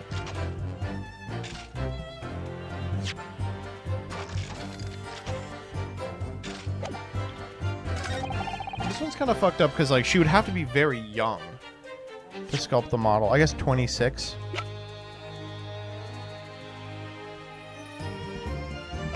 But that's true.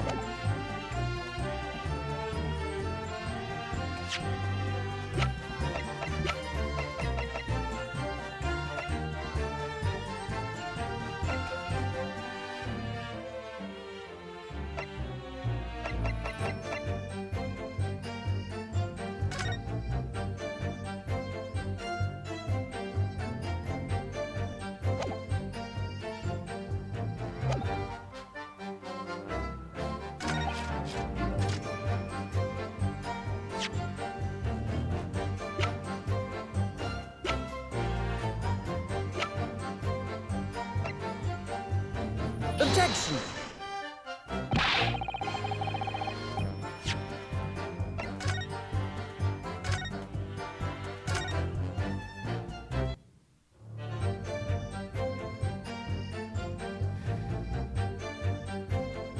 Yeah, we've checked the camera.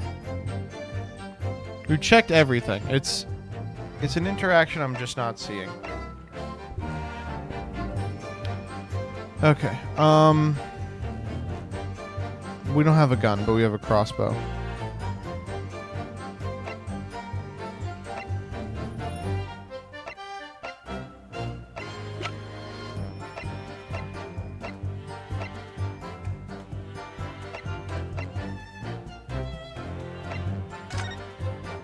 I guess we haven't checked the trophy all the way. I think we have. Yeah. I was thinking, like, maybe the, like, we gave up on science part is fake, but that wasn't right.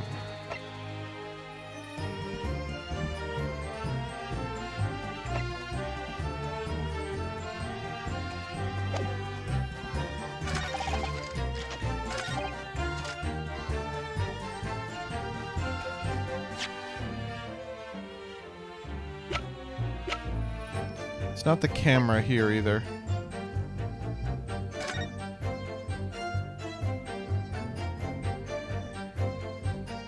Wow.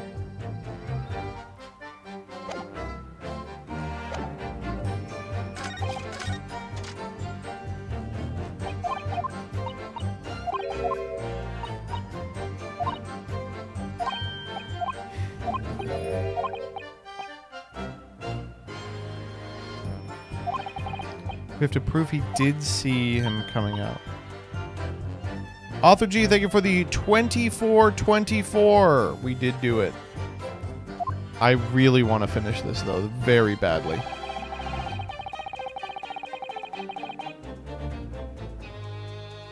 Hold it! I want to press everything again.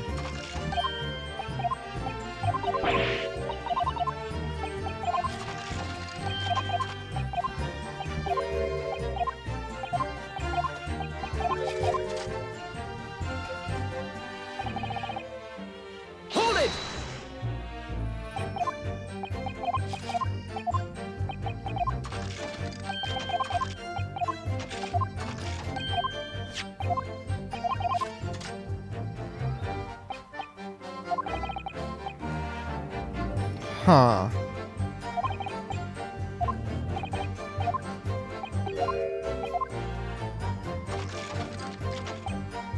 Hold it!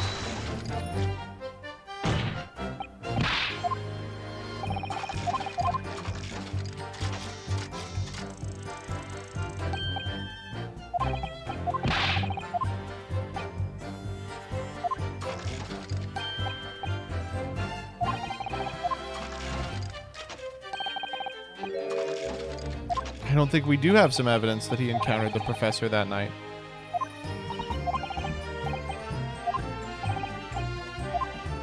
But that's definitely where we're supposed to be showing evidence, is right here.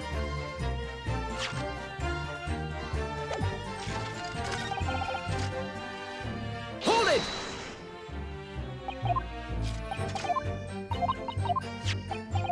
We did this already.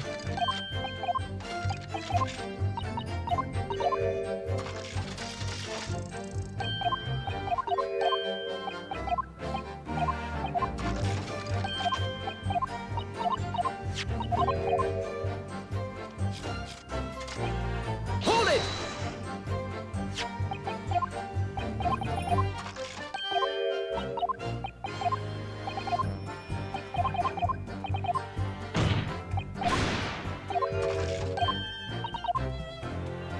Okay.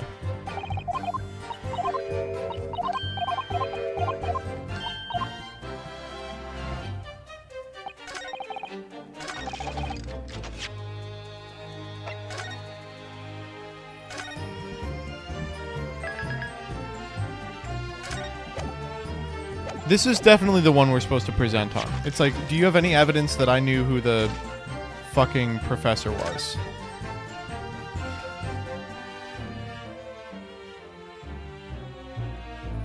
I don't think I do.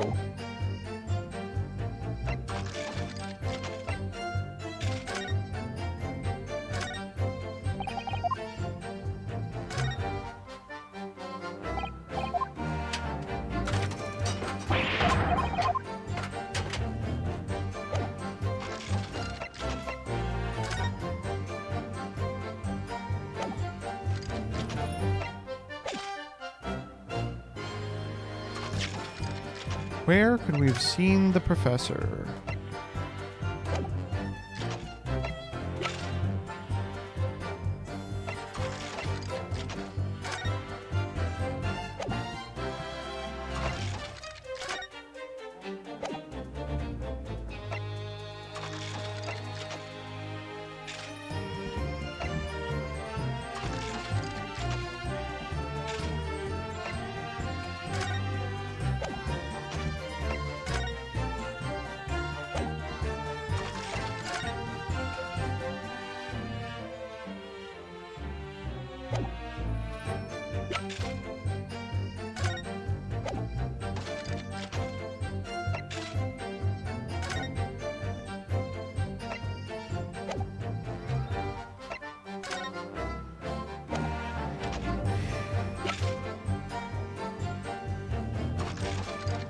Objection!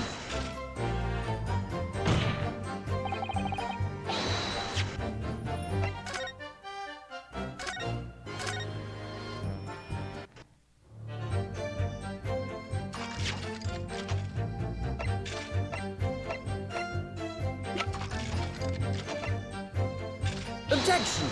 It's not the camera. I thought it was the camera. It's not the head. Is there a photo in the camera? We have scuffed all over the fucking camera.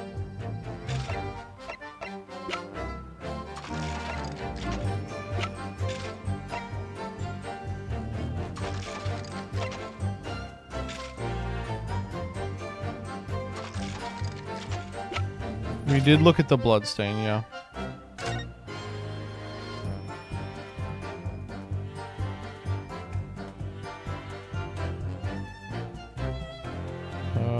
That's not anything, right?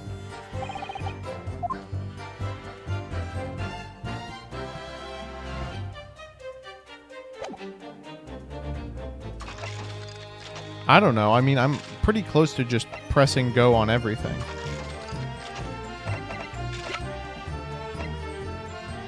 Objection!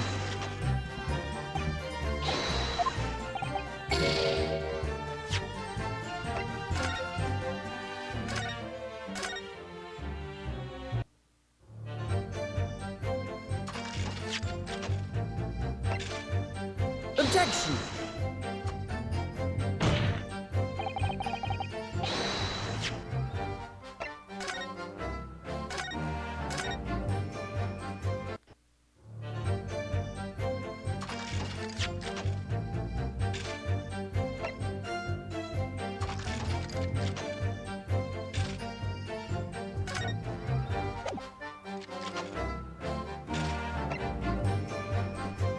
When would he have seen the professor? No helpers, no helpers.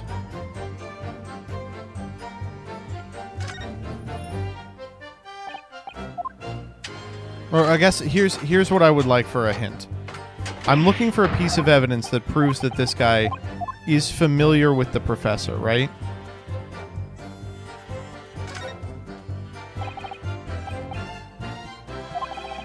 Yes. Okay.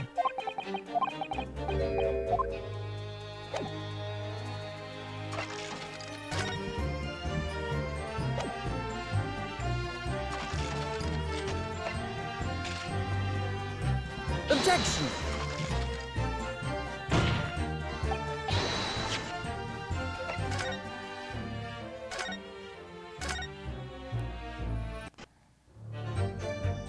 I can't believe it's not the camera. I'm gonna...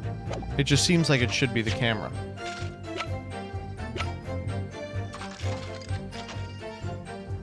Objection!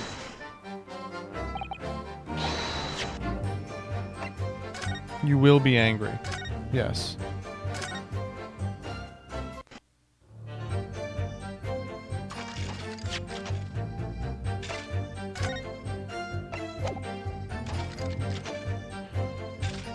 Objection!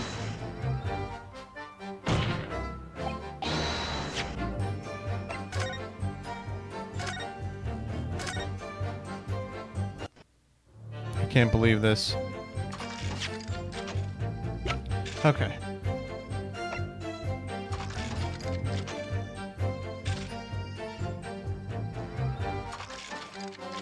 Photo of himself? We did photo of himself.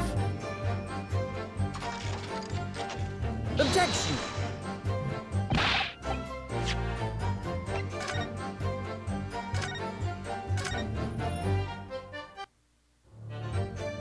This is insane. We really have not had any trouble until exactly this.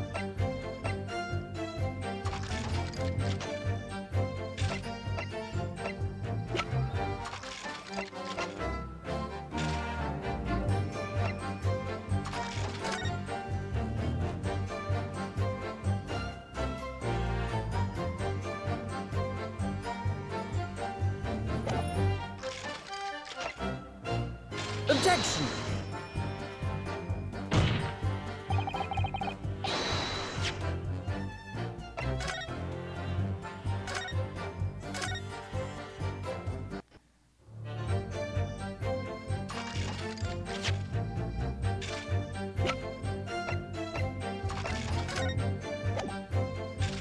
I'm losing my mind here.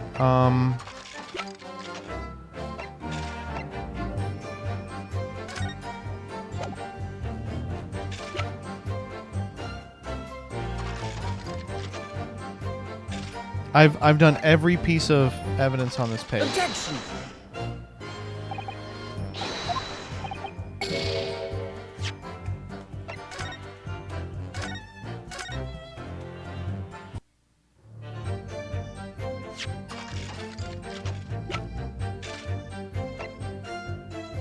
Objection!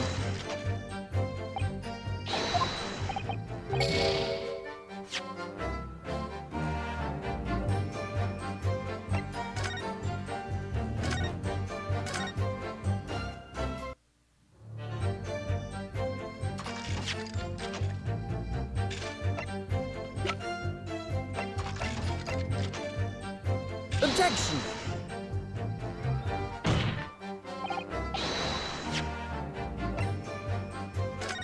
Did he present the head on this statement? Yeah, obviously. We presented the head like 100 times. Objection!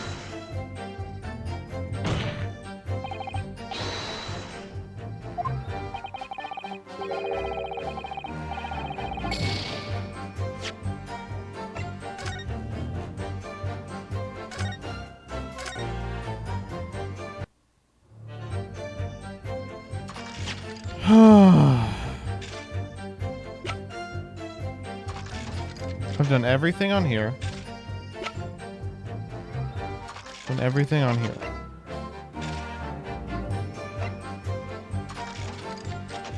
Objection!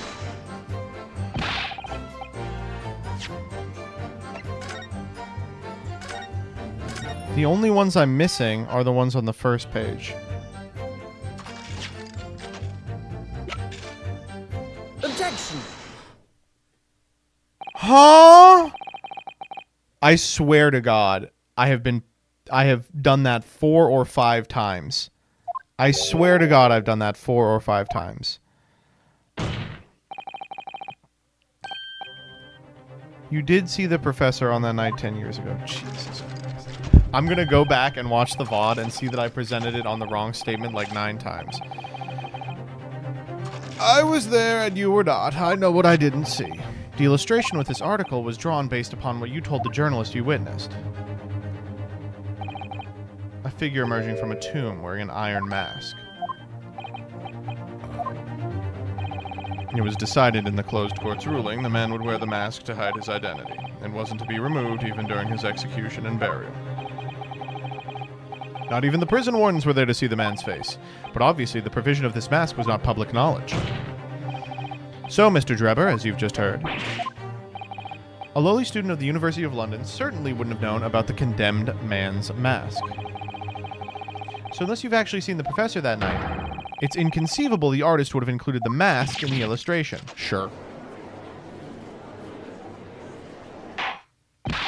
Order, order! Well, Mr. Drebber?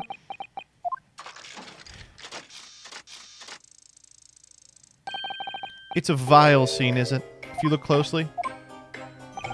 As I've already been at pains to point out, I was utterly petrified, which is why I had it in my head that I'd seen such a blood-curdling sight. But afterwards I came to my senses and I realized that I'd been mistaken. You're saying you didn't see it?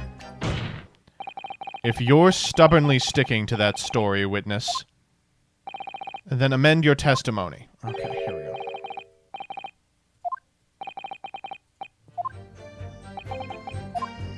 I'm gonna fucking blaze through this guy. Was a fellow grave robber at work.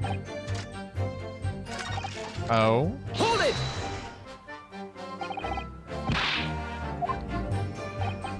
I was the only one in the cemetery. Other body snatchers were at work. Of course, when I saw one emerging from the hole he dug, my heart very nearly stopped. So that's the terrifying sight I actually saw, you see. You're claiming it was just another student on equally insalubrious business as yourself?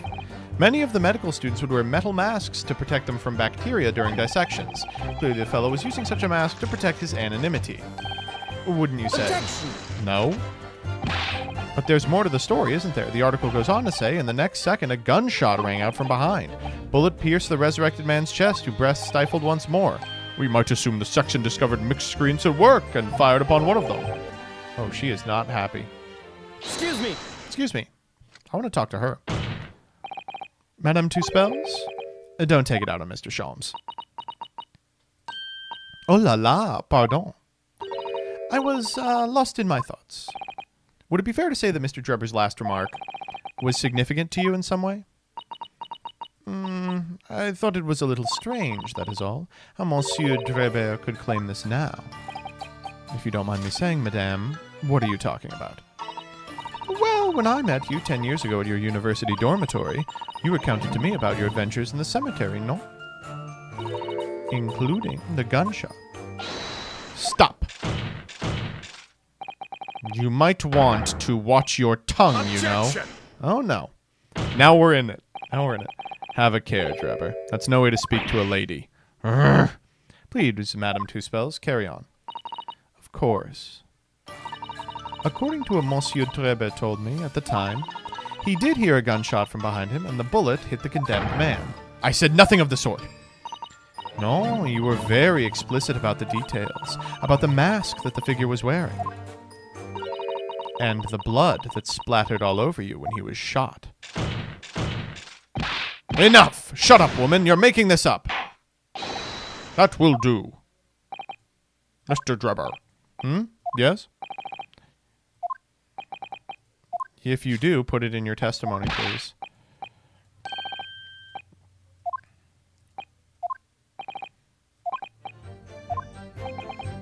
Very well. Finally, the camera.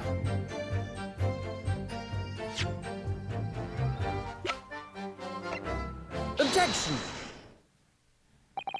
Mr. Drebber, do you remember this camera? But that is the camera from the fateful night. Yes, we borrowed it from the House of Horrors. It's the camera you took with you to the cemetery that night, Mr. Drebber. And this is supposed to be significant.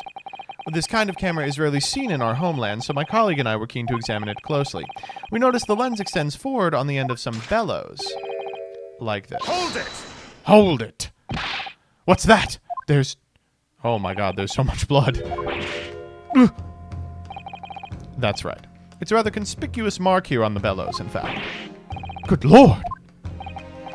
Yes, my lord. It would appear to be a splatter of blood. Something that could be confirmed with a simple chemical test. Isn't that right, Dr. C? It would be difficult to determine if it was human blood and not the blood of some animal. But yes, to test whether or not it's blood at all, it is simple enough. I propose that Madame Tuspell's testimony was correct, and that on the night in question 10 years ago, you were splattered with blood from a gunshot wound. Well, and that furthermore, you really did witness the condemned professor emerging from his tomb. I love his little...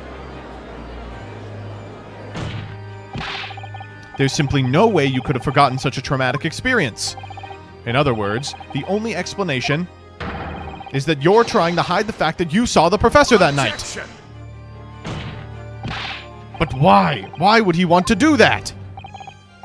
Well, not for his own gain, it would seem.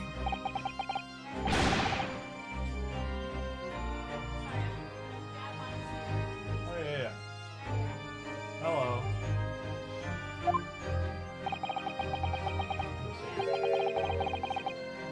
Yeah, we did.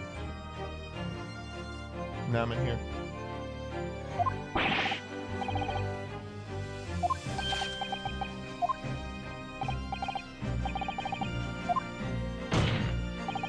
It's someone who doesn't want the truth about the professor coming back to life to be exposed.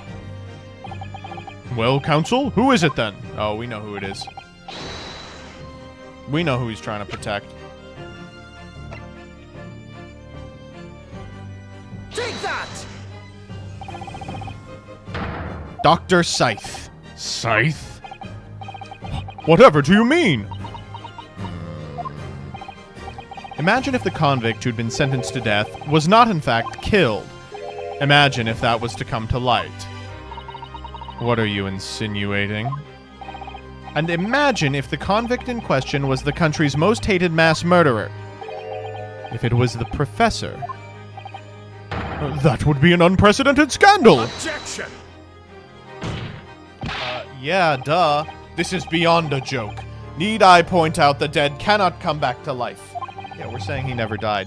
What you're suggesting would mean that the execution never happened. Oh, well, yes, that's what I'm suggesting.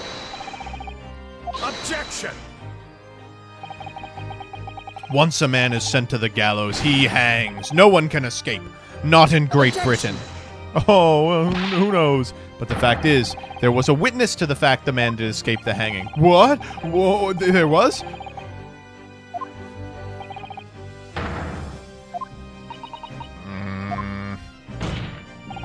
And it's exactly because of those monumental repercussions that Dr. Scythe would consent to any demand made of her by someone who threatened to expose the secret, even if that meant being complicit in a crime.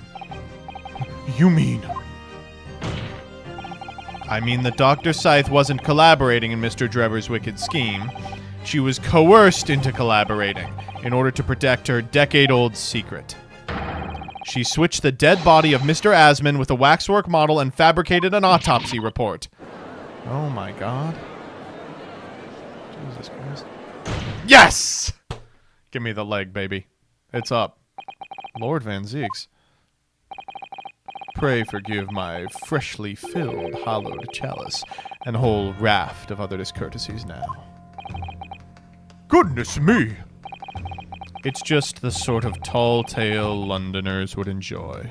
I grant you. An executed killer rising from the dead, a Scotland Yard cover-up, a conspiracy at the highest level. So let me ask you one thing. Now, here we go. Where's your fucking evidence? If the condemned man really did emerge from his tomb that night only to be shot in the chest, who pulled the trigger? Wow. Well, how am I supposed to know that? I couldn't agree more. The Old Bailey is no place for wild fantasies. Ugh. And have you considered this, my learned Nipponese friend? Do you realize just what a dangerous endeavor it would be to coerce this woman into such criminal activity? It's tantamount to declaring war on the entire British police force and judiciary. Quite hard to imagine any sum of money being offered could warrant it. To rely on some stage deception when so much is at stake would be madness. Well, I suppose. And this was no petty crime either. The victim was murdered. A man who'd already invested money in the venture and would be instrumental in future profits, too. Yes, I had no reason to kill Mr. Assman at all. Or are you forgetting that his death results in me receiving not a single penny? The court is already aware of the contract between myself and the victim, no? There is the contract, that's very true.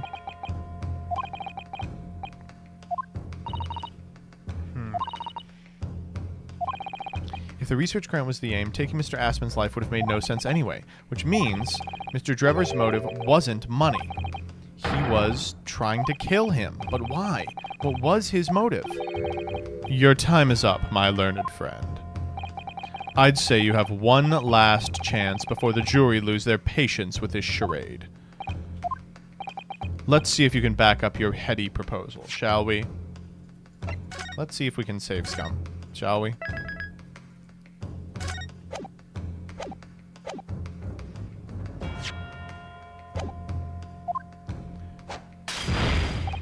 How do you explain why this engineer would throw all caution to the wind and threaten his own country?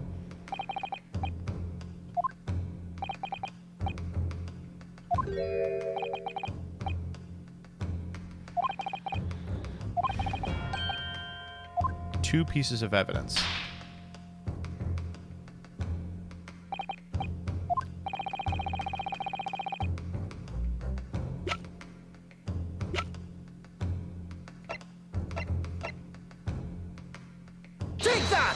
That's one piece. It's this newspaper article, my lord. That was written 10 years ago, and every detail has been examined already. What can it possibly tell us? That drivel should never have been written. It's typical gutter-press nonsense and means nothing. Yes, on its own it isn't particularly significant. However, when considered alongside another piece of evidence, it will completely explain your motive for wanting Asman dead. Jesus, I have no idea what the second one is.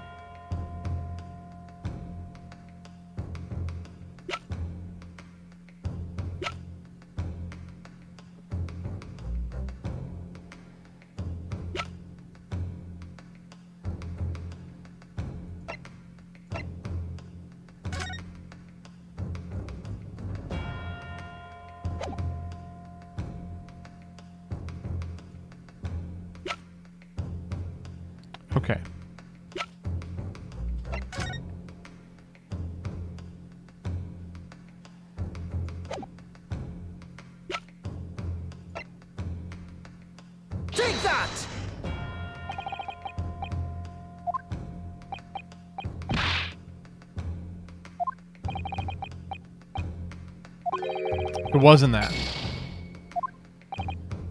Okay, well, the newspaper was right.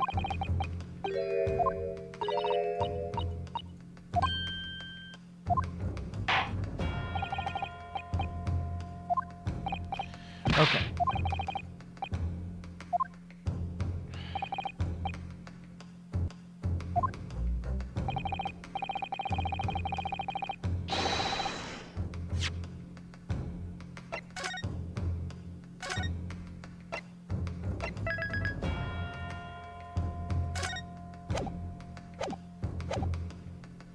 Okay. So the newspaper article made him pissed off.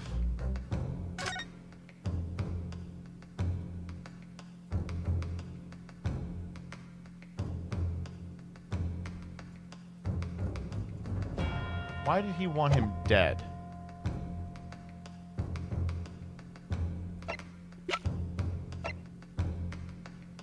Take that! No, that's not it.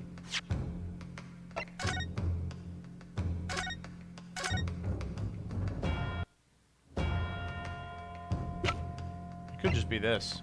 Take that! Nope.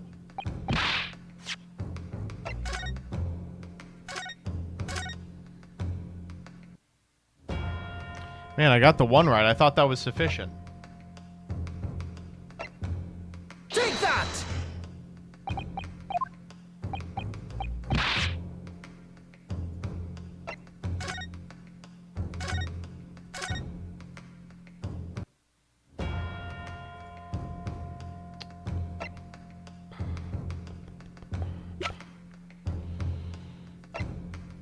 This guy. Take that! Man, I'm never gonna get to present this.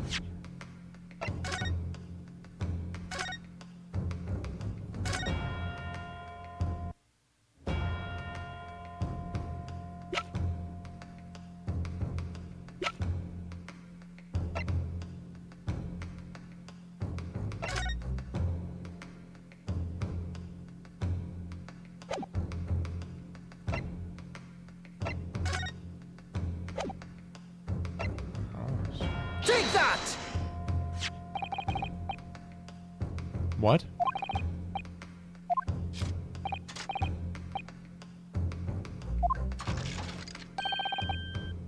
Yeah, I don't understand why this is the one.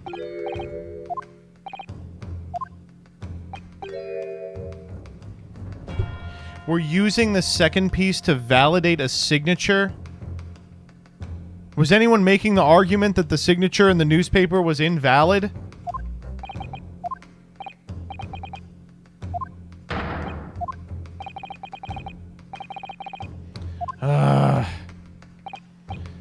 My learned friend, point out what these two pieces of evidence have in common.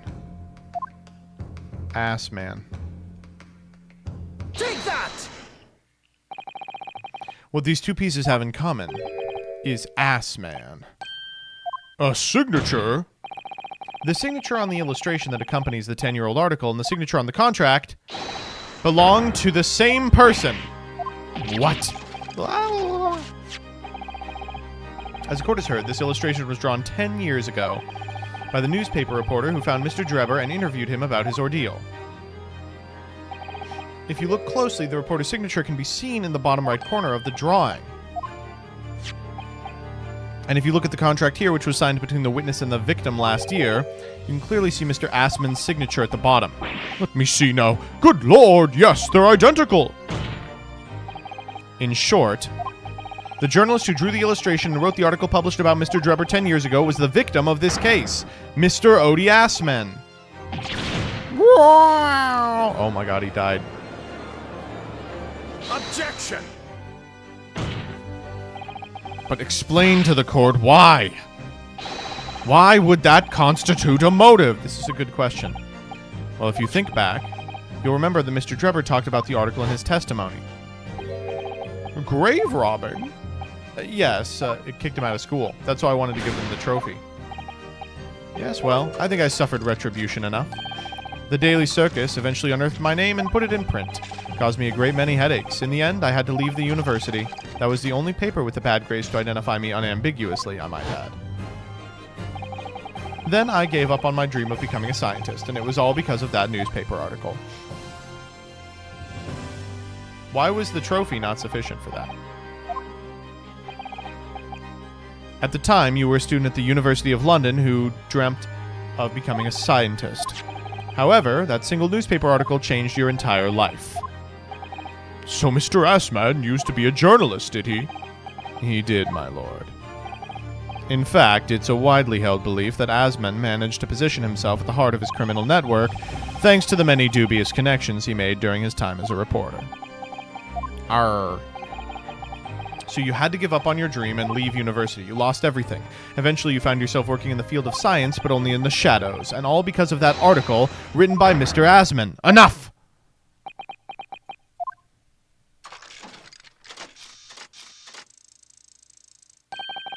Stop this endless drivel about my life. What? Explain yourself, Mr. Drebber. Yes, it's true. I had to leave the university as a result of that article. But it was just the straw that broke the camel's back. What do you mean? Almost every student of science in the faculty was too poor to actually conduct any research, but they struggled on with their hypotheses anyway. We all did, only to have them taken by vultures. Sooner or later, you knew your ideas would be stolen and patented by some wretch or another, after all. Good gracious! Making a name for yourself as a scientist in a climate like that was a miracle only a select few geniuses could ever hope to achieve. Personally, I wasn't one of those geniuses, so it was hardly a wrench. Being forced out of the university because of Lowgate was the best thing that could have happened to me. Mr. Drebber, do you genuinely believe that? Of course I do. Who's better placed to know whether or not I possess a talent for science than me? I'm sorry to say that your words don't ring true at all. How dare you? And oh man, fucking god. Oh, I know what it is.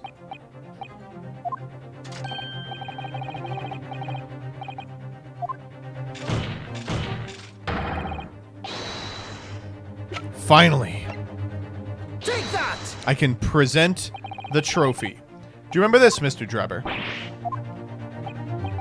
Is that a Royal Society trophy for excellence in science? What exactly is this trophy, Counsel?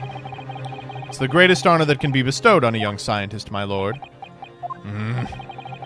There is no higher accolade. It recognizes emerging talent and promises a bright future. Good gracious! Your prospects for the future were excellent, weren't they, Mr. Drebber? Because even then you were a genius in your field. But you lost everything. You had no more future. Your talents would go to waste. All as a result of a newspaper article. I don't know when you realized who Mr. Assman was, but when it dawned on you he was the same journalist who 10 years ago ruined your life, it's abundantly clear you had no intention of forgiving the man.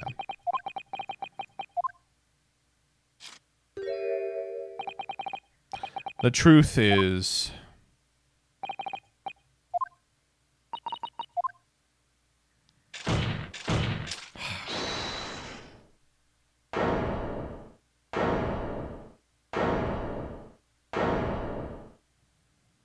Oh.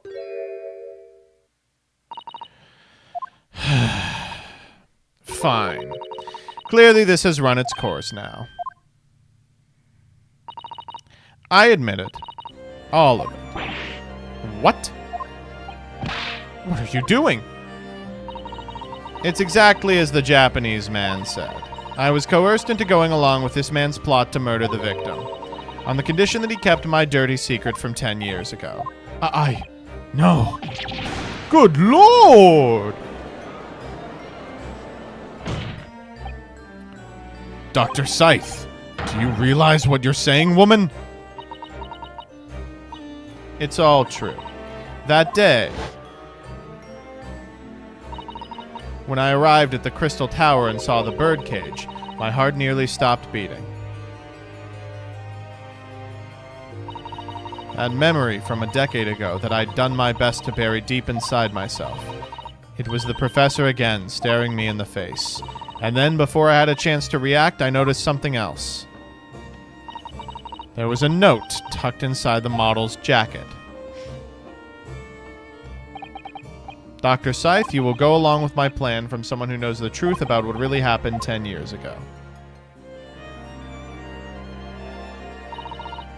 All the instructions were in the note. Every detail was meticulously written out. I had no choice but to do what it said. I made the necessary alterations to the scene and fabricated the autopsy report as instructed. There was really no other choice. It had to be done to protect the judiciary. I can only apologize now.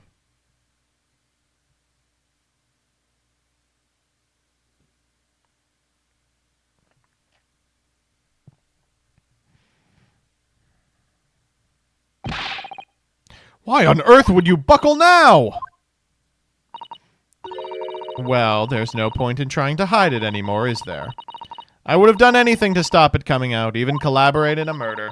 But the great lie about that execution 10 years ago has been exposed. Whatever happens, I'm finished. So then, Mr. Drebber, what do you... what do you say to that? Your accomplice has admitted everything? Surely it goes without saying. You admit your part in it too, then? I admit nothing! At all! Okay. Have you forgotten that the... Oh my god, you blew it up. Short of me admitted to crime, there's really no possible way for you to prove I did anything wrong. No? No is right. There totally is. Whatever this man says, I admit everything. He threatened to expose my secret, so I went along with a plan. And Lord Van Zieks... Yes? I hope you'll accept my apologies. What happens next is in your hands, of course. I've heard more than enough now. I hereby present the final findings of the court. This trial is not the proper forum in which to pursue the alleged wrongdoings of Mr. Drebber. The defendant is Professor Albert Harebrain. Very true. It had slipped my mind. Isn't he one of your closest friends? As the court has heard, Dr. Scythe has admitted to allegations brought by the defense, thereby absolving the defendant of any possible guilt. You mean... At the present time, it is the conclusion of this court that the defendant was not involved in any wrongdoing. Does the prosecution have any objection? We'll take it.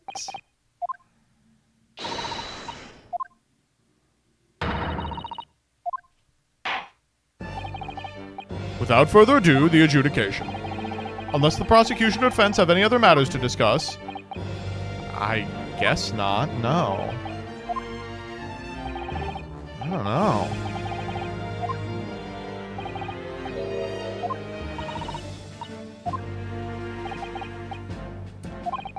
The judge will certainly deliver a verdict of not guilty, but is that what we want? I don't know, I kind of want to hear some more. Listen. Objection.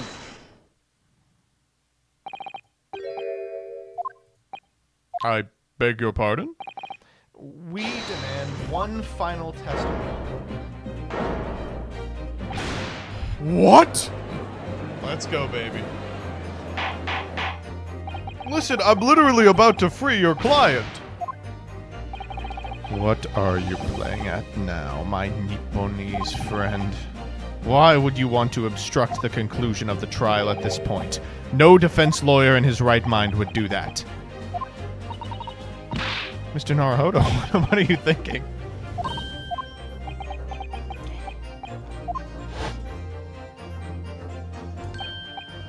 One word of warning before I go. Ah, yes, that's why he said it. That's why he said it.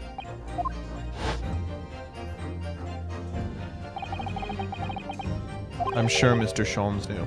He must have deduced this is what would happen. Yes, I'm here in court to advocate for my client, and to secure an acquittal. Obviously. But that's not all. I believe I have a duty to the court to pursue the whole truth of the case, until every last detail is laid bare. Okay, that's not really how it works. Oh my god. About what? About the nature of your collaboration with Mr. Enoch Drebber. Ha! In case it's escaped your attention, I've already admitted to everything I did. The whole truth has already been revealed. So stop wasting everyone's time. As his lordship made very plain, your client will get the acquittal you wanted for him. There's simply no point protracting this business further with another tedious cross-examination. Oh, okay.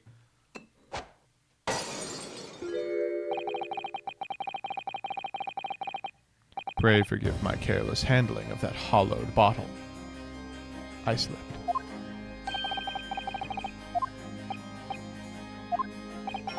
The prosecution also calls for supplementary testimony. Don't be stupid. If there is more to this case than has yet come to light, then I will join my learned friend in pursuing the facts until the bitter end. Yo, what? Lord Van Zieks. This is most irregular, to say the least. Nah, we did it last game. However, as the prosecution also calls for it, I will uphold the request. Dr. Scythe, you will testify to the court, explaining the full extent of your involvement in the murder committed by Mr. Drebber. Very well.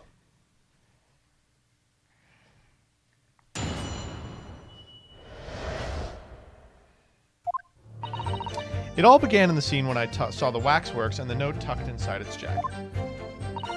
The actual body of the victim, as indicated in the note's instructions, was beneath the experimentation stage. I enlisted the help of the entire forensics investigation team to dress the scene appropriately. The truth about the execution 10 years ago is a state secret of the highest level. I had to protect it.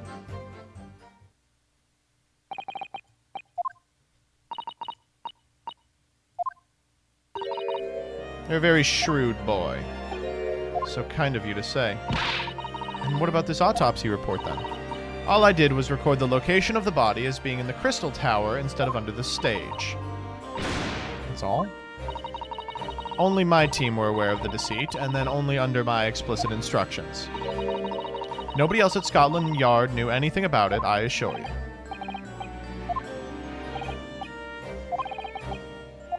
Oh no, we're cross-exing.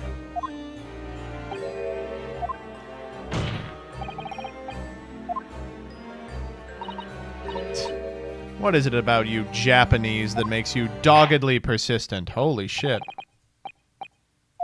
Alright, let's do it.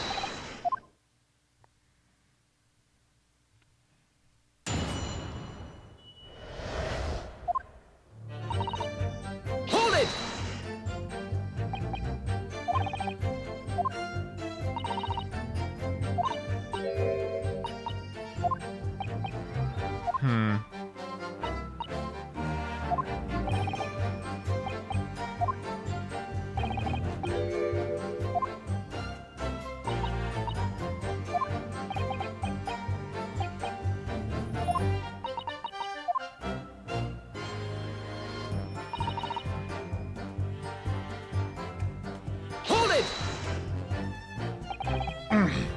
So you knew about the special construction of the stage used to carry out the trick, then?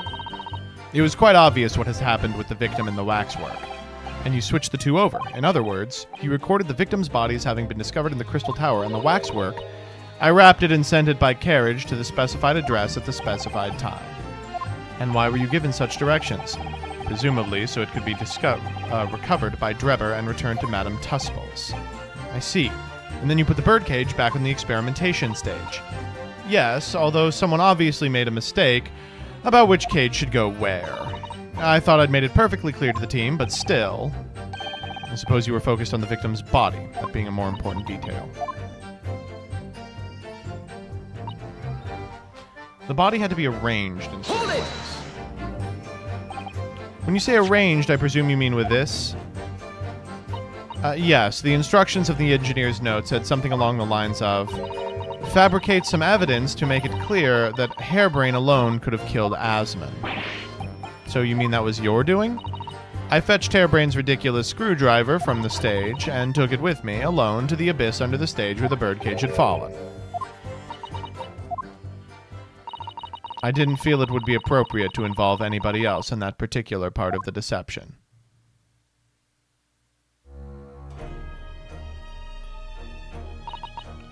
There was a void under the stage where I found the birdcage lying in dirt.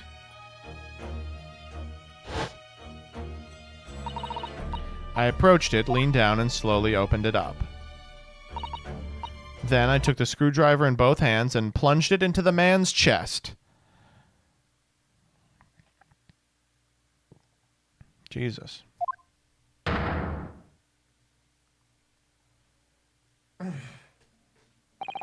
And then you noted that in your fake autopsy report as a fictitious cause of death. Exactly. So the actual cause of death was the trauma resulting from the 30-foot drop.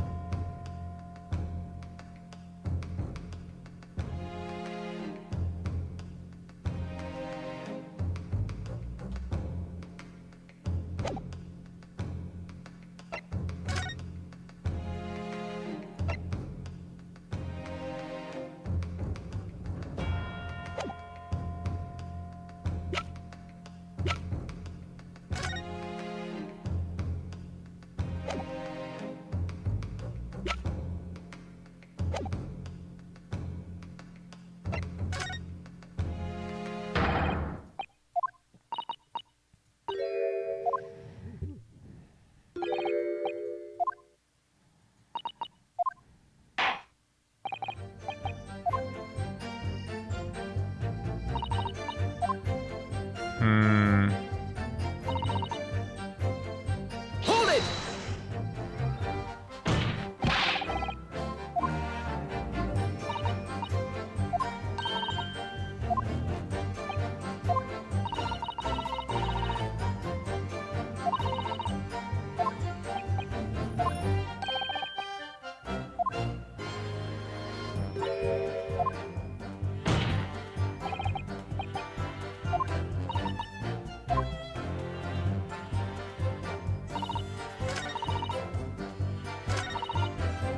Hold it!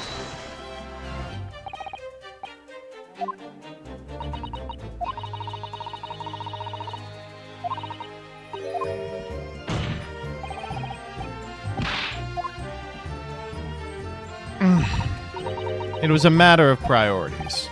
What? Nothing was more important than protecting the secret of the professor. My team did what was necessary without losing sight of the primary goal. I considered their conduct exemplary. Don't concede the point. You mustn't let her win. Ugh.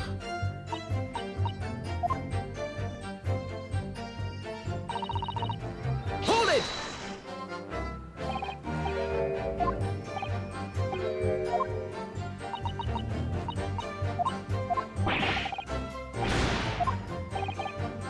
Surely there was some other way you could have protected the secret, like killing this asshole. No, there wasn't. I've done my utmost, believe me. In many ways, I respect your determination.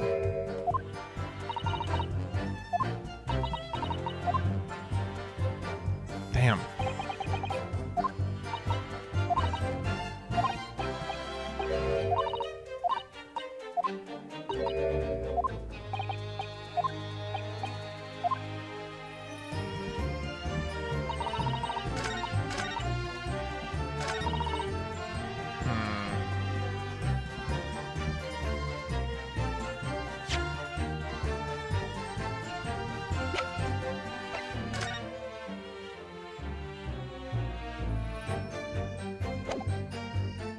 Like, I don't buy it.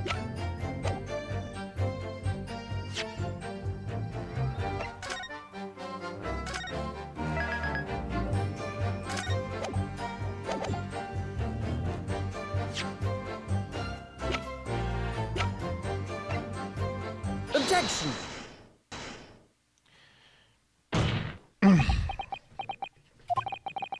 Me when I got it in 1. What on earth is the matter, counsel? Have you lost your tongue? I apologize, my lord. Dr. Scythe, in that last statement of yours, there's just one point that seems to defy explanation. Out with it, my learned friend. He dropped the Nipponese. Thank you. There's an obvious inconsistency between your description and this photograph, which shows the victim in the birdcage following the events that led to his death. Objection! The court has already examined that photograph in depth. There's nothing new we can learn from it. Yes, we have already considered it. That's true. I'm just about done. Good. But we now know the facts to be different. What do you mean? I believe we should let the defense explain. Oh, Jesus Christ.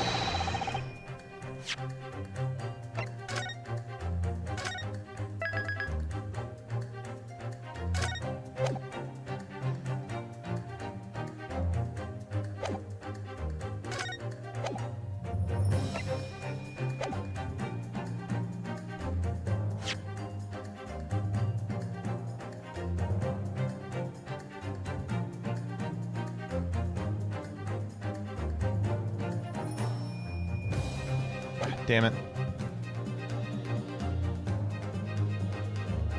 Okay, I've got a couple of guesses.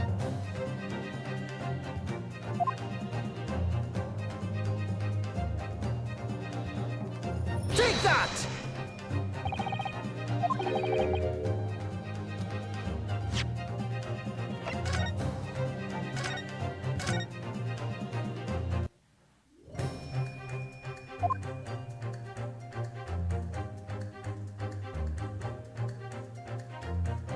Take that! Look closely at the bloodstain on the victim's chest. It extends in a downward direction toward the man's feet. And why is that significant, counsel? Gravity. If the victim was stabbed moments before the kinesis machine was set in motion, that's entirely expected. Ah, of course! No, that's not what happened! Exactly, my lord. Dr. Scythe made it very clear in her testimony just now that at the point where she stole Professor Hairbrain's screwdriver and stabbed the victim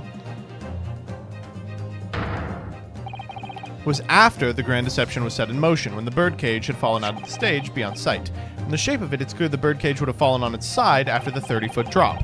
And if the victim had been stabbed whilst inside the birdcage in that position, the blood from the wound would have spread out equally in all directions. For it to have formed the longitudinal appearance we see in this picture is inconceivable. Ah! Given that the victim's blood seeped vertically downward from the wound, it must be the case that when you stabbed Mr. Assman, he was standing up. In short, Dr. Scythe, your latest testimony was a fabrication. Ah!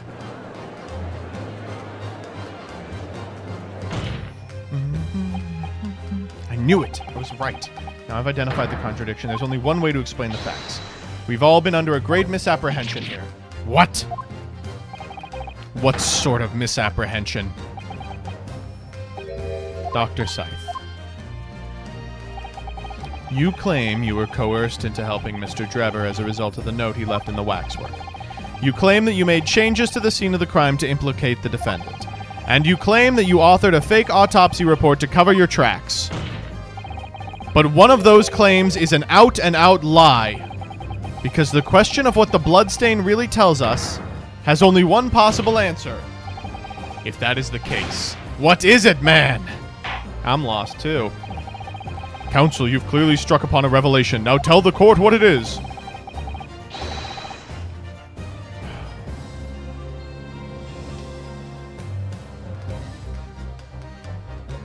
Well, the stabbing of the victim, for sure.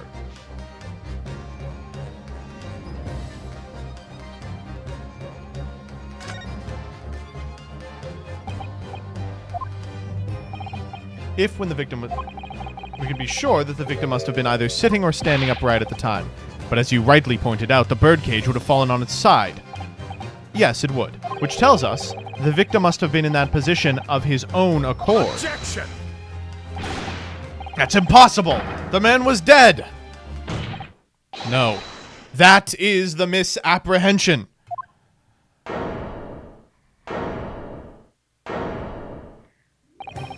When the birdcage fell from the stage into the void below, it hit the ground with considerable force.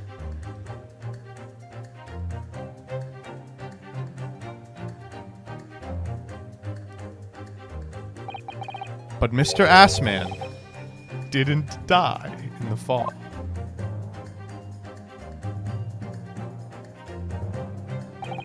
He probably lost consciousness for a while, but when he came round, he got to his feet to climb out of the cage, just as Dr. Scythe appeared.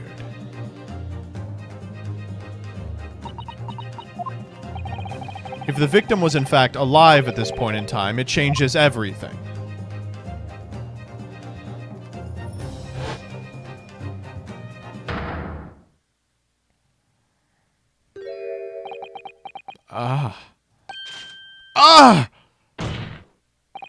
Mr. Odiasman's killer wasn't the defendant, Professor Albert Harebrain.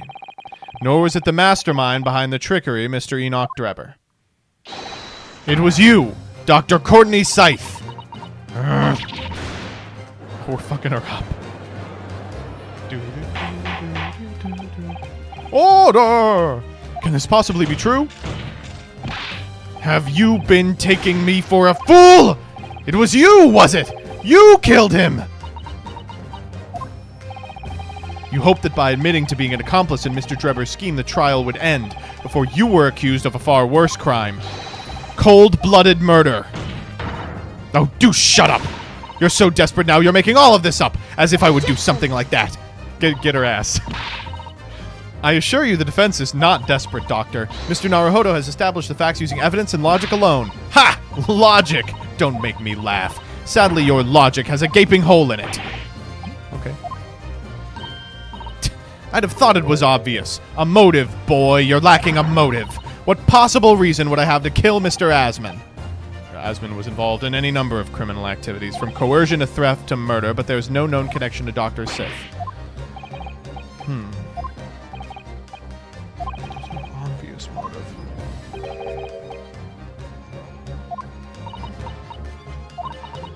Murdering someone for no reason is a different story.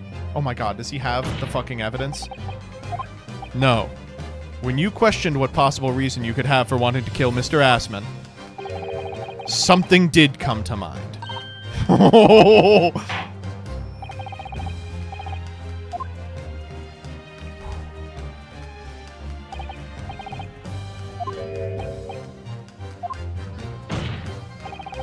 There's a particular object that explains why she wanted to kill Mr. Assman. Oh, what? Did see it yesterday. It's a scalpel. Or rather, scalpels.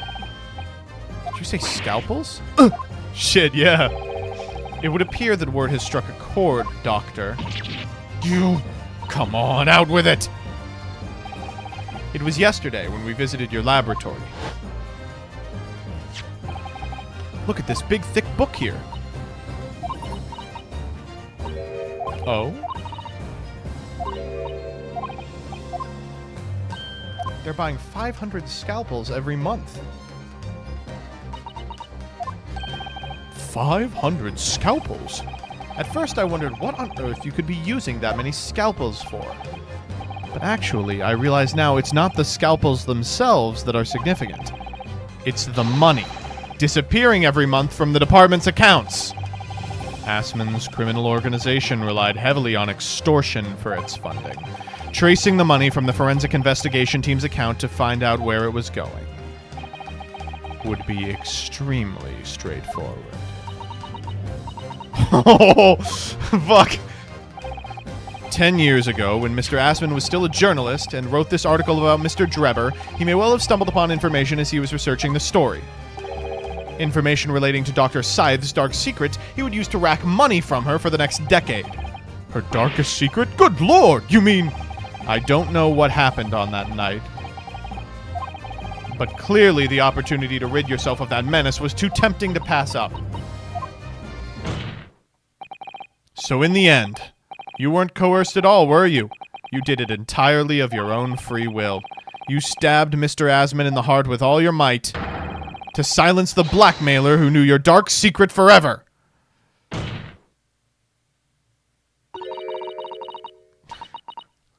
Oh, this is so good. You'll never understand. None of you! What we've had to keep covered up all these long years.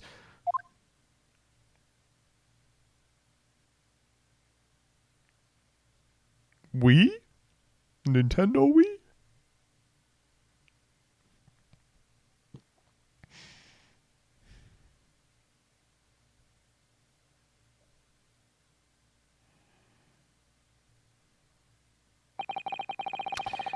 As very little of the machine remains after it's ripped apart by the bomb, the truth of this case can never be properly established unless you speak out. And if you decide not to, it is very possible Courtney Slythe will escape punishment for her crimes. Please, sir, own up to what you've done and tell the court the truth about what happened. 10 years ago, you told the truth, and you were robbed of a bright and successful future as a result. I can certainly understand your bitterness and your consternation now. However, this is surely the chance you've been waiting for, to sever the hold fate's had over you all these years. Super high voltage, instantaneous kinesis. I mean, really.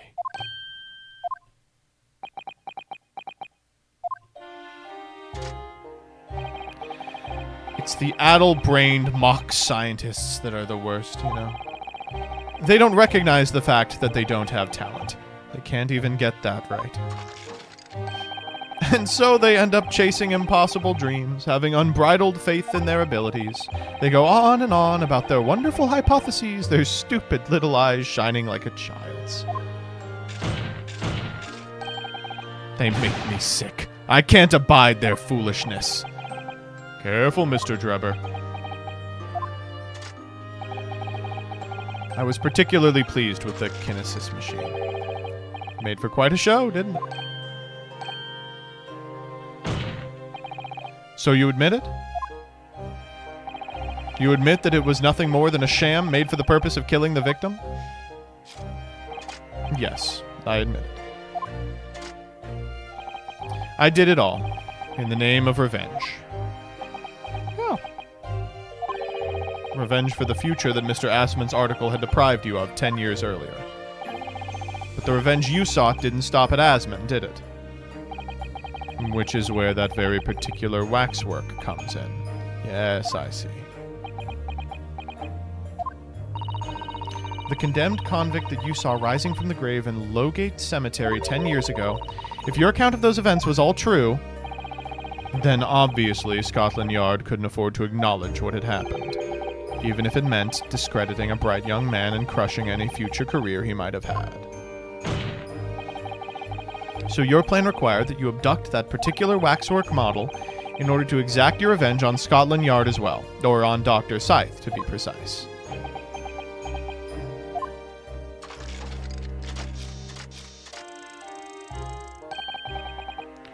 It was a year ago. By some extraordinary twist of fate, Asman turned up at my workshop. He didn't remember who I was, of course. He just wanted to employ my services as an engineer. And he happened to have a paper with him. An article on the front page caught my eye about the coroner who'd handled that bogus autopsy being appointed head of a new forensic team.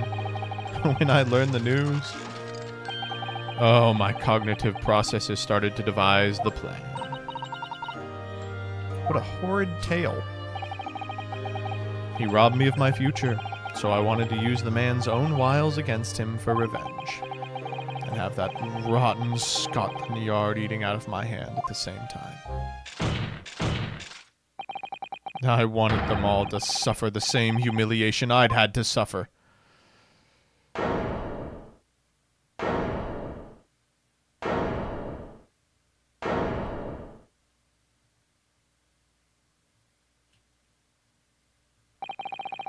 Your actions against those who'd ruined your future were justified as revenge, at least to yourself.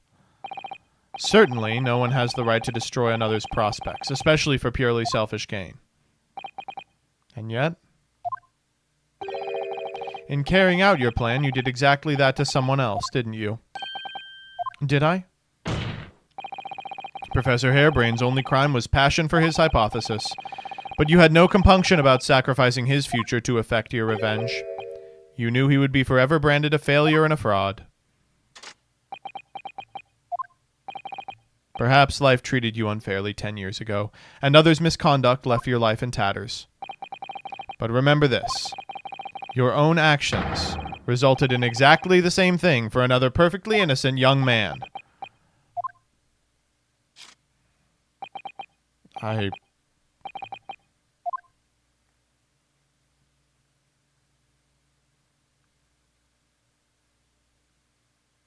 Jesus, that's the end of it?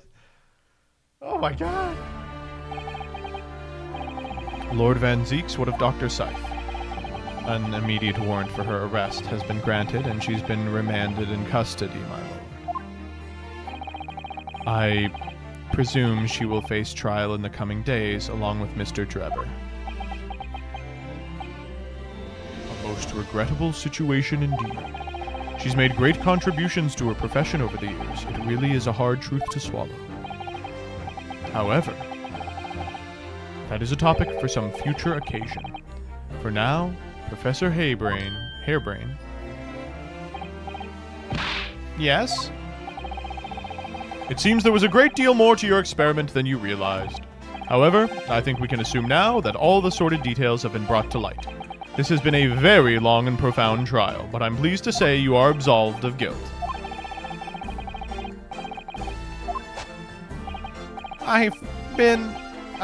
This dedicated scientist, this devotee of natural philosophy, I've been selfish and self-centered, and above all, a fool. Professor, I've spent my life thinking about nothing but my research, misguidedly believing I could do whatever I set my mind to despite my lack of talent. And the worst of it is, in the process, I've caused others pain and misery, others who are far, far greater people than I. No, Professor, that's not true. Don't tar yourself with the same brush as Drebber. What happened was his doing and his alone. This outcome is his fate, not yours. You're not to blame in any way. Lord Van Zieks, and the derision with which he referred to you earlier, calling you a fool, talentless even. The man has no idea. To believe in yourself and work your fingers to the bone to realize your dreams, that's laudable, not laughable. No one has the right to deride another for such choices. Oh, thanks, man. That's really kind.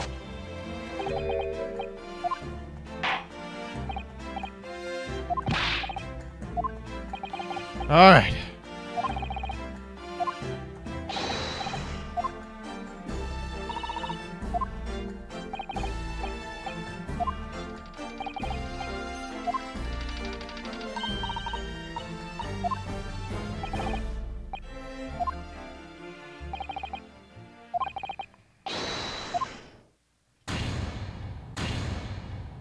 Oh. That shit took 10 years off my life.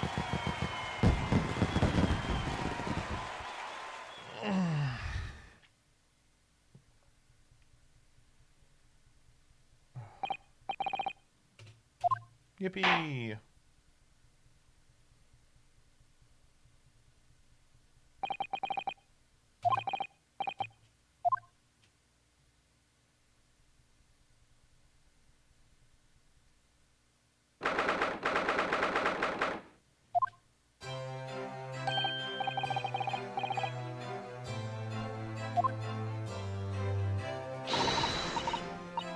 Congratulations, Professor Harebrain. Oh, Mr. Naruhodo, Miss Susato, I am truly beside myself with gratitude. How could I ever thank you enough? I'm just glad it's all been cleared up, and you realize you were just caught up in a bad situation. Right now, you know, if I had that research grant money, I'd give the whole lot to you, every penny. Okay, thank you.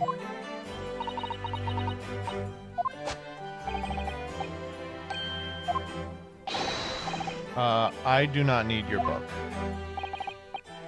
Well, just as a memento then, sure. I've been wondering, Professor, what are you going to do now? Oh my, yes, what am I going to do? My hypothesis and my great machine lie in ruins.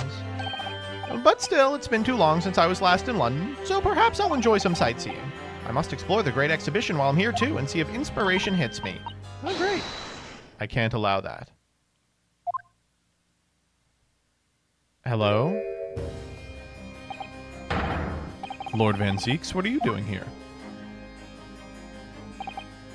Barack! I'm sorry you had to go through that, Albert. Well, if I'm honest, it was terrifying. You were like a great demon behind your bench there, snarling down on your prey. You're one of the few true friends I have.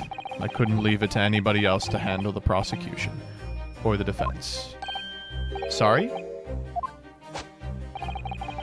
I always knew you had my best interests at heart. Don't worry.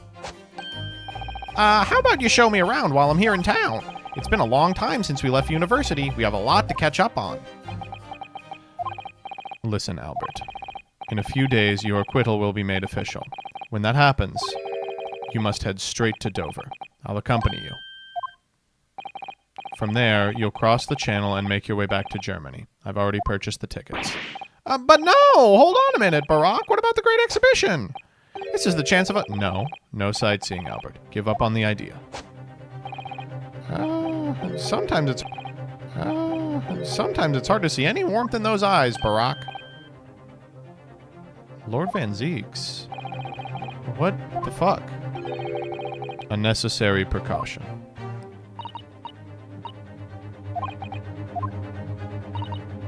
Well, Iris told me that when you meet Lord Van Zieks at his office some days ago, he asked how Mr. Natsume was doing. That's right.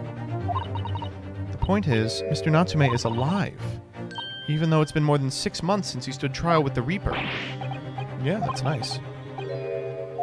Doesn't stretch overseas. Those in the Reaper's sights meet their ends days or sometimes months after their acquittal. That's been the pattern up till now. But of course, we know that both Mr. Natsume and Gino were completely innocent. True. And perhaps that governs the Reaper's actions. The truly innocent are spared. But I don't want to take any chances with a close personal friend. Barack! Like the mustached Nipponese, this man should leave the country without delay. Okay.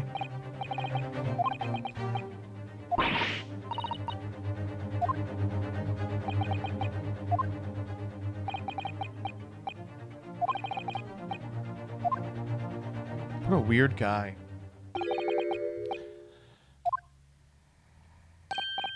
Ah, yes, all right. Well then, Mr. Naruhodo. Thank you so much for everything. Yeah, it was all good.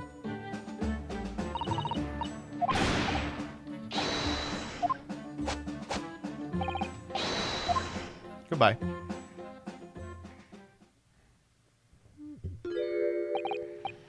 Now, my Nipponese friend. We have matters to discuss. Can you spare me some time? I guess so.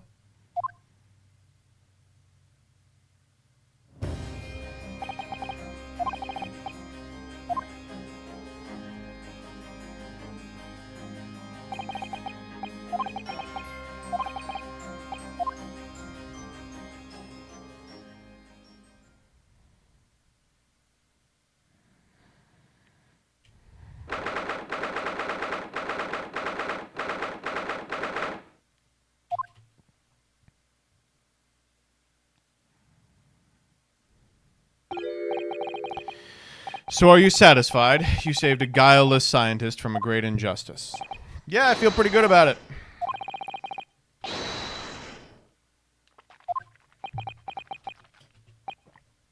Anyway, I imagine you've been wondering where my animosity towards you Nipponese comes from. Oh, good. Yeah.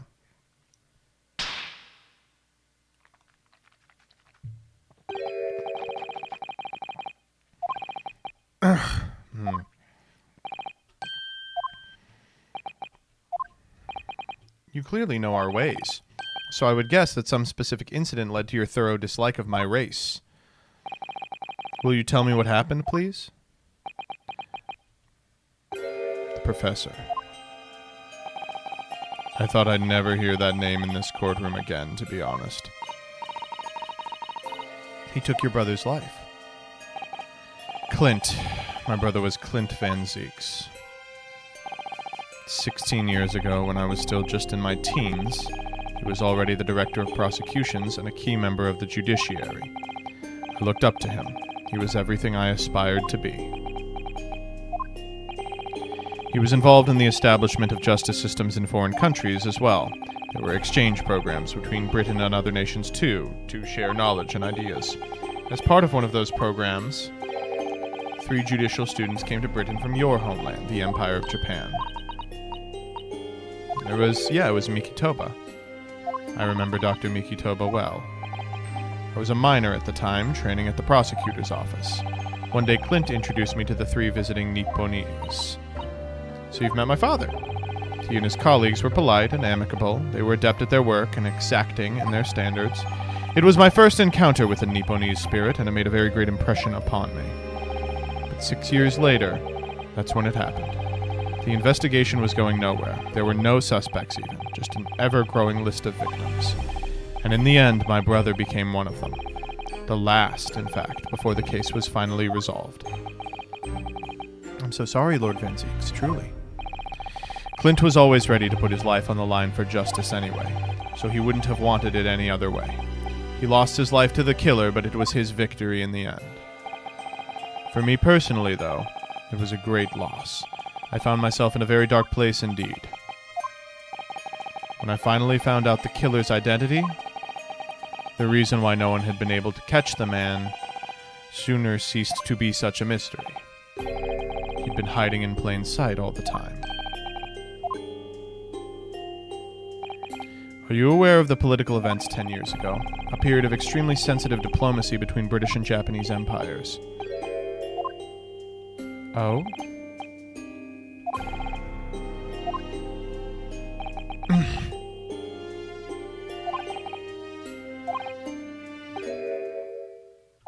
Oh?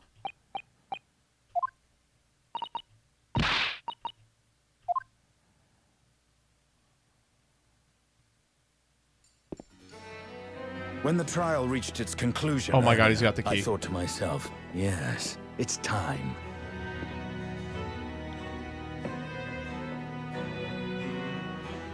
Oh, Time man. for you to come face to face with this hideous monster.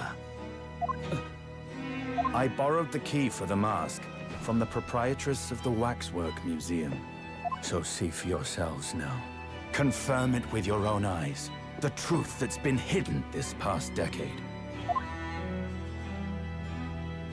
Oh my god, it's gonna be her dad.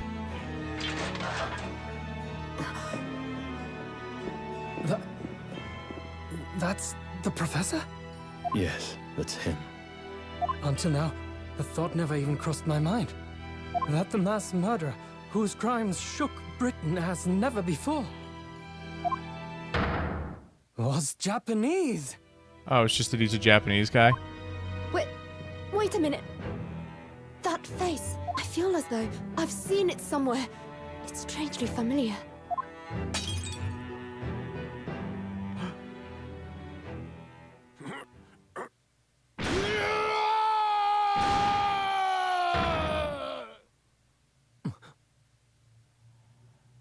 Hey, guy in a mask, are you alright? It is him! It's totally him. Father. It's his dad. What? Father?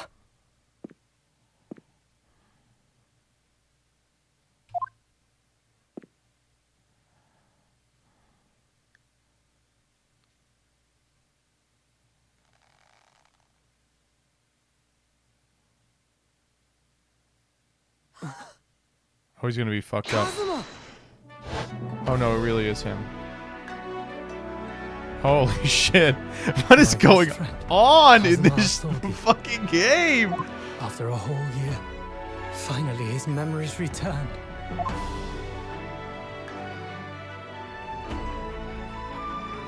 Oh, he still looks great. As he stood there before me.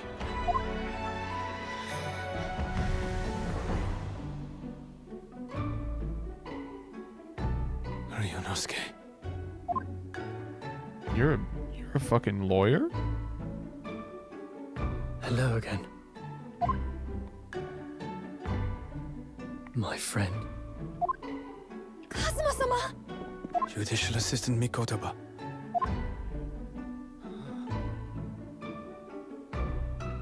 What the fuck is going on? It's been a very long road. Thank you. Thank you for guiding my friend here when I could not. It was an honor.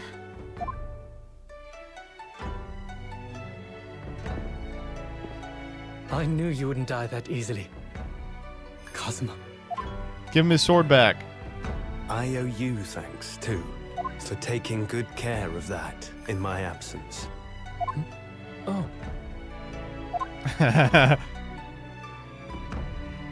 Karuma. Great blade of the Asogi clan. Passed down through the generations. Oh, that's probably the sword that sliced up some of these fucking When we left Japan, professors. this sword was at my friend's side. The Japanese man's katana is his soul, and he couldn't be parted from it. But then, when the incident happened, it was Susato-san's wish that I inherit the sword, and I've kept it with me ever since, along with my memories of the friendship we shared. With this by my side, I always felt that you were watching over me somehow. Well, I literally was.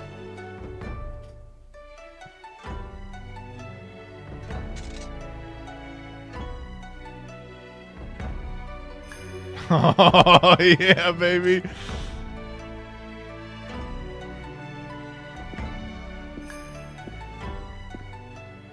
I've made it. At last. Father. Are you saying... Surely not. You mean, you knew all this time? I'm looking at it. But... I still can't believe it. This mass murderer is Kazuma's father.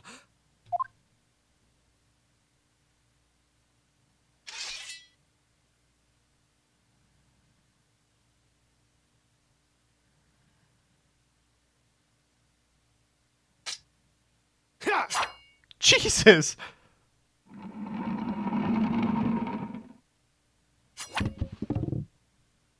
Cinema. Cinema. Cinema. Cinema. Cinema. Cinema. Cinema. Cinema. Cinema. Cinema. Cinema.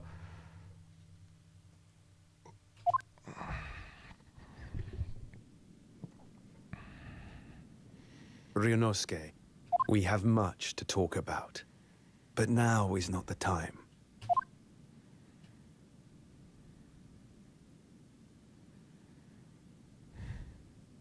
I'll be seeing you.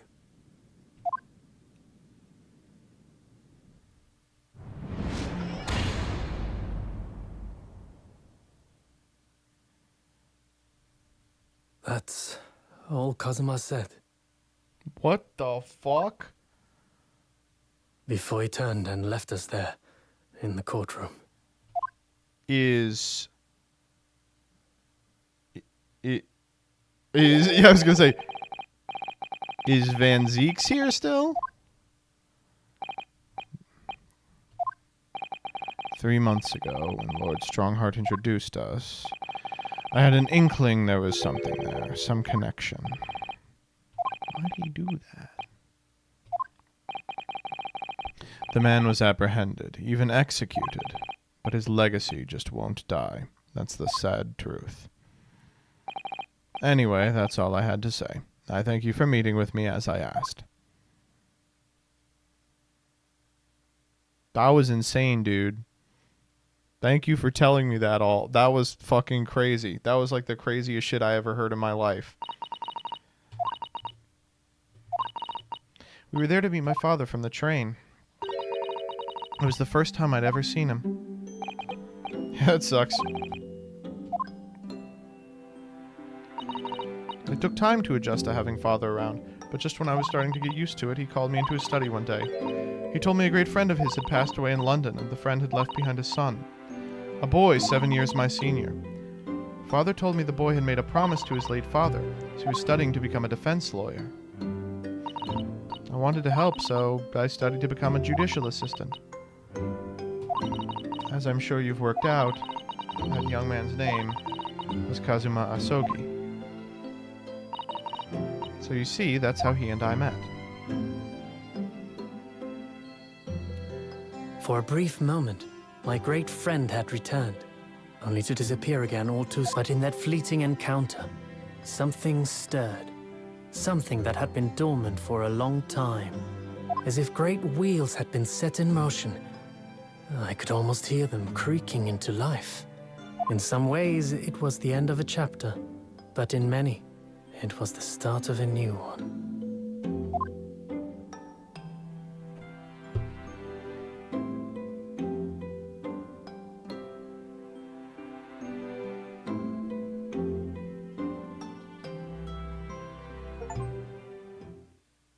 Case 3? That was case 3?